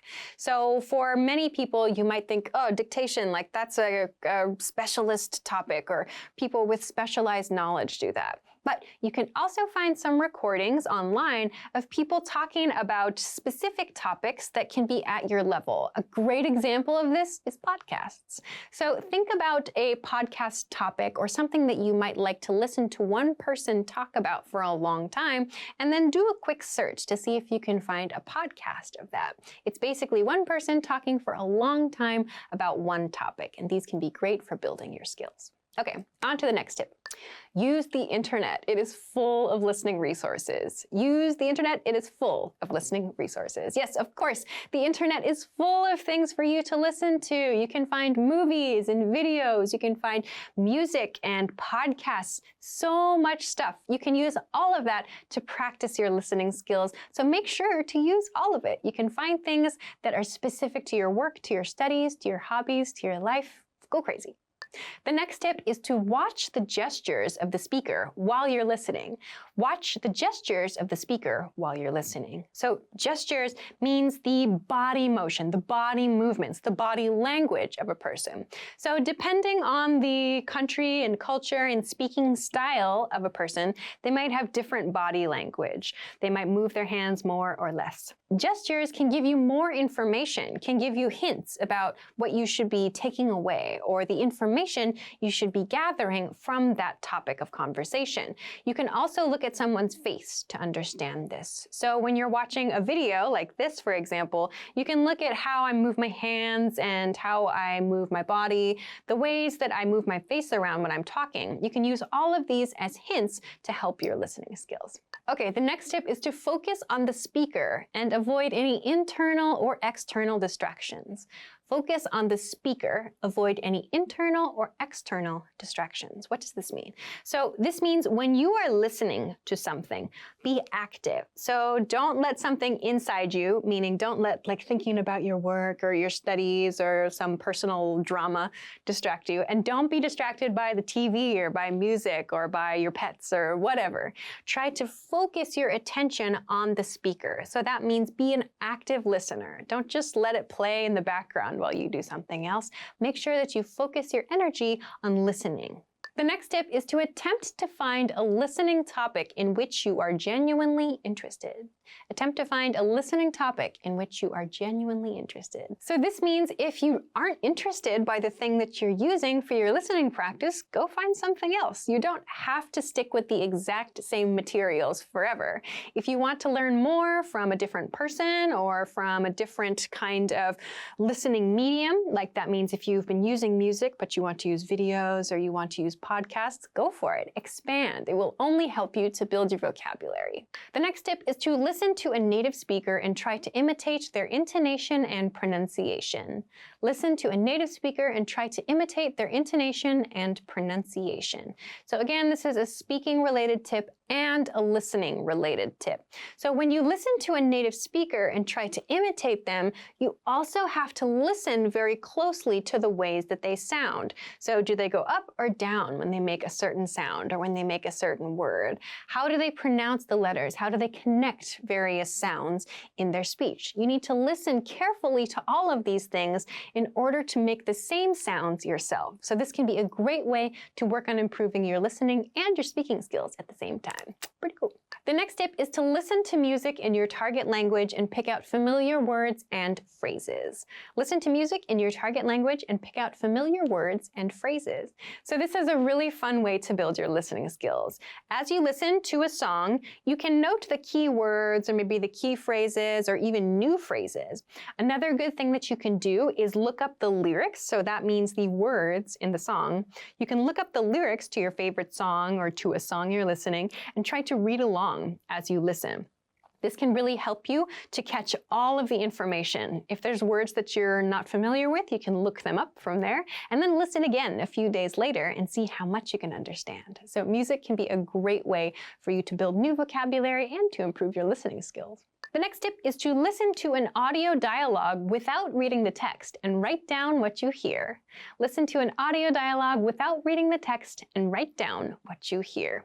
Okay, so this one is a really, really challenging one for sure. So if you've listened to an audio lesson, like one of our audio lessons, you can try listening to it without the text and try to write everything down line by line. This is a super challenging but a really, really great way to find gaps in your vocabulary. So if you listen to the audio dialogue and you realize, oh, I don't know that word, that's a really good sign that you need to study that word. This is a really, really good tip. It takes some time for sure, but it can really, really help you pinpoint exactly what you need to focus on. The next tip is to listen to a dialogue and try to correctly write down words you don't recognize, then compare your spelling to the correct spelling. So once more, listen to a dialogue and try to correctly write down words you don't recognize, then compare your spelling to the correct spelling. Okay, so this is an extra level of challenge. When you listen to a dialogue for the first time, instead of just identifying words you don't know and thinking, oh, I should check the script or I should check the text. Try anyway to write down that word that you don't know. So listen to the word a few times and make a guess and then go and check the script or go and check the text after that. So even if it's not correct, you're at least trying to understand that sound and trying to write the sound based on your knowledge. So this is another level of challenge that you can use to improve your writing skills and to improve your listening skills. The next tip is to listen to a news report or a podcast in your target language in English, and then try to identify the topic of the report before reading about it. So again, listen to a news report or a podcast in English, then try to identify the topic of the report before reading about it. So what does this mean? Okay, so for example, if you follow a news source, an English-speaking news source, like a newspaper, an online newspaper, or maybe a magazine, something like that, and they have audio files of their news available, go subscribe to that. So subscribe to like the New York Times or whatever news outlet is interesting to you, and listen to their podcast files or listen to their audio files, but don't look at the information about the topic. Just press play on like the first list that you see. Just press play on an audio file at random and try to guess what the main points are. Try to guess what the topic is. Then you can go and read about that topic on that company's website and see if you got the key points correct. So this can be a really challenging way, again, to build your listening skills. First, by identifying key topics in a report and then going to read about the report to gain more information. All right, so those were 15 tips that you can use to improve your listening skills. I hope that they were helpful for you. Of course, if you have any other tips, you can feel free to let us know about them in the comments. Maybe everyone can find something new there too. If you have any comments or questions, of course, or if you want to practice making some example sentences, please feel free to do that in the comment section as well. Also, don't forget to download your free stuff from the link below the video. Check out the YouTube description to get those free PDF cheat sheets. Also, don't forget to like and share this video and subscribe to our channel if you have not already. Thanks very much for watching this lesson, and I will see you again soon. Bye!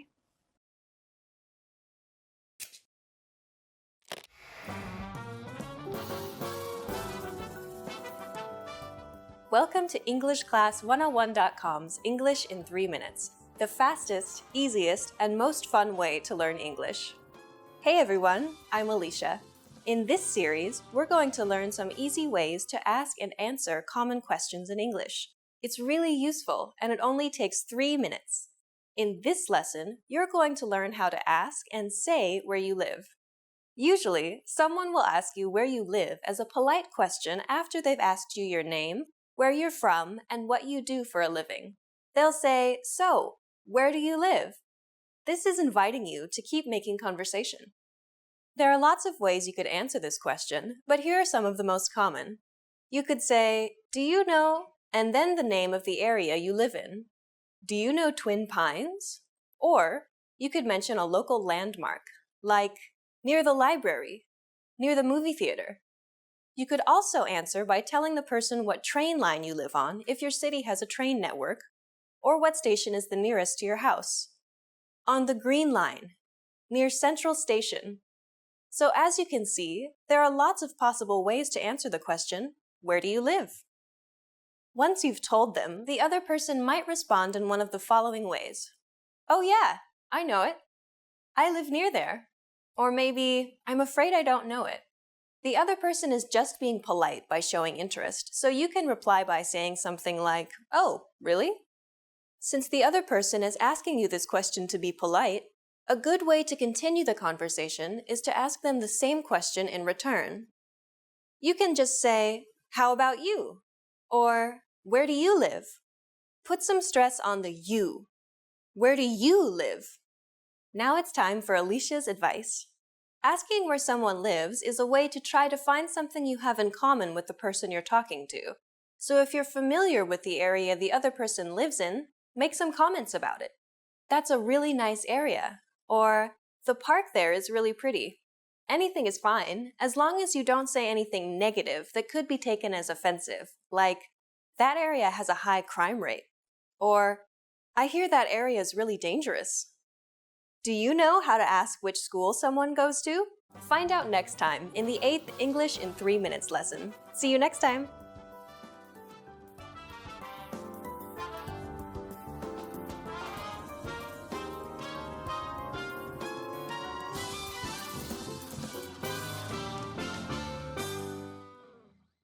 It is prepared.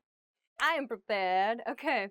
Hi, everybody. Welcome back to Top Words. My name is Alicia, and today we're going to be talking about the top 10 phrases you'll need for a date.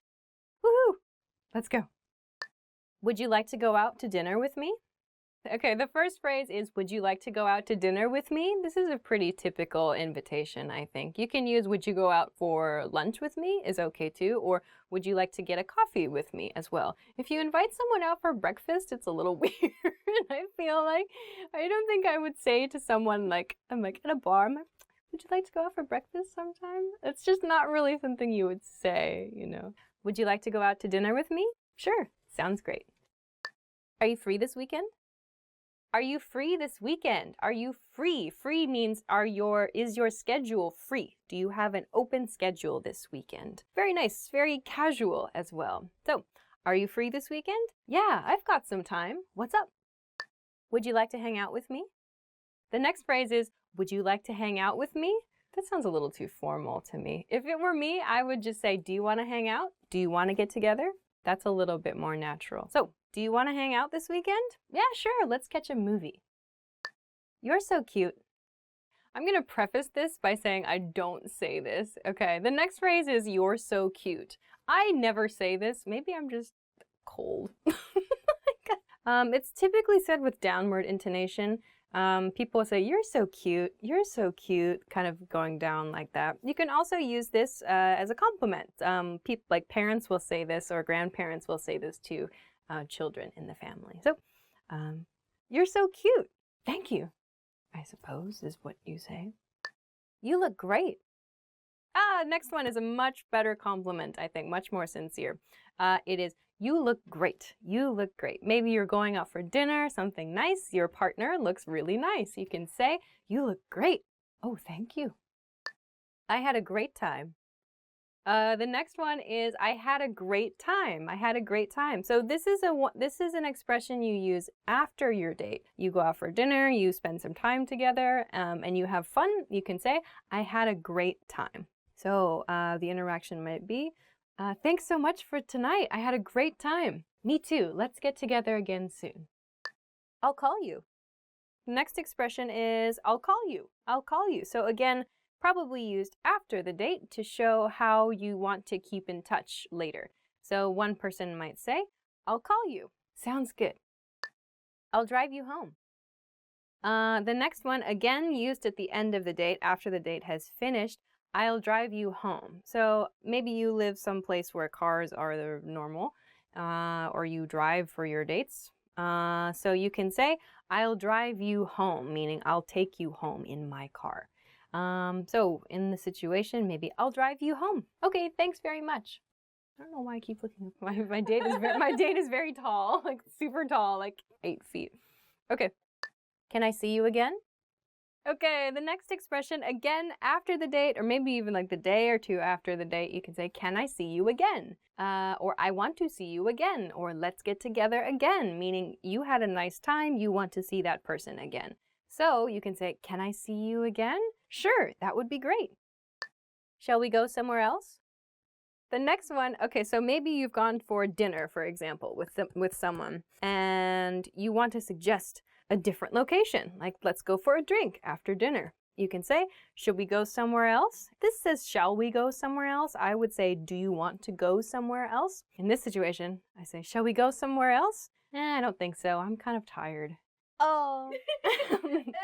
Oh no. All right. So those are 10 expressions that you can use for a date. Give them a try the next time you have a chance, whenever that may be. Good luck.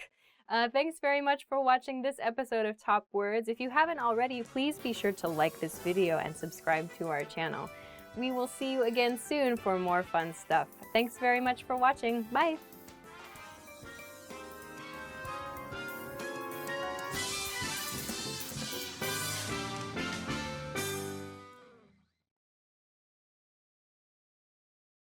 Hi everybody, and welcome back to EnglishClass101.com's YouTube channel. My name is Alicia, and today I'm going to give a short explanation of the difference between look, watch, and see. So let's get started. Okay, the first verb that I want to talk about is look. We use look when we simply want to explain that we are moving our eyes to something. Just moving the eyes is to look at something. There's no expectation that the item or the object we are looking at is going to change. There's no expectation that some change is going to happen. We're simply moving our eyes to something. Finally, when you use look and an object follows the verb, you need to follow look with at. So for example, look at that, look at me, look at that, look at her, look at him. All of these use at because an object follows the verb look. So look at that thing. When you use an expression like look over there, there's no object there. So only when there's an object after the word look, you need to use at to connect the two. Okay, so remember, look is used when you're simply moving your eyes to something. Okay, let's talk then about the verb watch. So we use watch when we want to focus our attention on something. So focusing your attention can be on something happening in front of you, like a performance. It can be movie, TV. But the nuance with watch is you are watching something that is changing or moving. Something is going to happen. There's an expectation of change or movement, evolution in some way. We use watch in those cases. Focused attention on something that is changing or something that is moving is when we use watch. Then finally, see. The verb see is used when we just notice something. We happen to notice something. Maybe a person has come into the room and we see that person. We notice something. But we're not necessarily focusing. So maybe we see it, our eyes catch it, but we don't focus on that thing. That is when we use see. So to recap, we use look just to move our eyes to something. We use watch for focused attention on something that is moving or something that is changing. And we use see when we just notice something, but we don't necessarily focus on it. Okay, so this is the basic use of these three verbs, but there are a couple of exceptions. So here I have special cases, especially for performances. So for example, movies, TV shows, concerts, sporting events, and so on. These have slightly different rules. We will only use watch or see for these cases. Please do not use look in these cases. Please use watch or see. If you're having trouble deciding when to use watch or see, a good rule or a good guideline is if it's something outside the house, something outside your home, your apartment, use the verb see. If you're at home doing something, at home, like watching a movie, for example, use the verb watch. So for example, over here, you would see a movie in a movie theater, see a baseball game, watch a DVD at home, or watch the awards show at home. So these are at-home actions, and these are outside the home actions. So we use see and watch in these cases. Okay, but let's try to choose the correct verb in these example sentences that I've prepared. So first one, tonight I'm going to something something Game of Thrones. Game of Thrones is a popular TV show, so we should use watch because we learned that watch is used for things outside, or I'm sorry, because we learned that watch is used for actions at home, things we do at home. It's more natural to use watch. I'm going to watch Game of Thrones. Okay, the next sentence. I want to something something that new movie. New movie probably means going to a movie theater, so we should use the verb see. I want to see that new movie is the correct verb here. Something something up ahead. Traffic is terrible. So up ahead means in front of you, in front of the car. In this case, it's car, it's traffic related. So up ahead, in this case, the speaker is asking the listener to move his or her eyes in front of them, to go up ahead with their eyes. So you can use the verb look. Look up ahead. Traffic is terrible. So move your eyes up ahead is the command. Okay, next one. Last night I stayed in and something something a football game. So stayed in means stayed home. I stayed at home. We use the expression stayed in. So I stayed in and watched. This is an at-home action, past tense. I watched a football game last night. Okay, next one. I can't wait to something something my favorite band next week. So again, this is a performance outside the house, my favorite band. So we'll use see. I can't wait to see my favorite band next week. Okay, next sentence. When I something something into the forest, I something something a deer. Okay, there are two verbs in this sentence. We're going to use looked. So when I moved my eyes into the forest, I moved my direction, my eyes moved in the direction of the forest, and I something something a deer. So we noticed something. I saw a deer. I saw a deer. A deer entered my eyes is a weird way to say it, but that's the nuance here. I happened to notice. I wasn't focusing, but I saw this in my eye. I saw a deer. Okay. Let's look at a really difficult one. I something something up from my book and something something you. You were something something a video on your phone. Okay, so similar here. I something something up. I looked up. I moved my eyes up from my book. So I was reading. I moved my eyes up from my book and something something you. So here I noticed. I saw, past tense. I saw you. Then here, you were something something a video on your phone, a video on your phone. So maybe we need to use the verb watch because the person has focused their attention on their phone, on the video. You were watching, past progressive tense. You were watching a video on your phone. So here, in this situation, we have all three verbs. Finally, let's use it in a question. When did you last something something your roommate? So when did you last notice your roommate? We would use the verb See. When did you last see your roommate? When was the last time you saw your roommate? You noticed your roommate. So these are some great examples of sentences where it might be difficult to guess. Should I use look? Should I use see? Should I use watch? But keep these rules in mind. So remember, when you move your eyes to something, use look. Don't forget to use at when an object follows the verb too. When you want to focus your attention or talk about something that's changing and moving, use watch, like movies and TV shows.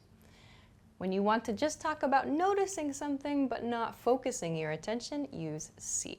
So this is a basic introduction to the differences between look, see, and watch. I hope it was useful for you. If you like, you can try to leave a comment with one of these verbs in your sentence, or if you have any questions, please let us know as well. Thanks very much for watching this video. If you liked this video, please be sure to hit the like button and subscribe to our channel if you haven't already.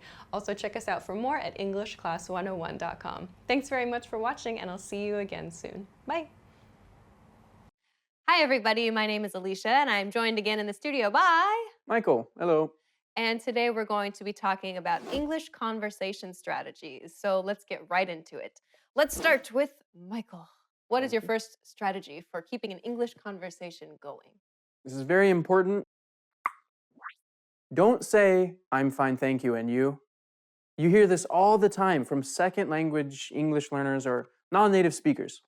You learn this, it's one of the first things you learn in an English class. It's easy, it's good, it's basic, it's foundation. Okay, that's fine. But as soon as you can, switch it up. Because to me, when I meet a foreigner, they come up, and if they say, hey, how are you? Say, oh, I'm fine, I'm good, whatever. How about you? And they say, I'm fine, thank you, and you. And it's almost robotic because I've said it so many times. And when I hear that, I think, their English isn't that good.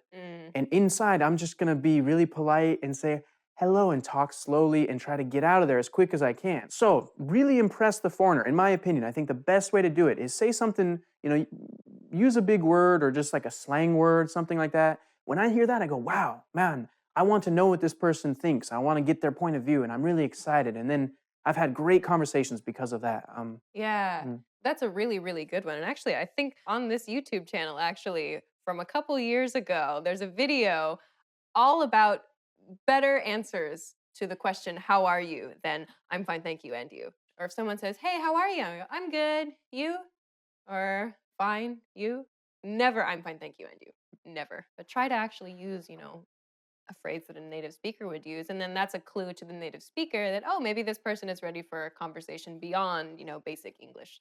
So that's a really good point. I like that. I didn't think of things not to do. I only thought of things to do. So, okay, cool.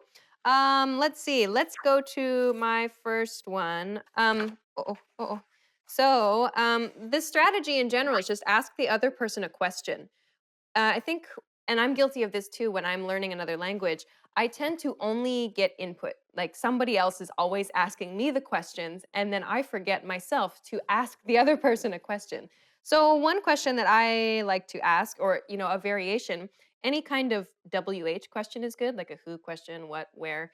Something like this, if you've been paying attention, you can use anyway to transition in your conversation. This was in a previous video.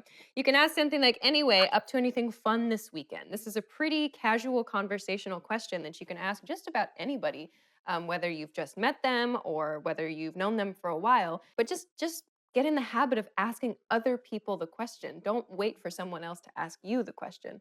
So that's one strategy that I try to use to keep things going. Yeah, me too. I agree. And I'm going to say samesies because actually 2 of my questions were exactly what you said. Agree 100%. This is kind of cheating. These should be 1, but so always ask questions. So, again, you forget. It's really easy. I'm really guilty of this. English, non-English, whatever. I'm guilty of this. And the other thing is ask deep, open-ended questions. So if you ask a yes or no question, so again, like Alicia was saying, it just dead ends. You can't just say, do you like cheese? Yes or no, right? So you want to say, what do you think about cheese? What is your favorite kind? And kind of open it up to something else and let it just kind of snowball. Right. Right. Yeah, I think that's really a key. Like I have another variation on it, which I guess I'll just continue on to because it kind of relates to what you're talking about. Like he's saying, always ask questions, always ask deep, open-ended questions. So like you just said, don't ask a yes or no question because yes or no ends with the yes or the no. So one of the things that I'll do is use a pattern similar to this, like, hey, did you see, or hey, did you hear about blah, blah, blah. So you can use this little blah, blah, blah as your, you can ask about the news. You can ask about something funny you saw on the internet. You can ask about, you know, something that you heard from another friend of yours, whatever. It's just a way to check in with the other person and say, oh, did you also experience this thing that I experienced? Let's talk about that. So that might be another question that you can use with people. I like that one. I really like that one because you got to stay within people's comfort zone. So maybe you ask and maybe they don't want to, right? So a good thing is, did you hear about it? That's up to them. Maybe they don't want to talk about it. They can say, oh yeah, I heard about that. And you can kind of feel the atmosphere and realize, maybe I shouldn't talk about this, change the subject. Or they get passionate and they start talking about it. And there you go. And just let it go. Yeah, absolutely. One thing, again, I'm guilty of is you do got to keep returning it. Right. Don't just say, oh yeah, and what I think about da da da da da. Bring it back, ask them, what about you? That's a common thing I forget about. Yeah. Okay.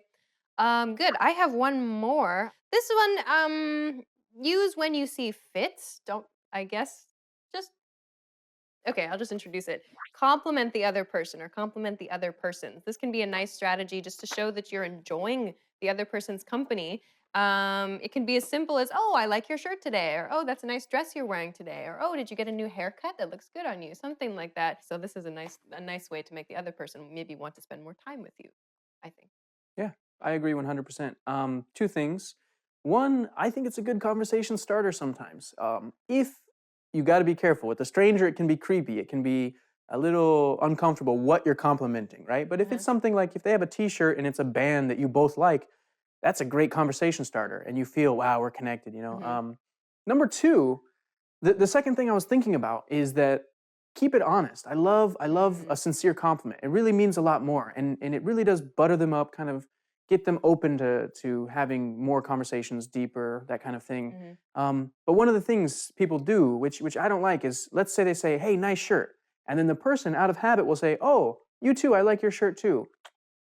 Just my opinion. I don't think this feels really natural. Doesn't really feel sincere. So I would save it. Make a mental note and go, I need to return the favor. I need to give them a compliment. But wait until you notice something you really do like and say, hey, actually, I love blah, blah, blah. Yeah, I think that's a great point. Like when you can sense whether someone is being sincere or not. What is your next strategy for continuing an English conversation?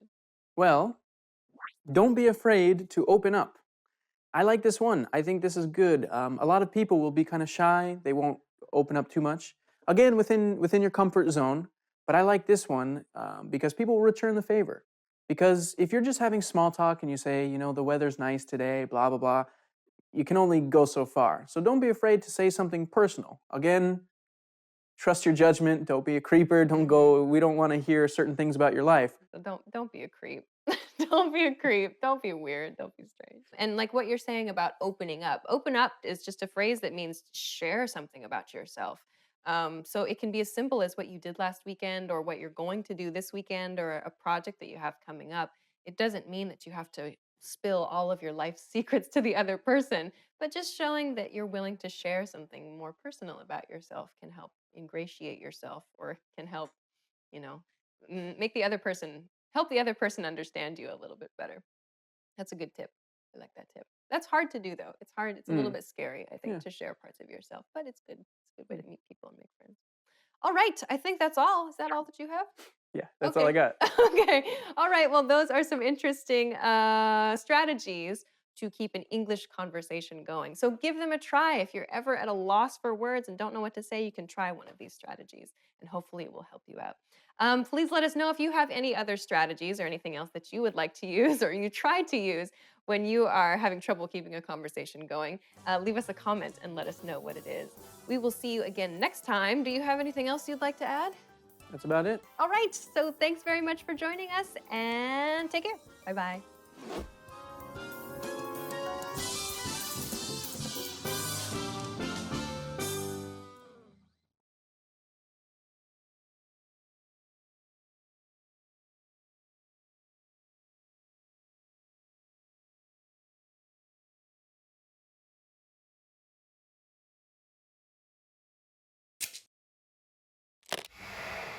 How are your English listening skills? First, you'll see an image and hear a question. Next comes a short dialogue. Listen carefully and see if you can answer correctly. We'll show you the answer at the end. A man and a woman are looking over a menu at a restaurant. What's the man going to order? What are you going to order? The pizza looks delicious. I think I'll go with that. I had pizza yesterday, so Okay then, what about the hamburger? sounds good. I'll go with that. What's the man going to order?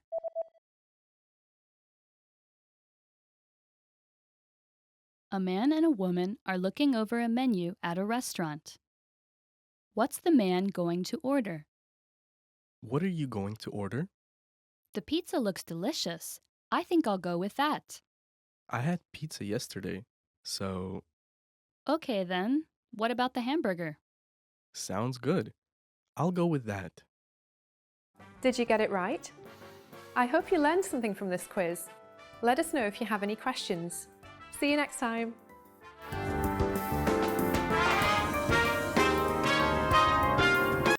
In this video, you'll learn 20 of the most common words and phrases in English.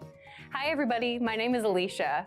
Welcome to the 800 Core English Words and Phrases video series. This series will teach you the 800 most common words and phrases in English. But there's a twist. With each new lesson in this series, we'll include the previous lessons at the end. So after you've learned the new words and phrases, stick around and review what you learned in previous lessons. Reviewing is one of the most important parts of learning a language. You can also get the full list right now at EnglishClass101.com. Click the link in the description to access more example sentences, create your own flashcard deck, and finally master English. Okay, let's get started. First is backpack. Backpack. Backpack. A backpack is a pack or a bag that you wear on your back. My backpack is so heavy. My backpack is so heavy. My backpack is so heavy. Pencil lead. Pencil lead. Pencil lead. Pencil lead is material that you use for writing with a mechanical pencil. When you need to replace that material, you buy this, pencil lead. That store stocks a wide assortment of pencil lead refills. That store stocks a wide assortment of pencil lead refills. That store stocks a wide assortment of pencil lead refills. Glue. Glue. Glue. Glue is a sticky material that you can use to attach objects to each other. Apply glue to the paper. Apply glue to the paper. Apply glue to the paper. Calculator. Calculator. Calculator. A calculator is a machine, or maybe an app, that you can use to do math. We can't use a calculator during the test. We can't use a calculator during the test. We can't use a calculator during the test. Pencil sharpener. Pencil sharpener. Pencil sharpener. So a pencil sharpener is something you use to make your pencil sharp. You need to use this if you do not have a mechanical pencil. I have a pencil sharpener. I have a pencil sharpener.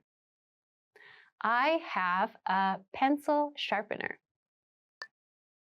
Wide. Wide. Wide. Wide is the opposite of narrow. We can use this to describe spaces, rivers, many things that are big across. The river is wide and deep. The river is wide and deep. The river is wide and deep. Narrow. Narrow. Narrow. Narrow refers to something that is very small across. Again, we can use this to talk about spaces, to talk about natural landscapes, and so on. The man is hiking on a narrow path. The man is hiking on a narrow path. The man is hiking on a narrow path. Hard. Hard. Hard. Hard can be used to mean difficult, and it can also refer to a surface or a material that is very tough. A turtle has a hard shell for protection. A turtle has a hard shell for protection. A turtle has a hard shell for protection. Soft. Soft. Soft. Soft refers to a material that has a light feel or a very nice feel to it, like skin or maybe a pillow made of silk. Velvet material is very soft. Velvet material is very soft. Velvet material is very soft. Apricot. Apricot.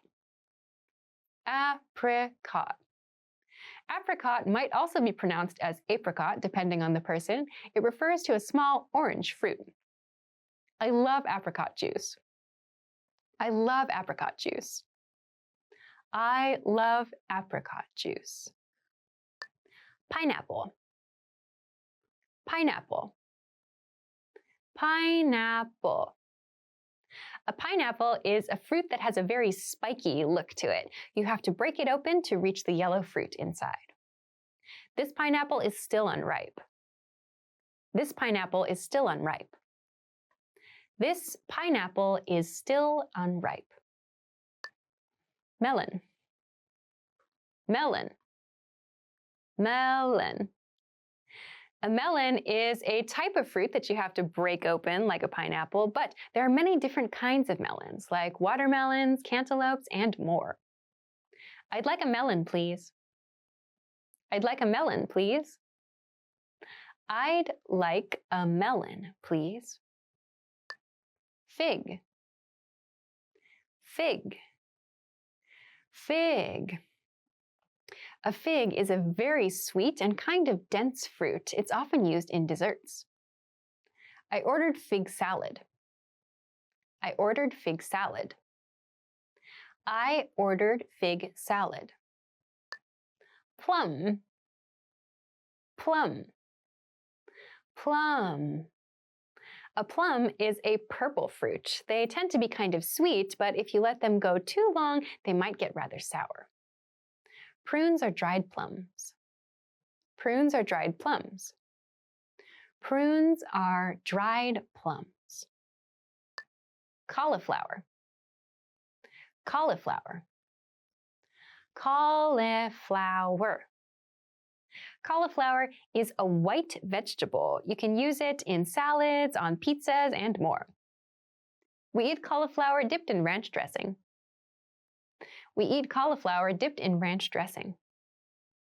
We eat cauliflower dipped in ranch dressing. Cabbage. Cabbage. Cabbage. Cabbage is a light green colored vegetable that's very commonly used in salads and maybe as toppings on other things. Cabbage has a strong smell. Cabbage has a strong smell. Cabbage has a strong smell. Celery. Celery. Celery. Celery is a long green stalk. It's a vegetable that you can use to flavor soups and sauces.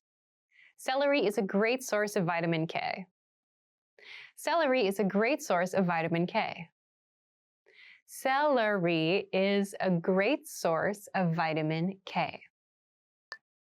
Eggplant. Eggplant.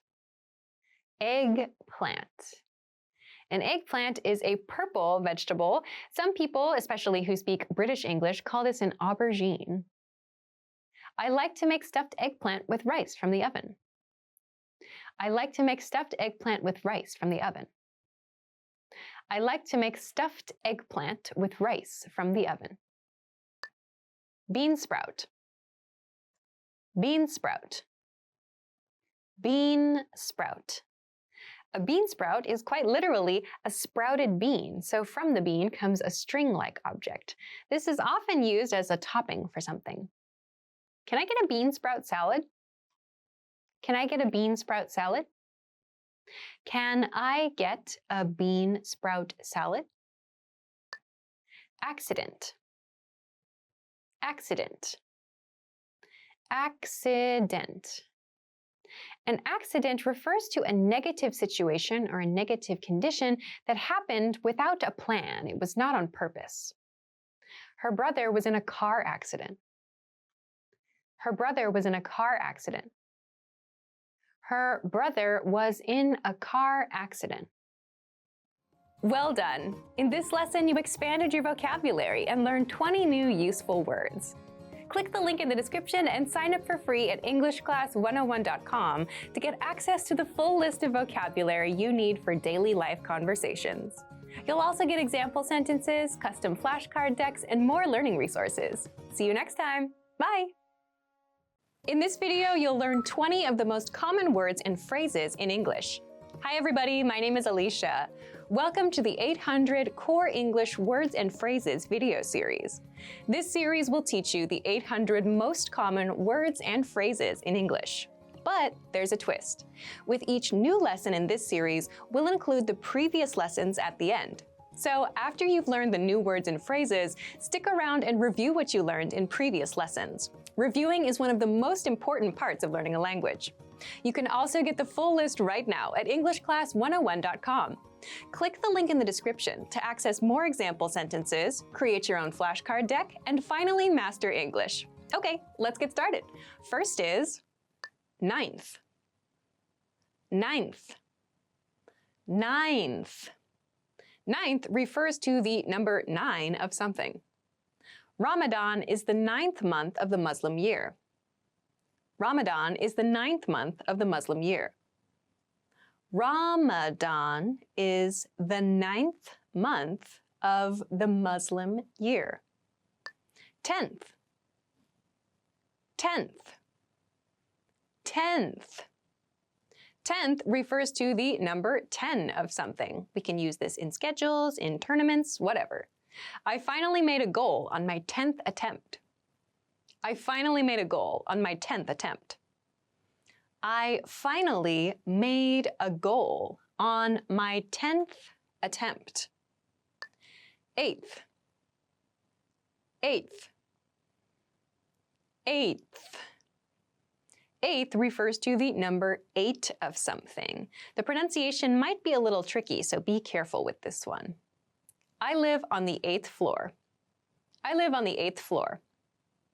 I live on the 8th floor. Shaving razor. Shaving razor. Shaving razor. A shaving razor is a razor used specifically for shaving hair. This could be on the face or on other parts of the body. Disposable shaving razor. Disposable shaving razor. Disposable shaving razor. Washcloth. Washcloth. Washcloth. A washcloth is a noun, and it refers to a cloth we specifically use for washing the body. The boy is washing his face with a washcloth. The boy is washing his face with a washcloth. The boy is washing his face with a washcloth. Towel. Towel. Towel. A towel is a cloth that we use to dry things, usually. These can be very large, like to take to the beach, or very small, like for drying our hands. This towel is too small for me. This towel is too small for me. This towel is too small for me. Spoon. Spoon. Spoon. A spoon is something we use to eat. It's a curved eating utensil, and we usually use it to eat soups or stews or ice cream, those kinds of things. Forks, spoons, and knives are eating utensils. Forks, spoons, and knives are eating utensils. Forks, spoons, and knives are eating utensils. Fork, fork, fork. A fork is a utensil we use that has prongs at the end. So this is useful for picking things up, like stabbing things and picking things up. The fork is made of plastic. The fork is made of plastic. The fork is made of plastic. Knife, knife, knife. A knife is a utensil we use to cut food. It's usually very sharp. Could you pass me the knife? Could you pass me the knife? Could you pass me the knife? Plate, plate, plate. A plate is something that we use to hold our food. It's a flat object. After we finish cooking food, we put it on a plate. This plate is different from that one. This plate is different from that one. This plate is different from that one. Bee, bee, bee. A bee is a very common creature. Lots of people are afraid of them. Some people have allergies to them. Bees make honey. The bee is pollinating the yellow flower. The bee is pollinating the yellow flower. The bee is pollinating the yellow flower. Ant, ant, ant. An ant is a very common creature. They are very, very small and they live in the ground. Usually you see ants in big groups. Ants have 6 legs. Ants have 6 legs. Ants have 6 legs. Snake, snake, snake.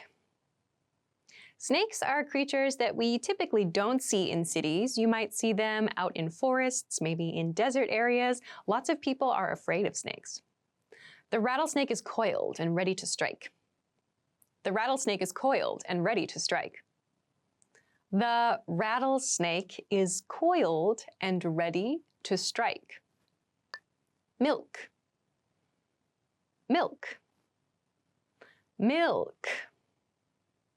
Milk is a very common and very popular drink. There are many different types of milk. Traditionally, milk came from cows or perhaps goats or sheep, but now there are types that come from nuts or soy and so on. Milk is an important source of calcium for kids and adults. Milk is an important source of calcium for kids and adults. Milk is an important source of calcium for kids and adults. Designer, designer, designer. A designer is someone who has a design-related job. This could be a graphic designer, it could be an interior designer, it could be a fashion designer, someone who creates designs. She wants to become a fashion designer. She wants to become a fashion designer. She wants to become a fashion designer. Artist, artist, artist. An artist is a person who creates art. Art can mean many different things. It could be music, it could be movies, it could be paintings, something you experience in a museum, many different things. Many artists struggle for a long time before achieving success. Many artists struggle for a long time before achieving success. Many artists struggle for a long time before achieving success. Soldier, soldier, soldier. A soldier is someone who is employed by the military. So their job is to participate in the military and work for the military. Sometimes this means fighting. The soldiers are moving into position. The soldiers are moving into position. The soldiers are moving into position. Entrepreneur. Entrepreneur. Entrepreneur. An entrepreneur refers to someone who starts a business. They usually have a big idea that's kind of unique. They have maybe very innovative ways to approach their work sometimes. Entrepreneurs change the world with their ideas. Entrepreneurs change the world with their ideas. Entrepreneurs change the world with their ideas. Short story. Short story. Short story. A short story is different from a novel, for example, because it has very few pages. It's easy to read and understand quickly. I read only short stories. I read only short stories. I read only short stories. Folder. Folder. Folder. A folder is something that we use to keep documents. This can be a physical folder, or it can be a digital folder. I'm sure you have many of these on your computer. I put the documents in a folder. I put the documents in a folder. I put the documents in a folder. Well done! In this lesson, you expanded your vocabulary and learned 20 new useful words. Click the link in the description and sign up for free at EnglishClass101.com to get access to the full list of vocabulary you'll need for daily life conversations. You'll also get example sentences, custom flashcard decks, and more learning resources. See you next time. Goodbye. Hi everybody, my name is Alicia. Today I'm going to be talking about the simple future tense. Today I'm going to talk about will and won't and going to and not going to. So these are a few grammar points that learners make mistakes with. When should you use will or won't? When should you use going to or not going to? So I'm going to talk about a few of these points, a few basic points that I hope can help you decide when to use will and when to use going to. So let's begin. Okay, the first point I want to talk about is going to or not going to. The positive form and the negative form. Going to, not going to.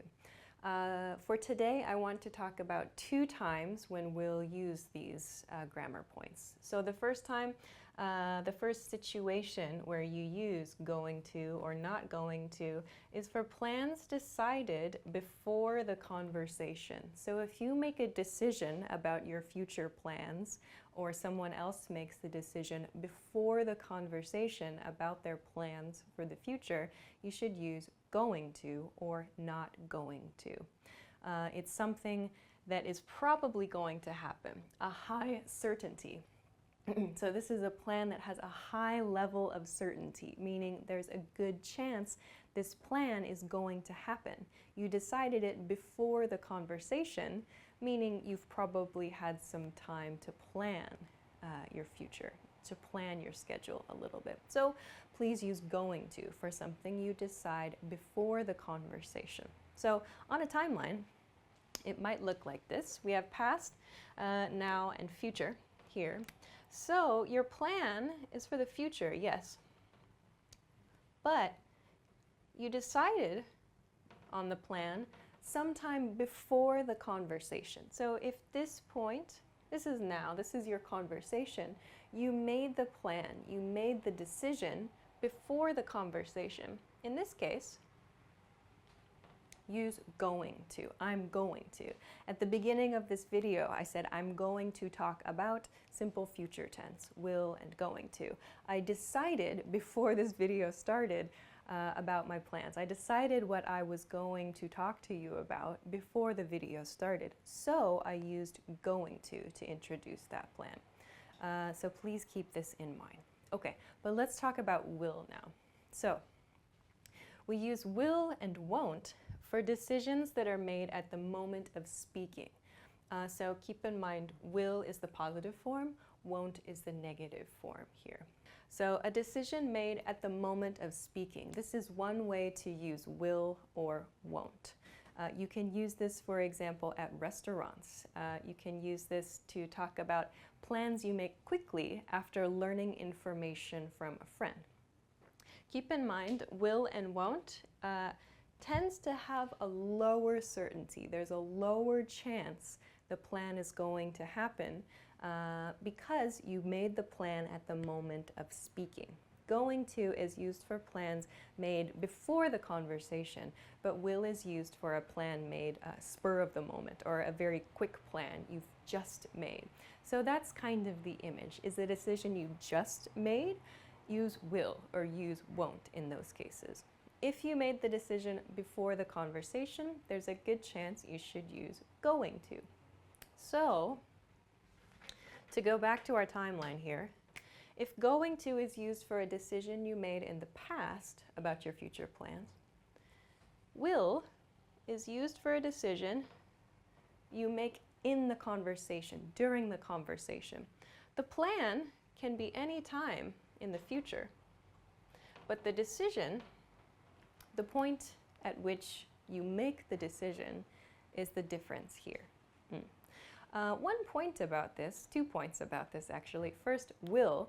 If you've made a decision at the moment of speaking and you therefore should use will to communicate that decision, you can improve or you can communicate that there's a high chance it's going to happen with the word probably. So here,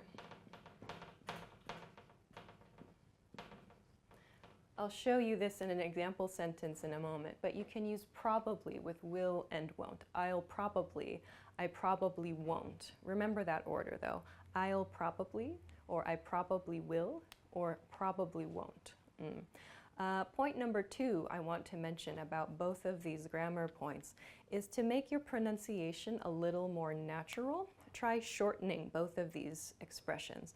Going to shortens to gonna, G-O-N-N-A, gonna. I'm gonna, I'm not gonna. This sounds much more natural, at least in American English. For will and for won't, when you use will, use the contracted form with your subject. For example, I will becomes I'll. You will becomes you'll. They will becomes they'll. Using the contracted form sounds a lot more natural in everyday conversation. It's correct to say you will, they will, but it sounds really stiff and unnatural. So please use the contracted form to sound a bit more natural.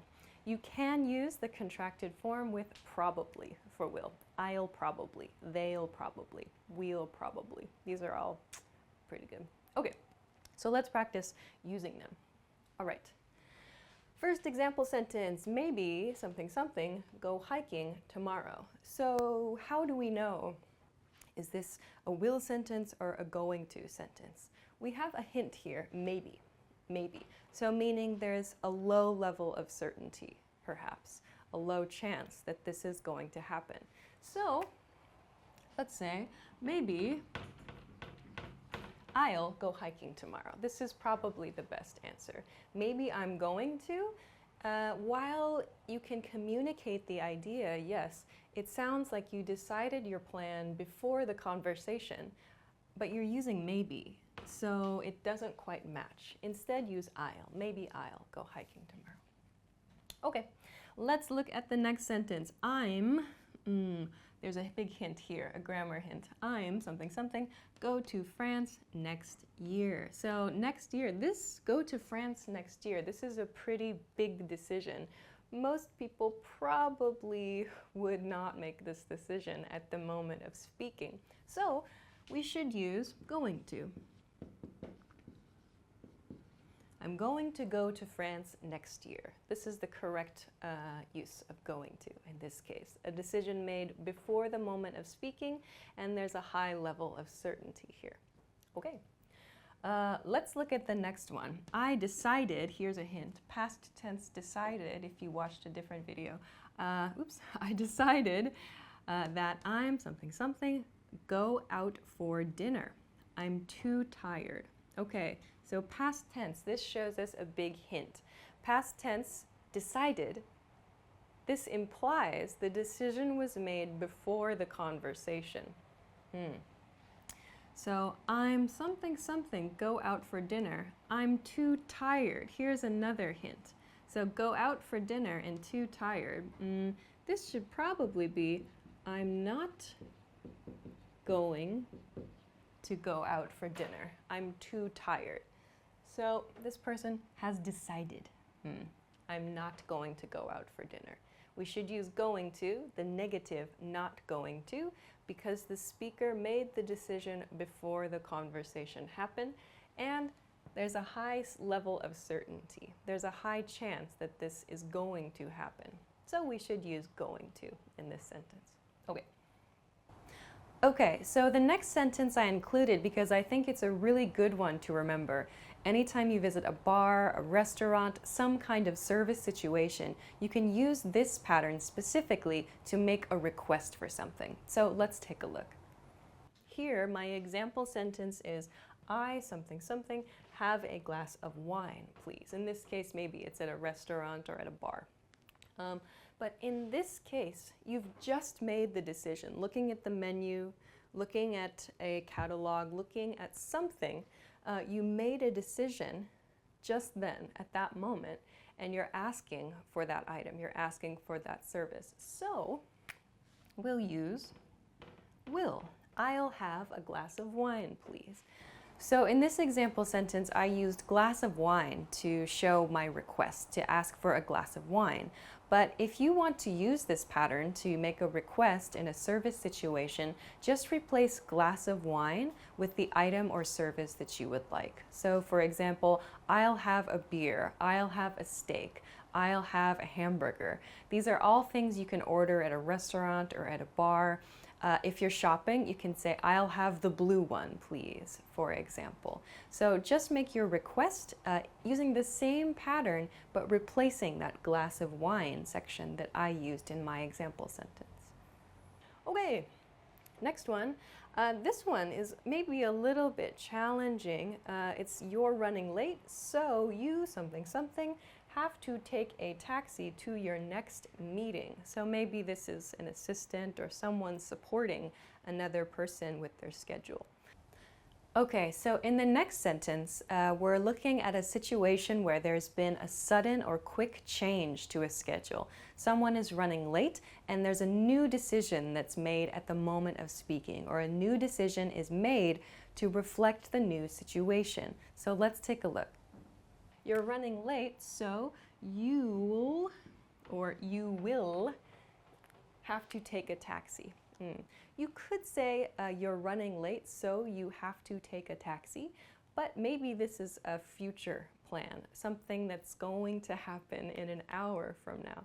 Maybe this is something the speaker is planning for later in the day. So you will is a nice way to use that. You're running late, so you'll have to take a taxi to the next meeting.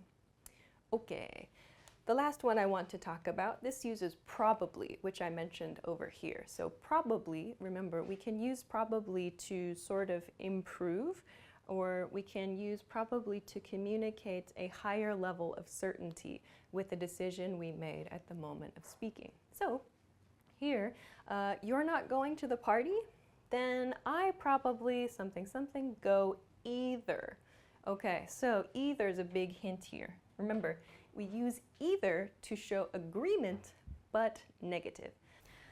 Okay, so in the last example sentence for today, we're going to look at a situation where the listener has heard some new information. They use the expression, you're not going to go to the party, so they're confirming new information they have just heard. After that, they're going to make a decision about what their plans are for the party. So let's take a look. We know that probably can be used with will and won't. And we know from then the speaker just made this decision. And we know it's a negative with either. So we should use won't. You're not going to go to the party? Then I probably won't go either. So the speaker uses won't here to show a decision made at the moment of speaking, but the speaker also uses probably won't to show there's a high chance that this is going to happen. There's a high chance that this is the future plan. Probably won't. Okay, so there's a lot of information communicated there with small words like then and either and probably as well. So please keep this in mind when you're trying to decide when to use will, won't, going to, and not going to. Okay. So that's my recap of a few useful grammar points, how to talk about your future tense plans. So I'm going to finish the lesson now. I hope that you enjoyed this lesson. If you have any questions, please feel free to leave it in a comment, or if you want to try out a few practice sentences, please feel free to leave those in the comment section too. If you haven't already, please be sure to like this video and subscribe to our channel too. If you want to find more stuff like this, more lessons, more information like this, you can check out EnglishClass101.com. Thanks very much for watching this episode, and I will see you again soon. Bye-bye. Hi everybody, and welcome back to English Topics. My name is Alicia, and today I'm joined in the studio by... I'm Davey. Welcome, Davey, and thanks for joining us. So today our topic is going to be about how to use movies and music and TV shows to improve your English. So we're both going to share from our own personal experiences, but maybe we're going to share a few things we haven't done, I suppose, but perhaps could help you. I don't know, that's kind of a weird thing to say. Anyway, do you want to start? Sure. All right, what's a way to improve English? With music, TV, movies? All right. Any ideas? Yes, I do have some ideas. My first recommendation is to use subtitles in English as early as possible. This isn't always very easy if you're just starting out learning English. If you're starting out learning English and you're watching movies in English, you're probably watching in subtitles of your own language. But as soon as you're comfortable reading in English, and when you're comfortable getting most of what you're listening to in English, I think switching to subtitles in English is really important. Because I think when people are watching movies and television shows in English, they think that it's really going to improve their listening more than anything else. But I think you can improve other skills too, not only your listening.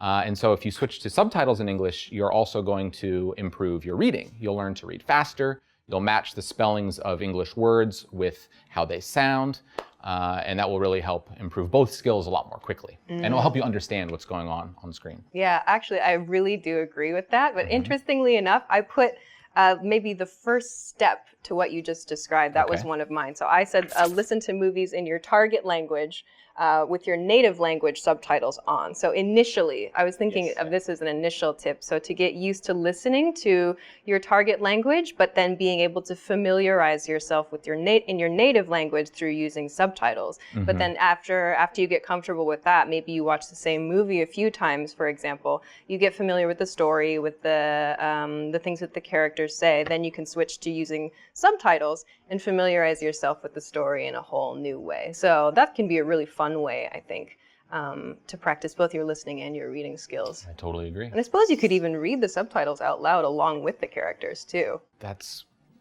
We're getting ahead of ourselves. Oh my! That brings me to, you should have gone first. Uh-oh. But that brings me partly to my second tip, which is shadowing.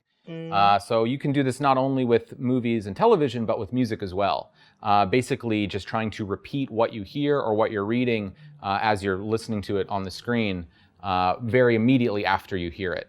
And so, for example, if you hear a song lyric or a phrase in the movie or TV show, immediately after you hear it, try and repeat it back.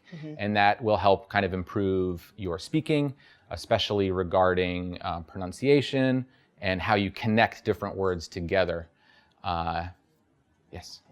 Yep, I had the same one. I had the same point about music.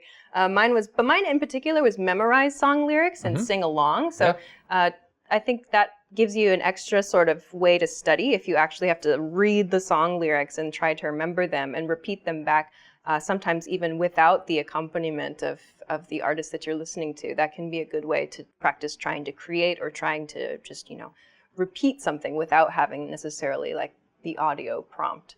But one point, and I was thinking about this as I was writing this card too, it is a little bit tricky. Like there is something a little bit different about music, and I think this differs from TV shows and movies. How so? That sometimes, one, music doesn't always use perfect grammar. That's true. One. And two, sometimes artists will kind of stretch sounds, or artists will kind of change sounds or change emphasis to make the words that they're using match the beat or the rhythm of their song. So sometimes it's not always the best way to practice your target language. And one more point, if I can add to that, is that frankly, a lot of popular music, there's lots of rude words you have to be really careful about. And there's also just kind of nonsense too. So you can't expect everything that you hear in music to be exactly the way that people speak. But in general, yeah, I think that's exactly right. In terms of just getting familiar with a more natural rhythm, it can be a really good tool to use. I completely agree. Yeah. Okay. So we're two for two. You set me up again for my third one. They're just blending right together. Okay. My last point here is don't believe everything you hear, specifically to mean that, yes, not only song lyrics, but TV shows and movies oftentimes use imperfect or incorrect grammar as well. And so you can't always think that that's exactly how something should be said, just because you heard it in a song or saw it on TV. So for example, right now I'm actually rewatching Buffy, the Vampire Slayer. I'm a very, very open Buffy fan. And as I was watching Buffy just today, I realized how they speak on that show isn't really like most people speak English, especially the writers of that show and the characters on that show sort of have their own way of speaking that isn't typical at all. That's really true. Yeah, so if you were a learner watching that show or watching other shows too, you might think that that's how people speak English and hearing vocabulary that you've never heard before, but it's just made up for the show. It's only used on the show. So that's a key point then. So maybe if you're going to watch TV or you're going to watch movies to try and study English, maybe like science fiction or fantasy or like historical movies aren't necessarily the best. Well, maybe historical movies to some extent, but maybe it's good to pick like a modern or a more contemporary thing to study from. Like I know Friends is a really popular TV show. That's a comedy. A lot of people like to use that. So that is a good point too, I think. Okay, we actually differed finally on that. I had something totally different. This is something that I actually did when I was studying, which is translate songs you enjoy, or at least try to translate songs that you enjoy. Because a song is usually maybe 3 minutes, 4 minutes long, and there probably aren't going to be words that entire time, and there's going to be some repetition of those words. So if you can identify, if you can find a song that you like, an artist that you like, and maybe there's something that's just, you just love this particular track or whatever it is, if you try to translate that, even if it's not a correct translation, you can still be learning those words, and you can still be studying how those words fit together and how maybe you can understand those words in other situations. So maybe a word that you've translated in song A, you might hear again in song B, maybe by the same artist or a different artist. So because you took the time to try to translate it, or at least have an idea of what it might mean, you can identify it in a different context, in a different situation. So this is something that I actually did. That's a very good idea. Yeah. And it was fun, too. Good. I think anytime you hear a new word or anytime you hear a language that you're studying, you're doing that so that you can use that language in the future in other contexts. And so that's a really good first step to doing that, taking what you've learned, trying to translate it, and using it in other ways. I think so. Okay. That's all I have. Do you have anything else? That's all I have for now. Okay, and if you have any other ways that you like to use music, movies, TV shows, other kinds of media to study English or to study another language, please let us know in the comments. All right, thanks very much, Davey, for joining us. You're very welcome. And thank you all very much for watching. If you liked this video, please be sure to like this video, hit the like button on this video, and subscribe to our channel if you haven't already. And if you're looking for more detailed lesson information, such as the stuff we talked about today, you can check us out at EnglishClass101.com. Thanks very much for joining us for this episode of English Topics, and we'll see you again soon. Bye. In this video, you'll learn 20 of the most common words and phrases in English. Hi everybody, my name is Alicia. Welcome to the 800 Core English Words and Phrases video series. This series will teach you the 800 most common words and phrases in English. But there's a twist. With each new lesson in this series, we'll include the previous lessons at the end. So after you've learned the new words and phrases, stick around and review what you learned in previous lessons. Reviewing is one of the most important parts of learning a language. You can also get the full list right now at EnglishClass101.com. Click the link in the description to access more example sentences, create your own flashcard deck, and finally master English. Okay, let's get started. First is outside. Outside. Outside. Outside refers to something not in a building. It's getting cloudy outside. It's getting cloudy outside. It's getting cloudy outside. Inside. Inside. Inside. The word inside refers to something within a building. It's the opposite of outside. We are inside the hotel. We are inside the hotel. We are inside the hotel. Left. Left. Left. Left is the opposite of right. It refers to this side, or if you're watching in this video, this side, I suppose. It's on the left side. It's on the left side. It's on the left side. Right. Right. Right. In terms of direction, right is the opposite of left. We can also use this word to mean correct, but for this lesson, let's focus on meaning the opposite of left. There's a park on the right side of the building. There's a park on the right side of the building. There's a park on the right side of the building. First. First. First. First refers to the number one of something. We use this word in competitions, in tournaments, in things to talk about the number one rank of something. They had their first child early. They had their first child early. They had their first child early. Second. Second. Second.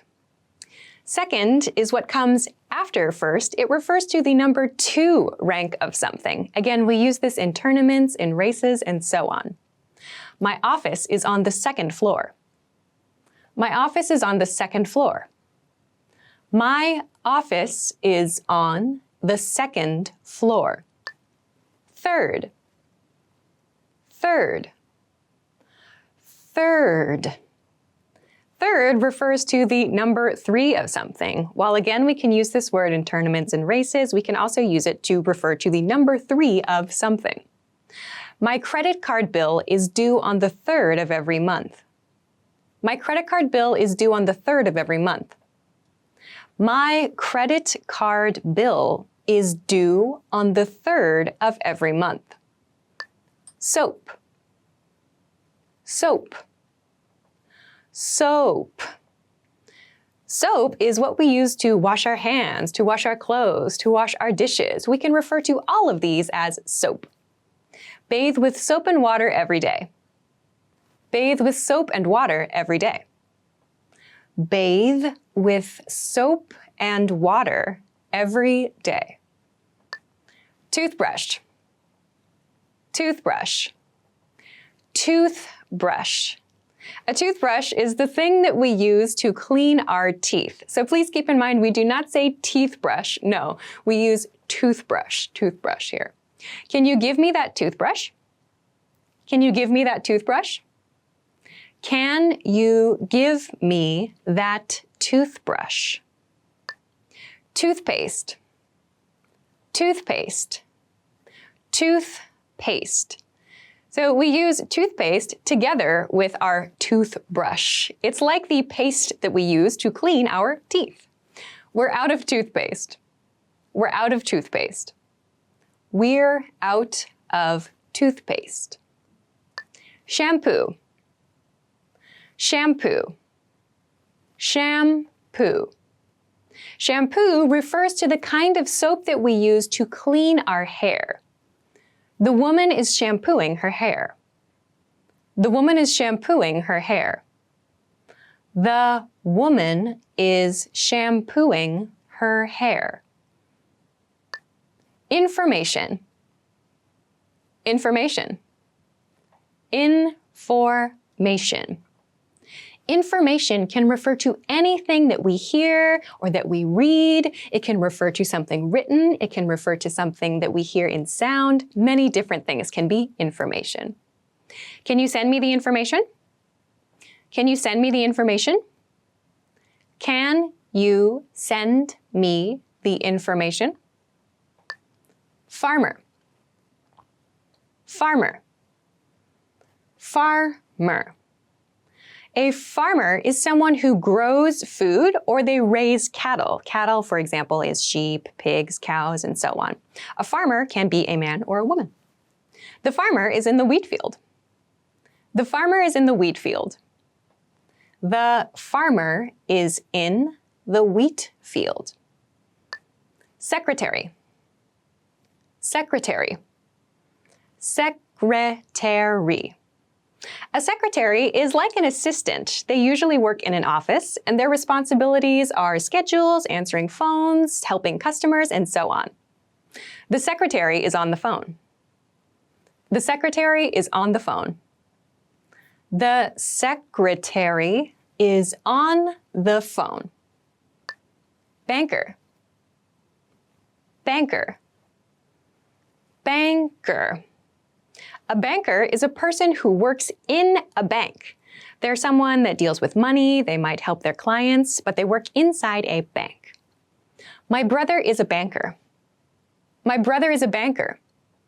My brother is a banker. Writer. Writer. Writer. A writer is someone who writes. This can be a person that writes books, maybe they write articles, maybe they write for a newspaper or a magazine, someone who writes. The writer is outlining a story on paper. The writer is outlining a story on paper. The writer is outlining a story on paper. Try. Try. Try. To try something is like trying to test something, or rather we are aiming to test something. It's something maybe we don't know how to do yet, or we're not good at doing yet, but we want to. I'm trying to get up at 6 every day. I'm trying to get up at 6 every day. I'm trying to get up at 6 every day. Measure. Measure. Measure. Measure is a verb and it refers to finding the length or finding the width of something. We can also use it to measure, to find the weight of something. More or less is fine. You don't have to measure every millimeter. More or less is fine. You don't have to measure every millimeter. More or less is fine. You don't have to measure every millimeter. Keep. Keep. Keep. So the verb keep can refer to holding something, often in your house sometimes, for a long time. We can also use the word keep with another verb to mean continue. It's not so easy to keep creating new ideas. It's not so easy to keep creating new ideas. It's not so easy to keep creating new ideas. Wait. Wait. Wait. The verb wait refers to stopping activity, usually for a short period of time, in order to do something else. Maybe you are going to meet another person, for example. Wait a minute. Wait a minute. Wait a minute. Well done! In this lesson, you expanded your vocabulary and learned 20 new useful words. Click the link in the description and sign up for free at EnglishClass101.com to get access to the full list of vocabulary you'll need for daily life conversations. You'll also get example sentences, custom flashcard decks, and more learning resources. See you next time. Goodbye! Hi everybody, welcome back to Top Words. My name is Alicia, and today we're going to talk about 10 pairs of commonly confused words. So let's go. Claim, complain. The first pair is claim and complain. First, let's talk about the word claim. To claim is like to accuse someone of something. To complain is to explain a problem in a negative manner. So, example sentences. He claimed he was harassed by the police. She complained about the food. Affect, effect. Next pair is affect and effect. So this is a pair that even native speakers make mistakes with. There are some deeper meanings to effect with an E when used as a verb. However, when used with an A, affect, although the pronunciation is the same, affect, effect, when used with an A, it means a verb. It means to cause something to happen. Effect is a result. You can think of it as the outcome, the result of something. So, in sentences, my job change is going to affect my salary. The weather has a big effect on my mood. Accept, accept. The next pair is accept and accept. So they have the same pronunciation. You can hear it, accept, accept. But the spelling is different. Accept, A-C-C-E-P-T and E-X-C-E-P-T. E-X-C-E-P-T, yes. So accept and accept. To accept as a verb means to allow something or to permit something. Accept, however, is a word we use to mean excluding something else. So please accept my apologies. So please allow me to apologize. He gave me everything except his wallet. So he gave me all of his things, but not his wallet. So everything but his wallet, everything except his wallet. So same pronunciation, different spelling. Lead, led, led. The next pair is actually 3 words that I want to talk about. I say 3 because the first word can be pronounced in 2 different ways. There's led, and then there's lead, and then led. So let's start with lead and led, L-E-A-D. We can read them, so we can read the word L-E-A-D in 2 different ways, the word that's spelled like that. First, let's talk about the noun. The noun form is pronounced led, led. So the noun form, so this lead means it's like a type of soft metal. If you've ever used a pencil, that's the material that the pencil is made from. That's the writing material. That's called lead, a lead pencil. However, the same spelling is used for the present tense of the verb lead, as in like the word leader, for example. So leader has that word. We can also use it as a verb to lead something, like to lead a group, to lead a party, to lead an expedition into the mountains. I don't know. So lead as a verb in the present tense and led as a material have the same spelling. You need to pay attention to the sentence that you're reading and the grammar of the sentence to understand which is the true meaning in that sentence. Now, though, let's talk about L-E-D, led. This is the past tense of the verb lead. So please be careful. Lead, L-E-A-D, the verb, the past tense of that verb is led, L-E-D. L-E-D, led, has the same pronunciation as the noun form of L-E-A-D. Lead as a pencil material and led, past tense of the verb lead. It's very confusing, I'm very sorry, but that's just the way it is. So please be careful with led, lead, and led. Okay, example sentences now. My pencil is made from lead. He wants to lead the presentation. She led me to the restaurant. Scary, scared. Okay, all right, next pair. Actually, this is a very common issue that I want to talk about, but I'm going to explain it with 2 common words, scary and scared. So both of these refer to fear. Scary is a word that we use to describe something outside us. A ghost is scary, a movie is scary, a monster is scary, my next door neighbor's cooking is scary. I don't know. Something that is scary, something that causes fear outside of you is scary, with a Y at the end, scary. Scared, however, refers to a person's emotions. He is scared. She is scared. The dog looks scared. Scared is referring to an emotion. Scary refers to something's quality, its characteristics. So if you're trying to remember, like, which should I use, scary or scared? Go with the ED one. That ED is always going to refer to an emotion. So you'll see similar patterns with other words. So for example, like I don't know, like a word like shocking and shocked. So one of these two words ends in ED, shocked, in that case. So shocked should apply to you, your emotions. So if you're ever in that situation, which do I use? There's the scary, scared. Go with the ED one. So example sentences. That movie was really scary. He looks really scared. Challenge, try. The next pair is challenge and try. Challenge and try. So we can use challenge both as a noun and as a verb. When we use challenge as a noun, we'll say it in a sentence like, I'm interested in a challenge this year, for example. Something that is difficult but not impossible to do. The trouble with these two words comes when people try to use the word challenge to mean attempt. We don't have this meaning for challenge in English. So if you say like, I want to challenge this test, it sounds odd.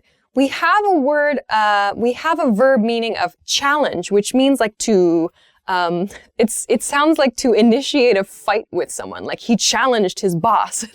It sounds like a very aggressive situation, to challenge someone or to challenge a verdict in a court case, for example. It means like to make an appeal for something or to try to change the opinion of someone else, to challenge as a verb. To try, on the other hand, means to make an attempt. So it doesn't have the nuance really of a challenge necessarily. It might be a challenging task, it might be a challenging thing to attempt, but it doesn't necessarily mean challenge. The nuance of challenge isn't really always included in the word try. Try just means attempt. So let's look at some example sentences. This recipe is going to be a challenge. As a verb, challenge yourself.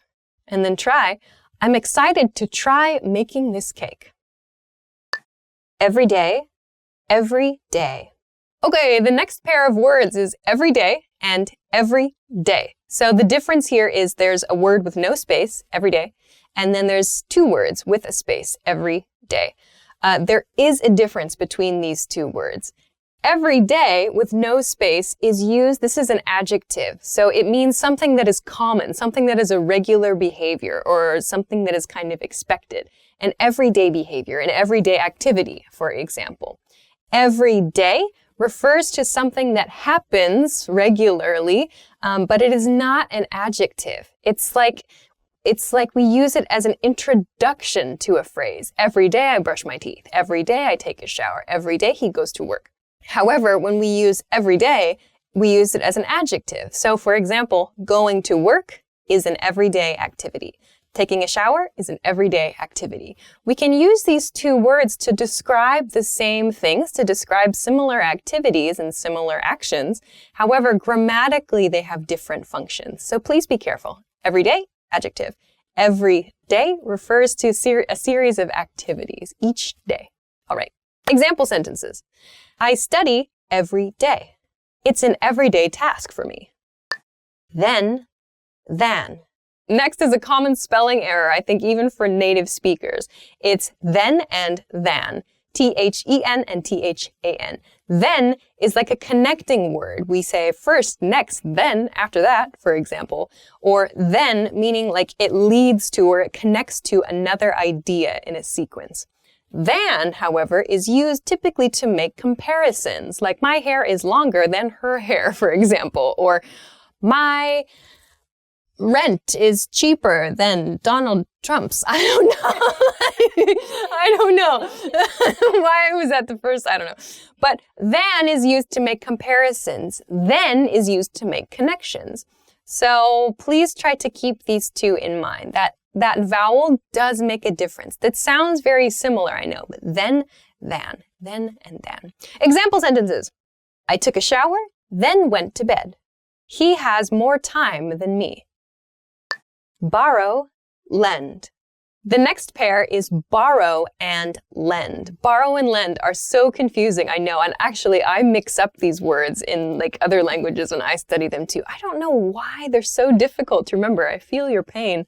Okay, but let's review. So to borrow something from someone, when you yourself use the word borrow, it means you want to receive something. So let me borrow your book. I want to borrow your car. Can I borrow your dog? I don't know what I'm going to do if I borrow someone's dog. But to borrow something means you're going to receive something. When you make a request, can I borrow blah, blah, blah? Or my friend let me borrow his DVD player. I don't know.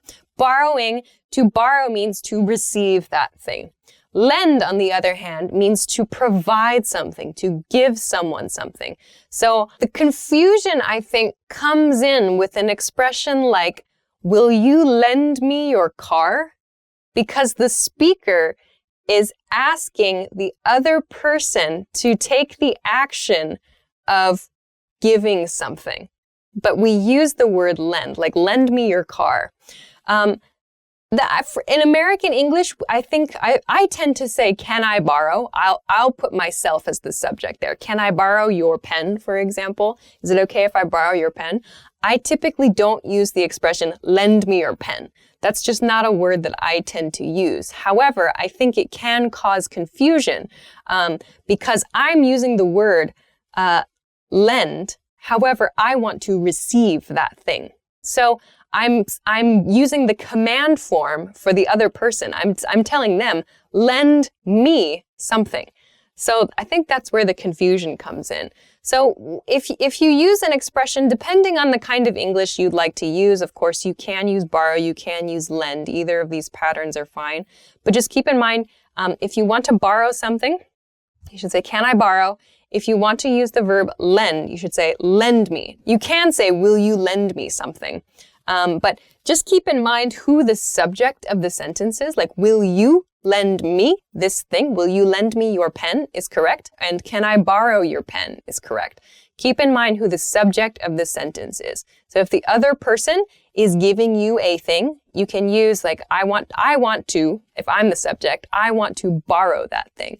If the other person is the subject, it's lend me that thing. So quite confusing, I think. But I think in this case, this could be one of those times where it's better to try to think of it as a set phrase and focus less on the individual words. So maybe studying them as set questions, studying them as a pattern instead of focusing a lot on, is it lend or borrow?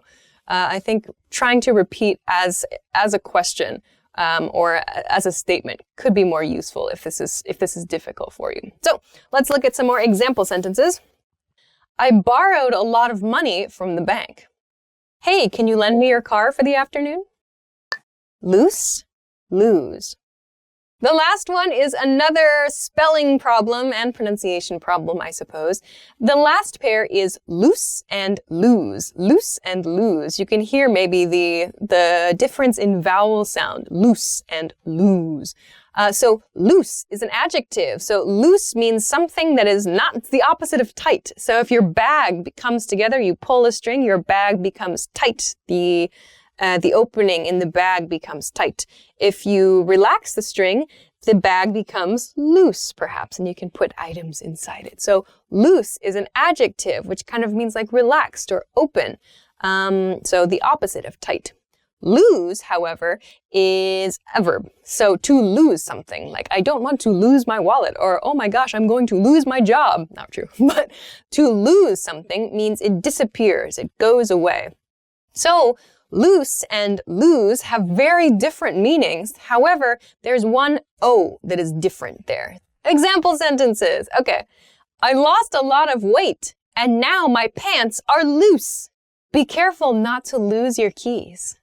So those are 10 pairs of commonly confused words. I hope that that was helpful for you. If you have any other words that are confusing for you, or if there's something that you often make a spelling mistake with, let us know in the comments. If you liked the video, please make sure to give us a thumbs up. Subscribe to us if you have not already, and you can find more stuff like this at EnglishClass101.com. Check the link in the description. Thank you very much for watching this episode of Top Words, and we will see you again soon. Bye-bye. And then lose only has one O because it lost the other O. Oh my gosh.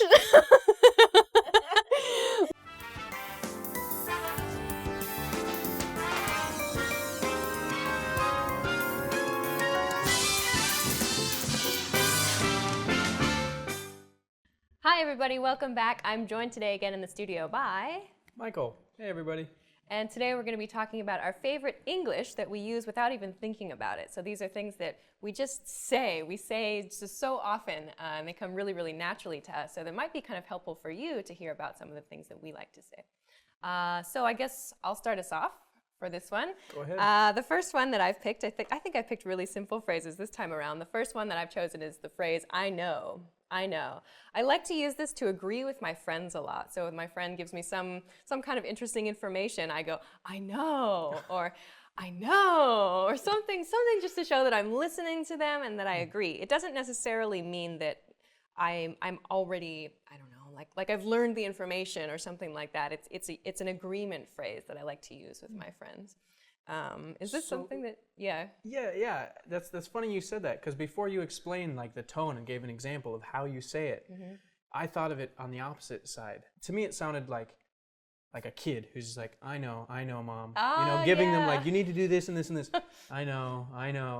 I'm trying to think, do men, I mean, these are gender roles. You can say whatever you want, but I'm trying to think. I know. Yeah. I don't know if I've ever said it like that. Really? I'm sorry.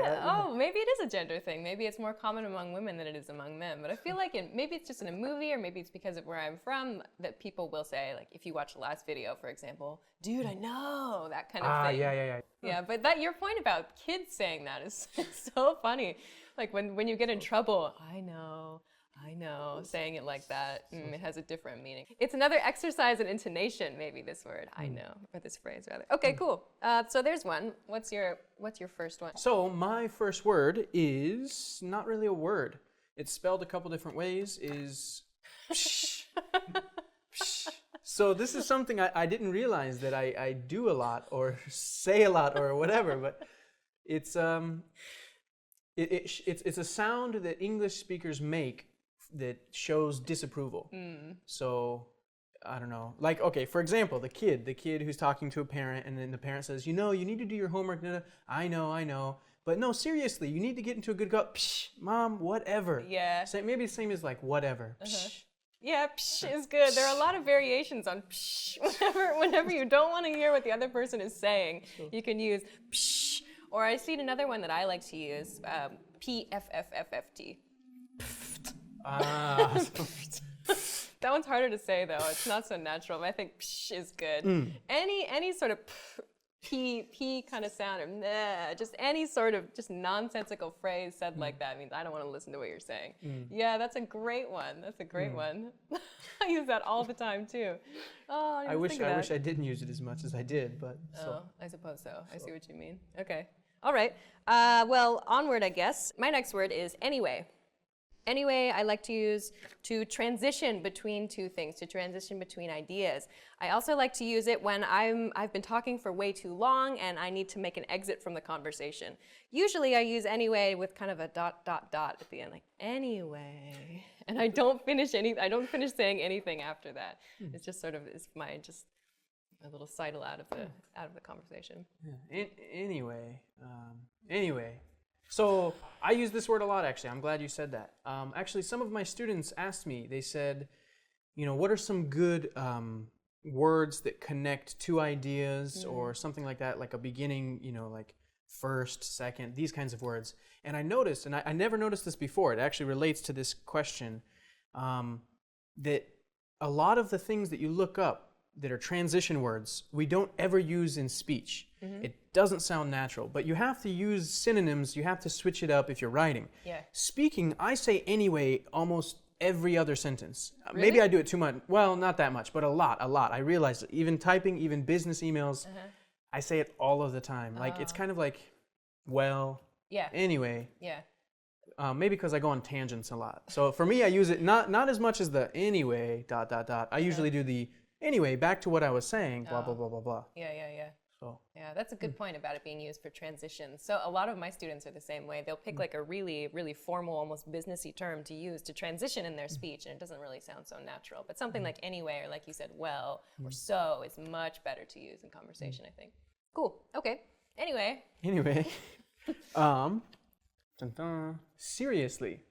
So seriously, this is another one. Always the intonation. This is our thing is intonation, I guess. But seriously can be said in a lot of different ways. For me, maybe the most common is the same as when you say really. Just kind of like seriously. Like, did that actually happen? No way. Really? Yeah. Anytime you go up like that, it's a rhetorical question. You don't actually want an answer. Just like wow. Same thing as wow. And then there's also when someone does something stupid and you just look and you, seriously? Yeah. But that's less common. That's, kind of Really? Seriously? No, really. I mean, I use it the way that you just described it to like if I see, I don't know, somebody is walking on the street in front of me and maybe they stop and they don't have any consideration for the people behind them on the street. I might go, seriously? Oh, you're right. Whenever, like, is this really happening? Did you just make this decision? So maybe I use it when I'm talking to myself more. Not so much, I don't necessarily verbalize Yeah, those are fighting words. Yeah. Those are fighting words. Yeah. So, no, you're right. I think maybe driving, same thing. Yeah, road seriously? rage. Or, I mean, are you kidding me?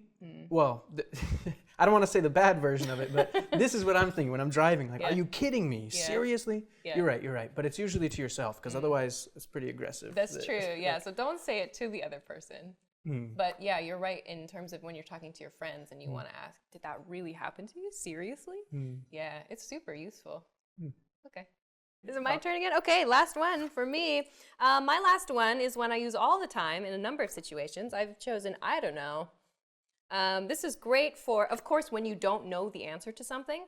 But I think when you don't know the answer to something like a math question or whatever, it's better to say I don't know. But when you use the contracted dunno form of don't know, it just shows kind of that it's not a serious issue. It's not something you're overly concerned with. You're just, I don't know. I don't have an answer. I don't have an idea. It's kind of like saying, what do you think? Or just, this is all I've got, So I don't know. Do you use this? That's how I use it. No, that's a really good one. The same thing as anyway. I type this a lot. I say IDK, which is the acronym for it. I would never say IDK out loud. Don't say IDK. That sounds kind of stupid. I'm sorry, in my opinion. But you say I don't know. I don't know. I say that all the time because I think it's just a nice way to be humble, really. Because maybe you do know or you think you know, but it's a nice way to be like, I'm not sure, what do you think? It's a nice, it tones down your tone. You don't sound as authoritative, as aggressive. You say, I don't know, do you want to eat Chinese food tonight? Yeah. I mean, I don't know, we can eat whatever you want. What do you think? Yeah, it's like a really nice softener like that. If you want to introduce, like an offer, if you have an idea about something, but you're not sure how the other person feels, you can just say, I don't know, what do you want to do? I don't know, what do you want to do? But that's usually the thing that they say, I don't know, what do you want to do? I don't know, what do you want to do? Okay, just make a decision. We're going to go to YouTube and we're going to watch some videos at EnglishClass101.com. Wow, nice. Okay, anyway. Okay, so that's some English that we use without thinking about it all the time. I think that they're pretty useful phrases and they're a little bit fun too. If you have some English that you like to use from time to time or that you just find comes out of your mouth without thinking about it, please leave us a comment and let us know what it is. And yeah, so also this is a tough one because if you use it without thinking about it, it's hard for us to realize what those words are. So if there are any words you hear English people say and you're curious, also leave that in a comment any way you can. And anyway, I think that's about all we have. Anything else? I think that's all. So give them a try, and we will see you again next time when we have more fun stuff to talk about. Thank you. Bye.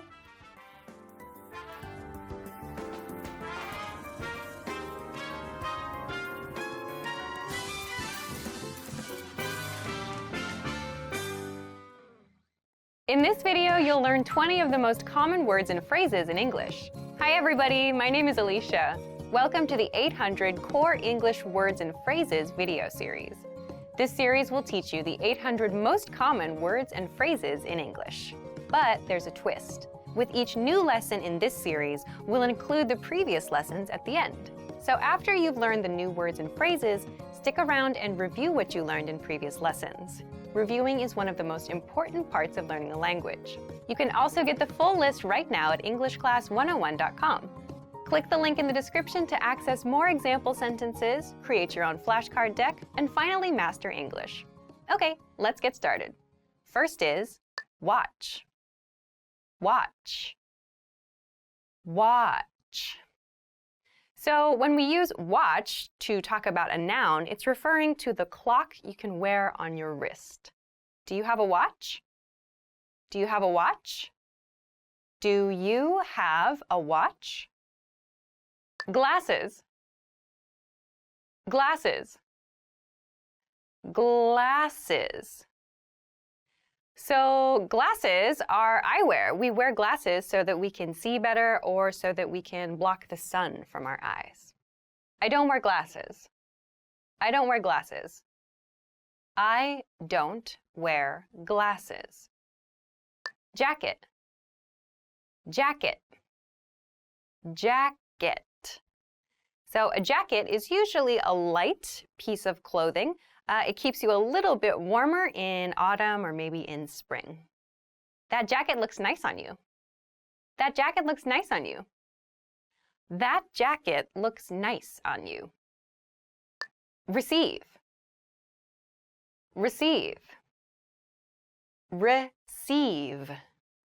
So to receive something means to get something. Get sounds a little bit more casual than receive. To receive a confession of love. To receive a confession of love.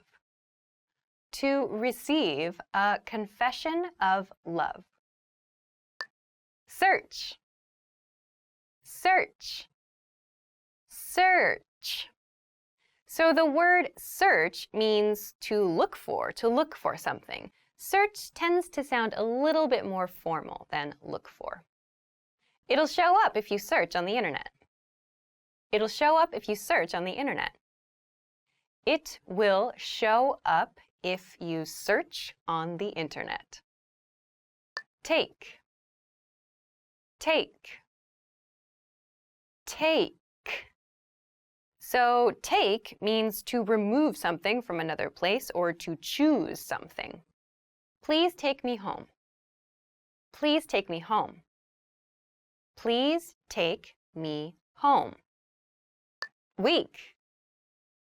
Week. Weak. So this word is the opposite of the word strong. It means something that doesn't have a lot of power.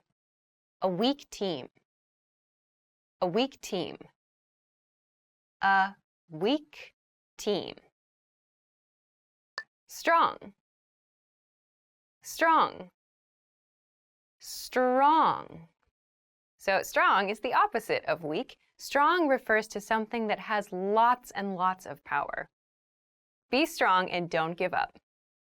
Be strong and don't give up. Be strong and don't give up. Cold. Cold. Cold. So the word cold typically refers to temperature. When the temperature is low, we describe the feeling as cold. The North Pole is cold, even in summer. The North Pole is cold, even in summer.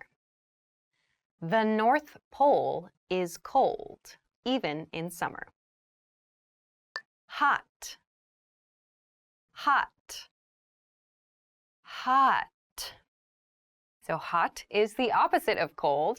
Hot is used when the temperatures are warm. The temperatures are very, very high. We describe the feeling with hot. The tea is still hot. The tea is still hot. The tea is still hot. Funny. Funny. Funny. So the word funny refers to something that causes us to laugh. Funny sitcoms make me happy. Funny sitcoms make me happy. Funny sitcoms make me happy. Peach. Peach. Peach. So a peach is a well-known fruit. It's kind of sweet. I'm allergic to peaches. I'm allergic to peaches. I am allergic to peaches. Orange. Orange. Orange. So orange can refer to the fruit, or it can refer to the color orange. I drink orange juice in the morning. I drink orange juice in the morning. I drink orange juice in the morning. Potato. Potato. Potato. So a potato is a very, very popular food. We make all kinds of things with potatoes, French fries, mashed potatoes, and so on. Fried potato is not good for your health. Fried potato is not good for your health. Fried potato is not good for your health. Soybean. Soybean. Soybean. So a soybean is an ingredient that people may use to create other things, like milk, for example. Soybeans grow inside the pods. Soybeans grow inside the pods. Soybeans grow inside the pods. Vegetable. Vegetable. Vegetable. So a vegetable is a food that's good for you. So there are many different kinds of vegetables, carrots, zucchinis, so on. I ate fried vegetables. I ate fried vegetables. I ate fried vegetables. Cow. Cow. Cow. So a cow is a farm animal. We use cows for dairy and for milk and for beef. The cows are grazing in the field. The cows are grazing in the field. The cows are grazing in the field. Pig. Pig. Pig. A pig is another farm animal, usually very low to the ground and pink or kind of gray in color. We use these for meat. Pigs are intelligent animals. Pigs are intelligent animals. Pigs are intelligent animals. Horse. Horse. Horse. So a horse, another farm animal, is used a lot more for entertainment, for like racing activities. Have you ever ridden a horse before? Have you ever ridden a horse before? Have you ever ridden a horse before? Snow. Snow. Snow. So snow is a type of weather. It's precipitation, so that means it's rain, it's water from the sky, but that is frozen. There's a lot of snow on the mountain. There's a lot of snow on the mountain. There is a lot of snow on the mountain. Well done! In this lesson, you expanded your vocabulary and learned 20 new useful words. Click the link in the description and sign up for free at EnglishClass101.com to get access to the full list of vocabulary you'll need for daily life conversations. You'll also get example sentences, custom flashcard decks, and other learning resources. See you next time. Bye-bye.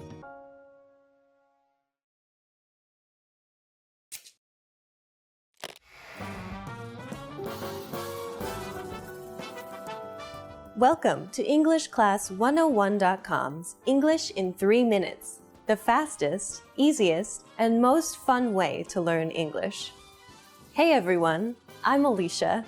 In this series, we're going to learn some easy ways to ask and answer common questions in English. It's really useful and it only takes 3 minutes. In this lesson, you're going to learn some ways to get in touch with someone after you have met them once already. In a lot of textbooks, you've probably seen the question, what's your phone number? What's your phone number? It's a very useful question, but there are 2 problems with it. First, it can sound a little too direct, especially when talking to members of the opposite sex. And second, people use the phone a lot less these days than they used to. Instead, they might prefer to connect by email or on a social network like Facebook. To start, though, a simple variation on what's your phone number that sounds a little less direct is, could I get your number? Could I get your number? We start the sentence with could, which softens the request. Next say I, then get, and finally your number, which is short for your phone number. This question is slightly casual, but it can be used in almost any situation. Recently, many people prefer to use email rather than the phone to communicate. Asking someone for his or her email address is also a little less direct than asking for their phone number. Could I get your email address? Could I get your email address? We just took could I get your number and replaced number with email address. It's that simple. Could I get your email address?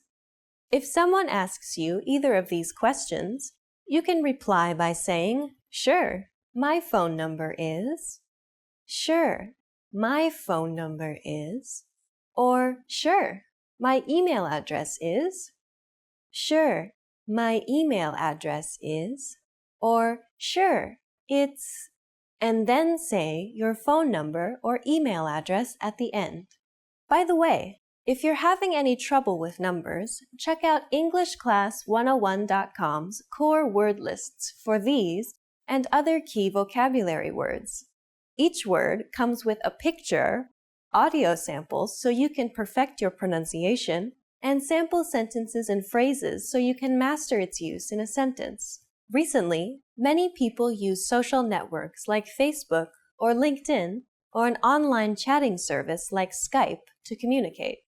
People might ask you about these, especially if they are younger.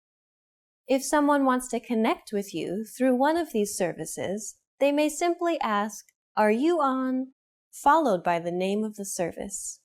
Are you on Facebook? Are you on Facebook? Are you on LinkedIn? Are you on LinkedIn? Are you on Skype? Are you on Skype? To answer, you can simply say, yes, I am, or no, I'm not. If you respond with, yes, I am, the other person may ask how they can connect with you on one of these services. Of course, if you're not on one of these services, they won't be able to contact you.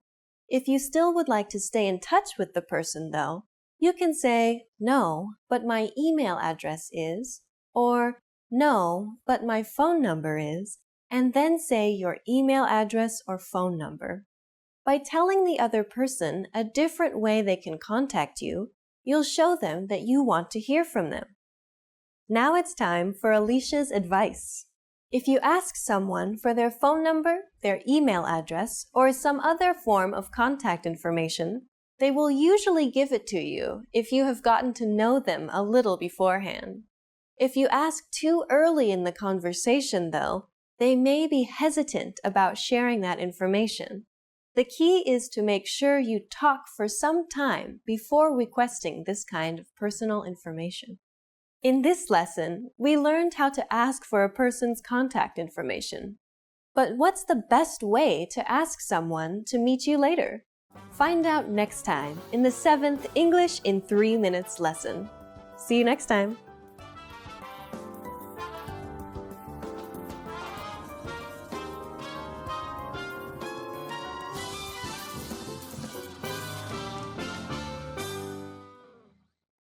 everybody, and welcome back to Top Words. My name is Alicia, and today we're going to talk about 10 ways to help improve your pronunciation. This is going to be a good one, I think. So let's go! Sing along to a favorite song. All right, so the first tip for improving your pronunciation is to sing along to a favorite song. So if you, I should add though, this favorite song should be in your target language. So if you're studying English, pick a favorite English song and sing along to that song. Or try to sing to the song just from memory too. So singing along to your favorite song can help you with pronunciation, can help you with the rhythm sometimes of the language you're trying to learn. So it can be really fun, and it can be a good way to practice your pronunciation. In a sentence, I like singing along to my favorite songs. Read out loud. The next tip for your pronunciation is to read out loud. So reading out loud, you can choose something that's interesting for you in English, if English is the language you're studying. So pick something, maybe it's a news article, or maybe it's a book you're interested in. Maybe there's an author you're interested in. Find something in your target language, in English, and try reading it out loud. So don't just read in your mind, but read the words out loud. Speak them so that you can get comfortable pronouncing those words. And you can try reading the same passage or the same sentence multiple times to make it smoother. So this can be a really good tip I think it also improves your natural ability to pick up grammar too, because if you're reading something like in a book, for example, you can kind of pick up the natural rhythm of grammar, and you also slowly get a feeling for the correct ways that words should connect together. So this, I think, is a really good tip. In a sentence, I sometimes read out loud to practice pronunciation. That's true. Repeat lines you hear in TV shows. The next tip is to repeat lines you hear, or the words you hear in TV shows or movies, things like that.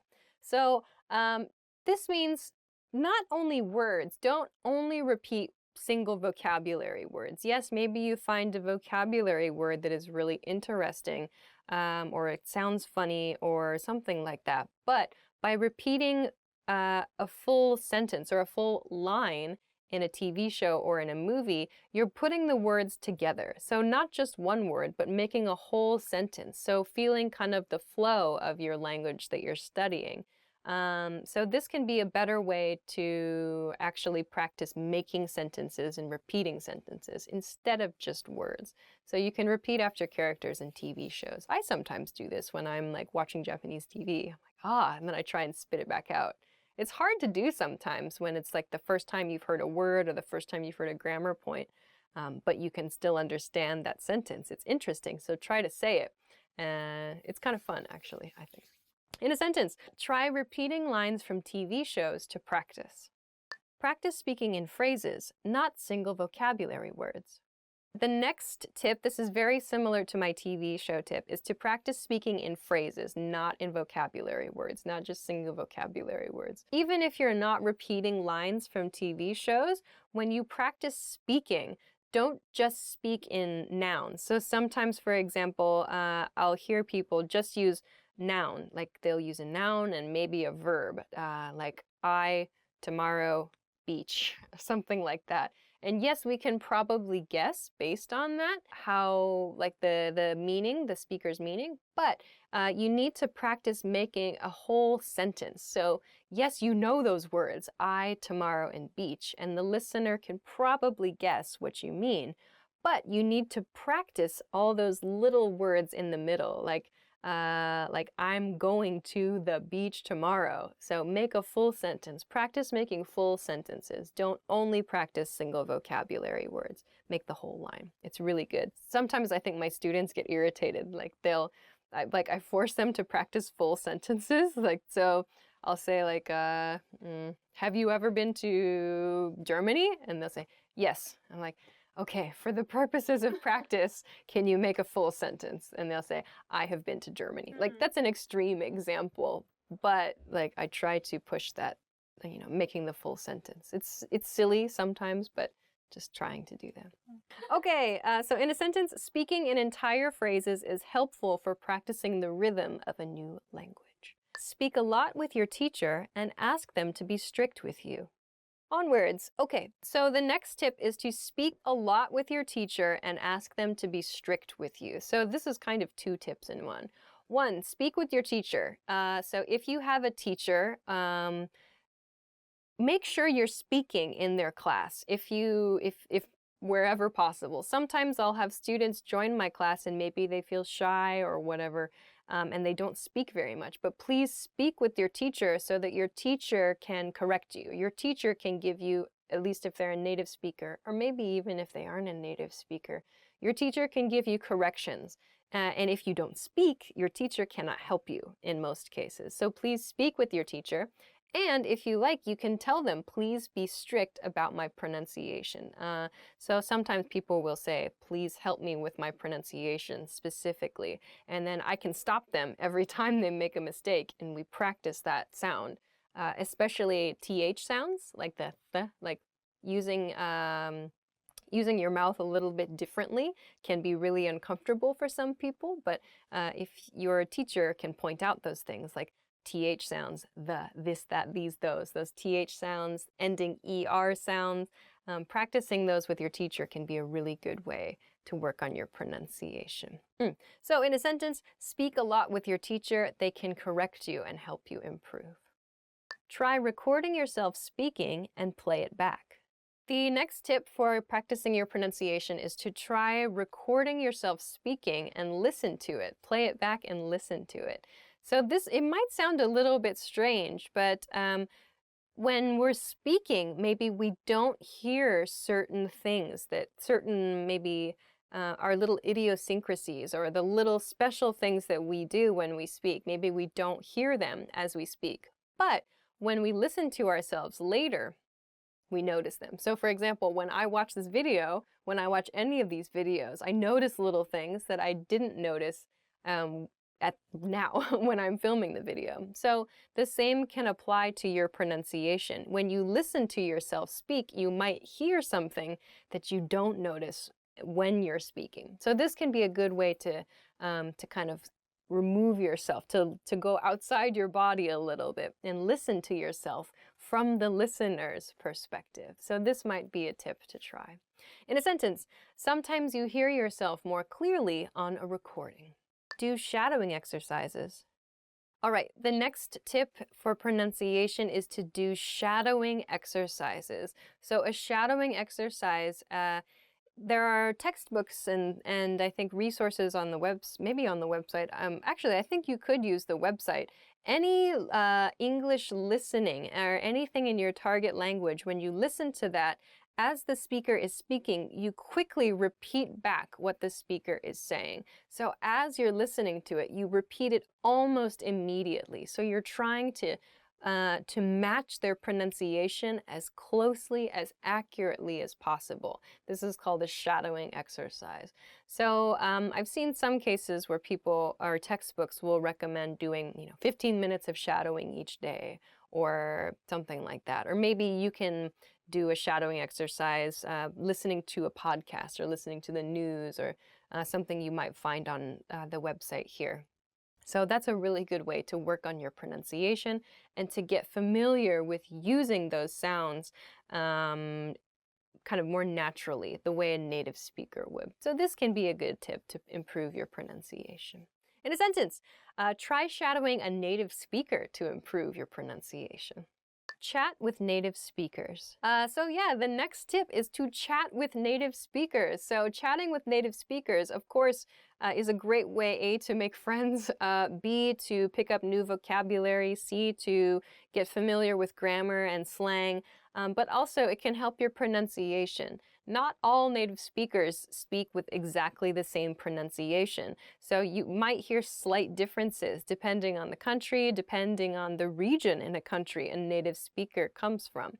So there are many different kinds of pronunciations, there are many different pronunciations, but when you chat with native speakers, you can kind of understand the different pronunciations that are out there.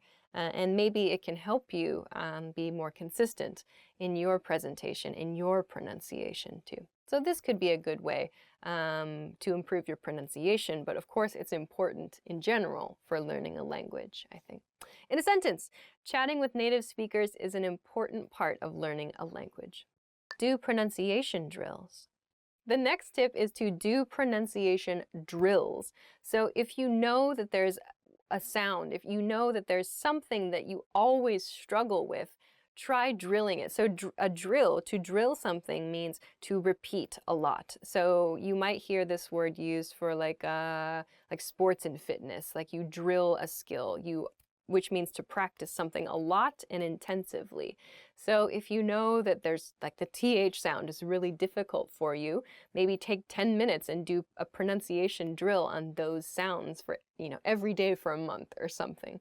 So if you know that there's a specific sound that's difficult for you, consider trying just some very specific pronunciation drills. That can mean just making that sound repeatedly, or maybe reading a text out loud that has a lot of that kind of pronunciation. I think you can find a few different ways to drill, to practice intensively those parts of pronunciation that are difficult for you. So in a sentence, try doing pronunciation drills for the sounds you have trouble making. Find words that are particularly interesting to you. So I think maybe this is the last tip, is to find words that are particularly interesting to you. So maybe there's a word that sounds really funny, or maybe you found a really long word in English, or a really interesting word, a word that has an interesting history, whatever. If you can find words that are interesting to you, then maybe you can put some extra emphasis on pronouncing them correctly. So if you're actually enjoying the words that you're learning, then I think it'll become more important for you to express that accurately in your speech. And so focusing on those words maybe, and in pronouncing those words correctly, perhaps that can help you apply that same pronunciation in this interesting word. Maybe the pronunciation of that word, or some of the parts of that word, you can find that in other words, in other places throughout your target language. So if you enjoy a particular word and focus on expressing that word, pronouncing that word accurately, it can help you maybe apply that pronunciation in other parts of the language. So give it a try. In a sentence, take extra care to pronounce words of particular interest correctly.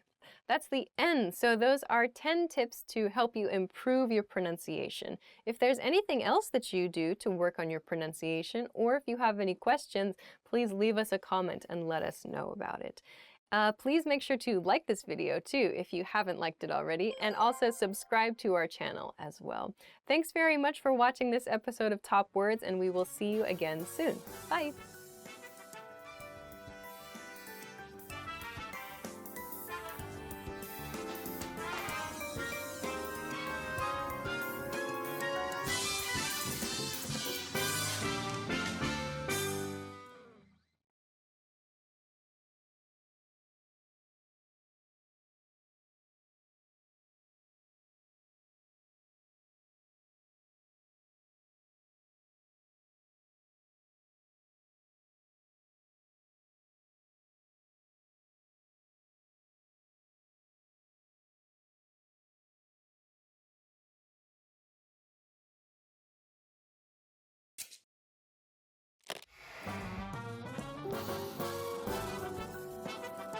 Hi everyone, I'm Alicia. Thanksgiving is one of the most celebrated holidays in the United States. It also marks the beginning of the holiday season, the weeks leading up to Christmas, Hanukkah, Kwanzaa, and the winter solstice, which are all widely celebrated holidays in the US. For retailers, Thanksgiving begins their busiest season. Thanksgiving is celebrated on the fourth Thursday of November. Thanksgiving was founded as a national holiday by one of the most famous presidents of the United States. Do you know who it might have been? We'll show you the answer at the end of this video. Thanksgiving, to a large extent, is about having a feast with friends and family.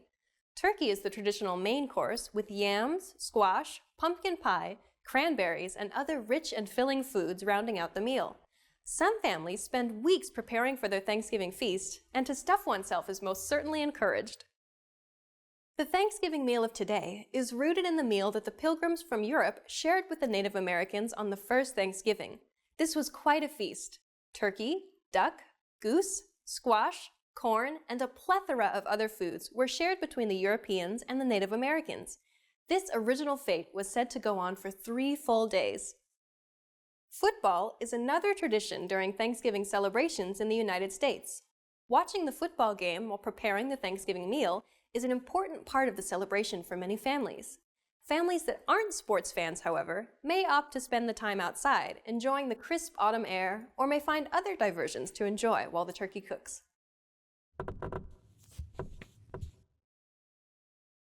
Thanksgiving is not a uniquely American holiday. There are similar celebrations in Canada, for instance. The concept behind the holiday, showing thankfulness by having a feast, spans many cultures. And now, here's the answer to the quiz. Do you know who founded Thanksgiving as a national holiday? Abraham Lincoln established Thanksgiving during the dark days of the American Civil War. Even though the holiday was officially born during this conflict, it's more associated with the initially good relations between the first European immigrants and the Native Americans. How was this lesson? Did you learn something interesting? Is there a day in your country where you give thanks? Please leave a comment at EnglishClass101.com. Until next time!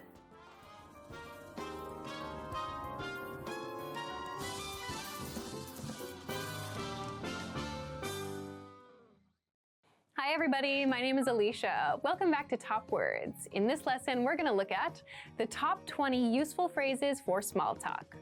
Before we get started, a quick note, you can find for free from the link below this video in the YouTube description a bunch of PDF conversation and phrase cheat sheets. So if you want to work on building your vocabulary or building your everyday phrase knowledge, you should check these out. I think this survival phrases one is a pretty good one for today's lesson. You can use these expressions around your town throughout the day. And of course, there are many other topics to look at too. So don't forget to check these out. You can find this from the link below the video on YouTube.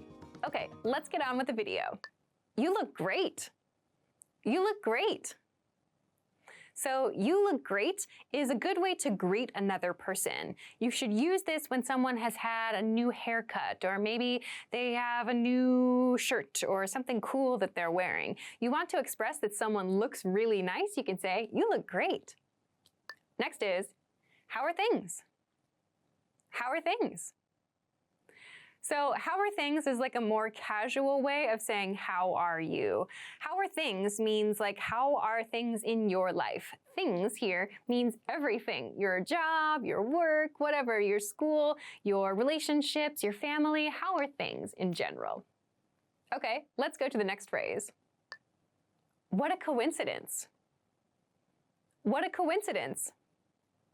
What a coincidence is used to express surprise. So this word is spelled kind of strangely. It's pronounced coincidence, coincidence. It means that two or more things that you might not expect to happen at the same time or in the same way did happen. So for example, if you meet a coworker unexpectedly when you're shopping, or you go to a coffee shop and you see someone you know there, you might say, wow, what a coincidence. So you didn't expect this thing to happen, but here you are. So you can express your surprise with this expression, like, oh, what a coincidence. I ran into you at the coffee shop. Who'd have thought? Okay, let's get on to the next expression. That's great. That's great. Okay, so that's great is good to know. It's a super basic expression, but you can use it to respond to someone else's good news. Someone shares something positive, happy, good, whatever it is, just say, that's great. You can change great out for awesome or super or whatever it is you feel like. But that's great is a good basic phrase you can use just about any time. Okay, let's get to the next expression. Next is, good for you. Good for you. Okay, so good for you is used to express like happiness for another person's good news. So this is different from that's great because good for you is like kind of noting that someone made an improvement in their life. Someone did something that was good for them specifically. So maybe someone started a new exercise habit and it's really positive. Or maybe they ended a bad relationship, or they started a new job at a good place. In those cases where someone has made some personal improvement, you can say, good for you, good for you. Okay, on to the next expression. How are you? How are you? So how are you is a super basic greeting. You can use it with anybody in your life, really. How are you is generally not replied to seriously. We usually just say, I'm good, I'm fine, I'm okay, how are you? So you don't really need to take this expression too seriously, but just say, how are you, to show you're thinking of the other person. Okay, on to the next expression. Next is everything going fine? Is everything going fine? So this expression, and one that I personally would use, I would probably say, is everything going okay? Is used if maybe you think the other person might be struggling with something, or they might have some kind of challenge or maybe some kind of problem. It's kind of used to say, like, do you want to talk about something, or do you want to discuss something? You could use it if you're concerned. You can also just use it as like an everyday greeting, like, hey, how are you? Is everything going okay? So just to show that you're thinking of the other person's life. But yeah, if you use a more concerned tone with this, like, is everything going okay? You can show that you've maybe noticed something about the other person too. And you might want to show it's okay to talk about it. So depending on your intonation, you can communicate some different ideas with this expression. All right, on to the next one. You won't believe this. You won't believe this. Okay, you won't believe this is used before you share like some kind of surprising information or exciting information. You might also hear, you're not gonna believe this, which is a reduced form of you are not going to believe this. You won't believe this, but is very common. So it's like saying, I have something so surprising that you probably will not believe the information, but here it is. So you can share something surprising or exciting with this phrase. Okay, onward. Next is, I haven't seen you for ages. I haven't seen you for ages. Okay, so use this expression instead of long time no see, or you can use them together, like long time no see, I haven't seen you for ages. So an age is a very long time, the word age. So ages is therefore a very, very long time, multiple ages. So when you say I haven't seen you for ages, it means I haven't seen you in a very long time. You use this as a greeting. As I said, hey, long time no see, I haven't seen you in ages, how have you been? For example. Okay, next expression. The next expression is, that's terrible. That's terrible. Okay, so when someone shares bad news, something bad that happened to them, you should respond with something that shows you understand their point of view. Say, that's terrible, or that's awful, or that's too bad. So terrible means very bad. So if you want to sound like, you know, really caring about something bad that happened to another person, use this expression. You lost your job? Oh, that's terrible. I'm so sorry to hear that. Okay, on to the next expression. I'd better let you go. I'd better let you go. Okay, I'd better let you go. This is the reduced form of I had better let you go. We use this when we're talking to someone on the phone, or maybe when we're having an in-person conversation in the office. To let someone go means like to release them from something. In this case, to release them from a conversation. So when you say, I'd better let you go, it's showing, I think you're busy. It's showing the other person you understand they're busy and they have something to do. So if you're talking to a busy person and you realize, oh my gosh, we talked for so long, we've been talking for a long time, you can say, sorry, I'd better let you go, meaning I recognize you're a busy person and you need to do other things. So use this to end a conversation quickly. Of course, you can also use this to escape a conversation you are ready to be finished with. Okay, let's go to the next expression.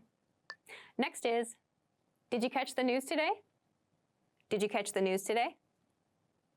So use this as a greeting or as a way to start a conversation if you want to talk about current events. So did you catch the news today, or did you see the news this morning is also okay. It just shows you want to talk about recent events with someone. So use this maybe with someone that you're okay to talk about these kinds of topics with. Okay, on to the next phrase. Nice day outside, isn't it? Nice day outside, isn't it? Nice day outside just refers to the weather. So you can use any kind of weather and follow it with isn't it? You can use rainy today, isn't it? Or, oh, windy today, isn't it? So that isn't it shows you're looking for confirmation from the other person. Nice day outside, isn't it? And of course, you can drop outside if you really want to. Of course, the weather is outside, but this is just an expression that we use. Or nice day today would also be okay. So you're just starting a conversation by talking about the weather and finding a small point you can both agree upon. Okay, on to the next expression. Next is, have you been waiting long? Have you been waiting long?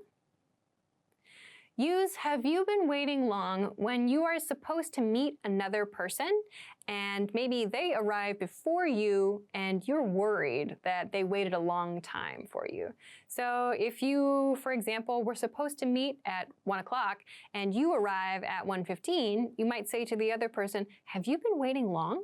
So you don't know how long that person has been waiting. Maybe they got there 15 minutes early. You're showing that you have concern for their time with this expression. Have you been waiting long? Sorry. Okay, next is, it's good to have you here. It's good to have you here. Use this expression when you're hosting a party, hosting an event, or maybe you have a guest in your office, someone who's not usually around is in your circle for the day. You can say, it's good to have you here, or it's nice to have you here. That shows that you recognize that they are a new person, but you want them to feel welcome. It's good to have you here. You could use this at a house party, a dinner event, and so on. Okay, next expression is, what brings you here? What brings you here? Okay, so this question is a much softer way of saying, why are you here? So if you say, why are you here? It might sound a little too direct. Instead, say, what brings you here? You could say maybe, why did you decide to come to this event if you want? Or you could ask, what brings you here today specifically? So these are all ways to say, why did you come here? But they sound much softer and less aggressive. Okay, on to the next expression. Do you mind me asking? Do you mind me asking? Okay, do you mind me asking is used before a topic or before a question that might be a little bit sensitive. So if you want to ask about a person's age maybe, or if you want to ask about maybe where a person works or maybe where they're from, it could be any kind of information that you feel is a little bit sensitive. You can use, do you mind me asking before you ask that? For example, you might say, do you mind me asking, how old are you? Or do you mind me asking, where are you from? So it shows that you are concerned. It might be a slightly sensitive question, and it gives the other person the option to refuse. So do you mind me asking?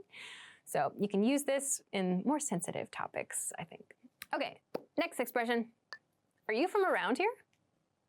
Are you from around here? Are you from around here is a first-time greeting question. So you've just met someone, you've exchanged names, you can say, are you from around here? That means, is your hometown or the place where you grew up near where we are now? Are you from around this area specifically? So this is maybe a more casual way of saying, where are you from? It's suggesting that the other person might be from the local region. Are you from around here? I just moved. Okay, next expression is, I need your help with this matter. I need your help with this matter. Okay, this is a rather formal expression. You would not use this with your friends or your family members. It sounds too formal. Use this at work or maybe in a study, more professional kind of polite study situation. I need your help with this matter, or just I need your help with this. I probably would not say matter in this sentence, but you might see it or hear it from time to time. So use this when you need someone's assistance with something and you need to be polite about it. Like, I need your help with this paper I'm writing. Could you please take a look at it? So I need your help with this. So use that expression when you want to politely ask someone for help. Okay, let's get to the last expression. Have fun. Have fun. So use have fun when someone else is going to do something that seems fun. So you say goodbye to your family members before they leave for an exciting trip. You could say, have fun. Or you see your coworkers at the end of the day. They decide to go for drinks, but you're feeling tired, but you want to wish them well. You can say, have fun, and say goodbye in that way. So have fun is a very positive, happy expression. Some people will use it to sound a little bit sarcastic if they want to attend something, but they're not attending. But generally, we use this in a very positive way to say goodbye. I hope you have a good time. All right, that brings us to the end of the top 20 useful phrases for small talk. What did you think? You can let us know in the comments. And don't forget to click the link in the description to get your free PDF cheat sheets to learn even more useful English words and phrases. You can download them to any device or print them out. They're yours to keep, so click the link and get them for free. Thanks for watching, and I'll see you in the next video. Bye! In this video, you'll learn 20 of the most common words and phrases in English. Hi everybody, my name is Alicia. Welcome to the 800 Core English Words and Phrases video series. This series will teach you the 800 most common words and phrases in English. But there's a twist. With each new lesson in this series, we'll include the previous lessons at the end. So after you've learned the new words and phrases, stick around and review what you learned in previous lessons. Reviewing is one of the most important parts of learning a language. You can also get the full list right now at EnglishClass101.com. Click the link in the description to access more example sentences, create your own flashcard deck, and finally master English. Okay, let's get started. First is hopeful. Hopeful. Hopeful. Hopeful describes the feeling that you have when you have a very positive expectation of something. I'm hopeful that my next summer vacation will be very good. I'm hopeful that my next summer vacation will be very good. I am hopeful that my next summer vacation will be very good. Deep. Deep. Deep. Deep refers to something that is far below the surface of something else, like with water or maybe with caves as well. This pool is too deep for me. This pool is too deep for me. This pool is too deep for me. Shallow. Shallow. Shallow. Shallow is the opposite of deep. It refers to something that's very close to the surface of something else. Don't worry, the water is very shallow here. Don't worry, the water is very shallow here. Don't worry, the water is very shallow here. Rich. Rich. Rich. Rich refers to someone that has a lot of money. We can also use this to talk about food, something that has a lot of flavor. His father is a rich man. His father is a rich man.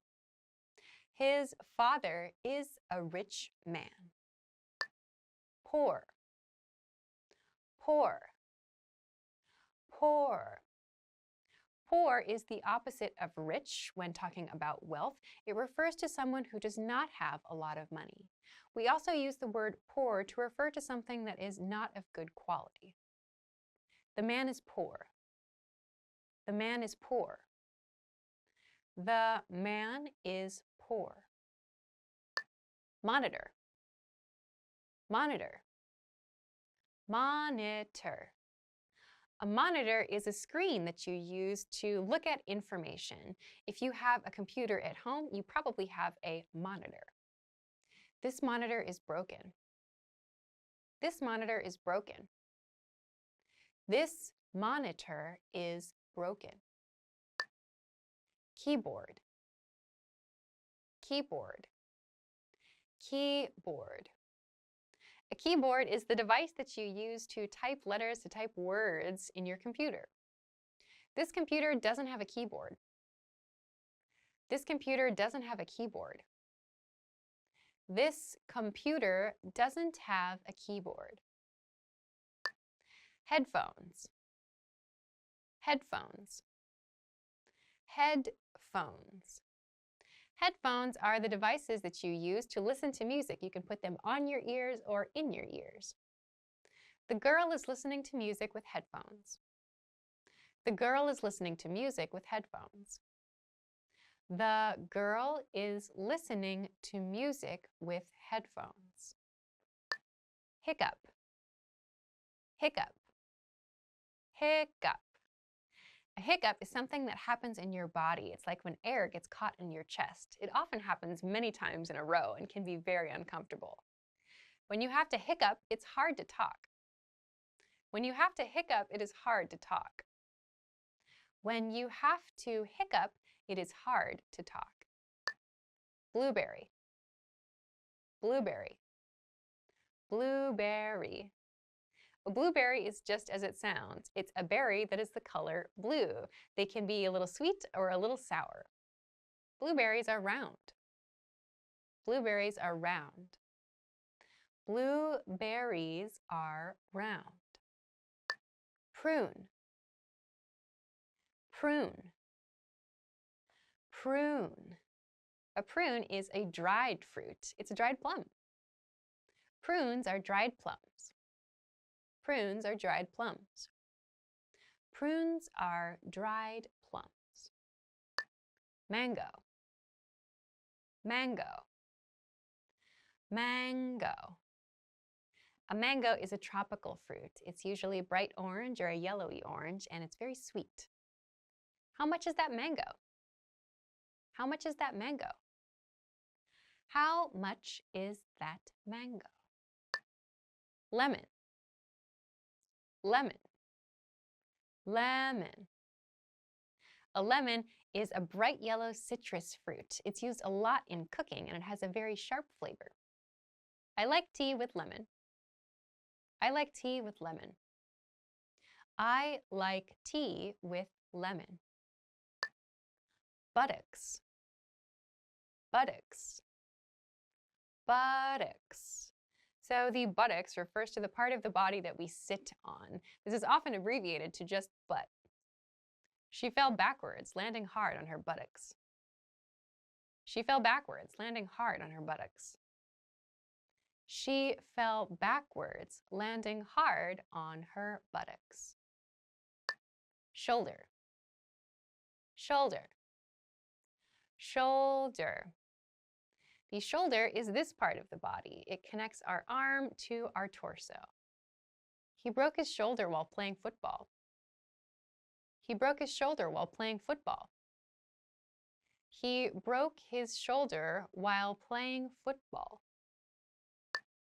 Muscle. Muscle. Muscle.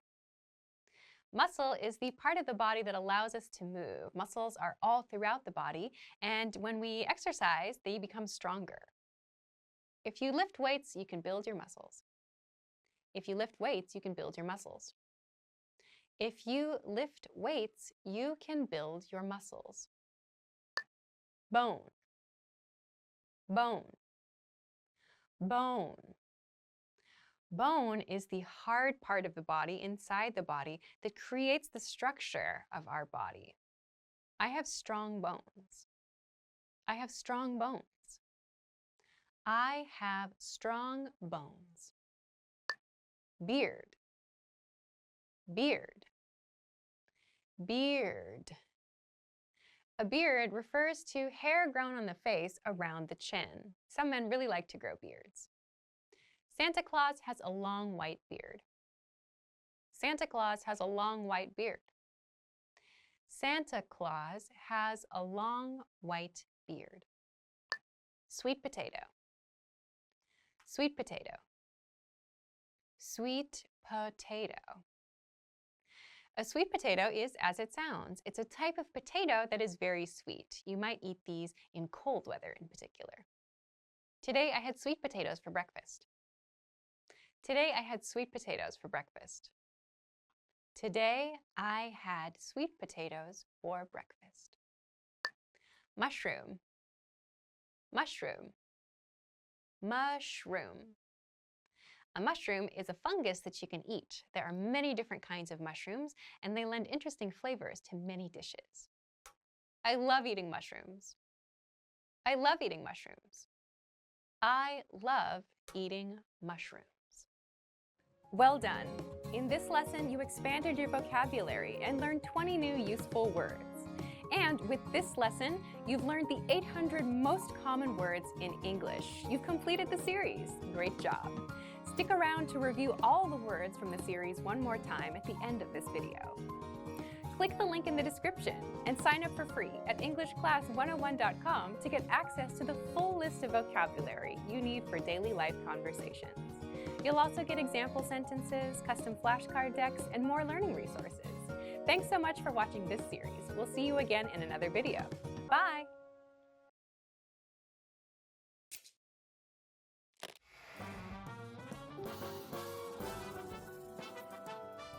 Welcome to EnglishClass101.com's English in 3 minutes, the fastest, easiest, and most fun way to learn English.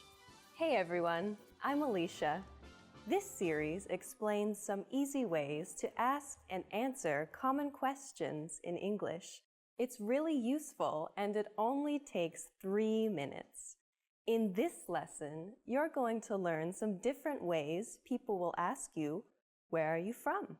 First, though, "Where are you from?" can mean many things. It can mean, "What city are you from?" or "What state are you from?" In fact, Americans ask this question to each other all the time to learn what part of America the other person comes from.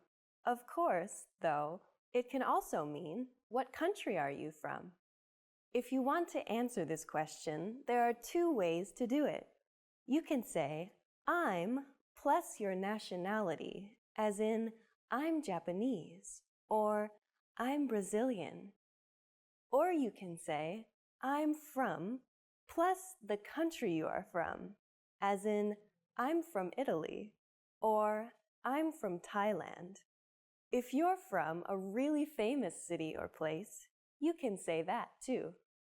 For example, "I'm from Beijing," or "I'm from New Delhi." Many times, though, Americans won't ask, "What country are you from?" or even, "Where are you from?" In many casual situations, they will say it in a simpler way. "Where are you from?" This is just like, "Where are you from?" but they take out the "are." Where are you from? You can use this too in casual situations. Of course, in the United States, as in other parts of the world, people may be a little more indirect because they want to be polite. To do this, they might ask you if you are from the place where they meet you. For example, if you meet someone in New York, they might ask, "Are you from New York?" Or if you are in San Diego, they might ask, "Are you from San Diego?" Many parts of the United States are very multicultural, so asking the question this way avoids what could be an embarrassing mistake. You can answer this the same way you answer, "Where are you from?" Just add a simple "no" in front. For example, you can say "no" plus "I'm" plus nationality. "No, I'm French." Or "no" plus "I'm from" plus country. "No, I'm from Russia." Now it's time for Alicia's advice. Since the United States is very large, people you meet may take great pride in the place or region they come from.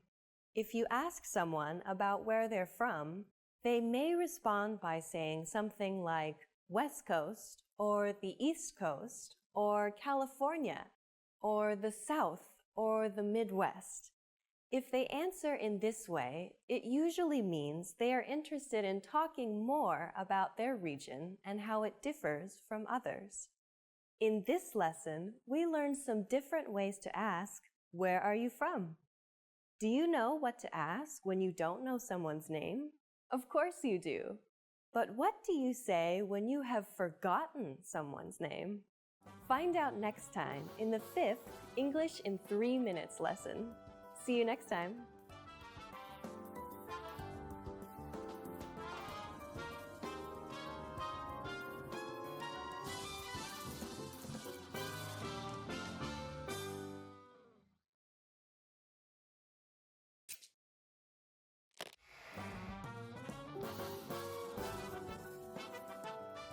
Welcome to EnglishClass101.com's English in 3 minutes, the fastest, easiest, and most fun way to learn English.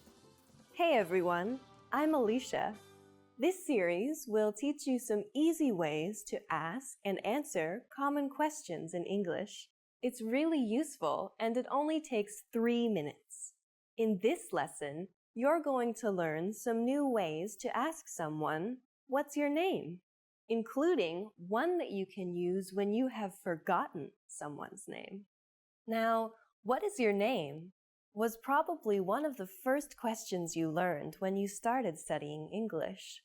I have to tell you, though, that most native speakers of English would never say this. In English, just like in other languages, it is often more polite to be a little indirect. Of course, the easiest way to avoid asking the question directly is to not ask at all. Just introduce yourself, and most people will respond by doing the same. When introducing yourself, simple is nearly always best. Just say, "Hi, I'm Alicia." To show that you want to know the other person's name, just add "and you" at the end. "Hi, I'm Alicia. And you?"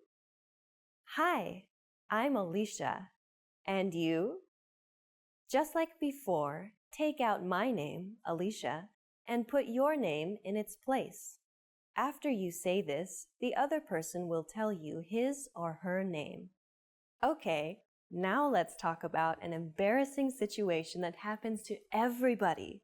You have already met this person once before, but you have forgotten their name. The most polite thing to do in this situation is to apologize and ask again. There's a simple way to do this that's also polite. "I'm sorry, what was your name again?" "I'm sorry, what was your name again?" This sentence is very similar to "What's your name?" but it has 3 important differences. First, we say, "I'm sorry." A small apology can go a long way. After that, we say, "What was your name?" This is just like, "What is your name?" But instead of is, we use the past tense was. This is really important as it tells the other person that you remember meeting them. You haven't forgotten him or her. You have just forgotten the name. This little word makes all the difference. "I'm sorry, what was your name?" Finally, we add again to the end. This is another hint that tells the other person that you remember learning his or her name before, but you just can't recall it right now. "I'm sorry, what was your name again?" This phrase is appropriate for both formal and informal situations. Now it's time for Alicia's advice. In the United States, it's normal to address people by name in conversation more than once. In both formal and informal situations, it's a way to show respect or interest in the other person and can help you make friends. It is also a great way to practice someone's name so you don't forget it. If you are talking to someone named Anne, for example, instead of just, "What do you do for fun?" you could say, "Anne, what do you do for fun?" You can also put the name at the end of the sentence. "What do you do for fun, Anne?" You don't want to say the person's name too often or it will sound a little strange. But if you practice someone's name like this, you won't forget it. And people love to hear their own name. In this lesson, we learned what to say when we forget someone's name.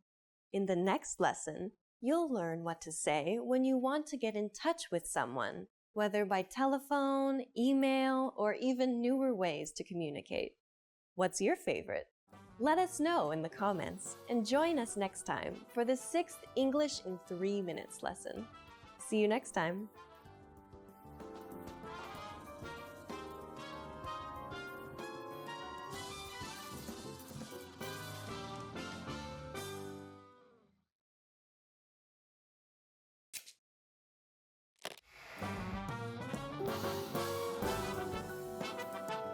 Welcome to EnglishClass101.com's English in 3 minutes, the fastest, easiest, and most fun way to learn English. Hey everyone, I'm Alicia.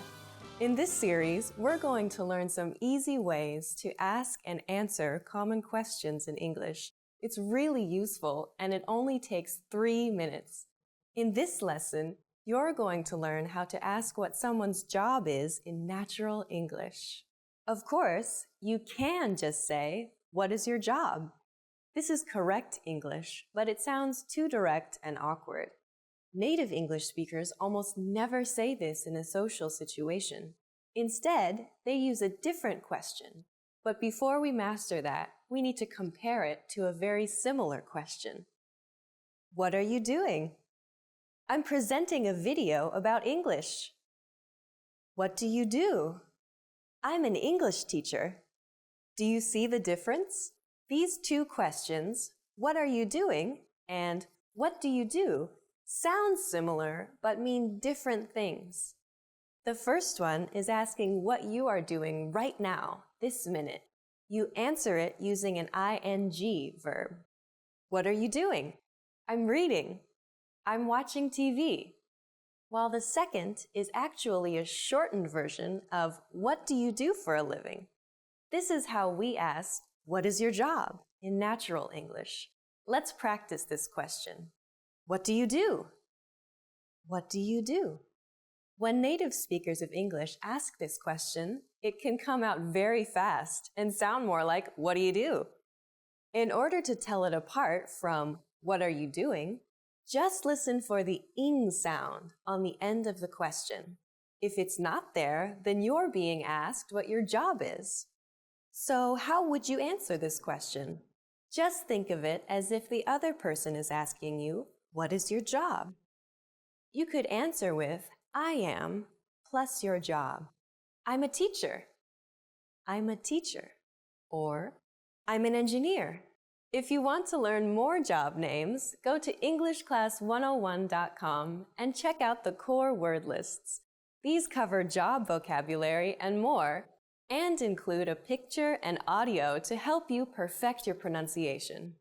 You can also mention the place that you work at, starting with, I work at. I work at a hospital. I work at a hospital. I work at a law firm. I work at a law firm. If you work for a big company that is well known, you can say, I work for, and then the name.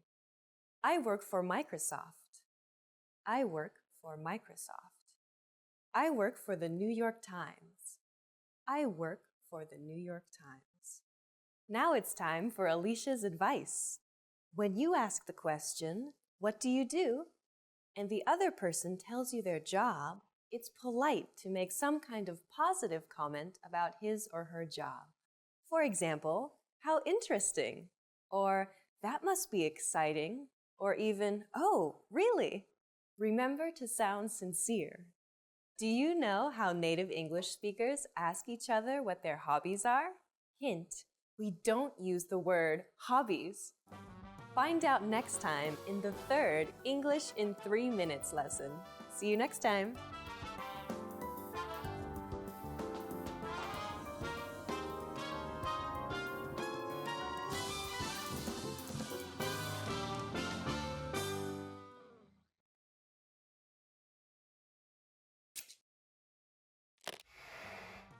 Imagine you're on a plane.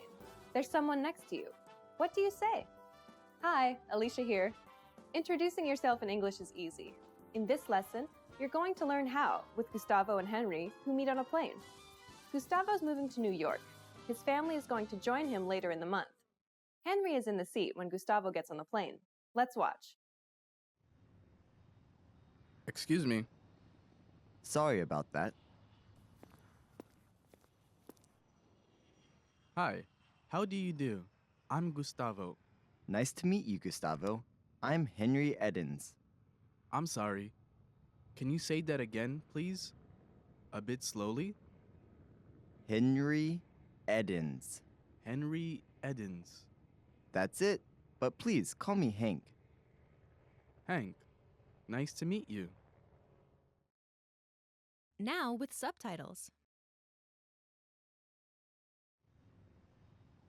Excuse me. Sorry about that. Hi. How do you do? I'm Gustavo. Nice to meet you, Gustavo. I'm Henry Edens. I'm sorry. Can you say that again, please? A bit slowly? Henry Edens. Henry Edens. That's it. But please, call me Hank. Hank. Nice to meet you. Here are the key words from the scene.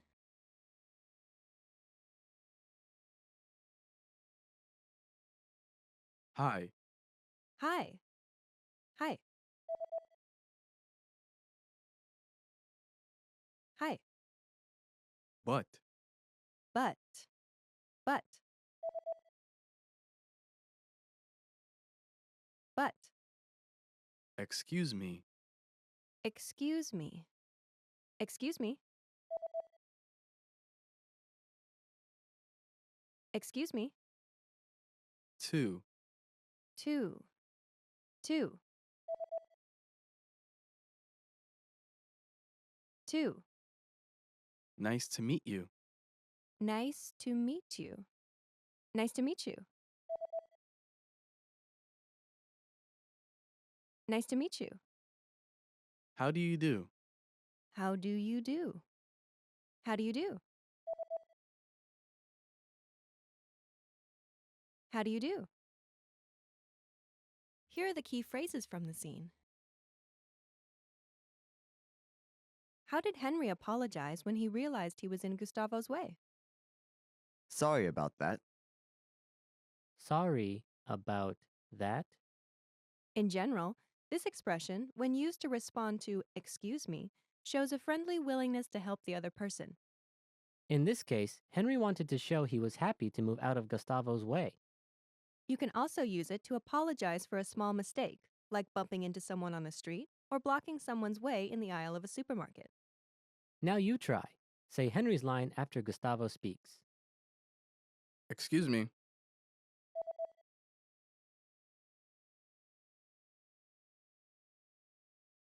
Sorry about that. Later, Gustavo also used the word sorry to apologize when he didn't understand Henry's name. Which phrase did he use? I'm sorry. I'm sorry. This is a very common phrase in English for many situations, but here, Gustavo uses it to indicate he didn't understand something. Now you try. Say the line after Henry speaks. I'm Henry Edens.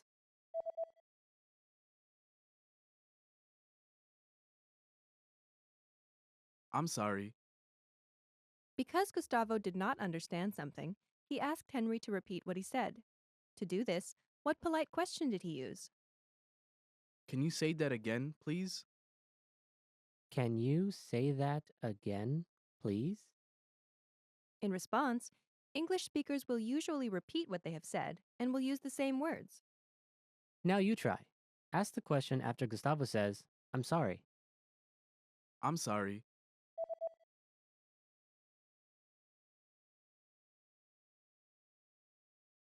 Can you say that again, please? Gustavo also wanted Henry to speak more slowly. To do this, what does he ask? A bit slowly? A bit slowly. This is not a complete sentence, but has a clear meaning when used after, "Can you say that again, please?"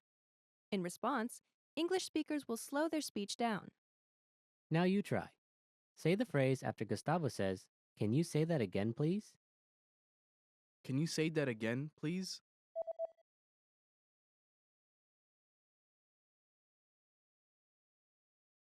A bit slowly?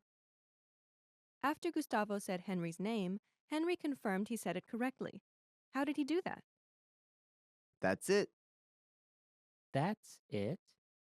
This is like saying, "That's correct." But since the situation was friendly, "That's it" sounded more natural. Now you try. Say the phrase after Gustavo says Henry's name correctly. Henry Edens.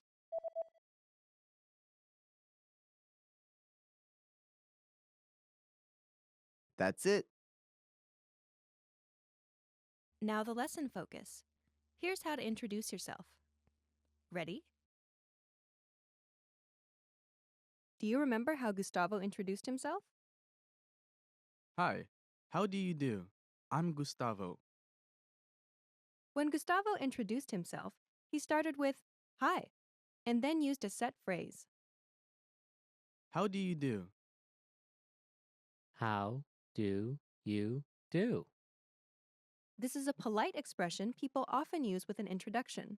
It sounds like a question, but it has no particular meaning, and there's no expectation the other person will try to answer it.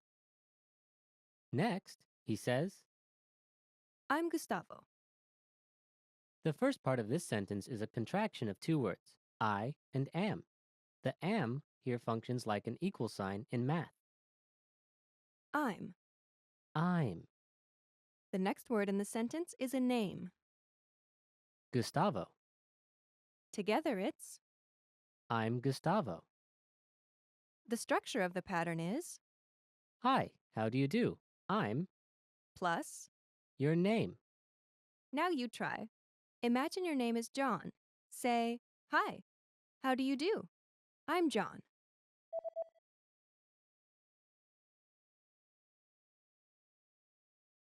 Hi, how do you do? I'm John. Now imagine your name is Eichel. Say, hi, how do you do? I'm Eichel.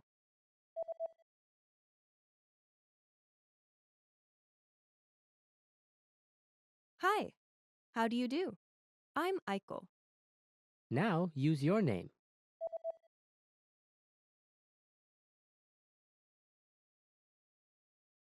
Okay, there are two additional things you need to know. First, there's a shortcut for giving your name. Just drop the I'm from the final sentence of the self-introduction. For example, if Gustavo just said, Hi, how do you do? Gustavo. Henry would have understood it was his name. This would be especially clear if Gustavo extended his hand for a handshake while saying this. In very casual situations, you can even drop the hi and the how do you do. All that is left would be your name. The second thing you need to know is you can use I'm with just the first name or your first name and the last name together. I'm Henry Edens. Edens is Henry's family name. Using both your first name and your last name is a little more formal. It also gives you less privacy. For example, if people know both your first and last name, they can find you on the internet more easily. So it may be more common for strangers to say just their first name than people meeting in a more friendly environment. Next, you'll learn how to tell people to call you by a nickname, just like Henry did in the scene. But please call me Hank. But please, call me Hank. The first word in the sentence is But. This word is not necessary, but it makes the transition to the rest of the sentence smoother. Henry uses this to introduce a new piece of information. And this information changes something about what he said before, but makes this clear. The next word introduces a polite request. Please. Please. Next is a request to use a certain name. Call. Call. After this is the word Me. me. Last is a common nickname for men named Henry. Hank. Hank. Please call me Hank. The sentence structure is Please, call me. plus. Your nickname. Now you try. Imagine your nickname is Matt. Say, please call me Matt.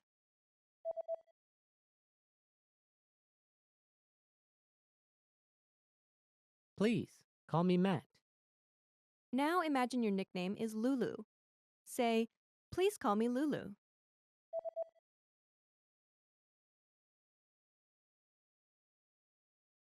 Please, call me Lulu. Now use your own nickname. Say, please call me, and then use your nickname.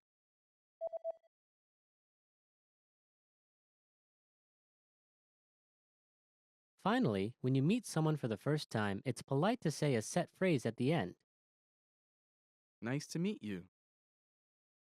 Nice to meet you. Usually, both people will say this or something similar to it. Now you try.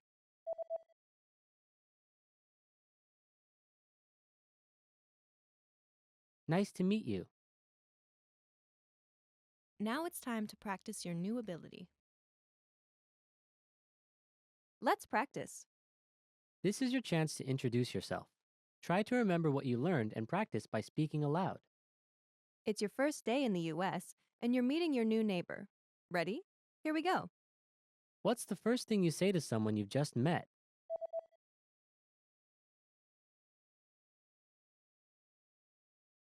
Hi, how do you do? How do you tell someone your name?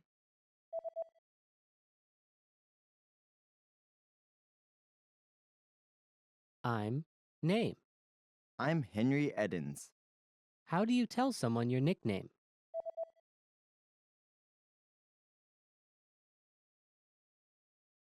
Please call me your nickname. Please call me Hank. What's the last thing you say to someone you've just met?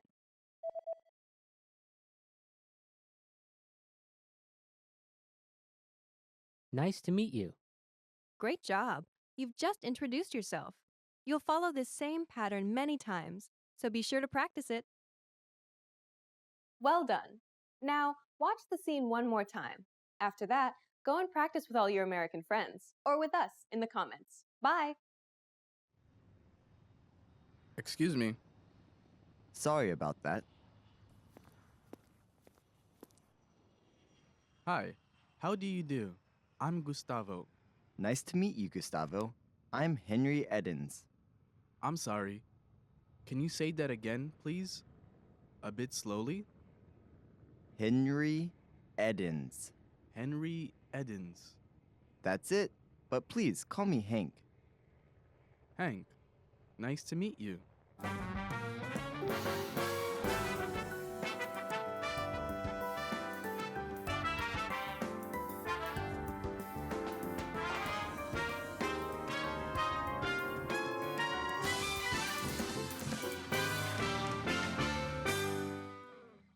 Hi everybody, my name is Alicia. Today we're going to be talking about simple past tense. We're going to talk about how to make simple past tense statements in English. So let's get started.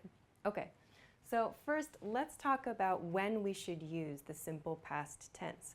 Simple past tense statements for today are for actions that started and ended in the past. So these are things that both started or began and ended in the past. Both of those must be true to use simple past tense. The second point for today is these are actions which happened at a specific point in time. So a specific point in time can be yesterday, it can be an hour ago, it can be last year, it can be when you were a kid.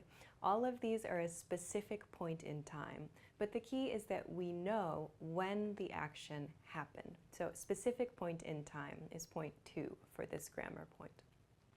Third, we can use simple past tense for repeated actions in the past. So things you did every week or every month or every year, every summer, every hour if you like. But one point about this, make sure to include a frequency indicator if you want to talk about an action that repeated in the past.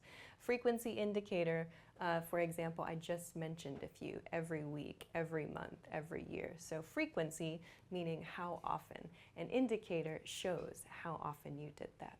So you can use repeated actions with past tense to show let's see, something you did a lot in the past, for example. So to give you a visual, the past is down here, now is this point here, and future is up here. When we use the simple past tense, it's an action that started and ended in the past, somewhere before now. That's one. It's at a specific point in time. So this action and this action, we know when they happened. It could be this morning, it could be yesterday, for example, but we know when these actions happened. Third, we can use for repeated actions, so maybe these actions repeat, but we know when the repetition happened. We know when we repeated these actions. So it's okay to use simple past tense to describe those. Okay, so now we know when we should use simple past tense. We know why we should use simple past tense. But how do we make simple past tense statements? So when you want to use the simple past tense to explain an action that happened in the past, you need to conjugate your verb. You need to change your verb. So that means when you're using a regular verb, you do verb plus ed. So verb plus ed is the basic form for simple past tense verbs. But keep in mind this is only for regular verbs. Not all verbs are regular verbs. So for example, some common ones are talk, which becomes talked, start, which becomes started, and enjoy, which becomes enjoyed. Please be careful, however. You'll notice that the past tense form of verbs has a few different pronunciations. So for example, start becomes started. It has an ID sound. It's not an ED sound, but an ID sound. You might hear a word like walked also, which has a sort of T sound about it. Walk becomes walked. Started becomes started, an ID sound. And then there's also a sound like in breathed, a very soft D sound. So there are 3 past tense verb sounds to listen for. An id sound, started, a soft D sound like breathed, and then a more hard T sound like walked. So pay attention to that when you're trying to make these past tense verb conjugations. Okay, but some verbs are irregular verbs. Irregular verbs do not have a simple rule for understanding past tense conjugation, how to change them in past tense. There's no rule for these.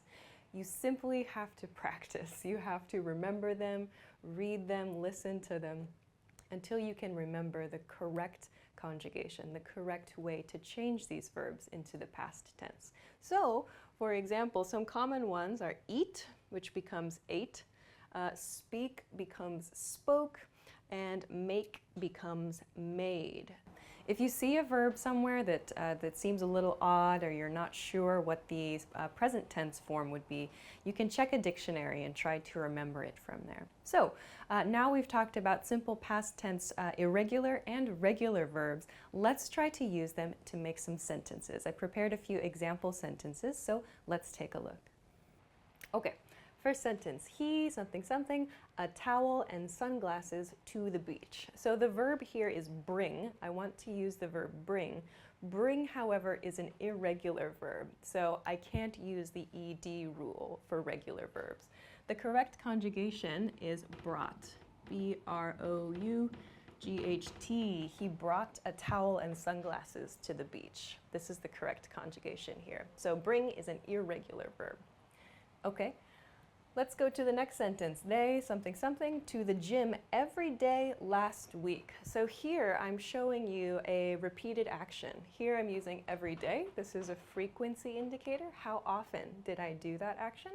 And last week shows the specific point in time. So I'm using both of these 2 points in addition to a simple past, the basic simple past structure here. So the verb that we want to use here is go, but go is an irregular verb, so we can't use goed, for example.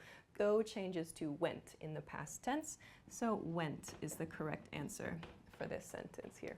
Okay, let's try the next one. I, something, something, to tell my boss about my schedule. So the verb I want to use here is forget. Forget is a very useful word, I think, to remember. But again, forget is not a regular verb. Forget is an irregular verb, so we cannot use the ed form. Forget in the past tense becomes forgot. Okay. So, I forgot to tell my boss about my schedule is the correct sentence here. All right, let's go to something a little bit different. Here's a negative sentence. I don't think they, something, something, a reservation at the restaurant. Okay, so here I'm using a phrase. I want to use the phrase make a reservation, to make a reservation. So the verb here is make. This was one of my example verbs for the irregular form.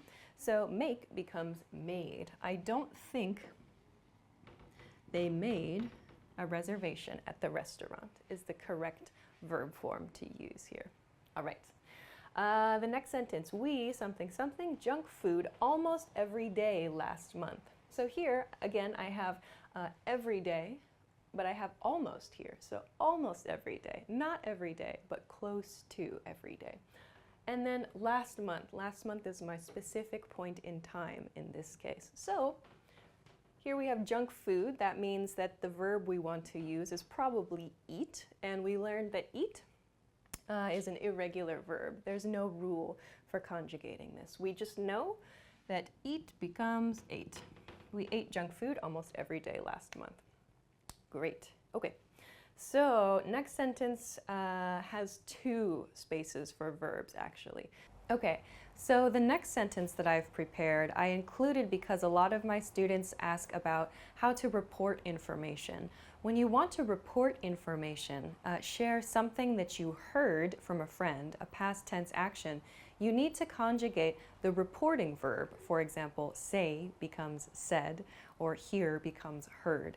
You need to conjugate this verb, and you need to conjugate the information that you heard. So there are 2 past tense conjugations that should happen when you report information. Let's take a look.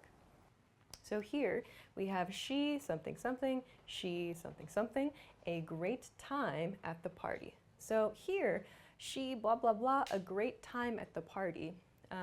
So we use the expression to have a great time, to have a great time. Again, have is an irregular verb, so we conjugate it to had. She had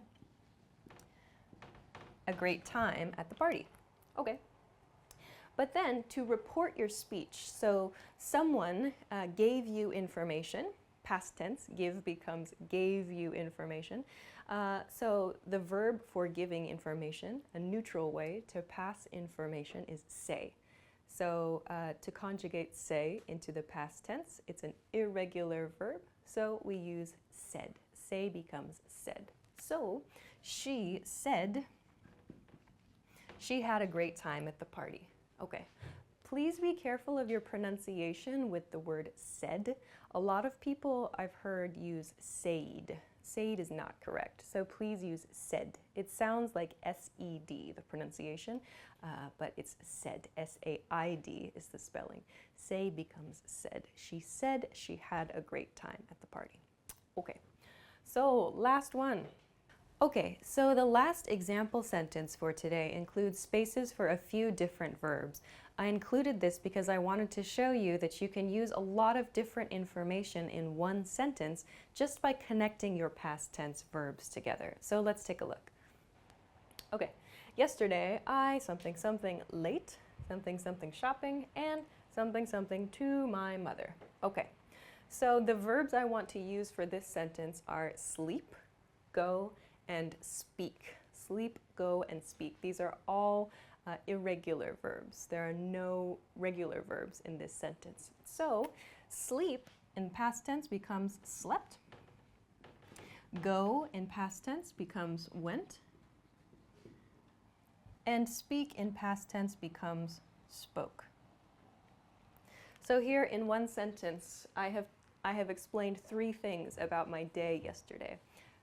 Yesterday I slept late, I went shopping, and I spoke to my mother. So you can explain a lot of things with past tense and a few connecting words. In this case, I've just used and to connect the last 2 things in this sentence. So please keep this in mind when you're sharing information about your past events. So today we talked about the simple past tense, and we talked about how to conjugate both regular and irregular verbs. It might seem a little bit difficult to understand which verbs are regular and which verbs are irregular, but with some practice it will become easier. So I hope that you enjoyed this video. If you have any questions or comments, please be sure to leave us a comment and let us know. Also, please be sure to like this video and subscribe to our channel if you haven't already. Thanks very much for watching. Check us out for more at EnglishClass101.com, and we'll see you again soon. Bye!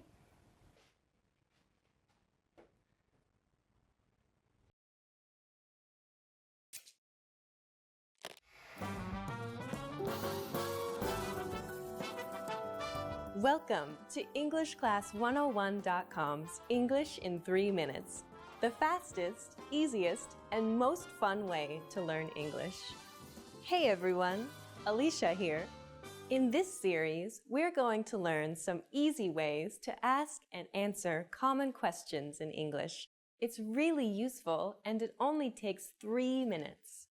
In this lesson, you're going to learn how to ask what someone's hobbies are without using the word hobbies. You've probably seen the question, do you have any hobbies? Or, what are your hobbies? In an English textbook before. However, native English speakers almost never use the word hobbies when asking about them. A much more natural way to ask the same question is, what do you do for fun? Let's practice this question. What do you do for fun? What do you do for fun? You can also ask, what do you do in your free time? What do you do in your free time? So, how would you answer this question? Let's look at how native speakers would do it. The easiest way is to say, I like to, or just, I like, followed by what you like to do. For example, if you like watching movies, you could say, I like to watch movies, or I like watching movies. I like to watch movies, or I like watching movies.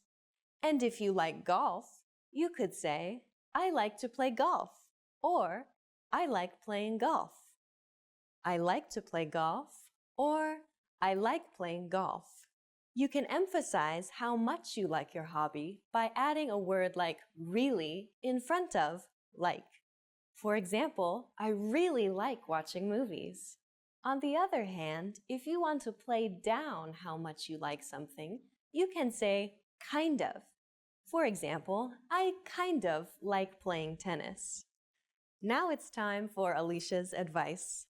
If you don't have any special hobbies or don't want to be specific, a good way to reply is, I like hanging out with my friends and stuff like that.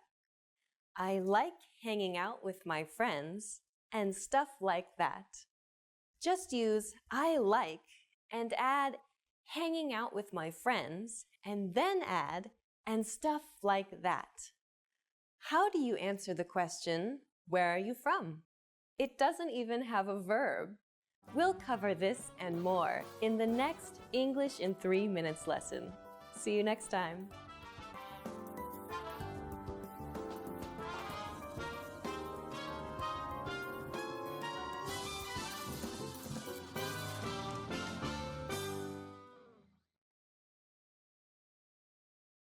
Hi everybody, my name is Alicia, and today I'm going to give a short explanation of some basic uses of the present perfect tense. So let's begin. Okay, the present perfect tense, what I'm going to talk about today, there are 2 basic points to think about when using the present perfect tense. We use the present perfect tense first, number 1, to express a life experience. So this can be a life experience you have had or a life experience you have never had. So we use this grammar point to talk about life experience, but with one key nuance. This life experience, it happened at a non-specific or an unimportant point in time. So the point in time when this life experience happened is not important in this sentence. In the sentence where you use the present perfect tense, the point in time where you had the experience is not the focus of your statement.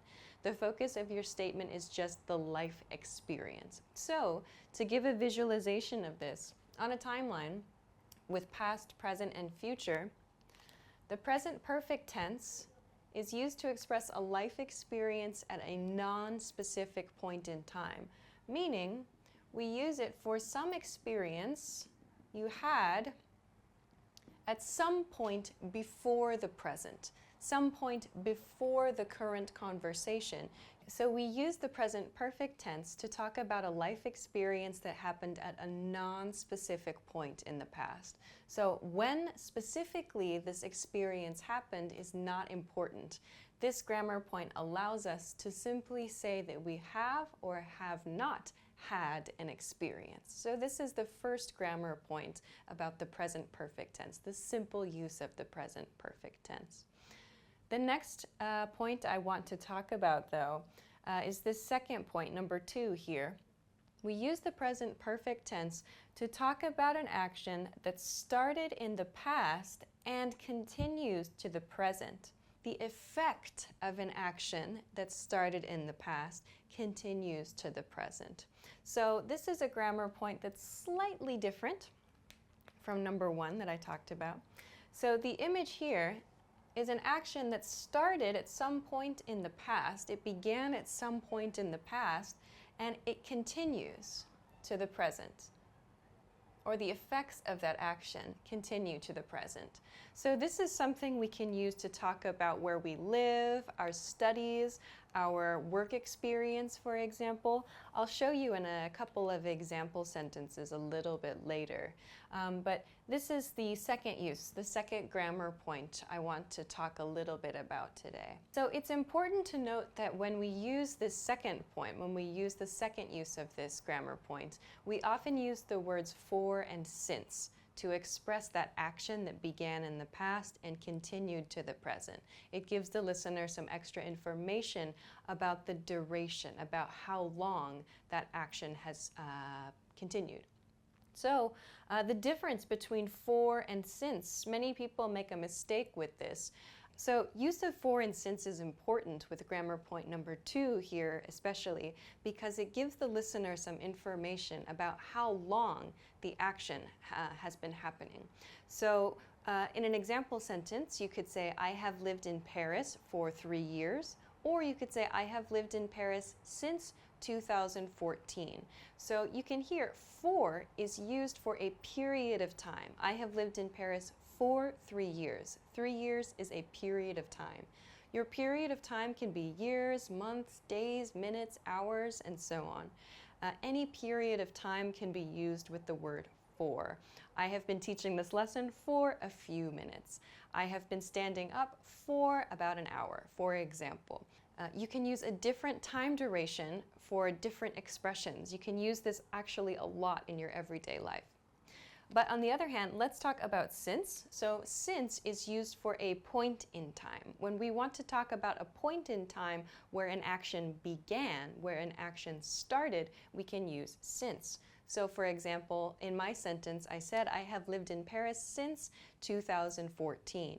So that since shows the exact year when I started living in Paris. I have lived in Paris since 2014, and the action continues to the present. So we can use for and since to show when an action began, and we also know that that action is going to be continuing. That action will continue to the present.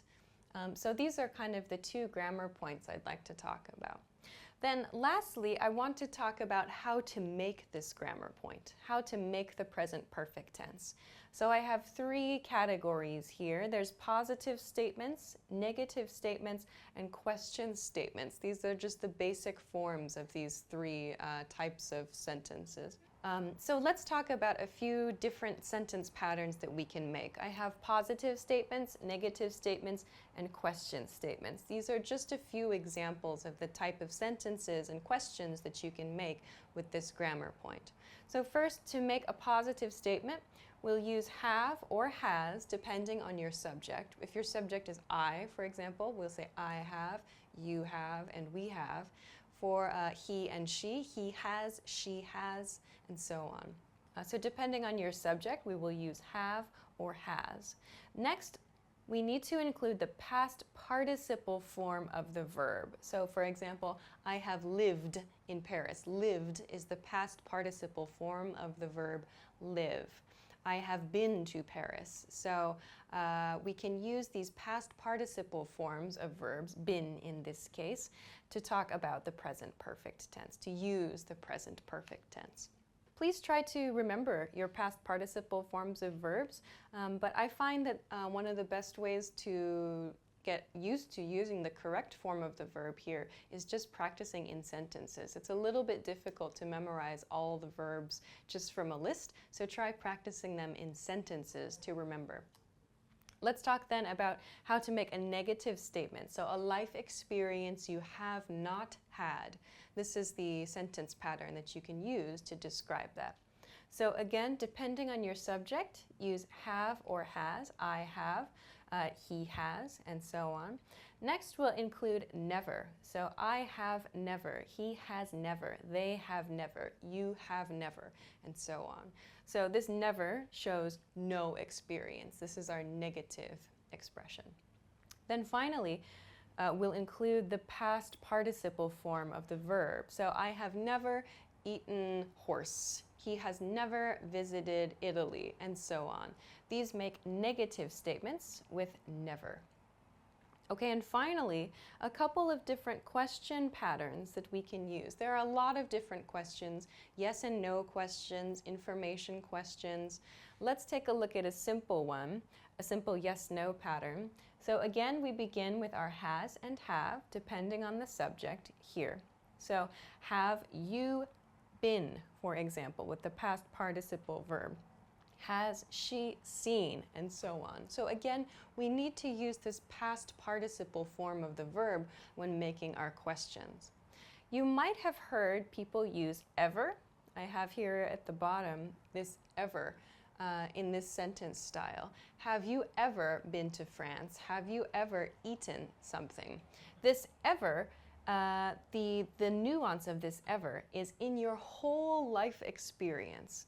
So ever kind of amplifies, ever emphasizes the importance of your life experience. In your entire life, have you had the experience of something? This ever emphasizes your entire life's experience. If you say, for example, have you seen that movie? It sounds like maybe it's a recent movie. But if you say, have you ever seen such and such movie? It sounds like maybe the movie is a little bit older. So especially in cases where you'd like to emphasize something that's not so recent, you might consider using ever in your questions. Have you ever been to a different country? Have you ever studied something else? So using ever shows that maybe you're thinking about something a little bit further back, a little bit more in the past in someone's life. Okay, so now that we know this, let's take a look at a few example sentences that I've prepared. So first, I have they, something, something, in Germany. So here I want to use the verb live, live. So the past participle form of the verb live is lived, and my subject here is they. So I need to use they have lived in Germany. This is a very, very simple sentence. They have lived in Germany. I'm using this simple structure, this simple grammar point number 1, which we talked about. So this is just a life experience. When did they live in Germany? We don't know, but it's just the experience that we want to focus on in this sentence. I could change the sentence to say, they have lived in Germany since 1999. In that case, it means they live in Germany now also. However, if they do not live in Germany, they only want to express their life experience of living in Germany, they could say, they have lived in Germany. They have lived in Germany only, that sentence. So please be careful. They have lived in Germany since 1999 shows they still live in Germany. Saying they have lived in Germany shows only a life experience. If you'd like to give more information about where they live now, do it in the next sentence. They have lived in Germany, but they travel around a lot, and now they're living in Paris, for example. So using the present progressive tense to give some more information in the next sentence. Okay, so here we see Grammar point number 1 is being used in this first sentence. Let's take a look here at a negative sentence. I something something, never something something to Italy here. We have the subject I here.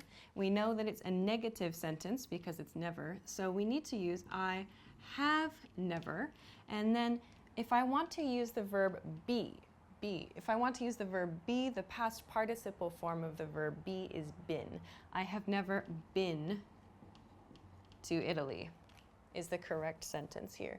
So I'm expressing no experience in my life. I have never been to Italy, meaning, as we talked about with grammar point number 1, in my whole life, I have not had an experience. So there's no time point being used here. I have never had the experience of going to Italy. Okay. Now, let's talk about the next example sentence. She something something something the test 3 times. So here I want to use the verb take. So to take a test. Take is going to be the verb for this sentence. So here my subject is she, and I know this is a positive sentence, a positive statement. So I'm going to use has, she has, and take, the past participle form of the verb take, is taken. She has taken the test 3 times. So this sentence shows in her life experience, at 3 times, 3 points in her life, she has taken the test. So we don't know when she took the test, but we know she has taken the test 3 times at some point in the past. This is what this sentence teaches us. We don't know when, just that she has taken the test 3 times. Okay. Next, let's look at this sentence. Maybe a very useful sentence for some people who are watching this video on this channel. So this is I something something English for 2 years. Okay, so there's a big hint word here. I have the word for included in this sentence. Remember, we use for to talk about a time period, So that connects to grammar point 2, which we talked about over here. So remember, with grammar point number 2, for present perfect tense, we're showing an action that started in the past and continues to the present. Okay, so the verb I want to use here is study. So my subject is I, so I need to use have in this case, and the past participle form of study is studied. So I have studied English for 2 years. This shows us a length of time, a period of time, a duration for your studies. It shows your studies are continuing. You are still studying English. 2 years ago, you started, and you have continued since that time. You have continued studying for 2 years. So this sentence shows us that you have studied English and how long you have studied English. Lots of information here. Okay, let's talk about the next sentence, a question sentence now. Okay, so here my subject, I have he is here. So I know that because the subject of the sentence is he, I need to begin my question with has. Has he something something? So here I want to use the verb take. Take out the trash is sort of a set phrase. So the past participle form of take is taken. Has he taken out the trash? Meaning, perhaps today, at some point, has he taken out the trash? So maybe we don't know when, and when he took out the trash is not important. Just has he finished the task at some point today?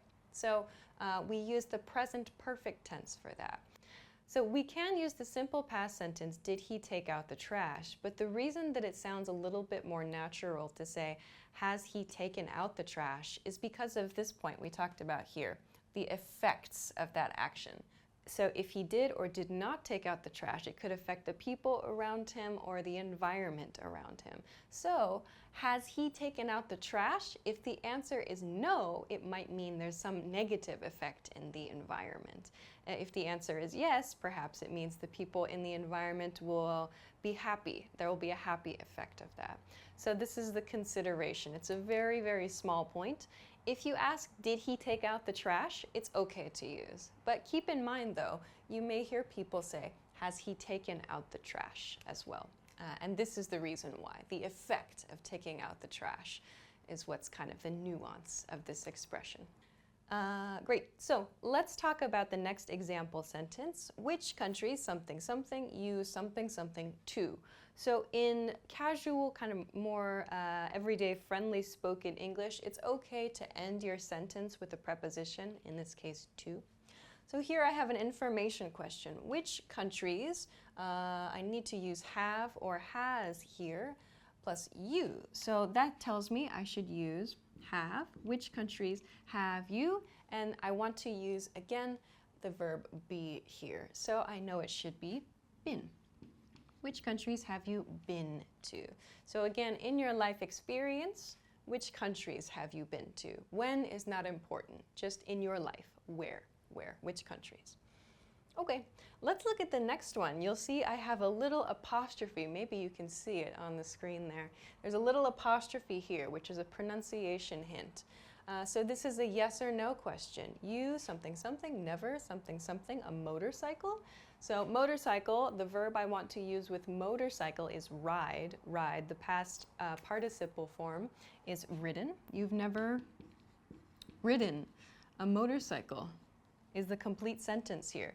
So I mentioned this pronunciation hint. You have becomes you've in the contracted form, you've. So try not to use you have, he has, she has. Try to use that apostrophe VE or apostrophe S sound when you're speaking. You've never, he's never, she's never. Sounds a lot more natural and a lot more fluent as well than he has or she has or you have. So please try to use the contracted form here. So this sentence, you've never ridden a motorcycle, meaning in your life experience, you have never ridden a motorcycle. So this is a yes or no question. No, I've never ridden a motorcycle could be the answer. Or yes, I have actually ridden a motorcycle. So this is a simple yes or no question, but we use the negative form here. You've never? It sounds surprised. This sounds kind of shocked. Okay, let's look at our next example sentence. We something something, never something something. The verb I want to use for this sentence is work, work. Okay, so the past participle form of work is worked here, okay? And we is the subject of the sentence, so we're going to use we have never worked internationally. In our life experience, we do not have the experience of working internationally. Okay, finally, they something something in Paris since 2015. So just as we practiced with this example sentence with for, here we see since. So this shows us that maybe a specific point in time, in this case 2015, is going to give us some extra information about this situation. So let's use the verb live again. We know that the past participle form of live is lived. And we'll use have because our subject is they. So they have lived in Paris since 2015. So this sentence shows us that in 2015, they moved to Paris and they have lived in Paris. They have continued living in Paris since that time. This sentence shows us that with since. Okay, so those are a few example sentences and a short introduction to how to use the present perfect tense, and also a little bit of information on using for and since. So I hope that this lesson was useful for you. If you have any questions or comments or want to try making a few example sentences, feel free to do so in the comment section of this video. Also, please make sure to like this video and subscribe to our channel if you haven't already. Also, check us out at EnglishClass101.com for more good stuff. Thanks very much for watching this lesson, and I will see you again soon. Bye! In this video, you'll learn 20 of the most common words and phrases in English. Hi everybody, my name is Alicia.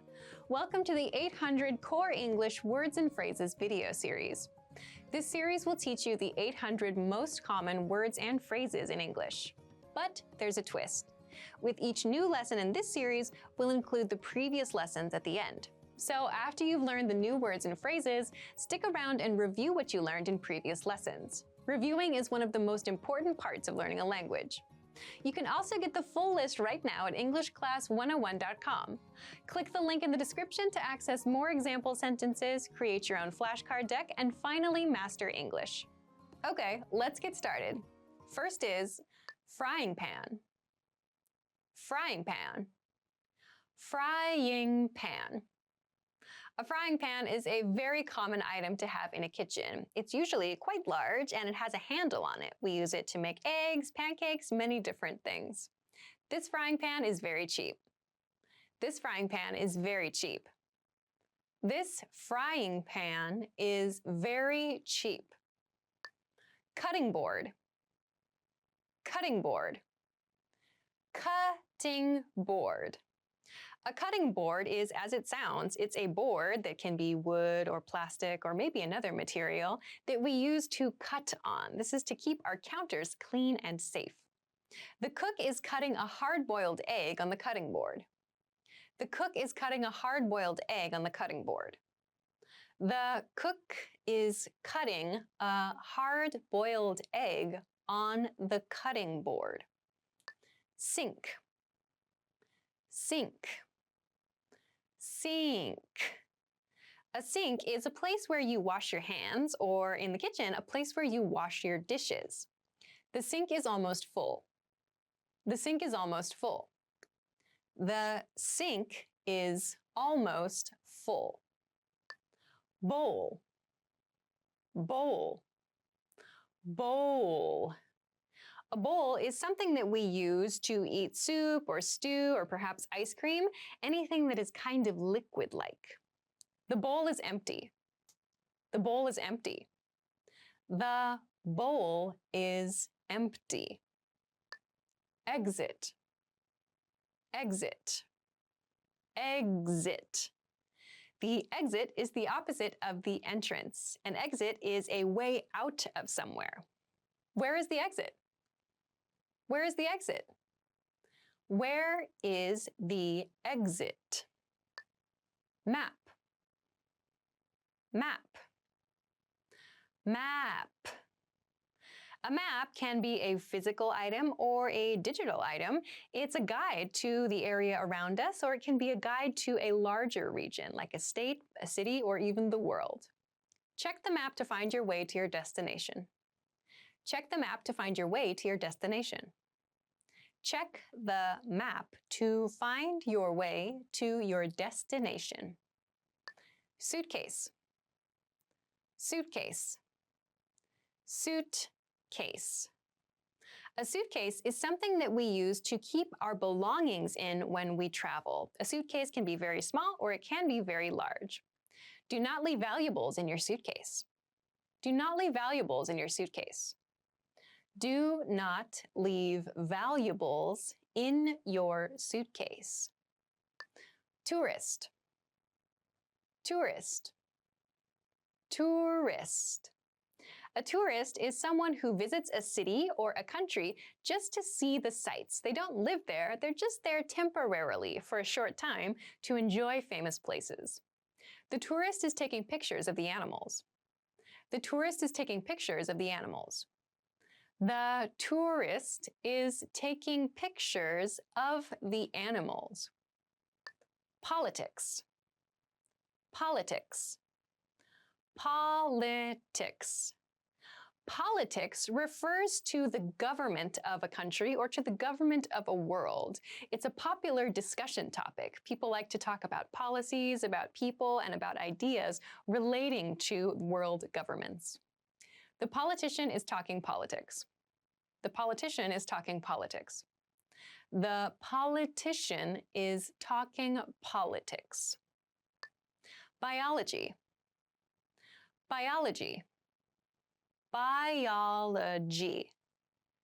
Biology is a subject of study. It's a subject in science. Biology refers to living things, to organisms, plants, animals, and creatures. Biology is the study of living organisms. Biology is the study of living organisms. Biology is the study of living organisms. Chemistry. Chemistry. Chemistry. Chemistry is another subject of study, also a science. Chemistry looks at very, very small scale reactions between chemicals, gases, many different kinds of things. The laboratory is a place to learn about chemistry. The laboratory is a place to learn about chemistry. The laboratory is a place to learn about chemistry. Physics. Physics. Physics. Physics is another topic in the science category. Physics looks at how we understand the world in terms of things like time and space and gravity. I know the basics of physics. I know the basics of physics. I know the basics of physics. Economics. Economics. Economics. Economics is the study of the economy, so this refers to the money that comes and goes and moves around inside a country, or around the world as well. Economics is a good background for many fields. Economics is a good background for many fields. Economics is a good background for many fields. Put. Put. Put. Put is a verb. We can understand it as meaning to place, so it sounds a little bit less formal than place. Please try to put this box on the top shelf. Please try to put this box on the top shelf. Please try to put this box on the top shelf. Remember. Remember.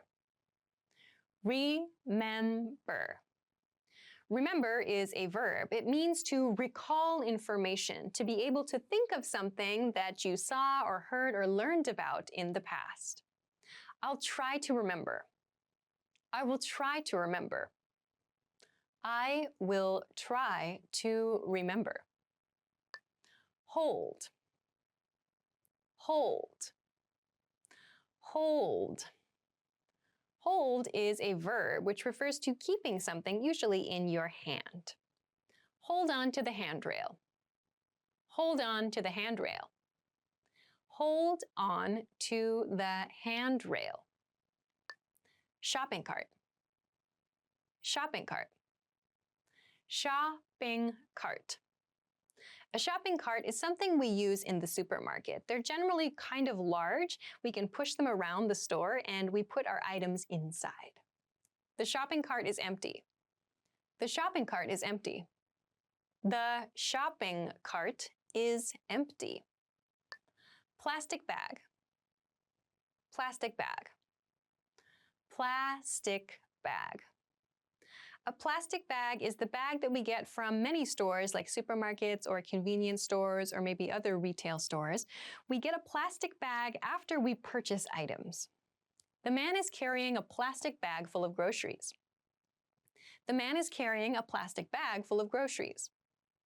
The man is carrying a plastic bag full of groceries. Comedy. Comedy. Comedy.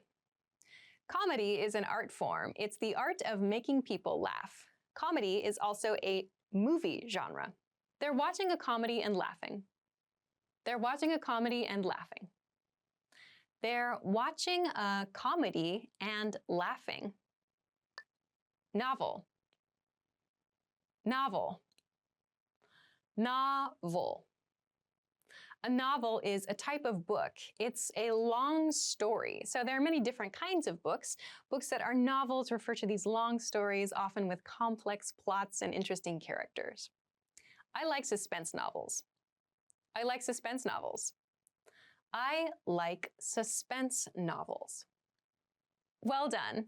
In this lesson, you expanded your vocabulary and learned 20 new useful words. Click the link in the description and sign up for free at EnglishClass101.com to get access to the full list of vocabulary you'll need for daily life conversations. You'll also get example sentences, custom flashcard decks, and more learning resources. See you next time. Bye! Hi everybody, my name is Alicia. In this lesson, I'm going to talk about could have, should have, and would have, what they mean, how to use them in the negative, and the differences between them. So let's get started. First, I want to begin with could have. Let's look at the positive and the negative meanings of could have. First, positive. We use could have, positive, for something that was possible in the past. So to give kind of an image of this, if our conversation is happening now, when we use could have, we're talking about something that had possibility in the past, something we were able to do, for example. An example sentence, if I had known you were throwing a surprise party, I could have helped. I could have helped. So here, could have shows us that this action, helping, was possible in the past. In this case, the speaker did not know some information, and as a result, this action did not happen, but it was possible at a point in the past. The speaker could have helped. Helping was a possibility in the past. So we use could have to express that possibility. The negative form, however, expresses the opposite. So in the negative, could not have expresses something that was impossible, so not possible in the past. So here, if we want to give an image, it's something that was not possible, something we were not able to do. Let's look at an example of this.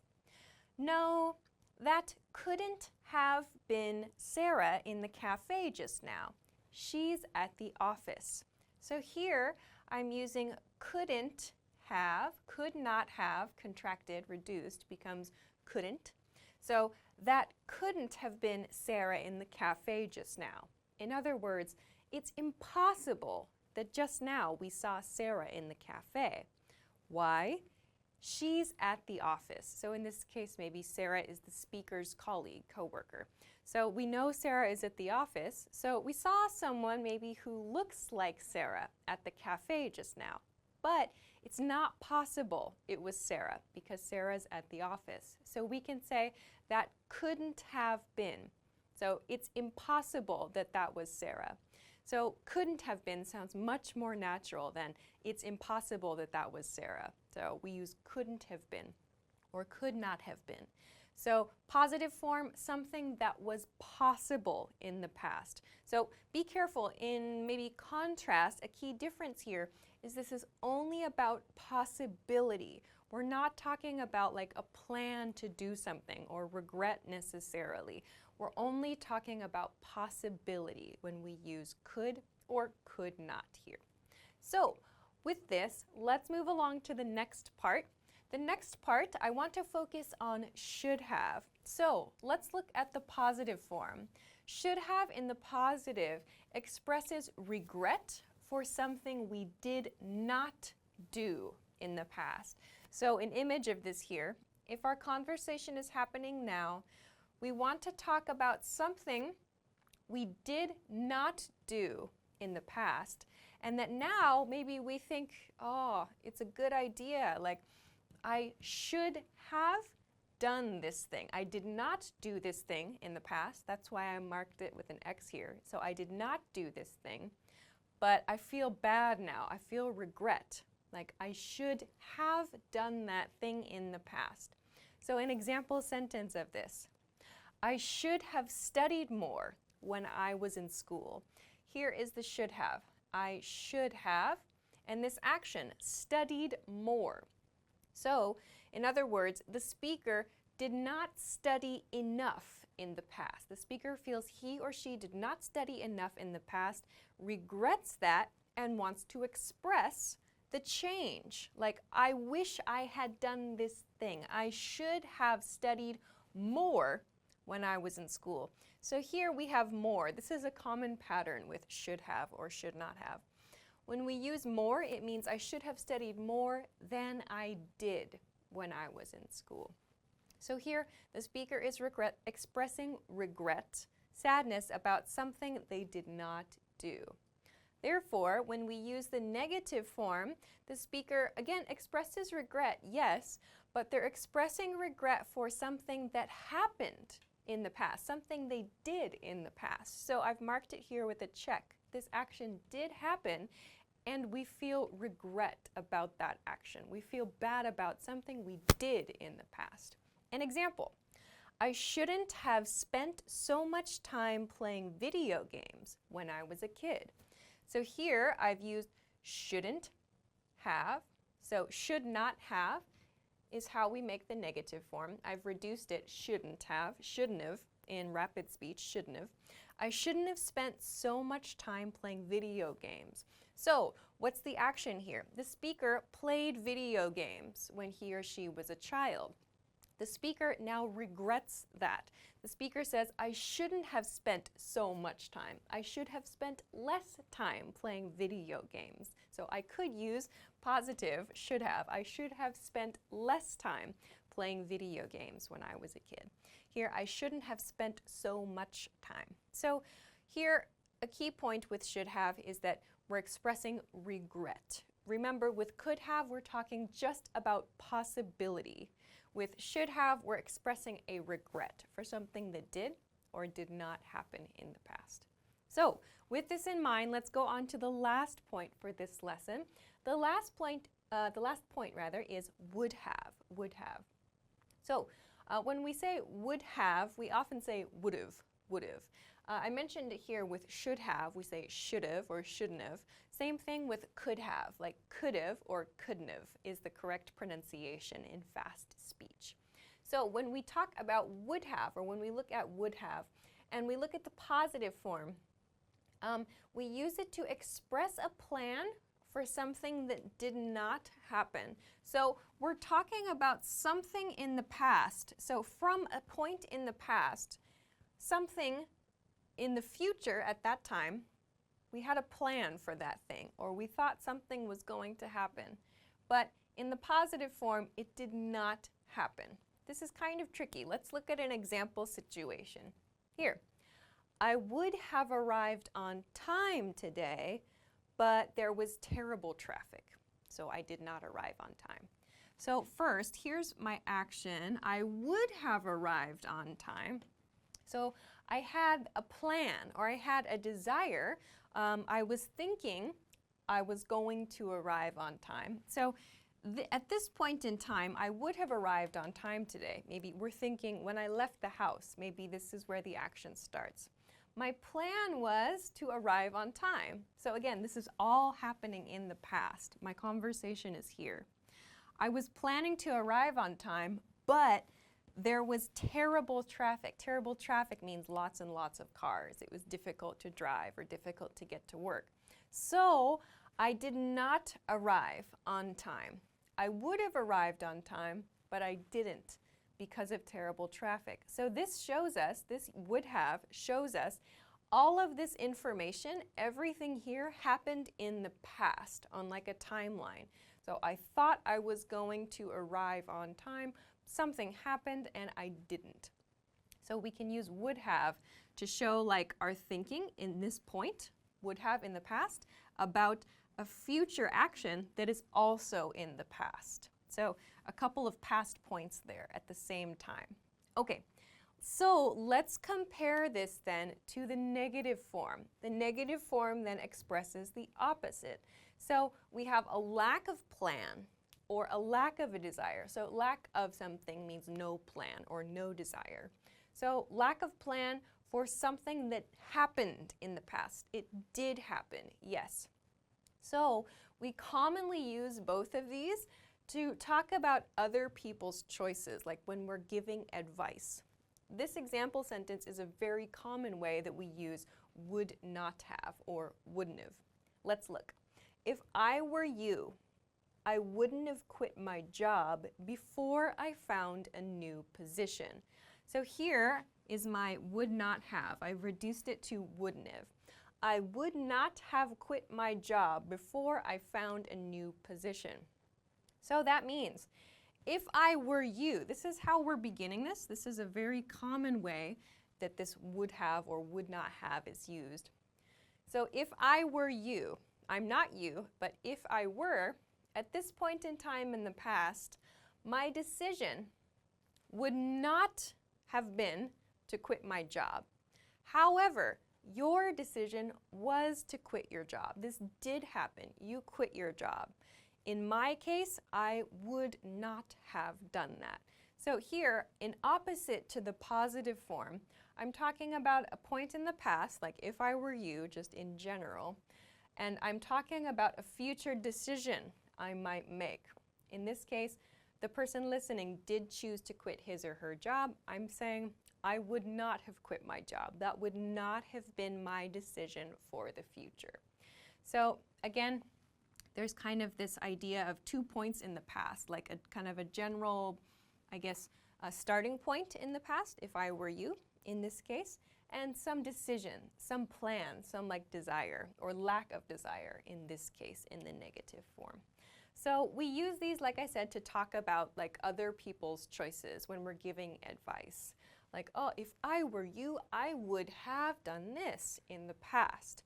So we use would have to talk about past decisions and maybe to talk about things like if you were the speaker, like things you might change. What would you do differently? So we use this to talk about these sorts of past decisions and give advice and talk about how we might make different decisions in the future. So this kind of expresses a desire or lack of desire. This one should have expresses regret in the past. Could have expresses possibility. So this is just a quick introduction to the differences between these three expressions and their negative forms. I didn't write the not here, so would not have. But if you have any other questions about this, please let us know in the comments. They are very similar, I know. They sound very similar, and it can be hard to understand how to use them, but try to keep these three kind of themes in mind.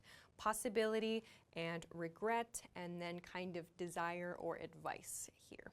So I hope that this helps you understand the differences between these three. If you have questions or comments, or if you want to practice making an example sentence, please feel free to do so in the comment section of this video.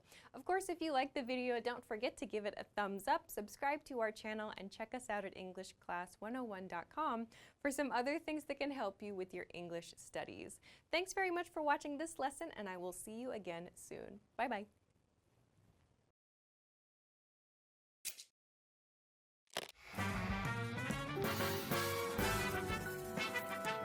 Welcome to EnglishClass101.com's English in 3 minutes, the fastest, easiest, and most fun way to learn English.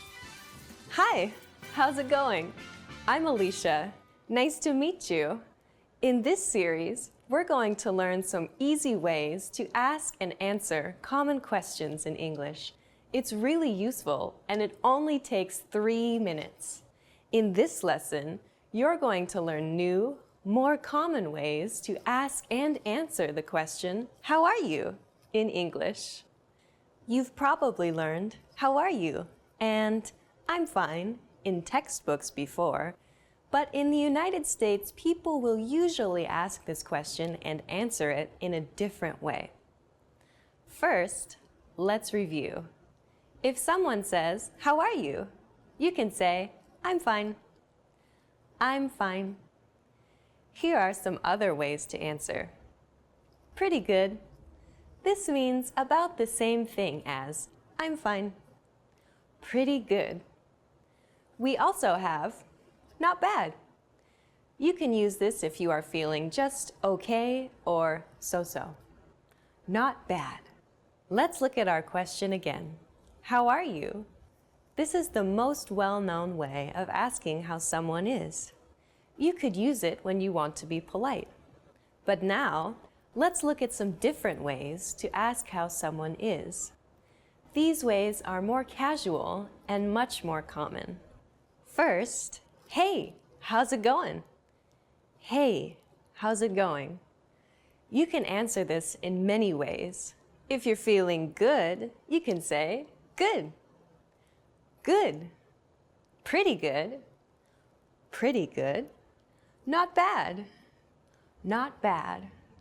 Once more, good, pretty good, not bad. Here's a tip. Even though these answers mean the same thing as I'm fine, you can't answer how's it going with I'm fine. It will sound a bit strange.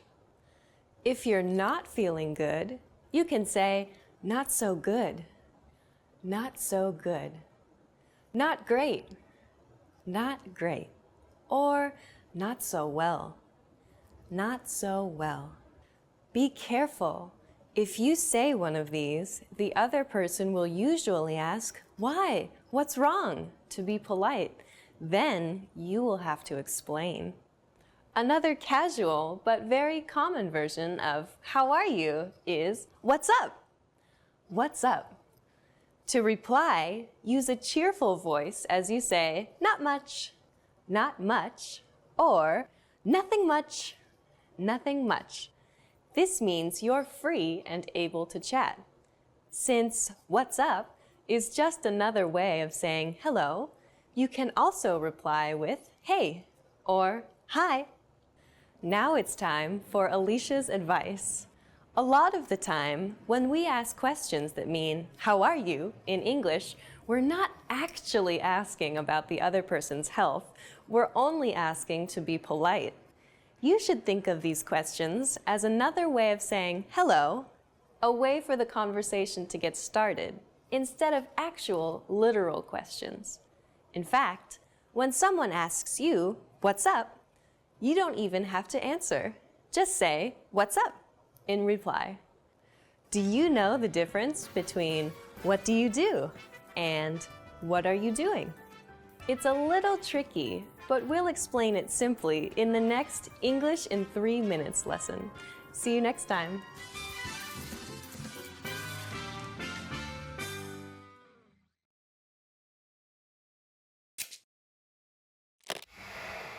Hi everyone, I'm Gabriella. How are your English listening skills? In this video, you'll have a chance to test them out with a quiz. First, you'll see an image and hear a question. Next comes a short dialogue. Listen carefully and see if you can answer correctly. We'll show you the answer at the end. Are you ready? A woman is asking a store clerk something at a bookstore. Which book does the woman want to see? Excuse me, I'd like to take a look at a book on that shelf. Which book would you like? The one about cars. One moment, please. This one? Yep, that's right. Here you go. Which book does the woman want to see?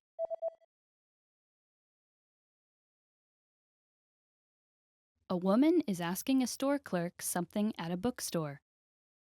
Which book does the woman want to see?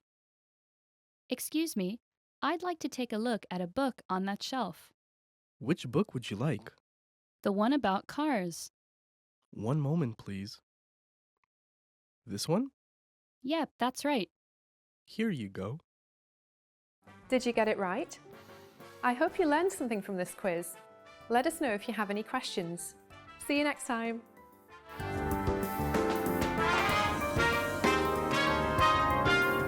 Hi everybody, welcome back to Ask Alicia, the weekly series where you ask me questions and I answer them. Maybe. Okay, let's get to your first question this week.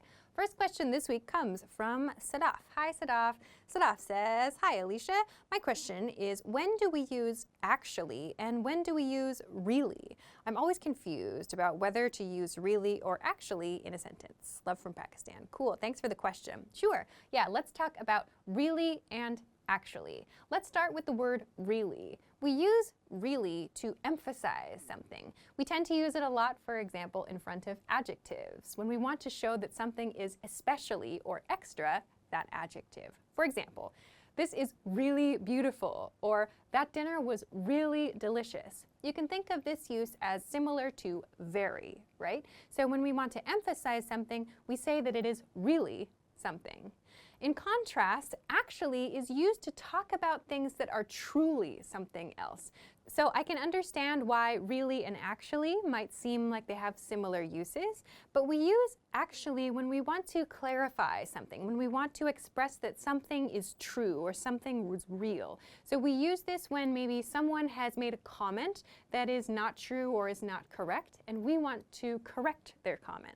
So for example, if someone says to you, hey, didn't you pass your English exam last week? That was last week, right? You might say, actually, my exam is next week. So that actually means truly or really, or it's like a kind of correction to the thing the other person said. So we use actually when we need to correct or clarify something. We use really when we need to emphasize something. Here's another example with actually. Let's look at another example situation. Hey, I haven't received that file yet. Did you send it to me? Oh, actually, I forgot. I'm so sorry about that.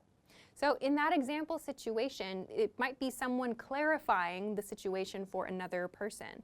So they use actually to express some kind of true or real information. So I hope that this helps you understand the differences between really and actually. Emphasis and kind of clarification or correction of information. Thanks very much for the question. Okay, let's get to your next question. Next question comes from Nabil. Hi, Nabil. Nabil says, what is the difference between or and nor? Thank you. Yeah, good question. They seem really similar, right? Or and nor. There's just one letter different. So we use or and nor in positive and negative expressions. For example, when you're choosing between two things, someone might offer you a choice. They might say, would you like the red shirt or the blue shirt, for example? So we're using or to show an offer in this case, or we're using it in a question pattern. We use nor in negative sentence patterns. For example, you might respond to that as, I would like neither the red shirt nor the blue shirt. So you're showing that both of the options are not what you want. They're not what you're looking for. We use nor to express that. This tends to sound a little bit more formal. We don't use these kinds of patterns so much in everyday speech now, but you might hear them from time to time.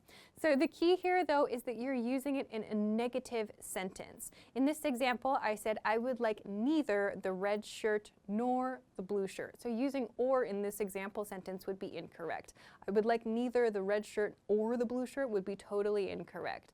We have to match the negative, neither, with nor in this sentence pattern. So if you want to express that two choices or multiple choices are all not acceptable for you and you want to use this kind of pattern, you can totally do that. But just remember, you can't interchange or and nor. So in sum, or is used to present different options like colors or maybe sizes, whatever it is, and nor is used to respond to those in a negative sentence pattern. So I hope that this helps you understand the differences between or and nor. Thanks very much for the question. Hi everybody, my name is Alicia. Welcome back to Top Words. Today we're going to talk about 10 job interview questions and a few responses to those job interview questions. So let's go. Tell me a little about yourself. Statement number 1 is tell me a little about yourself, or tell me a little bit about yourself. This is a very common interview introduction question, or the first question in an interview. Tell me about yourself is just an open question. Please share or basically introduce yourself. This usually means you should share what you studied in college, your work experience, any like personal projects you've tried to do or have successfully done, other experience you think is relevant. So this is an invitation for you to give like a general introduction about yourself. In an example sentence, well, I got my bachelor's degree in biochemistry. How did you hear about the position? How did you hear about the position? How did you hear about the position? This question means, how did you learn about this job that you are interviewing for? How did you find this job opening? So how did you hear about the position? This is where you can explain maybe where you found the information about the job. So you found it on the internet, in the newspaper, you heard from a friend, you were contacted by a recruiter. So there are a few different ways that you can share with your interviewer how you found the position, how you heard about the job. In a sentence, I found an advertisement about the job on the internet. Why are you interested in this position? Next is, why are you interested in the position? Why are you interested in the position? This is your chance to explain why you want this job. Why are you interested in this position? So usually you should not say, for the money, or because this is a really, I don't know, there are a lot of attractive people at this company. I don't know. You should say something in response to this question about your career goals, or maybe something specific about the company that you like, or something very specific about the job that is available there, and how you feel your skills are a match for that job. So explain why you're interested in that position, the reason you decided to apply for that job. In a sentence, I think I'm a good fit for the company and its goals. Why should we hire you? The next interview question is, why should we hire you? Why should we hire you? So this is your opportunity to explain why you feel you are the best candidate for the job. So if you have any special qualifications, you have certifications, you have specific experience, you have a specific goal in mind, this is the kind of question you can share that information in response to. Why should we hire you? Because I can speak 6 different languages and I know how to create a website in 10 minutes. I don't know. So if you have some kind of special qualifications, you can share those qualifications in response to this question. In another example sentence, I'm a goal-oriented person who likes to work at a fast pace. What do you consider your strengths and weaknesses?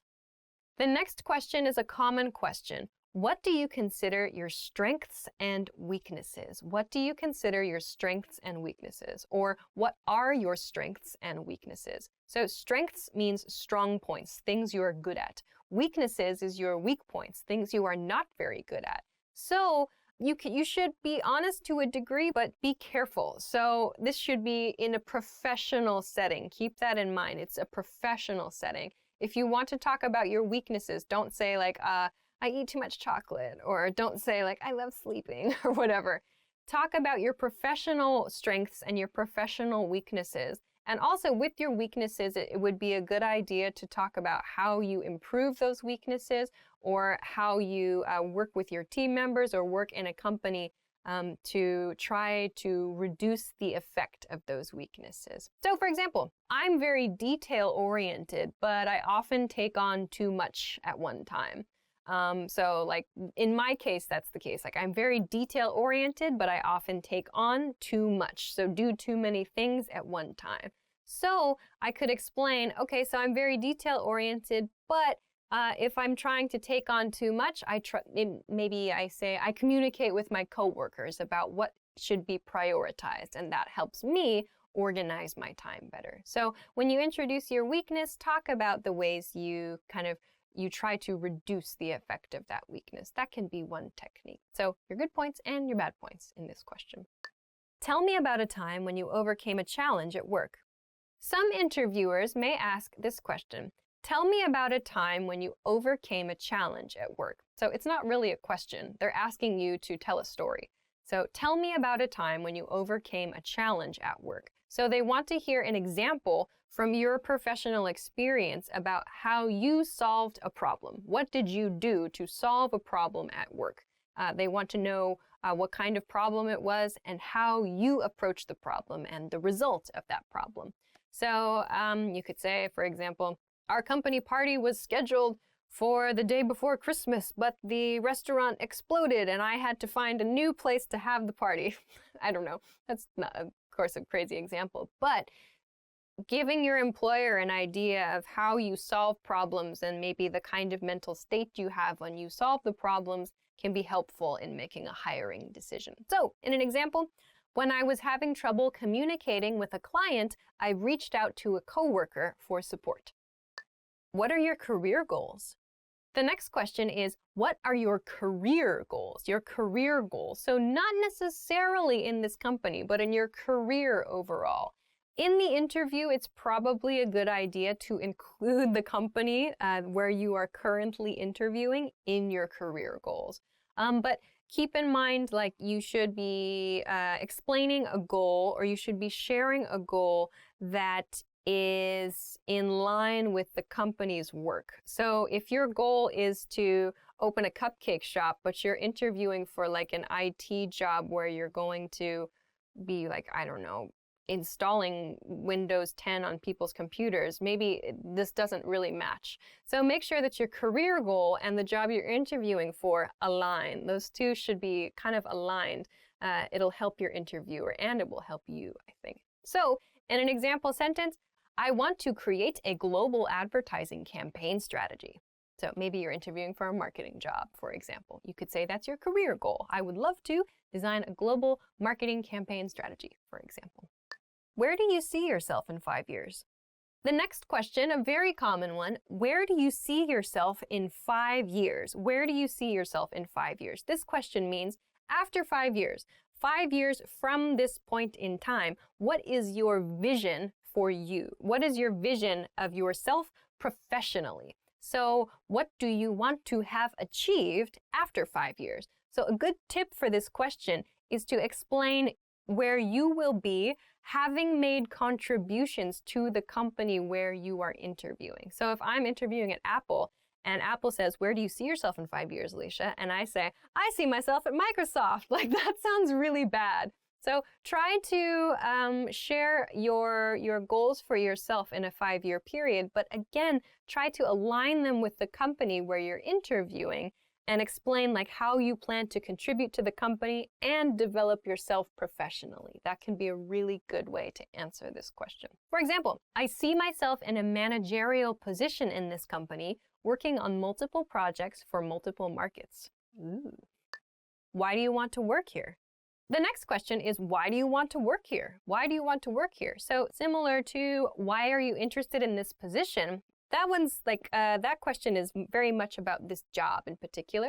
But the question, why do you want to work here, means why do you want to work in this company, like in this place specifically? So share something about the company that you like, or share something, some reason the company is attractive to you as a candidate. So maybe it's the location, or maybe it's the ability to work overseas, or maybe it's an international environment, or maybe you can use your English skills.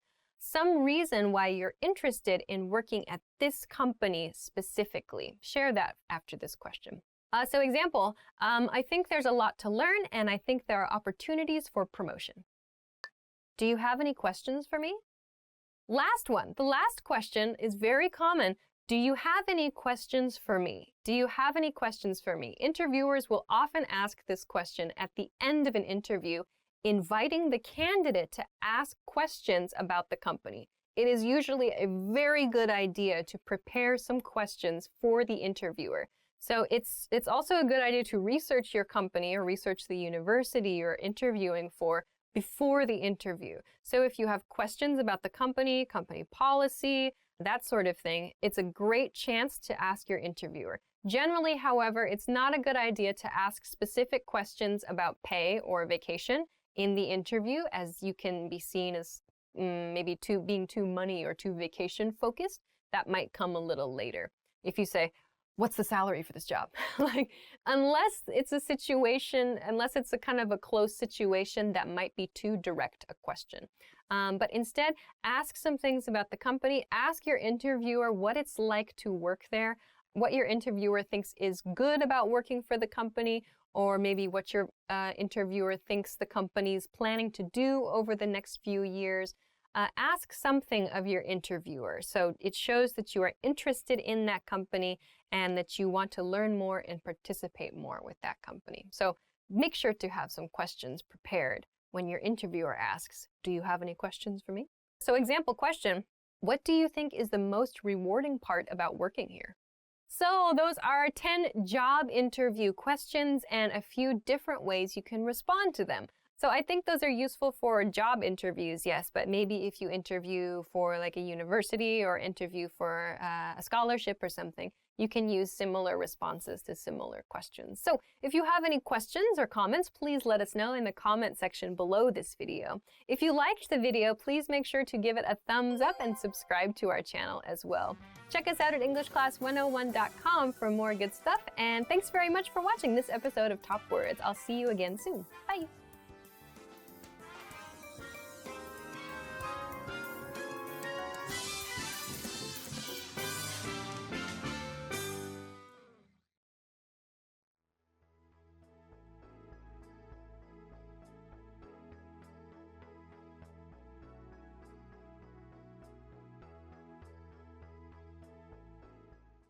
Hi everybody, my name is Alicia, and today we're going to be talking about the top 25 English phrases. So let's get started. The first phrase is hello. Hello, of course, is used as a greeting. You can greet your friends, you can greet your coworkers, your family with this phrase just by saying hello. Hey, hi, what's up? Hello. Sup? Yo. Pretty much any time of day you can use hello. Hello. The next phrase is good morning. Good morning is used as a greeting in the morning. You can kind of feel when morning ends for you. Good morning is nice and polite. Or even just morning with your close friends or close coworkers. The next phrase is good night. Good night is fine. We don't use this to greet other people. We use it when we're saying goodbye to other people at night. Family members, particularly mothers and fathers, to say good night to their children before they put them to bed. You can say it to your friend in a text message or in an email if you've been talking for a while. Good night. So the next word to talk about is goodbye. Use it when you say goodbye to your friends, when you leave your friends. Goodbye. Bye, of course. Take care. Have a nice day. Peace out. That's another way to say goodbye. Okay, the next phrase is I'm plus your name. Of course, this is a way to introduce yourself. You can use I'm, in my case, Alicia. I'm Alicia to introduce yourself in any situation. New friend, I'm Alicia. Okay, the next phrase is what's your name? What's your name is used to ask someone else what their name is. So, what is your name sounds a bit. Try to use what's your name. If you forget someone's name, you can say sorry, what's your name? Or sorry, what's your name again? Next phrase is nice to meet you. Nice to meet you anytime you meet someone new. Nice to meet you is fine. Good to meet you is a little more casual. Great to meet you sounds very excited. Pleasure to meet you sounds like maybe a formal situation or a business context. Okay, the next phrase is how are you? How are you is just a friendly way to check in with the other person. You can use it with friends, your family, your coworkers, maybe even your boss to a certain degree. How are ya? How you doing? The next phrase is I'm fine, thanks. And you? If you saw English in 3 minutes, we talked a lot about this phrase. Instead of I'm fine, thank you, and you, say I'm good, thanks. How are you? Just shorten it, make it a little bit more natural. How are you? Good. How are you? Great. How are you? Not so good. How are you? Okay. And so on. So when someone says, how are you? I usually say, I'm good. This week, I blah, blah, blah. Give some information about what you've been up to. Maybe a hobby, something that you did recently, an event, something interesting you saw, whatever. People want to make that connection with you, and it's a good chance for you to continue speaking. The next word is please. Please is a polite phrase used when you want something from someone else. You can use this as a response when someone offers you something, like in a restaurant, for example. Would you like more water? Would you like something to drink? Oh, please. The next phrase is thank you. Thank you is used to express your appreciation. You can use thank you with everybody. The next phrase is you're welcome. You're welcome. When someone says thank you, you can say you're welcome. No biggie. I use no biggie, as in no biggie is short for no big problem. The next word is yes. Yes, of course. Yes means is any positive expression. Someone asks you a question and the answer is a positive answer. You say yes, yep, uh-huh, yeah. We. No.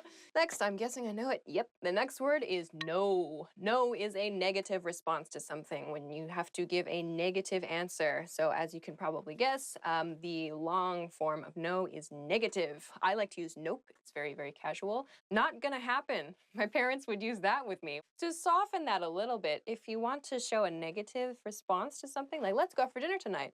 What do you want to do? Like, do you want to go out? Not really. No, I don't think so. To soften it. The next word is okay. Okay. This word comes from copy editors. Okay. When they had to check a manuscript, they had to label the manuscript all clear, AC. But because they were copy editors and they have a very, very sick sense of humor, they thought they would mark it OK for all clear to make a joke because O and K do not start all and clear. But it caught on among everybody in the world. Anyway, okay is used to agree with somebody else. Well, it can be used actually to express a positive or kind of a slight negative, I feel. Transitioning in your conversation, you can say, okay, now we're going to talk about blah, blah, blah. Okay. The next phrase is excuse me. Excuse me, it's used to get someone's attention in English when you don't know the other person. For example, in a store, a supermarket, maybe a stranger on the street, you need to ask directions. You can use excuse me. You can use excuse me in the supermarket. Excuse me, can you tell me where the hot sauce is? If you've done something rude in public, you can use excuse me. I personally do not do rude things in public ever. I'm sorry is the next word we're going to talk about. I'm sorry is used to apologize when you have made a mistake or someone you know has made a mistake and you're connected to it, or you just feel bad. You can use I'm sorry. You made a mistake at work. I'm sorry. You forgot to feed your cat. I'm sorry. Sorry about that. You bump someone next to you. Oh, sorry. What time is it is the next phrase when you need to check what time it is. What time is it? When you ask someone else what time it is, maybe you say this to yourself too. Check your watch, check your phone, check a clock. Pretty straightforward phrase. There aren't really any short versions, so that's an easy one. Where is the plus a location. So you can use this for a building or a store. We're not going to use this where is the for a place, a city name or a state name or a country name. To do that, you would need to remove the. But where is the bank? Where is the post office? You can use this to ask directions, to ask for help in your house or at work. Where is the copy machine? Where is the file I need? Where is the blah, blah, blah? Where is the bathroom is perhaps a very important question to know. The next one is, may I use the restroom? May I use the restroom is a polite and soft expression that you can use if you need to use the toilet, you need to use the washroom. When you're at someone's house for the very first time, when you're in a place that is new to you, you can ask, may I use the restroom? More casually, can I go to the bathroom? To be very polite, you can say, may I go to the bathroom? The next phrase is, I would like to order something. You can use this at a restaurant probably, or in any situation where you need to place an order. I'd like a pizza. I'd like a beer. Can I get the check, please? This will be used at a restaurant. When you've finished your meal and it's time to go, can I get the check, please? In a very, very casual situation, you can just say, check, please. That's fine. The next phrase is see you soon. See you soon is used with friends and family members, perhaps, when you expect to see them again soon after saying goodbye to them. This is used at the end of the conversation. You're going separate directions. You say, see you soon. See ya is also good, or just see you. To make it a little more formal, you can say, I'll see you again soon. Make a full sentence out of it that way. The next phrase is see you later. See you later is very similar to see you soon, but the point is with see you later is that you're probably going to meet that person again later on in the same day. The last phrase is really. Really is a very useful word because you can use it to show you are interested in a conversation with upward intonation. Really, really, tell me more. Or to show that you're not so interested in the conversation with downward intonation. Really. So there are many other words that you can use similar to really in this way, like seriously or oh, and so on. So it's a really good practice for your intonation. So those are 25 very common words and phrases in English. If you liked this video, if you like this topic, please subscribe. I'm sure there'll be a button here somewhere or a button here or wherever. But please be sure to subscribe to our channel because we're going to be doing more videos like this, and we already have more videos like this, so please be sure to check them out. Thanks very much for watching, and we'll see you again soon. Bye. Really? Oh, interesting. Okay, I see. Great, fantastic, unbelievable. Gratitude, subjects. What are we having for dinner tonight? Pizza? Affirmative. I'll riff on that. I am Chris Hardwick.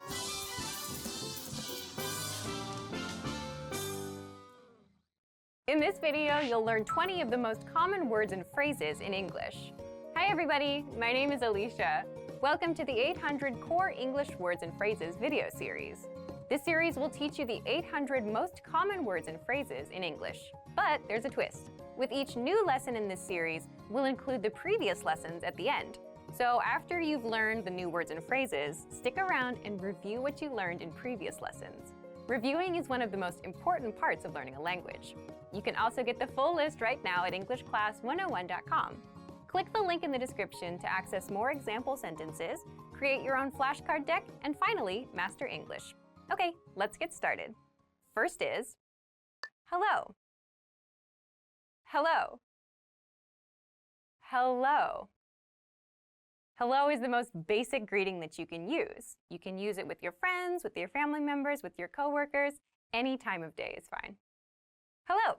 How have you been? Hello. How have you been? Hello. How have you been? Excuse me. Excuse me. Excuse me. So excuse me is the expression you can use when you bump into somebody or when you need to interrupt somebody who's working on something. It's a nice apology expression to use. Excuse me, how much is this? Excuse me, how much is this? Excuse me, how much is this? I'm sorry. I'm sorry. I'm sorry. So we use I'm sorry in cases where we make a mistake. So I did something wrong or I did something bad. I use I'm sorry to apologize. I'm sorry, it was a typo. I'm sorry, it was a typo. I'm sorry, it was a typo. Good night. Good night. Good night. So good night is the expression we use at the end of the day when we want to say goodbye to someone or when we want to wish our family members a good night of sleep. Good night, Grandma. Good night, Grandma. Good night, Grandma. Nice to meet you. Nice to meet you. Nice to meet you. So nice to meet you is the expression we use the first time we meet someone. We don't use this the second or the third time we see someone, only for the first time. Please come in. Nice to meet you. Please come in. Nice to meet you. Please come in. Nice to meet you. How are you? How are you? How are you? So how are you is used as a very general greeting. When we see our coworker for the first time or we see a classmate for the first time, we ask, how are you? Meaning, what's your condition right now? It's been a long time. How are you? It's been a long time. How are you? It's been a long time. How are you? Yes. Yes. Yes. So yes is the word we use to agree with something or to show we think something is good or correct. You can use yes in any of those cases. Yes, this one please. Yes, this one please. Yes, this one please. No. No. No. So no is the opposite of yes. We use it when we want to disagree or show that we think something is not good or is maybe not the best option. No, I haven't eaten yet. No, I haven't eaten yet. No, I haven't eaten yet. Thank you. Thank you. Thank you. So thank you is used to express your appreciation for something. You can use this after you receive a gift or someone does something for you. Thank you very much for the invitation. Thank you very much for the invitation. Thank you very much for the invitation. I'm.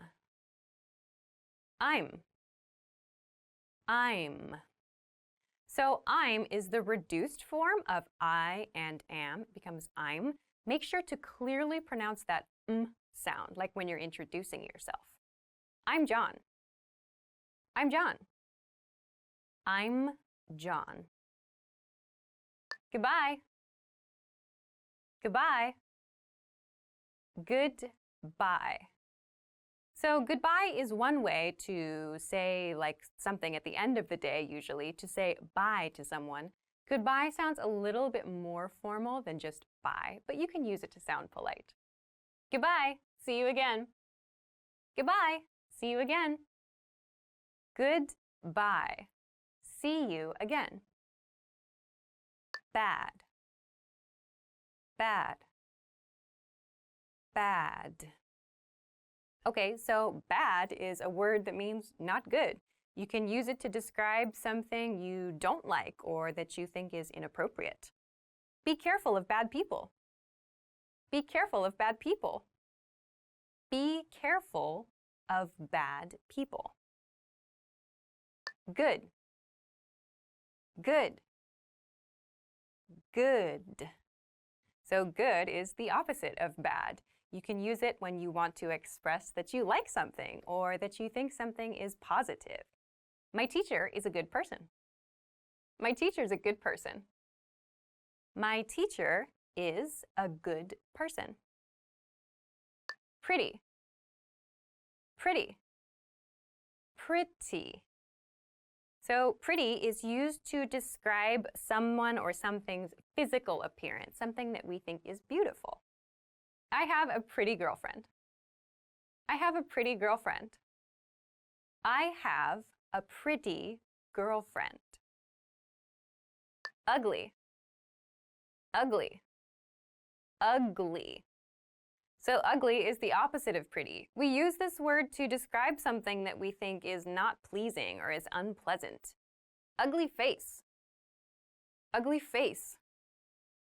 Ugly face. Easy. Easy. Easy. So easy is used to talk about something that is not difficult. It's maybe something that's simple to do. Easy exam. Easy exam. Easy exam. Difficult. Difficult. Difficult. So difficult describes something that is hard or something that is challenging to do. Difficult problem. Difficult problem. Difficult problem. Near. Near. Near. Near is used to talk about something that is close to us. It's something that we can go to quickly and easily. I live near the university. I live near the university. I live near the university. Far. Far. Far. So far is the opposite of near. Far means something that is at great distance from something else. There's like a long way to get to something. The station is far from here. The station is far from here. The station is far from here. Small. Small. Small. So small is the opposite of big. We use it to describe things that are little. You can use it for concepts, for objects, or for people. Small mistake. Small mistake. Small mistake. Well done! In this lesson, you expanded your vocabulary and learned 20 new useful words. Click the link in the description and sign up for free at EnglishClass101.com to get access to the full list of vocabulary you'll need for daily life conversations. You'll also get example sentences, custom flashcard decks, and more learning resources. See you next time. Bye-bye. Hi everybody, my name is Alicia. In this lesson, I'm going to talk about 25 must-know intermediate phrases. Let's get started. These are some intermediate level phrases that you can use in everyday life. You can use them when you travel, at work, in your studies. So I hope that they're helpful for you.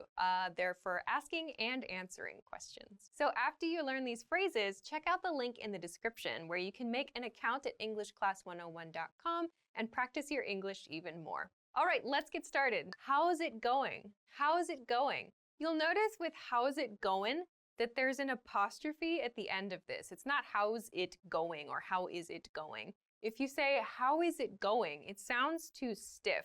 It doesn't sound so friendly. So we say, how's it going? How's it going? How's it going means how are you? Like, how are you doing? Or how is your life going? So it's like a friendly, kind of rougher, more casual way to say, how are you? How's it going? How's it going? How's it going with you?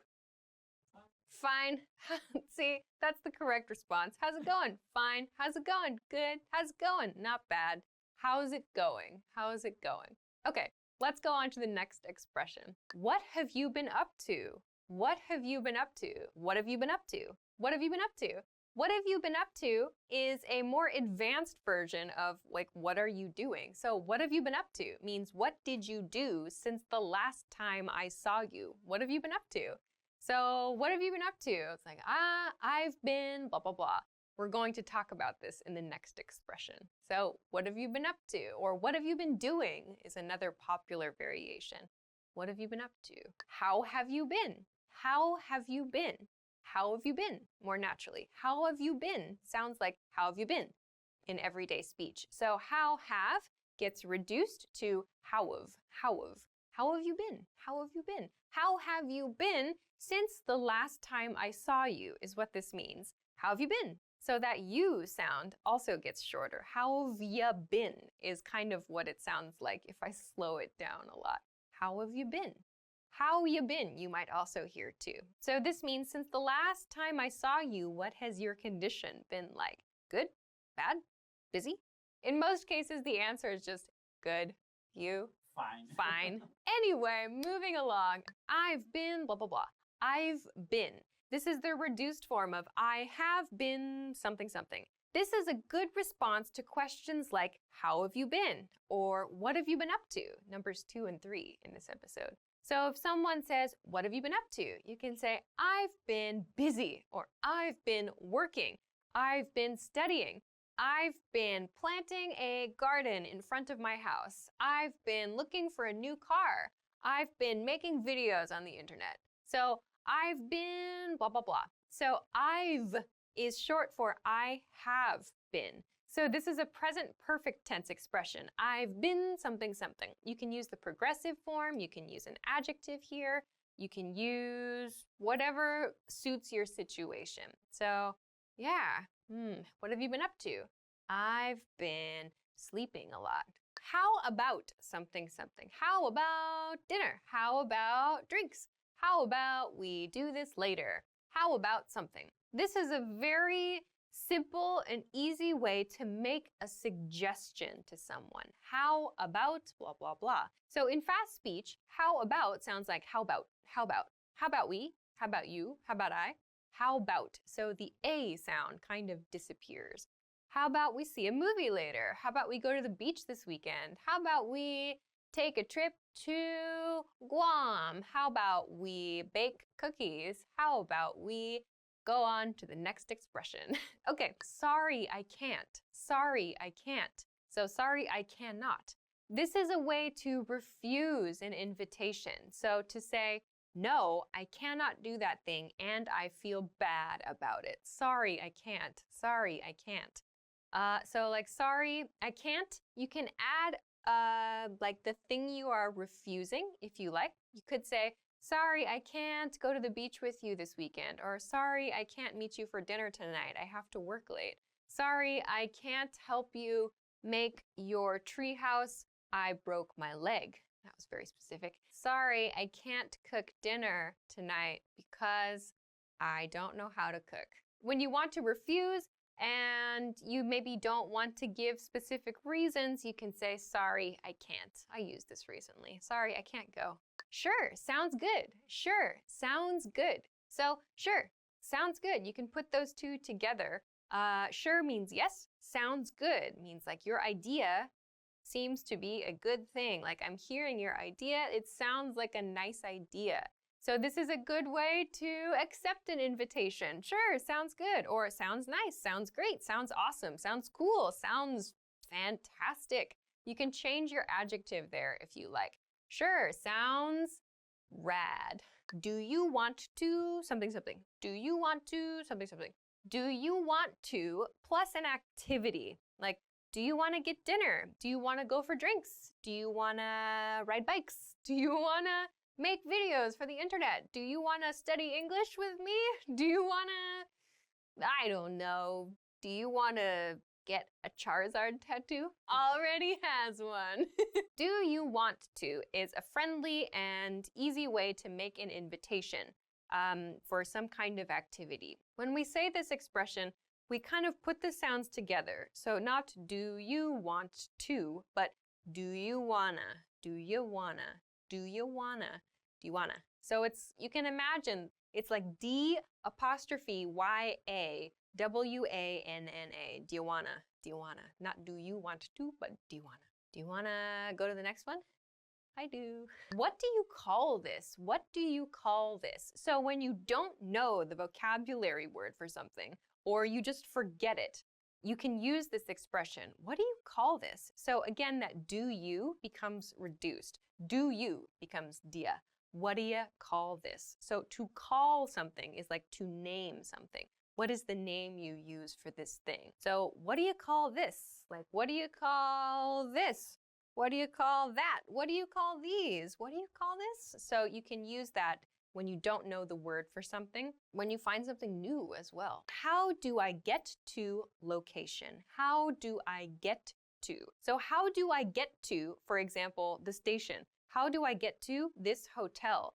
Means, what is the path I should take to arrive at that destination? How do I get to the beach from here? How do I get to my house from here? Or how do I get to the bar from here? How do I get to work from here? So how do I get to is a much more natural way to ask for directions to someplace. So don't use how do I go or how do I travel, I guess, but how do I get to a location? And don't forget your to. Also, remember, we use that preposition to before the specific place name. So a problem that I hear a lot is how do I go to there? So we don't use to before there because there is not a specific place. How do I get to the station? A station is a specific place, or a hotel is a specific place. There is not a specific place, so we cannot use to with there. So how do I get there? It's fine, no to. How do you get to the next one? By scrolling down on the iPad. All right, so let's go to the next one. Have a nice evening. Have a nice evening. Have a nice evening is a way to say goodbye at the end of the day. Many learners use good night at the end of the day, like with coworkers or maybe leaving a restaurant, like good night. We use good night when we're like saying goodbye to our kids or like when we're actually in bed, like with a spouse or like your partner, or maybe you say it to your children or something like that, good night, just before you go to sleep. When you want to say goodbye at the end of the day, use have a nice evening, have a good evening. That's a much more like natural and polite way to say goodbye at the end of the day. Have a nice evening. Have a good one, have a good one, have a good one. Have a good one means have a good day. So one here means day. Have a good day or have a good time or like have a good experience until I see you again. Have a good one or have a nice one. I think have a good one is probably the most common. Have a good one. So friendly, kind of polite-ish, I suppose. You can use this with your coworkers, with your friends, with your family members, but it does have, there's a little bit of distance there, I think. Have a good one. Okay, onward. Can I have item, please? Can I have item, please? Can I have something, please? So when you're shopping, you can use this to request something from the person working at the store. So can I have that shirt, please? Or can I have, for example, 200 grams of beef, please? Or can I have that pack of cigarettes, please? So you can use any item in this pattern. Can I have that thing, please? You can use singular, you can use plural, you can use a number here if you want, but can I have? And to make this more natural, not can I have that thing, please, but can I have? Can I have is kind of more natural. Can I have sounds like can I have? Can I have this iPad? Yes? Oh, I got an iPad today. Number of the noun, please. This is used again when shopping, and maybe specifically when you're buying things in quantity. So that means, for example, like when you're shopping for food, you maybe need to buy like fresh meat or fresh fish, for example, and you want a certain quantity, a certain amount of something. You can use number of the noun, please. So I used the example before, like 200 grams of the beef, please. So you're buying things in bulk. When you're buying in bulk, it means you're buying a lot of stuff at one time. You can use an expression like this. Of course, even if you're not buying in bulk, you can use this, like 2 of the blue ones, please. You can use that as well. So this is just a simple pattern to use when shopping. Number of the noun, please. How do I plus your verb phrase. So we talked about the expression, how do I get to a place? This is how do I something. So not get, but how do I, and then use a verb here. So one thing I hear learners do when they don't know how to do something is they use an expression like, please teach me this thing, or I don't know this. So to make a request for someone to show you something, you can use this pattern. How do I use this computer? Or how do I turn on this car? How do I sell my kidney on the internet? How do I learn English? That's what a lot of people say. Just do it is the answer. So how do I plus your verb. So that's a much better way than please teach me. Use how do I learn English? How do I study grammar? How do I read books? So use just the simple present tense form of the verb in this one. Again, another point here, pronunciation point. How do I becomes how do I? How do I? How do I do this? How do I do that? How late are you open? How late are you open? This is very useful when you're visiting restaurants or bars or like retail shops as well. The most natural way to ask what time a store or other establishment finishes is how late are you open? How late are you open? So if you ask this question, you will get the closing time as the answer. Like, how late are you open? 8. How late are you open? 10. How late are you open? Midnight. Or how late are you open? We're open 24 hours. The internet is open forever. We have no closing time here at English Class 101. We're accessible always. How late are you open? So how late are you? So that are you is reduced. How late are you open? Are you sounds like how late are you open? We do not say how late are you closed. We don't say that. You could say when do you close? That's also okay. When do you close? But how late are you open? Do you have any plans for point in time?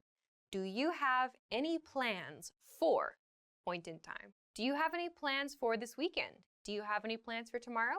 Do you have any plans for tomorrow night? Do you have any plans for dinner? So choose a point in time, or kind of like I did with dinner. You can use meals here too. Choose a point in time to ask about another person's schedule. Don't forget for in this example. Do you have any plans for point in time? Do you have any plans for Sunday afternoon? Do you have any plans for Monday?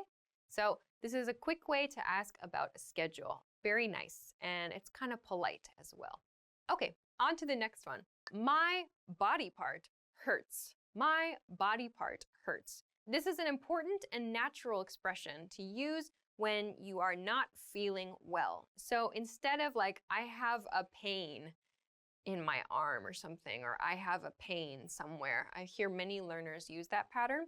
Instead, use my plus your body part hurts. For example, my arm hurts, my head hurts, my finger hurts, my stomach hurts, my back hurts, my face hurts. Because I got punched in it this morning. It's not true. Have you ever punched yourself in the face?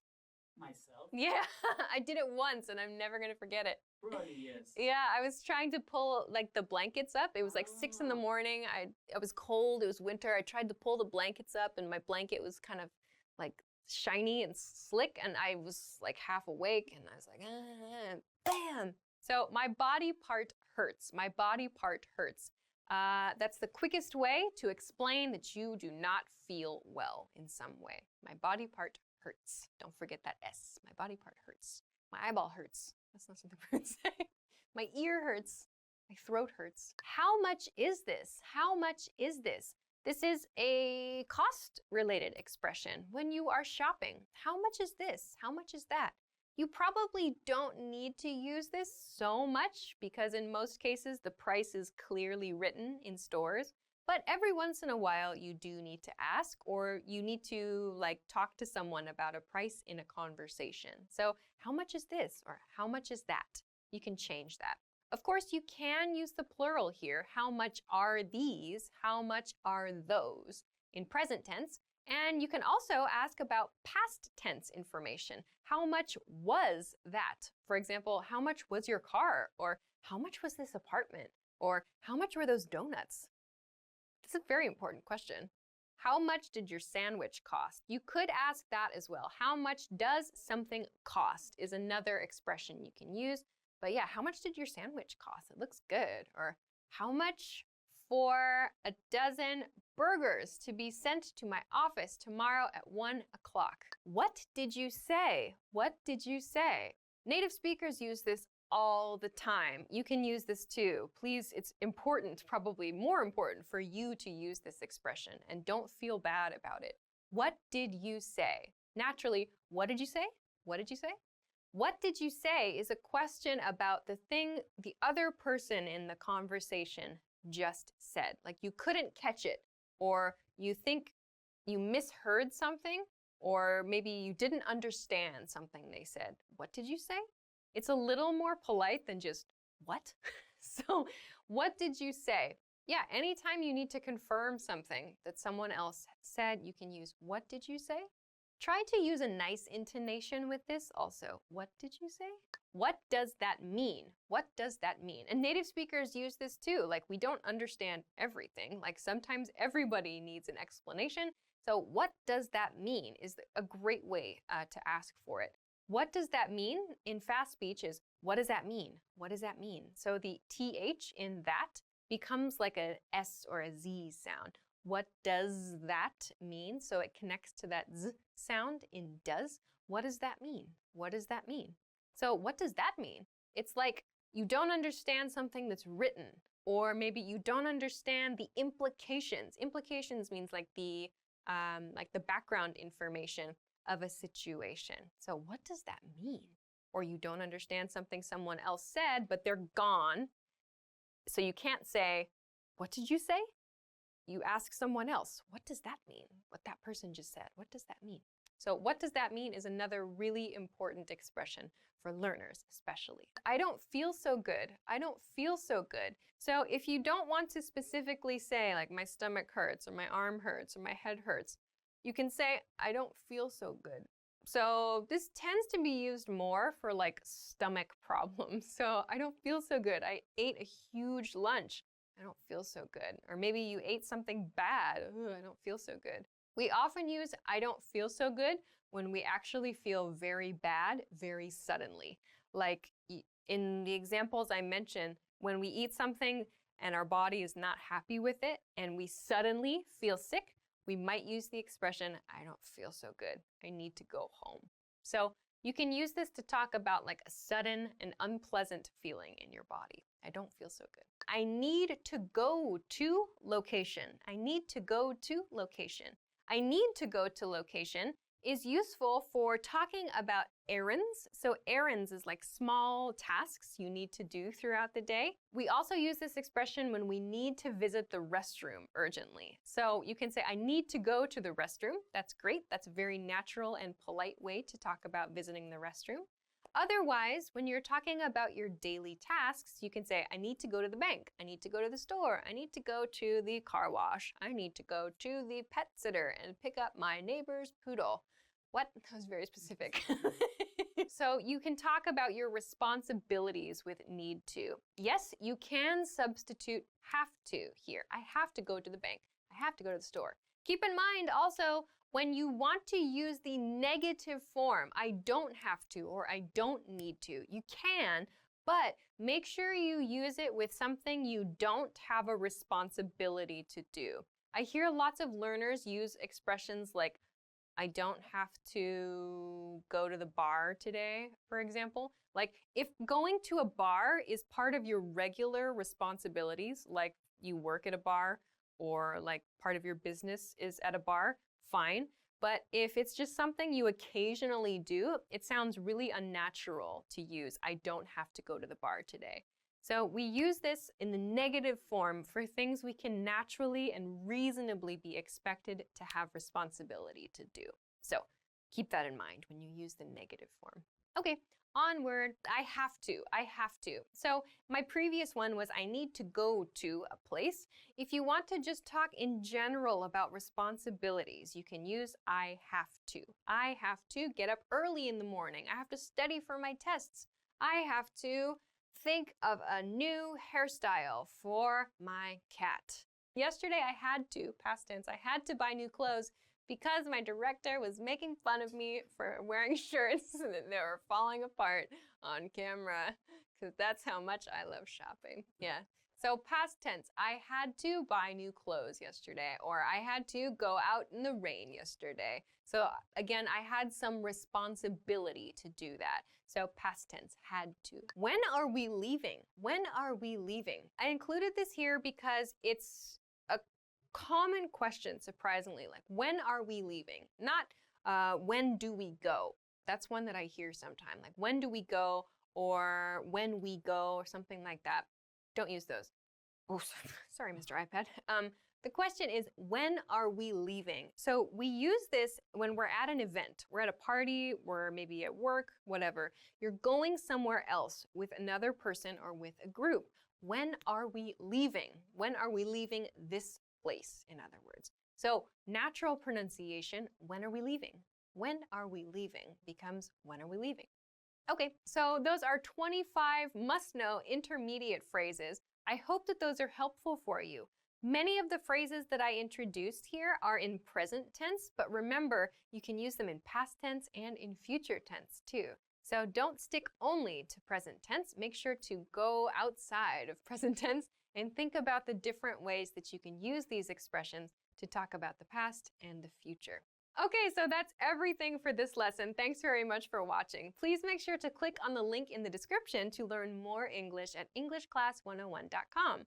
Also, if you liked the video, please don't forget to give it a thumbs up and subscribe to our channel if you have not already. Thanks very much for watching this lesson, and I will see you again soon. Bye-bye. Stevens.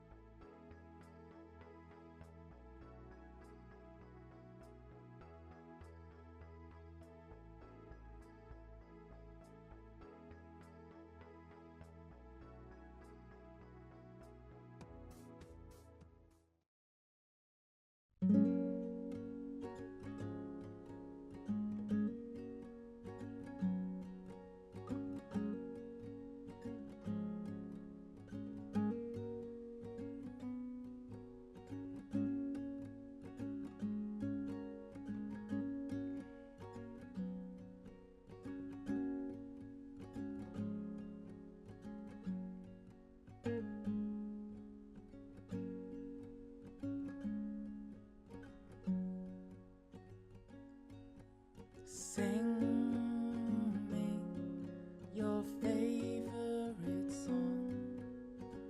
Translate for me as you go along, so I can better understand how you want to be loved, how you want to be loved.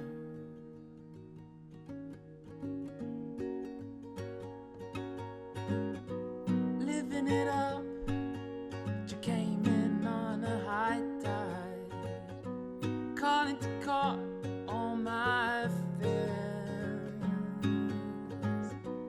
letting it go, this wild untroubled emotion. Say it loud and say it clear. you know, we could talk from dusk till dawn, and everything in my world would make sense. Rewind the night, let's get lost from dusk till dawn. Positive in the perfect tense.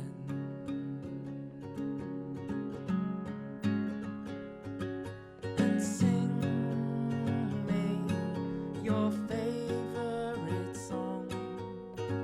Translate for me as you go along, so I can better understand how you want to be loved,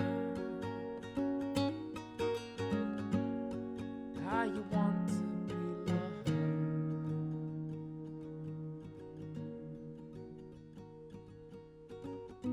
Repeat it for me one more time now. Make it as slow as you dare. Word by word, interpreting this emotion. Share as much, dear, as you can. But you know, we could talk from dusk till dawn, and everything in my world will make sense. Rewind the night, let's get lost from dusk till dawn. Positive in the perfect tense.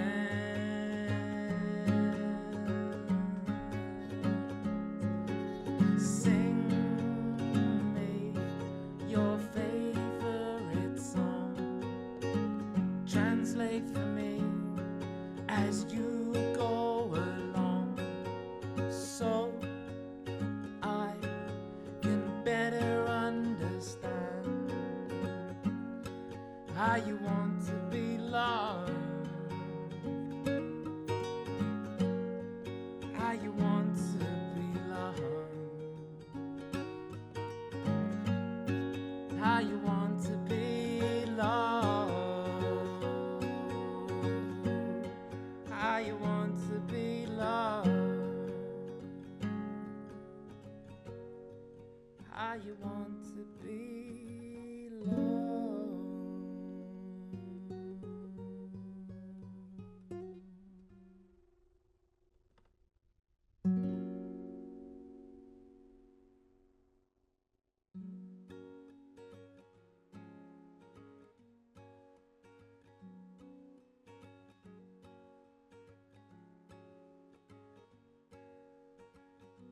Hi everybody, my name is Alicia. In this lesson, I'm going to give an introduction to English tenses. For this lesson, I'm going to give a short introduction to when to use each of the English tenses. I'm also going to share an example of what that tense looks like in a sentence or in a question. So this is just a quick guide. If you want more information about any of these tenses, you can try searching the YouTube channel or our website for a video specifically about one of these tenses. So I hope this is helpful for you. Okay, so let's get started. The first group of tenses I want to look at is the present tense. So for today's lesson, I've organized it into three categories: present, past, and future tenses. So let's begin with the present tense. So in each category, I have four different tenses. I have simple, continuous, perfect, and perfect continuous. You might know continuous as progressive. They mean the same thing. Continuous and progressive mean the same thing for this lesson. So let's begin with the present simple tense. Present simple tense is a tense we use for general facts, for regular actions, and for schedules. So this is stuff that doesn't change. Like he speaks English, for example. She doesn't speak Spanish. That's a simple fact. For regular action, so things you do every day or every week, for example. And schedules, so that means like a bus or an airplane or maybe a car schedule, something that maintains a regular schedule. An example, two examples of using the present simple tense. First, I work on Mondays. So here, work is my verb. I work on Mondays. Simple present tense. A negative, I don't eat lunch at 2 o'clock. So these are simple present tense statements. In this case, they're just simple statements of fact, really. Okay, so let's continue to the next one. The second tense is the present continuous tense. Oof. The present continuous tense. So present continuous tense we use for continuing actions, and that means actions that are happening now. So for example, I'm teaching, I'm standing, I'm speaking. Those are actions happening now. So we use it for continuing actions now, like physical actions. We also use it for trends. So things happening in your society right now, for example. So examples would be like, that TV show is becoming popular, or the world is getting warmer, for example. So these are things happening now also. We can use it for one-time actions as well, and this relates a little bit to future tense, which I'm going to talk about later too. But something happening just one time in the future, we can use the continuous form to describe that. So for example, I'm working this Saturday. So sometimes students ask, what's the difference? Why is it I'm working this Saturday and not I work this Saturday? Remember, we talked about the present simple tense. We use that for regular actions, for general facts. So if you usually work on Saturdays, you should use the present simple tense. I work on Saturdays.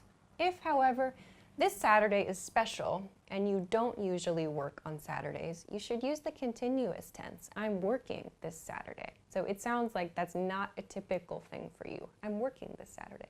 Okay. Let's go on to the third tense. The third tense is the present perfect tense, the present perfect tense. So we use the present perfect tense for general life experience or lack thereof. So lack thereof means no life experience, not having a life experience. So something that you did in the past, but not at a specific point in time. The specific point in time is not so important here, or maybe we don't know. So example. A negative example, he has never been to Spain. He has never been to Spain. In this case, no life experience of going to Spain is what this means. So this is an example of present perfect tense. Here we have he has. Remember, we need to attach has or have before our past participle verb form here. So for more information about this tense, you can check the channel. There's more information there. So let's continue on to the next tense now. The next tense is the present perfect continuous tense. Present perfect continuous. We use this tense for actions that started in the past and continue to the present. So something you started doing in the past, some point in the past, it's not always important when, but that action continues. So you use this a lot to talk about your studies, for example. We use words like for and since and maybe ago with this as well. So an example of this, I've been studying English for 2 years. So here we see I've been. This I've is the contracted, the reduced form of I have. I have been studying. So this is the continuous or the progressive form. In this case, I've used the word for. I've used for because I'm using 2 years, which is a length of time. We can use since. For example, I've been studying English since 2016. So we use since before a specific point in time. We can use ago as well.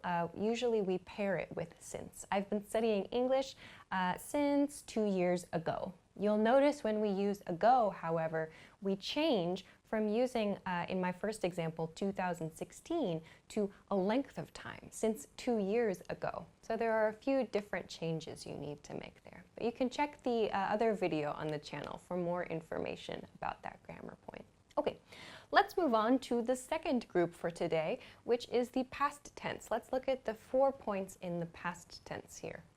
First one is the past simple, or just simple past tense. Simple past tense is used for actions that started and finished in the past. So for example, I taught simple present tense earlier. So I used past tense. I taught simple present tense because the action started and finished in the past. Another example, I worked all night. I worked all night. So work is my verb. I use simple past tense worked because the action started and finished in the past.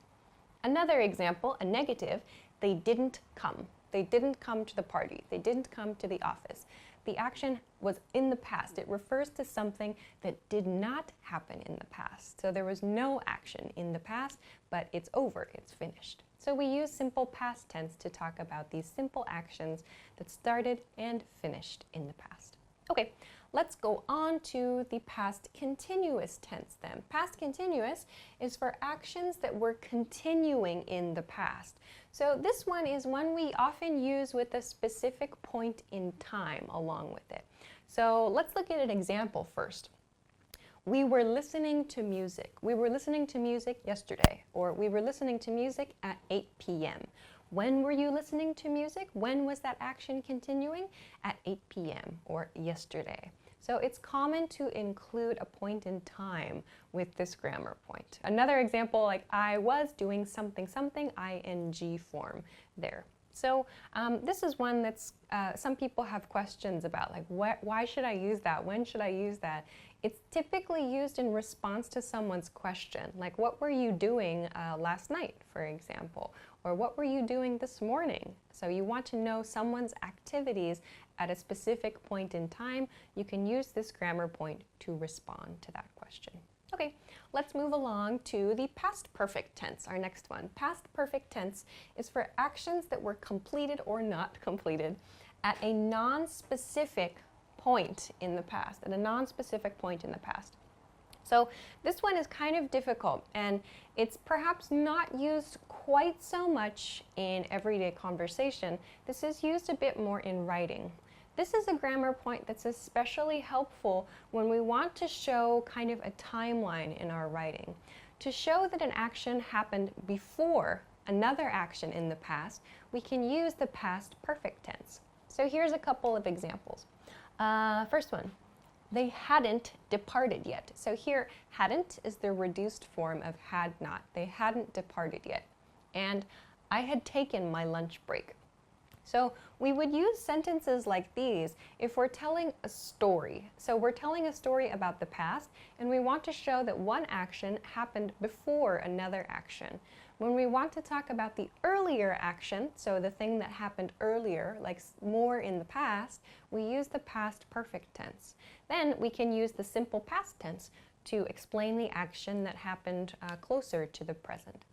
So for example, I had taken my lunch break when I saw the delivery man came, or something like that. So you can see my second point there. That's kind of a strange example, but you see that my second point there uses the simple past tense. I saw the delivery man came. So I had taken my lunch break further in the past when I saw the delivery man came. So that's simple past tense. So this is probably more common in writing, but it is used in speaking as well too. So this is what we use past perfect tense to do. Okay, let's move on then to another challenging point, past perfect continuous tense. Past perfect continuous.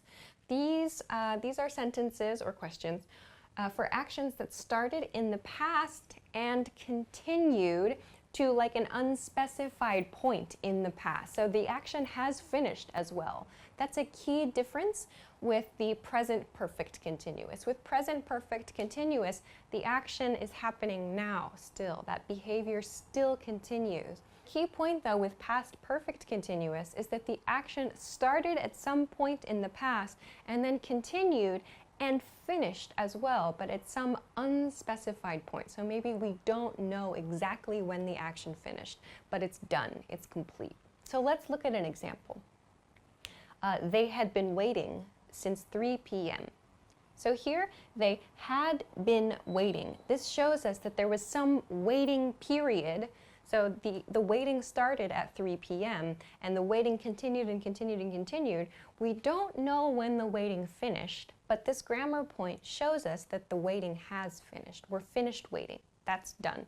We wanted to talk only about this period of time the people were waiting in the past. So this is the grammar point that we use to talk about things that were happening over a period of time in the past and then finished. So this is something, again, we use when telling stories. We're showing a sequence of events, actually. Okay, let's move along then to the last group for today's lesson, the future tense. Future tense. Let's start with the future simple tense. Future simple tense. This is for actions that are planned or unplanned for the future. There are actually a lot of different things we can do to make the future simple tense. Some very common ways of making future simple are through using will and won't, and going to and not going to. And earlier in this lesson, I mentioned using the continuous tense, the present continuous tense, the ing form of a verb, to make statements about the future also. So there are many ways to make simple future statements. Let's look at a couple of examples. First, I'll have a glass of wine. This uses will, I'll. I'll is the reduced form of I will have a glass of wine. That's a future statement. Also, he's going to cook dinner. In this one, I've used going to express that. So these are just simple things about planned or perhaps unplanned. Like he's not going to cook dinner would be an unplanned action in the future, or something that's not going to happen in the future, rather. Okay, so let's go on to the future continuous tense now. Future continuous tense, this is for actions you think will or will not be continuing in the future. Something you think will be continuously happening in the future. Let's look at an example. I'm not going to be working at company A. I'm not going to be working at company A. So here you can see we have going to. I'm not going to. Plus, we have a verb in the continuous tense. I'm not going to be working at company A. Meaning, in other words, I'm not going to have a job at company A, or I'm not going to continue my position at company A in the future. That's my thought now in the present about the future. So at that time in the future, like in 1 year, for example, I will not be working at that company, or I'm not going to be working at company A. So that's the idea behind the future continuous tense. Okay, let's move along to the future perfect tense then. So future perfect tense refers to actions that you think will have started some point in the future. So remember, you're thinking in the present right now. But this grammar point is used to talk about something you imagine in the future that starts at some point and you think might be continuing into the future, maybe. Something started and maybe continues. This is the idea here. So let's look at an example. I will have lived in China for 2 years. I will have lived in China. So here I'm using will to show it's a future tense statement, I will, plus have lived. This is the same thing that we use for the present perfect tense that we talked about earlier, that past participle plus have or has, but we're attaching it to a future tense will. I will have lived in China for 2 years. So when would we use this? So if, for example, someone asks you a question about your future and they say like, so where do you see yourself in like 2020, for example? Or where do you imagine you're going to live in 2020, for example? You can say, oh, I will have lived in China for 2 years. So meaning at that time, in 2020, I will have lived in China for 2 years. So that means not now, but in the future. At that point in time in the future, I will have started living in China, and that will have continued for 2 years. So that's what that means. That's a guess about the future, future time period, that something will have continued in the future. So again, quite a challenging grammar point, but something definitely to look into. So again, not used perhaps as much as the present perfect tense, but great for storytelling and for imagining your future too. Okay, so let's move on to the last point for today's lesson, the future perfect continuous tense. Future perfect continuous. This is a tense that you use similar to the last one, but for actions you think will or won't have started and will be continuing. So something that's going to have started again in the future, something started, and the action will have continued into the future. Example, I won't have been eating meat for 3 months. I won't have been eating meat for 3 months. So for this one, let's imagine that you decided last month to stop eating meat. So that's fine, actually. For this sentence, that's okay. You made a decision last month to stop eating meat. Then someone asks you about your progress, like how's it going? Like what are you going to do next month? And you can say to yourself, well, at that point, next month, by next month in the future, you can use this sentence. I won't, so won't, negative, will not. I won't have been eating meat for 3 months. For 3 months. So that means from the point in time I started it in the past until this point in the future. So not present, but into the future. This entire time, my behavior not eating meat, that's going to have continued. So you're making a guess about the future. So at this future point in time, that behavior I started in the past will have continued and continued and continued. And at this point, it will be 3 months total for that behavior.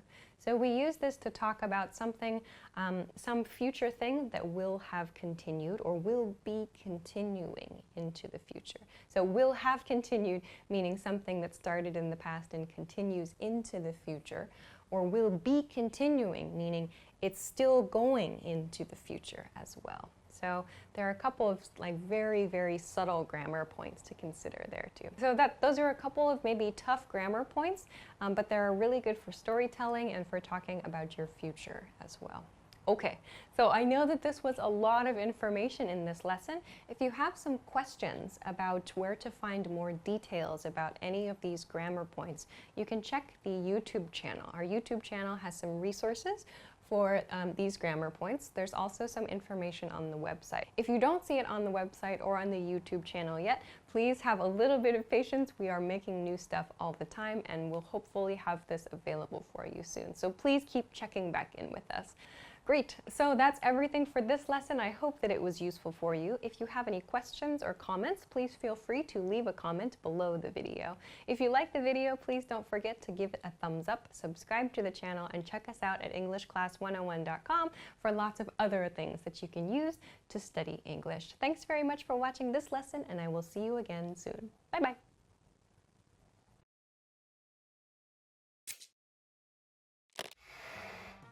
Imagine you're on a plane. There's someone next to you. What do you say? Hi, Alicia here. Introducing yourself in English is easy. In this lesson, you're going to learn how with Gustavo and Henry, who meet on a plane. Gustavo's moving to New York. His family is going to join him later in the month. Henry is in the seat when Gustavo gets on the plane. Let's watch. Excuse me. Sorry about that. Hi, how do you do? I'm Gustavo. Nice to meet you, Gustavo. I'm Henry Edens. I'm sorry. Can you say that again, please? A bit slowly? Henry Edens. Henry Edens. That's it, but please call me Hank. Hank, nice to meet you. Now with subtitles. Excuse me. Sorry about that.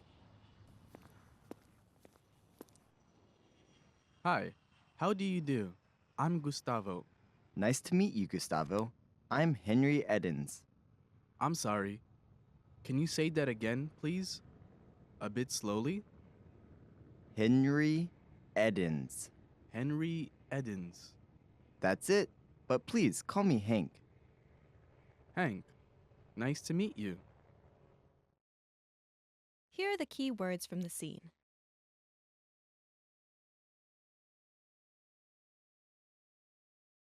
Hi.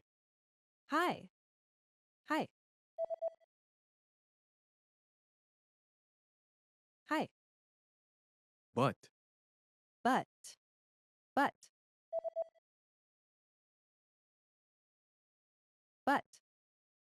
Excuse me. Excuse me. Excuse me. Excuse me. 2. Two. Two. Two. Nice to meet you. Nice to meet you. Nice to meet you. Nice to meet you. How do you do? How do you do? How do you do? How do you do? Here are the key phrases from the scene. How did Henry apologize when he realized he was in Gustavo's way? Sorry about that.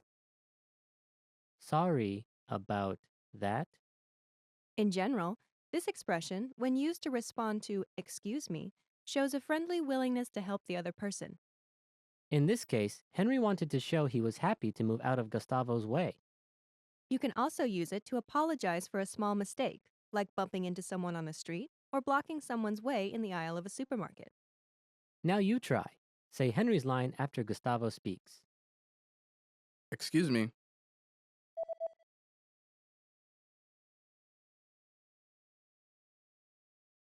Sorry about that.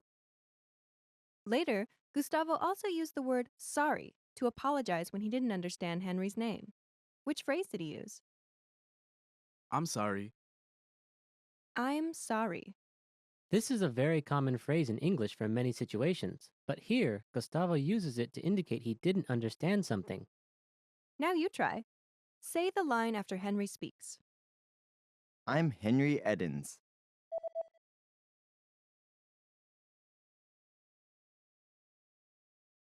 I'm sorry. Because Gustavo did not understand something, he asked Henry to repeat what he said. To do this, what polite question did he use? Can you say that again, please? Can you say that again, please? In response, English speakers will usually repeat what they have said and will use the same words. Now you try. Ask the question after Gustavo says, I'm sorry. I'm sorry.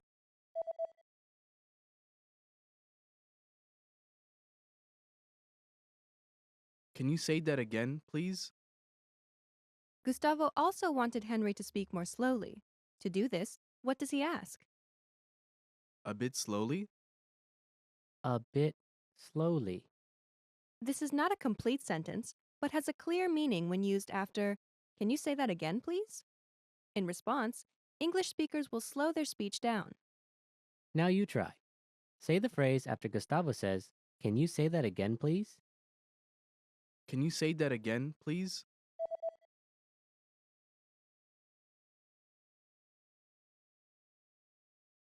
A bit slowly? After Gustavo said Henry's name, Henry confirmed he said it correctly. How did he do that? That's it.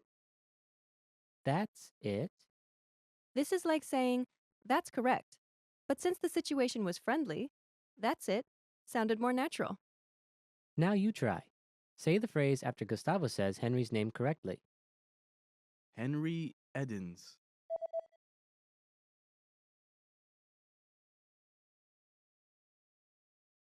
That's it. Now the lesson focus. Here's how to introduce yourself. Ready? Do you remember how Gustavo introduced himself? Hi. How do you do? I'm Gustavo. When Gustavo introduced himself, he started with "Hi," and then used a set phrase. How do you do? How do you do? This is a polite expression people often use with an introduction. It sounds like a question, but it has no particular meaning, and there's no expectation the other person will try to answer it. Next, he says, I'm Gustavo. The first part of this sentence is a contraction of two words, I and am. The am here functions like an equal sign in math. I'm. I'm. The next word in the sentence is a name. Gustavo. Together it's I'm Gustavo. the structure of the pattern is Hi, how do you do? I'm plus. your name. Now you try. Imagine your name is John. Say, hi, how do you do? I'm John.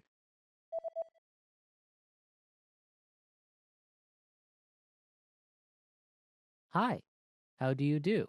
I'm John. Now imagine your name is Eichel.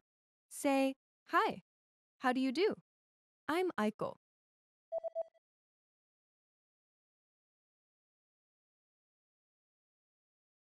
Hi, how do you do? I'm Eichel. Now use your name.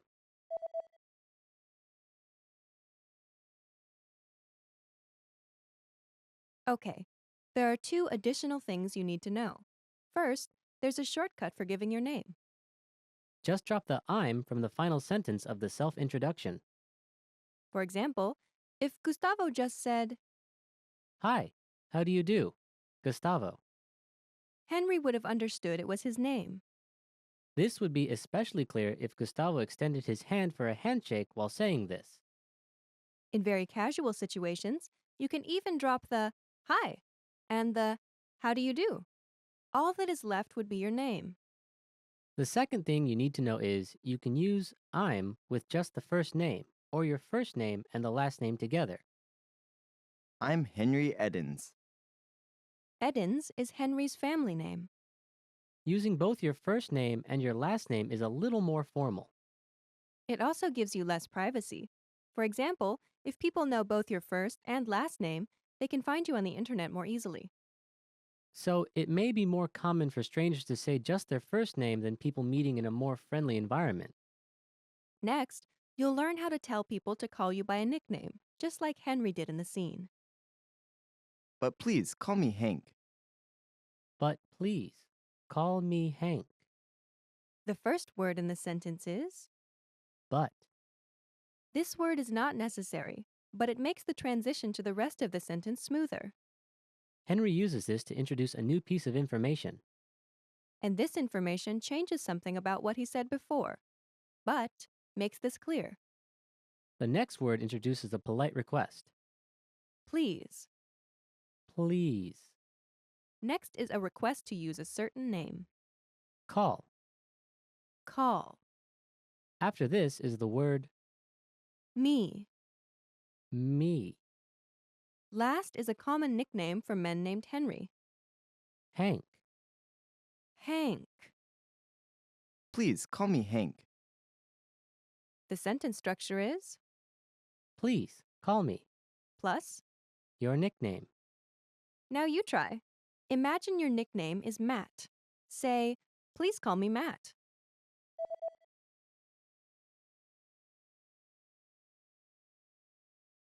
Please, call me Matt.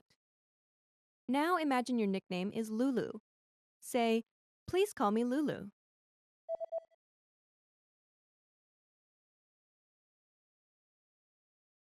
Please, call me Lulu.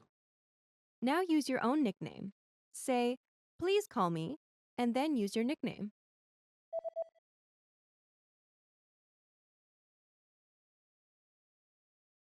Finally, when you meet someone for the first time, it's polite to say a set phrase at the end. Nice to meet you. Nice to meet you. Usually, both people will say this or something similar to it. Now you try.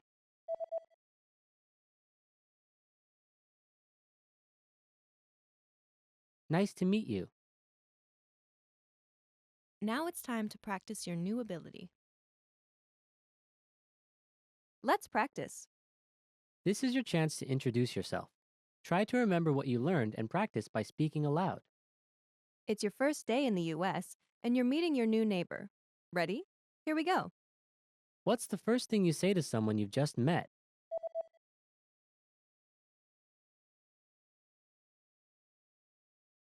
Hi, how do you do? How do you tell someone your name?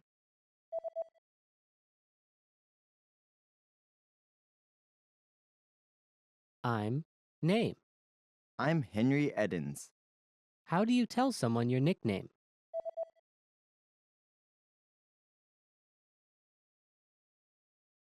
Please call me your nickname. Please call me Hank. What's the last thing you say to someone you've just met?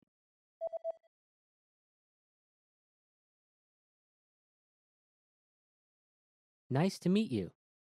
Great job. You've just introduced yourself. You'll follow this same pattern many times, so be sure to practice it. Well done. Now, watch the scene one more time. After that, go and practice with all your American friends, or with us in the comments. Bye! Excuse me. Sorry about that. Hi, how do you do? I'm Gustavo. Nice to meet you, Gustavo. I'm Henry Edens. I'm sorry. Can you say that again, please? A bit slowly? Henry Edens. Henry Edens. That's it, but please call me Hank. Hank, nice to meet you.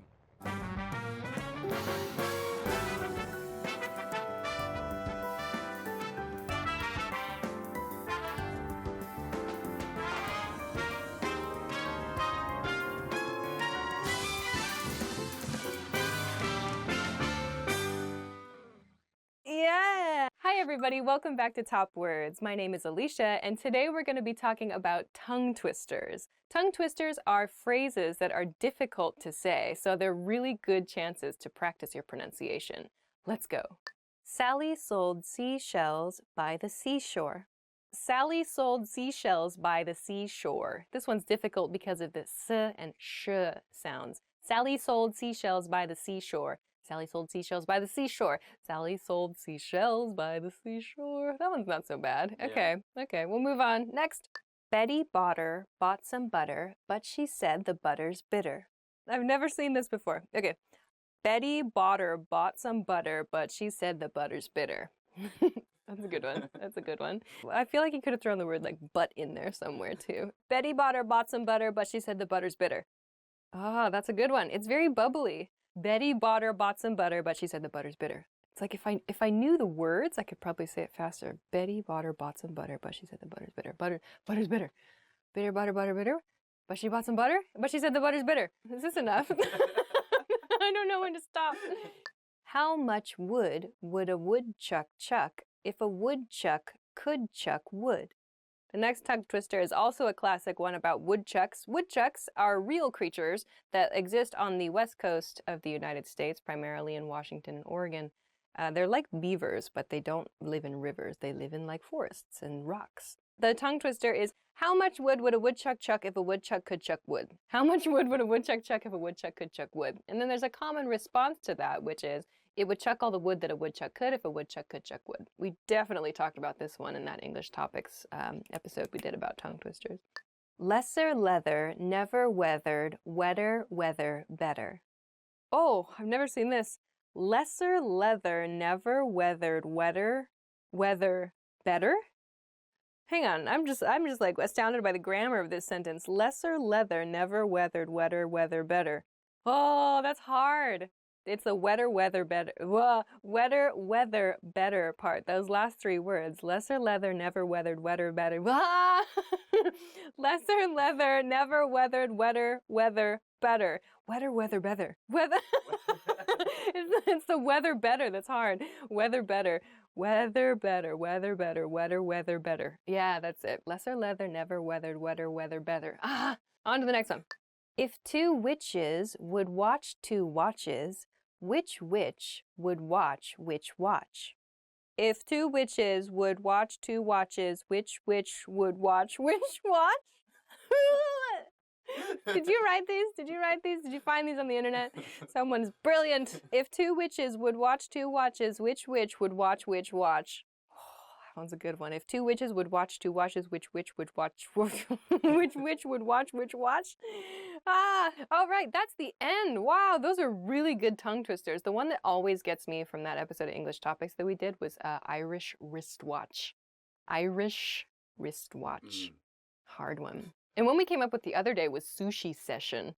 It's a good one, right? Yeah. They were like, let's go for a sushi session. I was like, that's hard. Sushi session, sushi session, sushi. That's a really good one too. Irish wristwatch and sushi session. All right, so those are Those are tongue twisters. Give them a try. They are really, really great ways to practice your pronunciation. If you know any other tongue twisters, please share them with us in a comment so that we can all give them a try. Thank you very much for watching this episode of Top Words. If you liked this video, please be sure to hit the like button and subscribe to our channel if you haven't already. Thanks very much for watching this episode, and we'll see you again soon. Bye. Oh my God, I want to have this job where I just sit at like my desk and I just think of, that's probably what somebody does, like they're bored at their job and then they just think of these sorts of things.